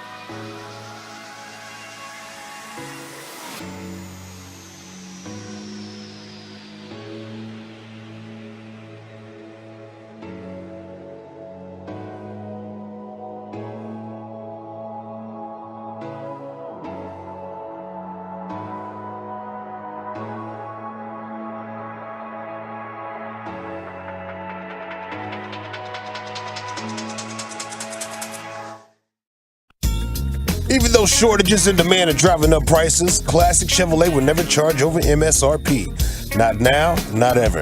Experience the difference today. This is Texas. This is Classic. Find new roads. Thank you very much, Lucius. It is time for a special guest to join us right here, the former Cowboy safety on your home of the Cowboys. Ladies and gentlemen, boys and girls listening from all around the world, I present to you number 42, Barry Church. Barry, good afternoon. How the heck are you? Man, I'm doing amazing, man. Heard the intro music, so now the day can get started, man. How's it going over there? For guy. It's just so exciting getting ready to take on these 49ers, a revenge game. What's your favorite memory of playing against the 49ers? Oh, my favorite memory has got to be when my man Jesse Holly caught that it was like a play action pass over the middle, and he thought for sure he was going to score, man, but he let, that safety walk him down at the one, which every time I see him, I got to give him hell for that. But it was a great memory, man, great memory. That was an incredible win. Romo, of course, injured. He comes out with like a cracked rib and a punctured lung, right? That was that game, and then in overtime. Yep. So when you guys get to the locker room, what was that celebration like that afternoon in San Francisco? Oh, it was on point because, once again, nobody really thought we were going to go in there and get the victory. I think they were loaded at that time. I think they had Navarro Bowman. They had a couple other linebackers out there. I mean, I think Alex Smith was there. Frank Gore was in his prime. So they had a nice little team going on there, but once again, man, we showed up. Romo was efficient out there, and he hit Holly for basically the game winner, which nobody would have ever called that one. So it was a good game, man. Solid game. Barry, always love getting what you think and your insight on the secondary. In the Cowboys last week, I mean, Dan Quinn kind of saving Izzy McCwamu for the playoffs and Tom Brady in the use of the safeties with Curse and Wilson and Hooker. What'd you think of the way the Cowboys secondary and Izzy McCwamu played last week? Man, I was extremely surprised on how they played because going into that game, I thought, maybe, Tom Brady was going to be able to pick that secondary apart. And I would have never thought in a million years, even though I love his game and, the athlete that he is, I didn't know Israel McCwamu was going to be able to play that nickel position as well as he did. I mean, because if you look at it, he was going against, arguably a top 10 wide receiver in Chris Godwin in the slot. And he was able to be extremely physical with that guy, get his hands on him at the line of scrimmage, and made life hard for him out there. So I was pleasantly surprised with his play out there. I know Xavier Rhodes is kind of just getting kind of used to the playbook and used to what they're doing here in the Cowboys. So he's going to grow as long as he's here. But to me, man, I was just pleasantly surprised by the play of Israel McCwamu, man. He stood out to me. The Niners got ridiculous skill guys all over the place. Who you trying to stop most importantly? To me, most importantly, man, you got to get your hands on it. You got to be able to limit Christian McCaffrey. I mean, I know they got, Deebo Samuel out there, and he's got to have your attention as well. But I think everything starts and stops with that run game and what Christian McCaffrey has been able to do so far this season since getting traded over to the 49ers. I mean, when you talk about, all-purpose backs, this guy, he's got to be at the top of your list. I mean, he can hurt you inside, outside, receiving the ball out of the backfield. So to me, he's a mismatch nightmare, and I don't think you can fully stop him, but you can at least limit him in this game, and I think that's what the Cowboys defense is going to have to do.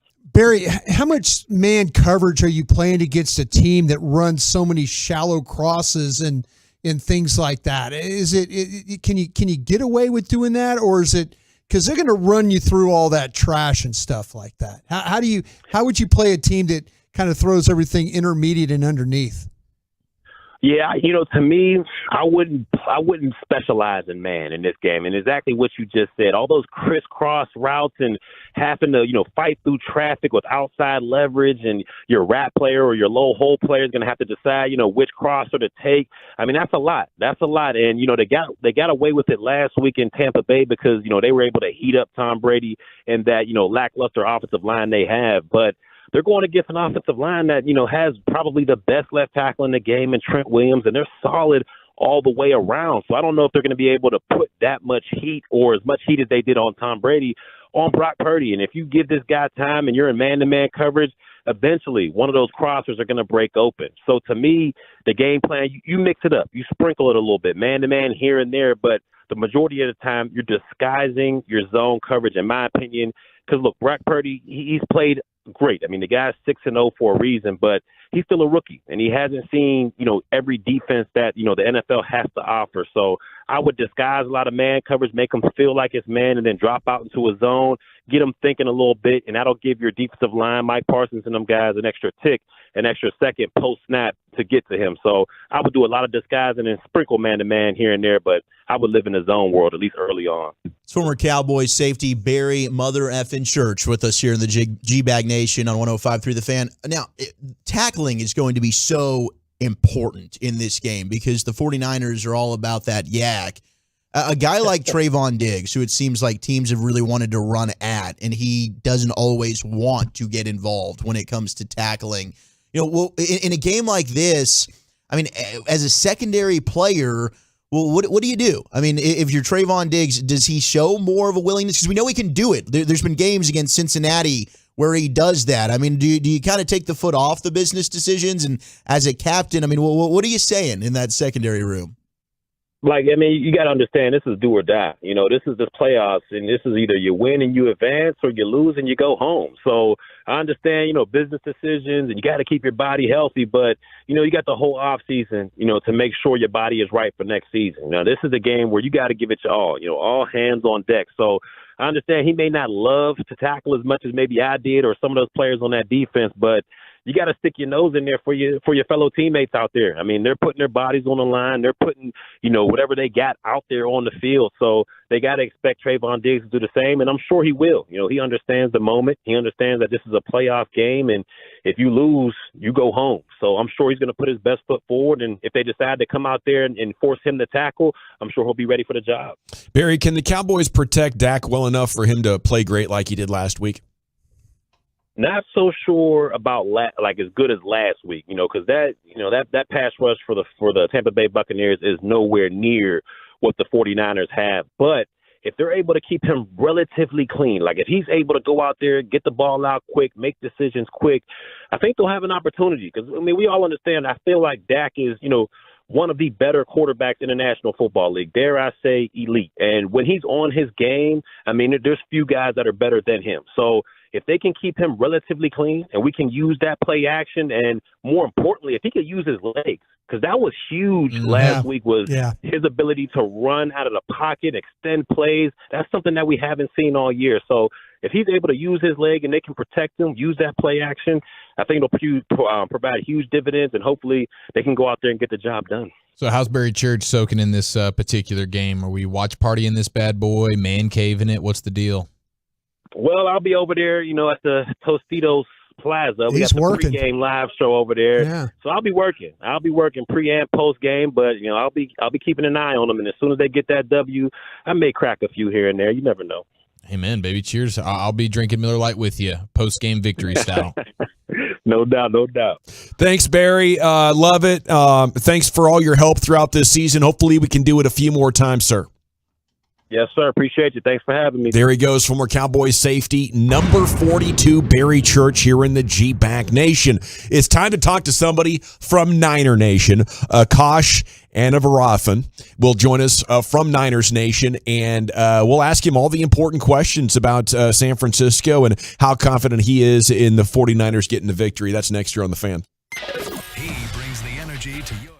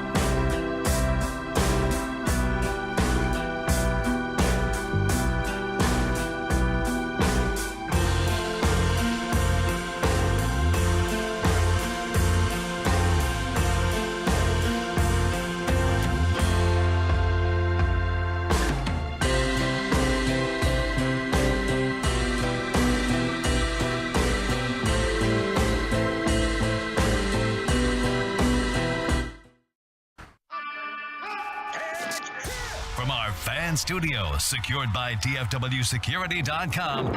You're rolling with the G-Bag Nation on 105.3 The Fan. Hour 3 of the G-Bag Nation here on 105.3 The Fan. Hope you're having a great day. Akash Anavarathan joins us now from @Niners Nation here on 105.3 The Fan. Let's go across the sidelines here and see what they're saying about this week's Cowboy opponent. And Akash, good afternoon to you, sir. How you doing? Doing fantastic, guys. Appreciate you for having me. You betcha. Hey, when's the last time the Niners had a team this good? You know, they say it might be the Cowboys' best team since the 90s. Does that apply for the Niners as well? I think the Niners had some good teams in the early 2010s with Jim Harbaugh. Those were more defensive-led teams, you know, even with some weapons on offense. But the talent that they just have this year, especially along the offensive, skill positions, has been just eye-opening. And honestly, in the back half of the season with Brock Purdy, it's just really opened up everything. So I'd say probably those early, 2010s with Harbaugh, that's probably the last time they've had this much talent. How surprising would a Cowboys victory be to you? Not that surprising. I do think the Cowboys are a really good team. I've been saying probably since midway through the season that, the Eagles, Cowboys, and Niners, it's going to be one of those three teams that represent the NFC. And ultimately, obviously, the Cowboys have the tougher path given that they were the wild card team and have had to play on the road the last week and then again this week. But they're a good team. They've, top 10 in both offense and defense, according to Football Outsiders DVOA. Dak Prescott playing as well as he has this season last week. Tony Pollard looks to be running the ball real well. I think he's probably one of the better running backs that the 49ers have faced this season. And defensively, same thing. It's probably the best defense that the 49ers have faced. Micah Parsons is going to present a huge challenge. I do think there are areas for the 49ers to attack, but I wouldn't be surprised if the Cowboys were to come away. I think, the line is set correctly. I do think the Niners are a slightly better team, and, the line reflects that. But I wouldn't be surprised if the Cowboys walked away advancing to the NFC Championship. Brock Purdy has been quite a story since he's slid in and been the starter. How different has this offense looked with him versus Jimmy G and even Trey Lance at the beginning of the year? It's just become more explosive. I think Brock Purdy just really understands the offense, and I think that's what's so mind-boggling because he's a 7th-round rookie, and typically, to get a full grasp of Kyle Shanahan's offense, it even took Matt Ryan a year and a half. But it seems like Brock Purdy just understands where to go with the ball, and I think Shanahan does a good job of breaking opponents' defensive rules and finding holes in the defense and scheming up good plays, and it's on the quarterback and the offense to execute. And Brock Purdy has just consistently done that, and he's done that at a higher rate than Jimmy Garoppolo and Trey Lance. And ultimately, I don't know what his ceiling is. I don't know where he goes from here, but given the team and the talent around him and the coach that he plays for, he's probably been the best quarterback that they've had since Kyle Shanahan's arrived here, and that says a lot. And we'll see. It's his biggest test so far this season, the best defense he's played on the biggest stage with the most pressure. So we'll see how he responds to that. But so far, he's answered every test, and so I would see why there's no reason for him to continue that on Sunday. Gosh, the 49ers went out and made a really aggressive trade, when you start to talk about with Christian McCaffrey. And as you follow this team through the season, did you see that type of a move coming, or was this something that, were you thinking, well, hey, if they had this one piece, then it would make all the difference in the world of them going forward? I think they were really struggling to run the ball early on in the season, and there were a multitude of factors that played into that. I think Kyle Shanahan and this offensive staff really designed their run game around having Trey Lance, a mobile quarterback who would add a rushing element. Obviously, he went down in week 2, and then they go back to Jimmy Garoppolo. Elijah Mitchell, their starting running back from last season, he goes down in week 1 and misses 7-8 games there early on in the season. So all of a sudden, you've got a rotating door at running back. Their running offense had to change, and so they were struggling to find an identity and establish a rhythm on offense. And I think at that point, their season was kind of in the balance given how much talent they had, and they went ahead and made the splash move for Christian McCaffrey. And it was surprising to me for sure, given the price, given how many picks they had to give up in order to get McCaffrey, and obviously he came with the injury concerns. But he's been invaluable. Honestly, he's been the MVP of this team outside of Nick Bosa probably. They've been 11-1 since they got him. They've been the most efficient offense. They've averaged over 31 points. I think only the Cowboys have more points per game in that span. So they've been exceptional. And a large part of that is what McCaffrey does, not just as a runner, but as a pass catcher on third down, as a safety valve for the quarterback under pressure. And he just does so many things for this offense and changes it schematically and, really makes it hard for defenses to be able to cover all those weapons. And I think McCaffrey is the key that unlocks that. What's the, from a Niners perspective, what's the matchup that's most concerning? I think it's Micah Parsons up front. I think Micah Parsons, I imagine he's going to spend a lot of time on the offensive right side. I don't think he's going to waste much time trying Trent Williams over there. He's going to be lined up a lot over Mike McGlinchey, and McGlinchey has improved this season as a pass protector, but it's still an area of weakness for him, and so that would be the area of concern. Obviously, last year in the wild card playoff game, I think Parsons really split his time between off-ball linebacker and edge.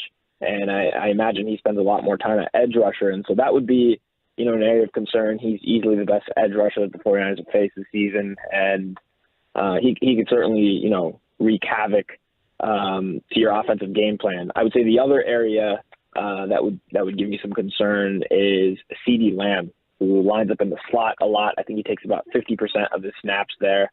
And that's an area that, the 49ers can be exploited. I know Jimmy Ward, who was their starting safety last year, he stepped in and he's been their nickel corner. And so I just think that's another area where they're liable. CeeDee Lamb's a fantastic player and he can certainly take advantage of them. So I do think there are a couple areas like that certainly worry me, but overall I think there's advantages for both teams to attack, and I think the 49ers have a few more areas to attack than the Cowboys do. Akash, you mentioned about Jimmy Ward and stuff like that, and my experience of working in the National Football League as a scout, I've got a lot of buddies that, in the league that played the 49ers, and they feel like that if you attack the middle of the field, that's a problem for the 49ers. Is that something that you see covering the team on a daily basis? I think it's the seams more than the middle of the field. Generally, Fred Warner and Dre Greenlaw do a good job of manning the middle of the field. I think since 2018, since Fred Warner joined the team, I think the 49ers allow the fewest completed passes in the middle of the field, but it's more so down the seams, down the hashes that you can really attack them. It's hard to defend that area just given their secondary, given their safety play. And I think that's an area where CeeDee Lamb, Dalton Schultz can certainly take advantage. But ultimately, if, in order to allow those routes to develop and hit those deeper plays, pass protection is going to have to hold up. Yep. And the Niners defense is really built around that pass rush. So I know the Cowboys are going to be without Jason Peters this weekend. So if they're able to help protect Dak Prescott, I imagine he tries to take advantage of those teams. I know they hit a slot fade last year to Amari Cooper against K'Wan Williams. So it's an area that they will look to attack. And I think it starts up front with their pass pro. It's Akash Anavarathan here from Niners Nation with you on 105.3 The Fan. Our listeners are really enjoying you, man. Probably maybe more than your listeners would like me right now, Akash. But we really appreciate you dropping all this knowledge, man. You're doing a hell of a job. My next question, ESPN's FPI favors the Cowboys. What do you think of computer models like that? Is that reliable data if Cowboys are looking for hope? For some reason, I never believe in ESPN's FPI, and I don't know why. I think it's ESPN's FPI and 538. They come out with these weird models. I never know what the inputs into those numbers are. I really do enjoy stats and analytics and things, and also looking at, previous matchups and stuff. But I always hate, the one singular number where they just tell you, like, hey, this team has 60 or 70% chance to win without knowing, what goes into those models. I think ultimately, this is, like I said earlier, this is the smallest line of the weekend. I think it's going to be the best game of the weekend. There's a reason it's in the primetime slot on Sunday. And so, like I've been saying on the show, I think the Niners just have a slight edge, but I wouldn't be surprised if the Cowboys were to win. So, but back to your question, yeah, I'm not a huge believer in computer models like that. We've talked a little bit this week about Dak's ability to run, and he showed that against Tampa Bay, and he's starting to get back to it a little bit more. It seems like maybe running quarterbacks have given San Francisco some problems defensively. Would you agree with that, or not so much? I think there's this general sentiment with the 49ers defense dating back to 2019 that they struggle against mobile quarterbacks. I actually think this year that's been a much improved area. I think they've given up the fifth fewest rushing yards to quarterbacks. I think a lot of that came in week one against Justin Fields. When it was a monsoon, the field was in shambles and it was hard for defenders to get their footing in place. But since then, I think they've done a pretty good job. They do give up these occasional scrambles on the long third downs. Say they're in man coverage. A lot of these defenders have their backs to the quarterback, and in those instances, sometimes they've been taken advantage of. But in the designed quarterback run game, they've done a much better job this year. I know that's not necessarily an element of Dak's game. I know his ability more is predicated on extending the play and making defenses pay when the play breaks down. So it's going to be an area of emphasis. I think they did a pretty good job of containing that last season, and ultimately it's going to be on those linebackers, Fred Warner and Dre Greenlaw, to stay true. Maybe they keep one of them home on Dak Prescott, but I think those two guys especially have the athleticism to stay with a Prescott if he were to take off. Is there any concern with the faithful there with D'Amico Ryans interviewing for jobs, with focus? Have you guys addressed that and maybe, him having opportunity? How do you look at your coordinators getting interviewed for these jobs when playoff games are still ahead? Personally, I'm not a huge fan of that just in general. I don't like that, the coordinators and assistant coaches have to be focusing on, game planning and game prep as well as interviewing, just because it's an awesome opportunity for them as well to, elevate their careers. And it's unfortunate that they're preparing for that as they're preparing for some of the biggest games of their career. I know D'Amico Ryans, I think he had like 3 or 4 interviews yesterday. I think Sure. Dan Quinn has a couple interviews today, right? So it's coordinators on both sides, and I think it's unfortunate. I know Kyle Shanahan spoke about this earlier this week. He just thinks, he trusts D'Amico Ryans to be able to handle his time well. Ultimately, the 49ers, especially on the defensive side of the ball, have a deep staff who has been here now for a few years.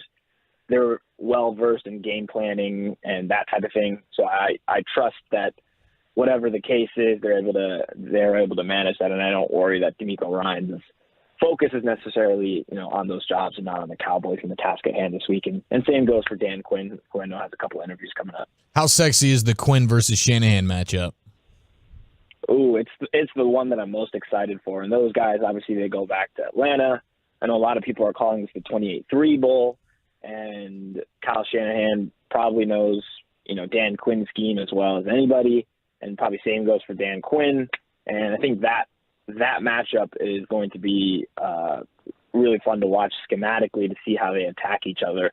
And Shanahan got the best of Quinn last season, and we'll see if Quinn's able to respond and throw some things at the 49ers offense this year. Speaking of coaches, Akash, are people talking at all about Kyle Shanahan and comparing to Bill Walsh at all as far as being an innovative offensive mind? I think more so over the last back half of the season, because up until then, if you just look at Kyle Shanahan's 6-year career here at San Francisco, the first couple of years were rough. They just didn't have the talent necessarily to compete. Obviously, had the Super Bowl run in 2019, and that's really when the comparison started. In the sense that they're both offensive-minded coaches and really have a philosophy and an identity that they stick to. 2020, they were hampered by injuries and didn't get to the playoffs.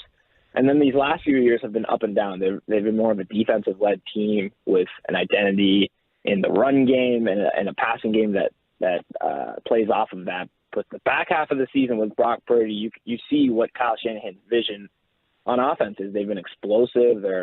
I think they're second in points, like I mentioned, right behind the Cowboys. They've been extremely efficient, and they've averaged, I think, 37 points over their last 4 games.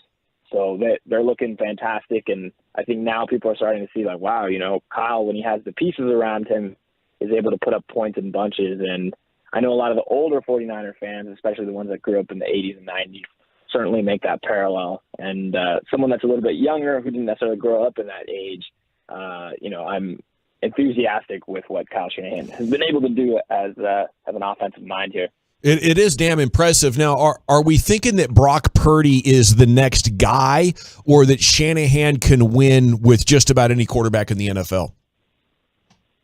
I think it's somewhere in between. I don't know if Brock Purdy is the guy, because when you look at their offense, I mean, they are loaded top to bottom. They've got two really good wide receivers. They've got a fantastic running back. They've got a tight end that's probably right behind Travis Kelce. Their offensive line's actually been, top 10 in terms of pass blocking efficiency this season. And then you've got Kyle Shanahan, who creates a ton of open plays for his quarterback to hit. And it's been on Brock Purdy to just be the point guard and distribute the ball. And I'm not sure what will happen, if Brock had to play with a lesser supporting cast or was on a different team necessarily. So I don't know. I don't think we have enough evidence yet to say, well, he's the guy. But at the same time, I think you can say that if Kyle Shanahan, with the right type of quarterback and the right pieces around him, you can see what his offense is capable of. And, this season, obviously, he's been able to do it with multiple quarterbacks. And ultimately, I think the goal here in San Francisco is to try to build an offense that's not quarterback dependent. And they've dealt with a ton of quarterback injuries here in the last 4 or 5 years. And they don't want their season to get derailed when the quarterback goes down. And so far this season, they've been able to manage. And I think that's kind of the formula that they've tried to employ here. And what are we thinking here in terms of is this going to be a defensive game, or are we going barn burner style? Because I think we all kind of feel like there's going to be much more points scored in this one than there was last year.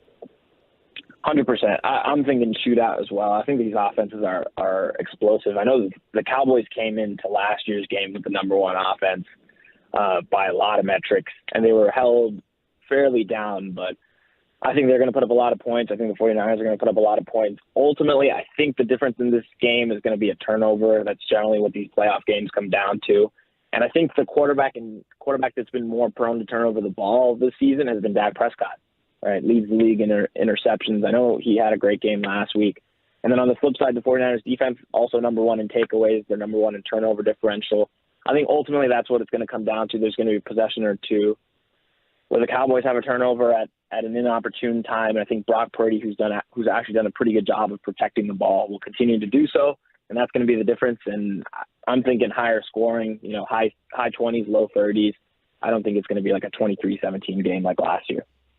Friend close to me said you were the best Niners reporter, and you paid off on that promise. Akash, thank you so much. That was terrific, and enjoy the game, sir. Appreciate it, guys. Have a good one. Salute. There he is, Akash from @NinerNation on Twitter. If you are so inclined, give that man a follow, especially if you're a Niners fan here living in DFW. All righty, when we come back, it is time for Woolchuck's Top 10 at 4:20. Where are we going with that, sir? National Cheese Day. I've got the top 10 best cheesy foods. No, you don't. Next on The Fan.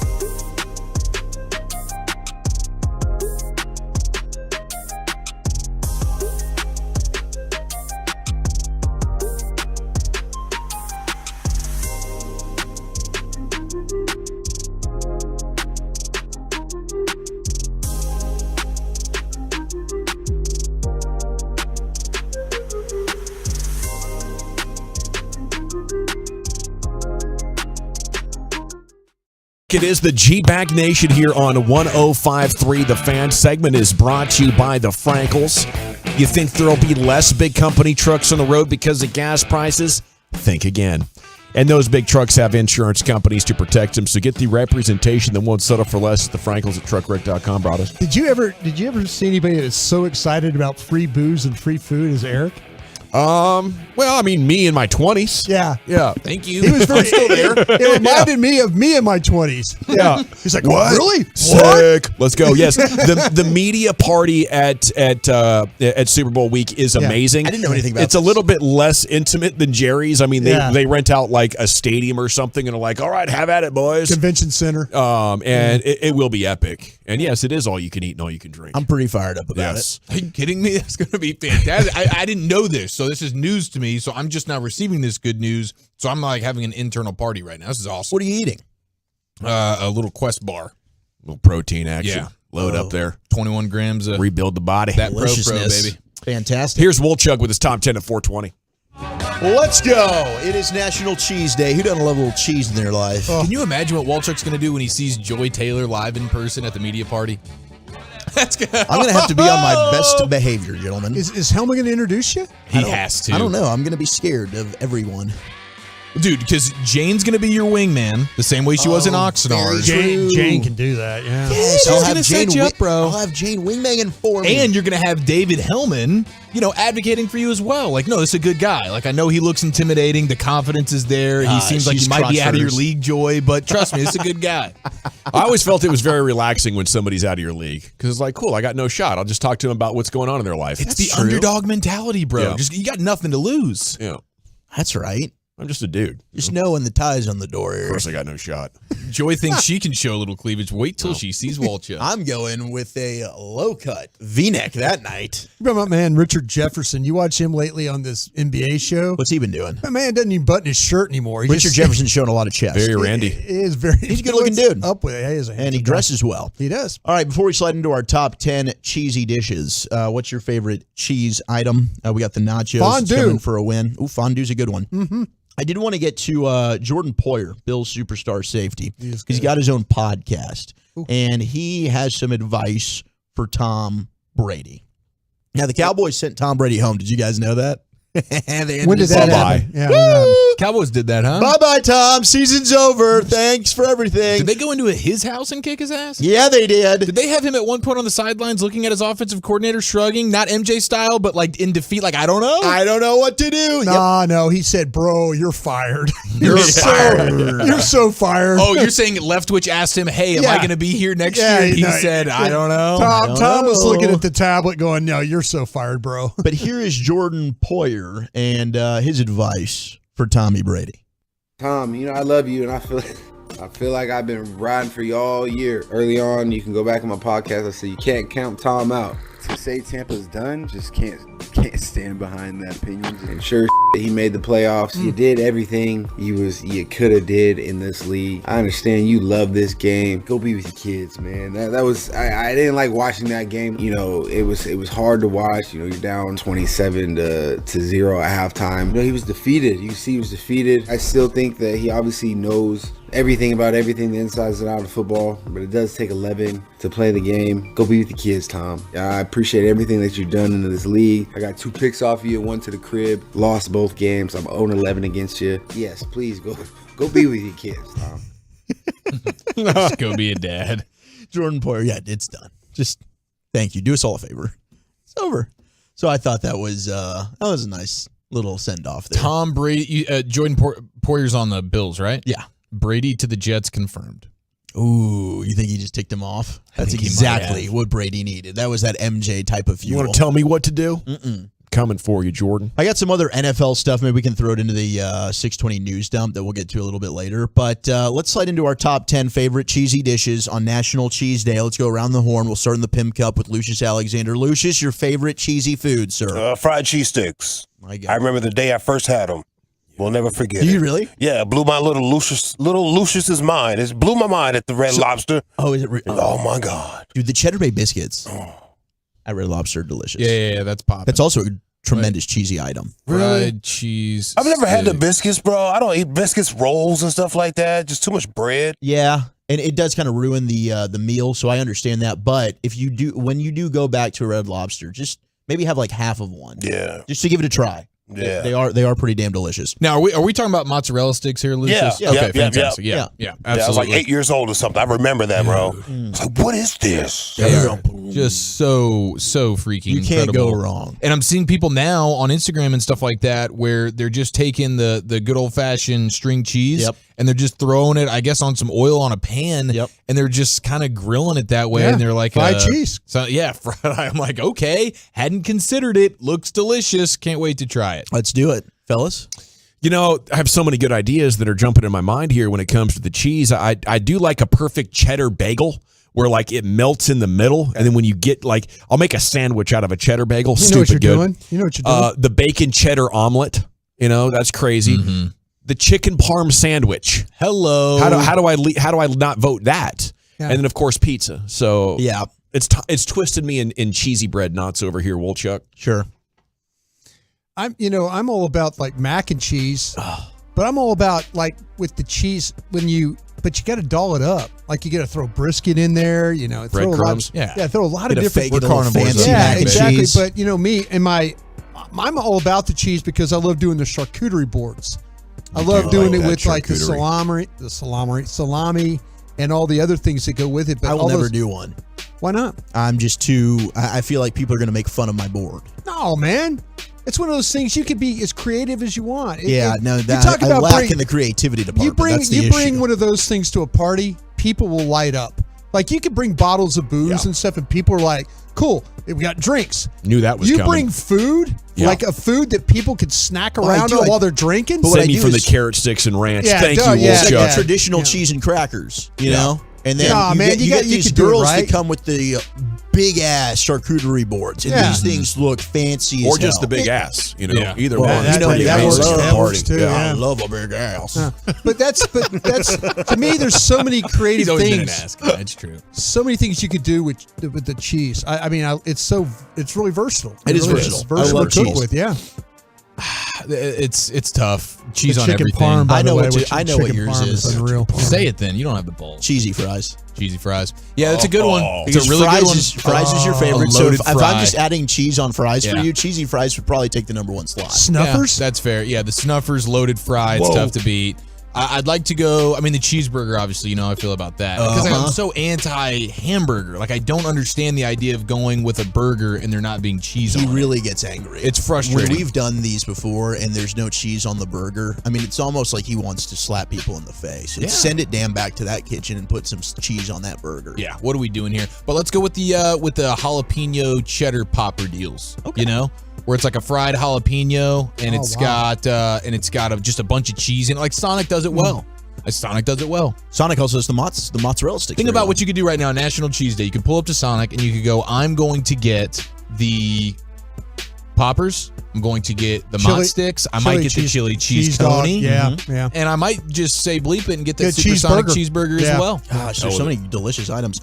We've got the cheddar jack getting some love. We got queso. Oh, queso. Yeah. Absolutely. We got Juicy Lucy burgers, elote. Okay, the nachos, you got to explain what the Juicy Lucy is. The Juicy Lucy is basically a burger with the cheese stuffed inside the meat. There you go. Mm-hmm. And I've never had one. It's excellent. But I've seen it, and a lot of those food shows, I've seen them go to Minnesota. Yep. And, that's where it was invented, Minneapolis. Insanely good. As I look ahead to my future, do I have to be worried about overconsumption of cheese in terms of it backing me up at a later date in my life? Or are you, is that a no concern? Oh, it's always a concern. And, Lucius always gives you really good tips, the pears and things like that. Shout out to them pears. Yeah, Lucius always gives juice in the morning. Pickle juice in the morning gives you a lot of good tips. But cheese is one of you need roughage. You think about your the quantity of cheese that I can consume 100%. post 35, 40 years old is probably hey. Yeah, you got to be careful. You guys ever just take down a wheel or a log of cheese? Yes, bro. I'll tell you one of my favorite things to do. No hesitation, dude. You get a block of cheddar. You get a legit pepperoni stick. It's not already diced up. You're dicing it up yourself. And then you get, whether it's the Ritz or the club or whatever it is. Sausage. Yeah, the summer sausage. Gosh. Yeah, beautiful. I just go straight pepperoni, cheese in it with a cracker or a Triscuit or something. That heartburn just killing you? Yeah, if you go too deep into the pepperoni, the pepperoni will get you, yeah. I love it. All right, so number 10. That's a pleasure pain. Number 10 on the beer cheese and pretzels. Another one I like. Number 10 on the top 10 favorite cheesy dishes is the cheese grits. That's with shrimp. Why not? Oof. Yeah. Number 9, cheese fondue. There you go. Number 8. Very 1970s. We do indeed have queso. Yes. 100%. Yeah.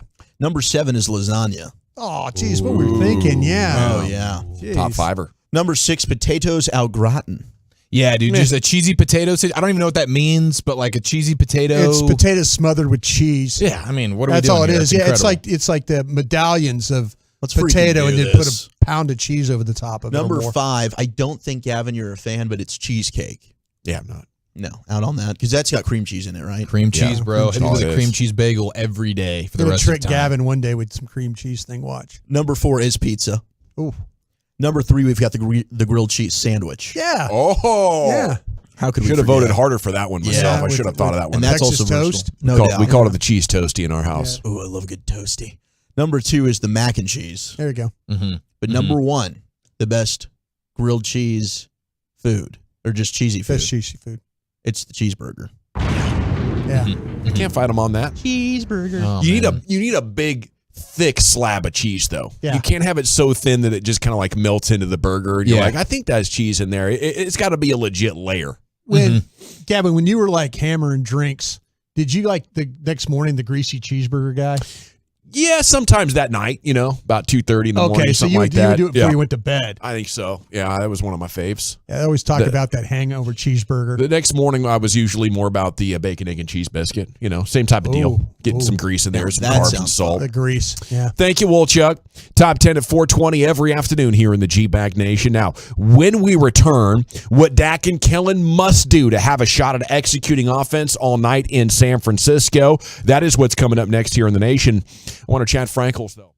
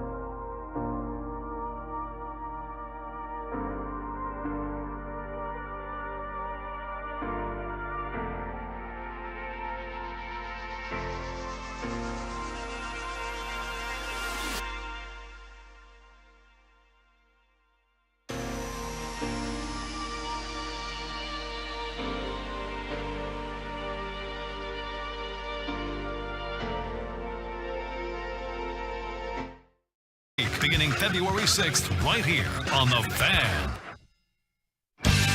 Classic Chevrolet in Grapevine knows you like buying to be easy.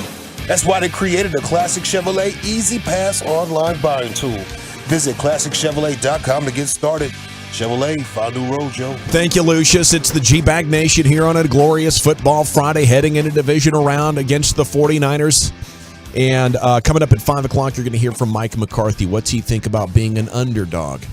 I heard a rumor that Wolchuk and Chiafalo might open Club Cowboys. It might be that much of a special afternoon. Really? Of course, we'll open it Monday if they get the dub. Wow. But yeah, we might get this bad boy open at some point in the 5 o'clock hour. Speaking of the 5, of course, LA Live with Lucius coming up in less than an hour. And Bobby Belt's going to join you at 6 o'clock tonight because we will be in the throes of what you're drinking and what you're thinking.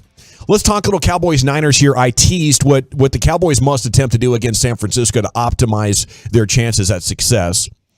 We go to this, got an Amber Alert situation going on here. Yeah, I got the same one. Escape. Oh, okay. Goodness gracious, Okay, that was so loud. check those details if you need to help them find the kids.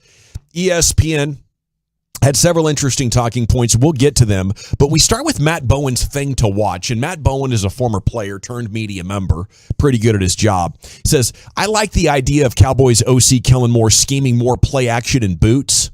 This season, including last week's wild card game, San Francisco has allowed 8.1 yard per attempt on play action throws and 7.9 per attempt on boot play action, and that ranks 22nd in the league for both of them. Is that the way you see it, Mr. Broadus?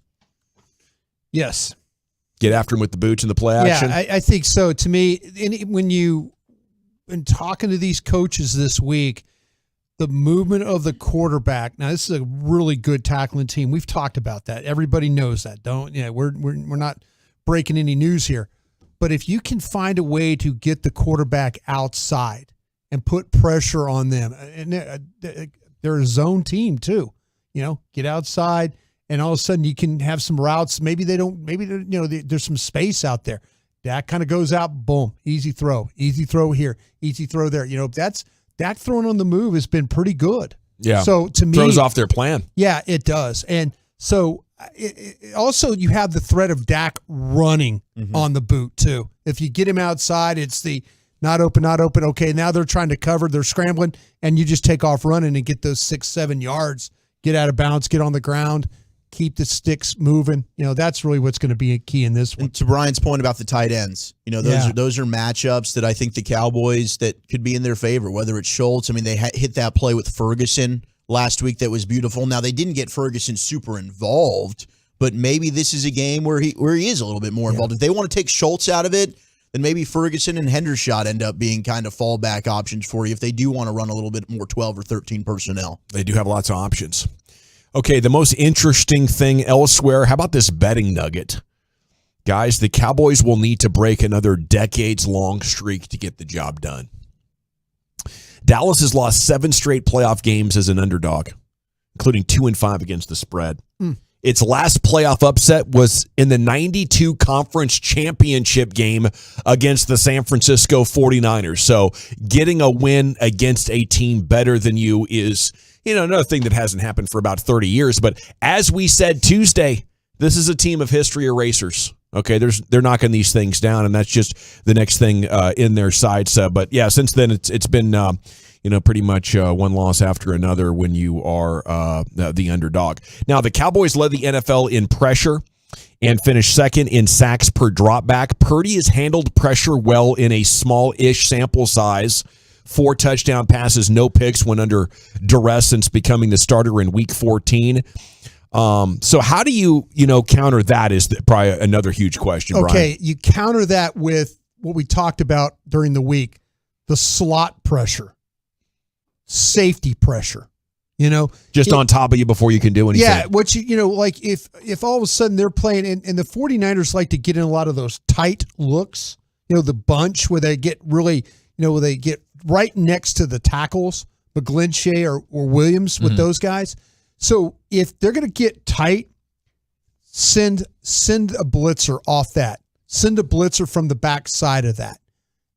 If he's expecting everything is going to be picked up, but it's like, okay, I've got Parsons accounted for. I've got Tank accounted for.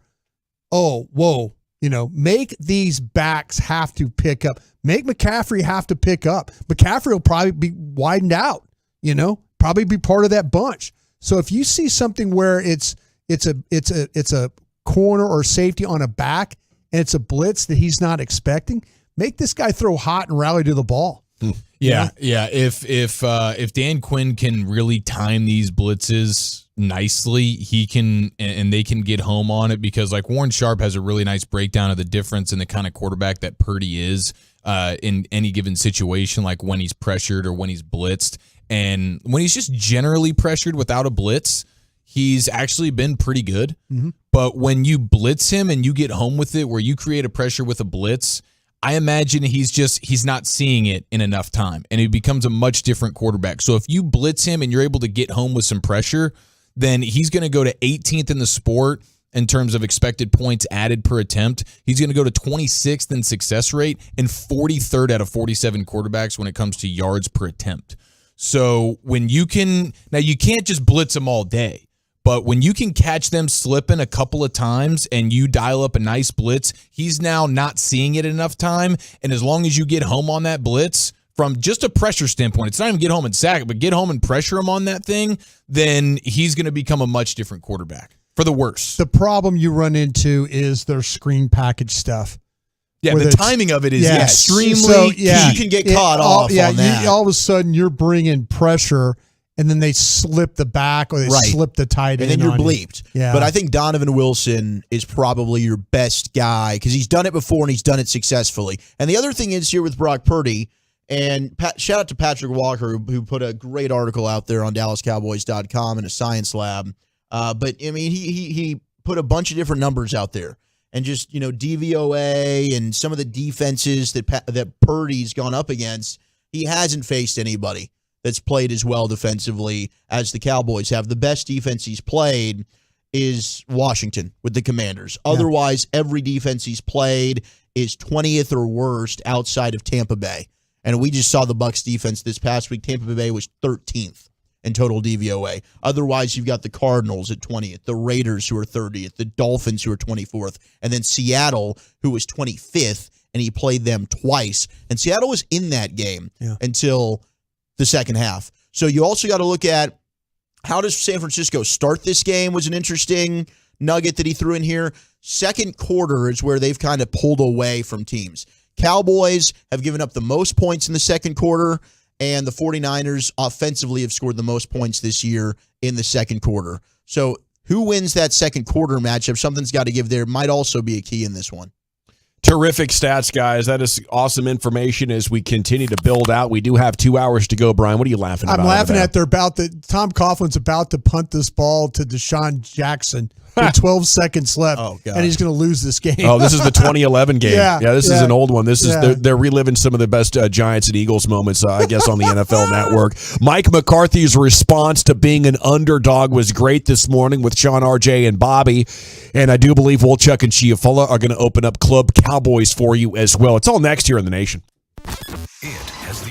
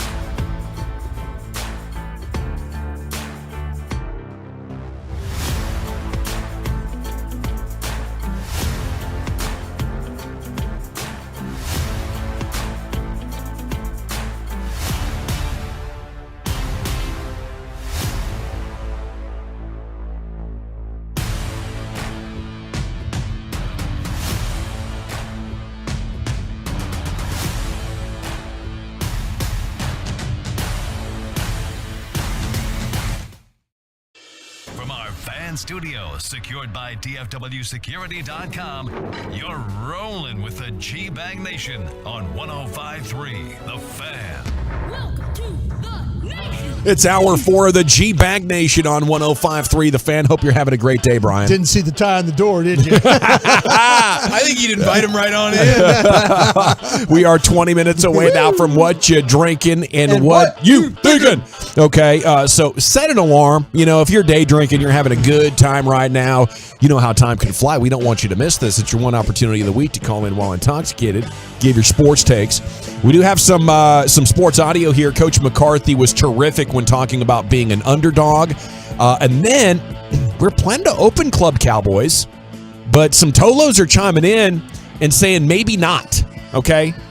Maybe it could jinx the game. Now, in my mind, we're kind of celebrating being in the divisional round and getting hyped. You know, we're having a party, kind of pre-gaming it a little bit. There is no 24-hour rule officially on celebrating a win. We never opened it to celebrate the Tampa Bay victory. But, guys, this isn't my baby. So we need Wolchuk and Chiafalo to make a call on this. Oh, man, I'm getting nervous about this. We're men of the people, though. We are men of the people. If the Twolos and the Tolos thinks this could be a jinx factor, I don't want to be blamed. No, I want us to be good luck charms more than anything. It's a show of the people, for the people, by the people. Often have said that, and this is not meant to be a jinx in any way. It's meant to be celebratory and to be a hype up leading into a divisional round crotch first game against the 49ers. So that's what I thought. Let us know. Truckwork.com text line, Twolos, tubers. Like, this is not meant to be bad juju. It's meant to be tremendously positive. Yeah, I thought the club was like immune to the jinx situation. Yeah, there's no jinxing involved here with Club Cowboys. Here's Coach Mike McCarthy. What do you think about being the underdogs? So we're the underdog? Yes, by 4. By 4, wow. Okay.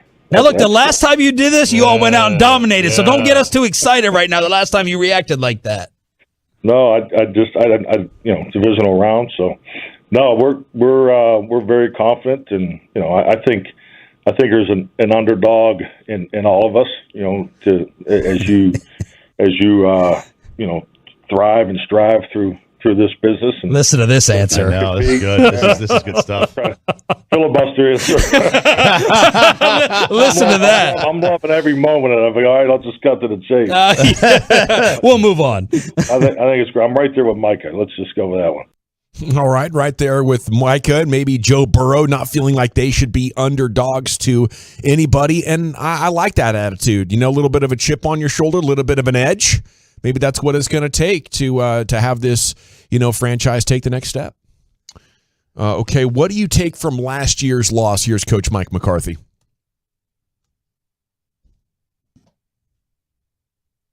Spivesky. Yeah, we're good. Thanks, Coach. The biggest thing I got out of it watching over the weekend was really the personnel matchups, and really, even going back to 2020. We played them at home in 2020 also. There's still, a lot of the same players on their team.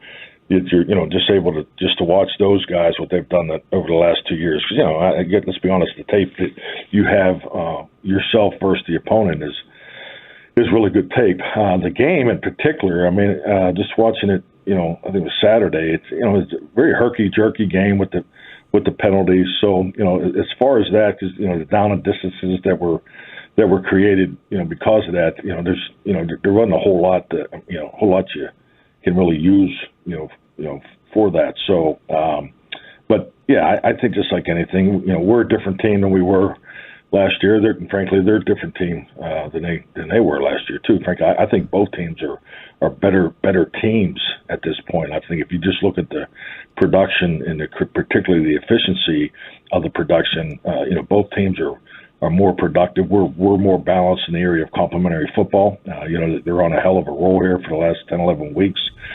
So I think you're seeing a hell of a clash of two outstanding football teams come together Sunday. Yeah, for me, it's the penalties and then the weirdness at the end of the game with the game management. I don't think either of those things are going to happen. The Cowboys only scored 16 points, so you can't blow too much smoke up your own behind when it comes to belief. But the Cowboys outplayed them in the second half. The last time these teams were together over the final 30 minutes, I think the Cowboys were the better team. And those are the three biggest things that stand out to me from last year's game. Yeah, and the penalties. I mean, that was a wonky one, dude. Randy Gregory was finding his way into some trouble, and that he described it as herky jerky. It does. It throws you off, man. It throws you off. Let's play a clean game here. But I love the underdog mentality. I do wonder. I was asking Broadus about this earlier. Are you really buying it from these coaches like McCarthy acting like he didn't know they were an underdog? He knows. Of course you know, bro. And you're sharing that with your guys all week long. That is one of the things that I like from a psychological standpoint going into this game as opposed to last year. Last year you were supposed to win. And even though you had been sputtering really the latter half of the season, you were the home team. You were the favorite. You had the quote-unquote better quarterback. It was up to you to go win the game. Now it seems like it's more, hey, San Francisco, you're the one that's expected to win the game. It's in your house, and there's a little bit, I just think there's an edge there that you play with when you're Jaron Curse and you're Micah Parsons and these guys defensively. Yes. I think that's what they're preaching right now. I agree, and Micah basically said the same thing. Micah's like, look, when you're already at the bottom, you can only go up. I really like being the underdog. I think you should feed into it. You should love that stuff. When no one believes in you, that's the best feeling. Not when everyone believes in you and the Kool-Aid is up and everyone's smiling like they can't lose, they're too good. I don't want that feeling because it's like, damn, if you don't win, everyone's like, well, why didn't you win? Yeah. It's all about when people are doubting you, you go out there, you prove them wrong. And it's never real when you feel invincible in the NFL. You know, it's hardly real.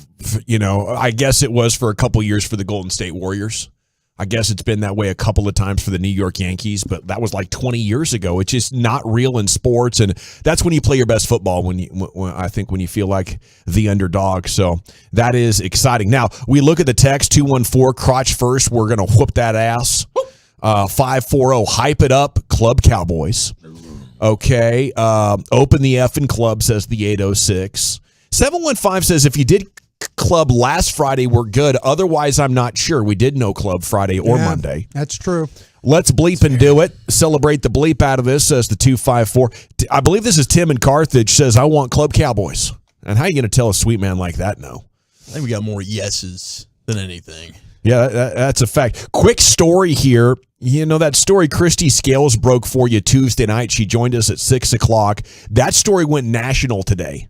The NFL cracking down and enforcing the rule of the kicker using an object or the holder using an object to spot where the ball is going to be. I can't imagine the timing on this. Right as Brett Maher is going through his first crisis of the season, his first self-confidence issue, he's missed 2 extra points in a row, and he's thinking, oh, crap, they take away a key part of the process. Mm-hmm. I think it probably had an impact on misses 3, 4, and 5 in a row. Yeah. And I don't know, how you handle this if you're the Cowboys, but we asked Stephen Jones about it earlier, and he sounded disappointed that the officials were considering a blade of grass that happened to be a different color as a foreign object. And if Stephen, I'm really mad that this is happening right as we get to the playoffs. You know, this is like an obscure rule that's coming out to impact us once again. This is like 2014, 2016, and 2022. It's like the weird, remember Bryce Brown in the huddle, or Bryce Butler in the huddle? Yeah. The 12 men that actually Mike McCarthy with the Packers told the NFL to look out for the catch. And now this one, and hopefully it doesn't have any further impact. But I do wonder, is Maher looking for that piece of white grass as a focus object, and did that throw off his rhythm or his routine? I think a smaller thing like that absolutely could for such a finely detailed sports execution. Yeah, and that's that's been your marker, and so the holder's a little bit uncomfortable. Everything's kind of thrown off, and I don't know how far in advance of the game they got the news that they weren't going to be able to do their traditional way of field goal kicking and extra point kicking here. But yeah, I would absolutely imagine that throws you off. When you hear Justin Tucker go into the level of detail that is him setting up his kick and the relationship between snapper, holder, kicker, the timing, everything is so precise. And he says, remember, Justin Tucker, who's maybe the best in the sport right now as a kicker, the ball, if everything's locked in, the ball just sort of kicks itself. Like, it's very, very particular and detail-oriented. So you throw something like that off, I would imagine that would mess your world up. So it's a blade of grass. I wonder what the hell? I wonder what the pregame Is McCarthy, is Fossil, are they like, how much conversation are they having hours before kickoff with the referees and the officiating crew? Like, hey, let's make sure we got this thing cool. Are we calling a blade of grass a foreign object? Like, well, this needs to be ironed out here. And honestly, even that's too late. I would like to think they've been on the horn and all week long. If we're not allowed to do the blade of grass, hopefully when Maher went 6 for 6 in practice yesterday, they had that thing. You know what I mean? Like, hopefully this is all settled now. But what a weird time to just throw that. Oh, it's playoff time now, and your kicking situation is going to be a little bit different. That's kind of if dumb. you go back, that's not right. if you go back and look at what Philadelphia did, though, they're the team that they're the ones that have caused all this. And you could clearly see their holder picking something up off the turf. He was using like tape or something else? Yeah, it could be, it was. Little placard disc? Yeah, maybe like a ball marker. Yeah. Like a ball marker in golf. They took it too far and ruined it for the Cowboys. You see, like clearly you could watch highlights and all of a sudden the ball kicks away and the holder reaches down and put something off the grass. So you can't do that. Could Anger get down there and scuff the grass since they are on natural in San Francisco? Sure. I mean, you're talking about create like a divot? Yeah. Like, when not a divot. I'm just going to scrape some of the grass away so Brett can look at where I'm going to put the ball. Sure. I mean, like you could, I don't know if they're allow you to build a stance or some, like you can, sometimes you hit your 3-wood off the tee box and some people just will slap it into the ground and make a little tee and then you set the ball up on top of that. Yeah, I don't want to do that. See, I don't think they'll let you do that. No. But maybe just if you take your finger and kind of, make a little hole there or something like that, you can that would be what I would do. They got to try something because I think this is going to be a game decided by 3 points, and it could easily be the deciding factor in the game. Speaking of golf, since you mentioned it, before we get to a decision on the club, Brian, I had a little Gavin's Gadgets note, and I wanted to pass this along to you. You used to play the golf video game, didn't you? I played Tiger Woods. Okay. That was the only one I played. Yeah. For the first time since 2015, that PGA game is back. Okay, they're not calling it Tiger Woods anymore. Check this out: they're going to have the Masters, and they're going to recreate the course down to every last tree and flower. Get out of here! It's going to be an exact replication of every single piece of grass and flower and tree at Augusta.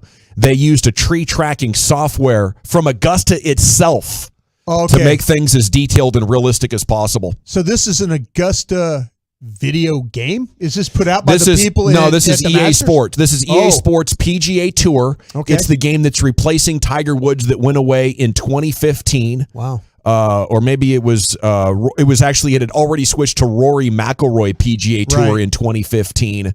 But a 4-minute gameplay trailer was uploaded to YouTube on Thursday, and a lot of people like you who used to love to play that game are stoked. Lopez, Yes. It is time now for Zach Wolchuk here to give us a decision on the club as what you drinking and what you thinking is lurking. Yes, it's lurking. I think we got more pros than cons on Club Cowboys. Oh. We did. Now, this is all about just getting hyped for San Francisco. Okay? This is all this is. Eric? I hear you, and I don't think there are any rules other than leaving your pants at the door. There are for no Club rules. Cowboys. This is all just let's enjoy, let's embrace the moment. All right, this doesn't come often, so we're gonna just need to go ahead and fire it up as the Cowboys are getting ready to go to San Francisco, Levi Stadium. The best playoff rivalry maybe in the history of the National Football League. Dak Prescott and the Cowboys seeking revenge. Can they do it? Can they? Brian Broaddus put his balls on the line. I did. He put the bet payoff. All three of them. He's got the Cowboys as his survivor pick of the week. That's it, man. I picked the Cowboys. Eric picked the Cowboys.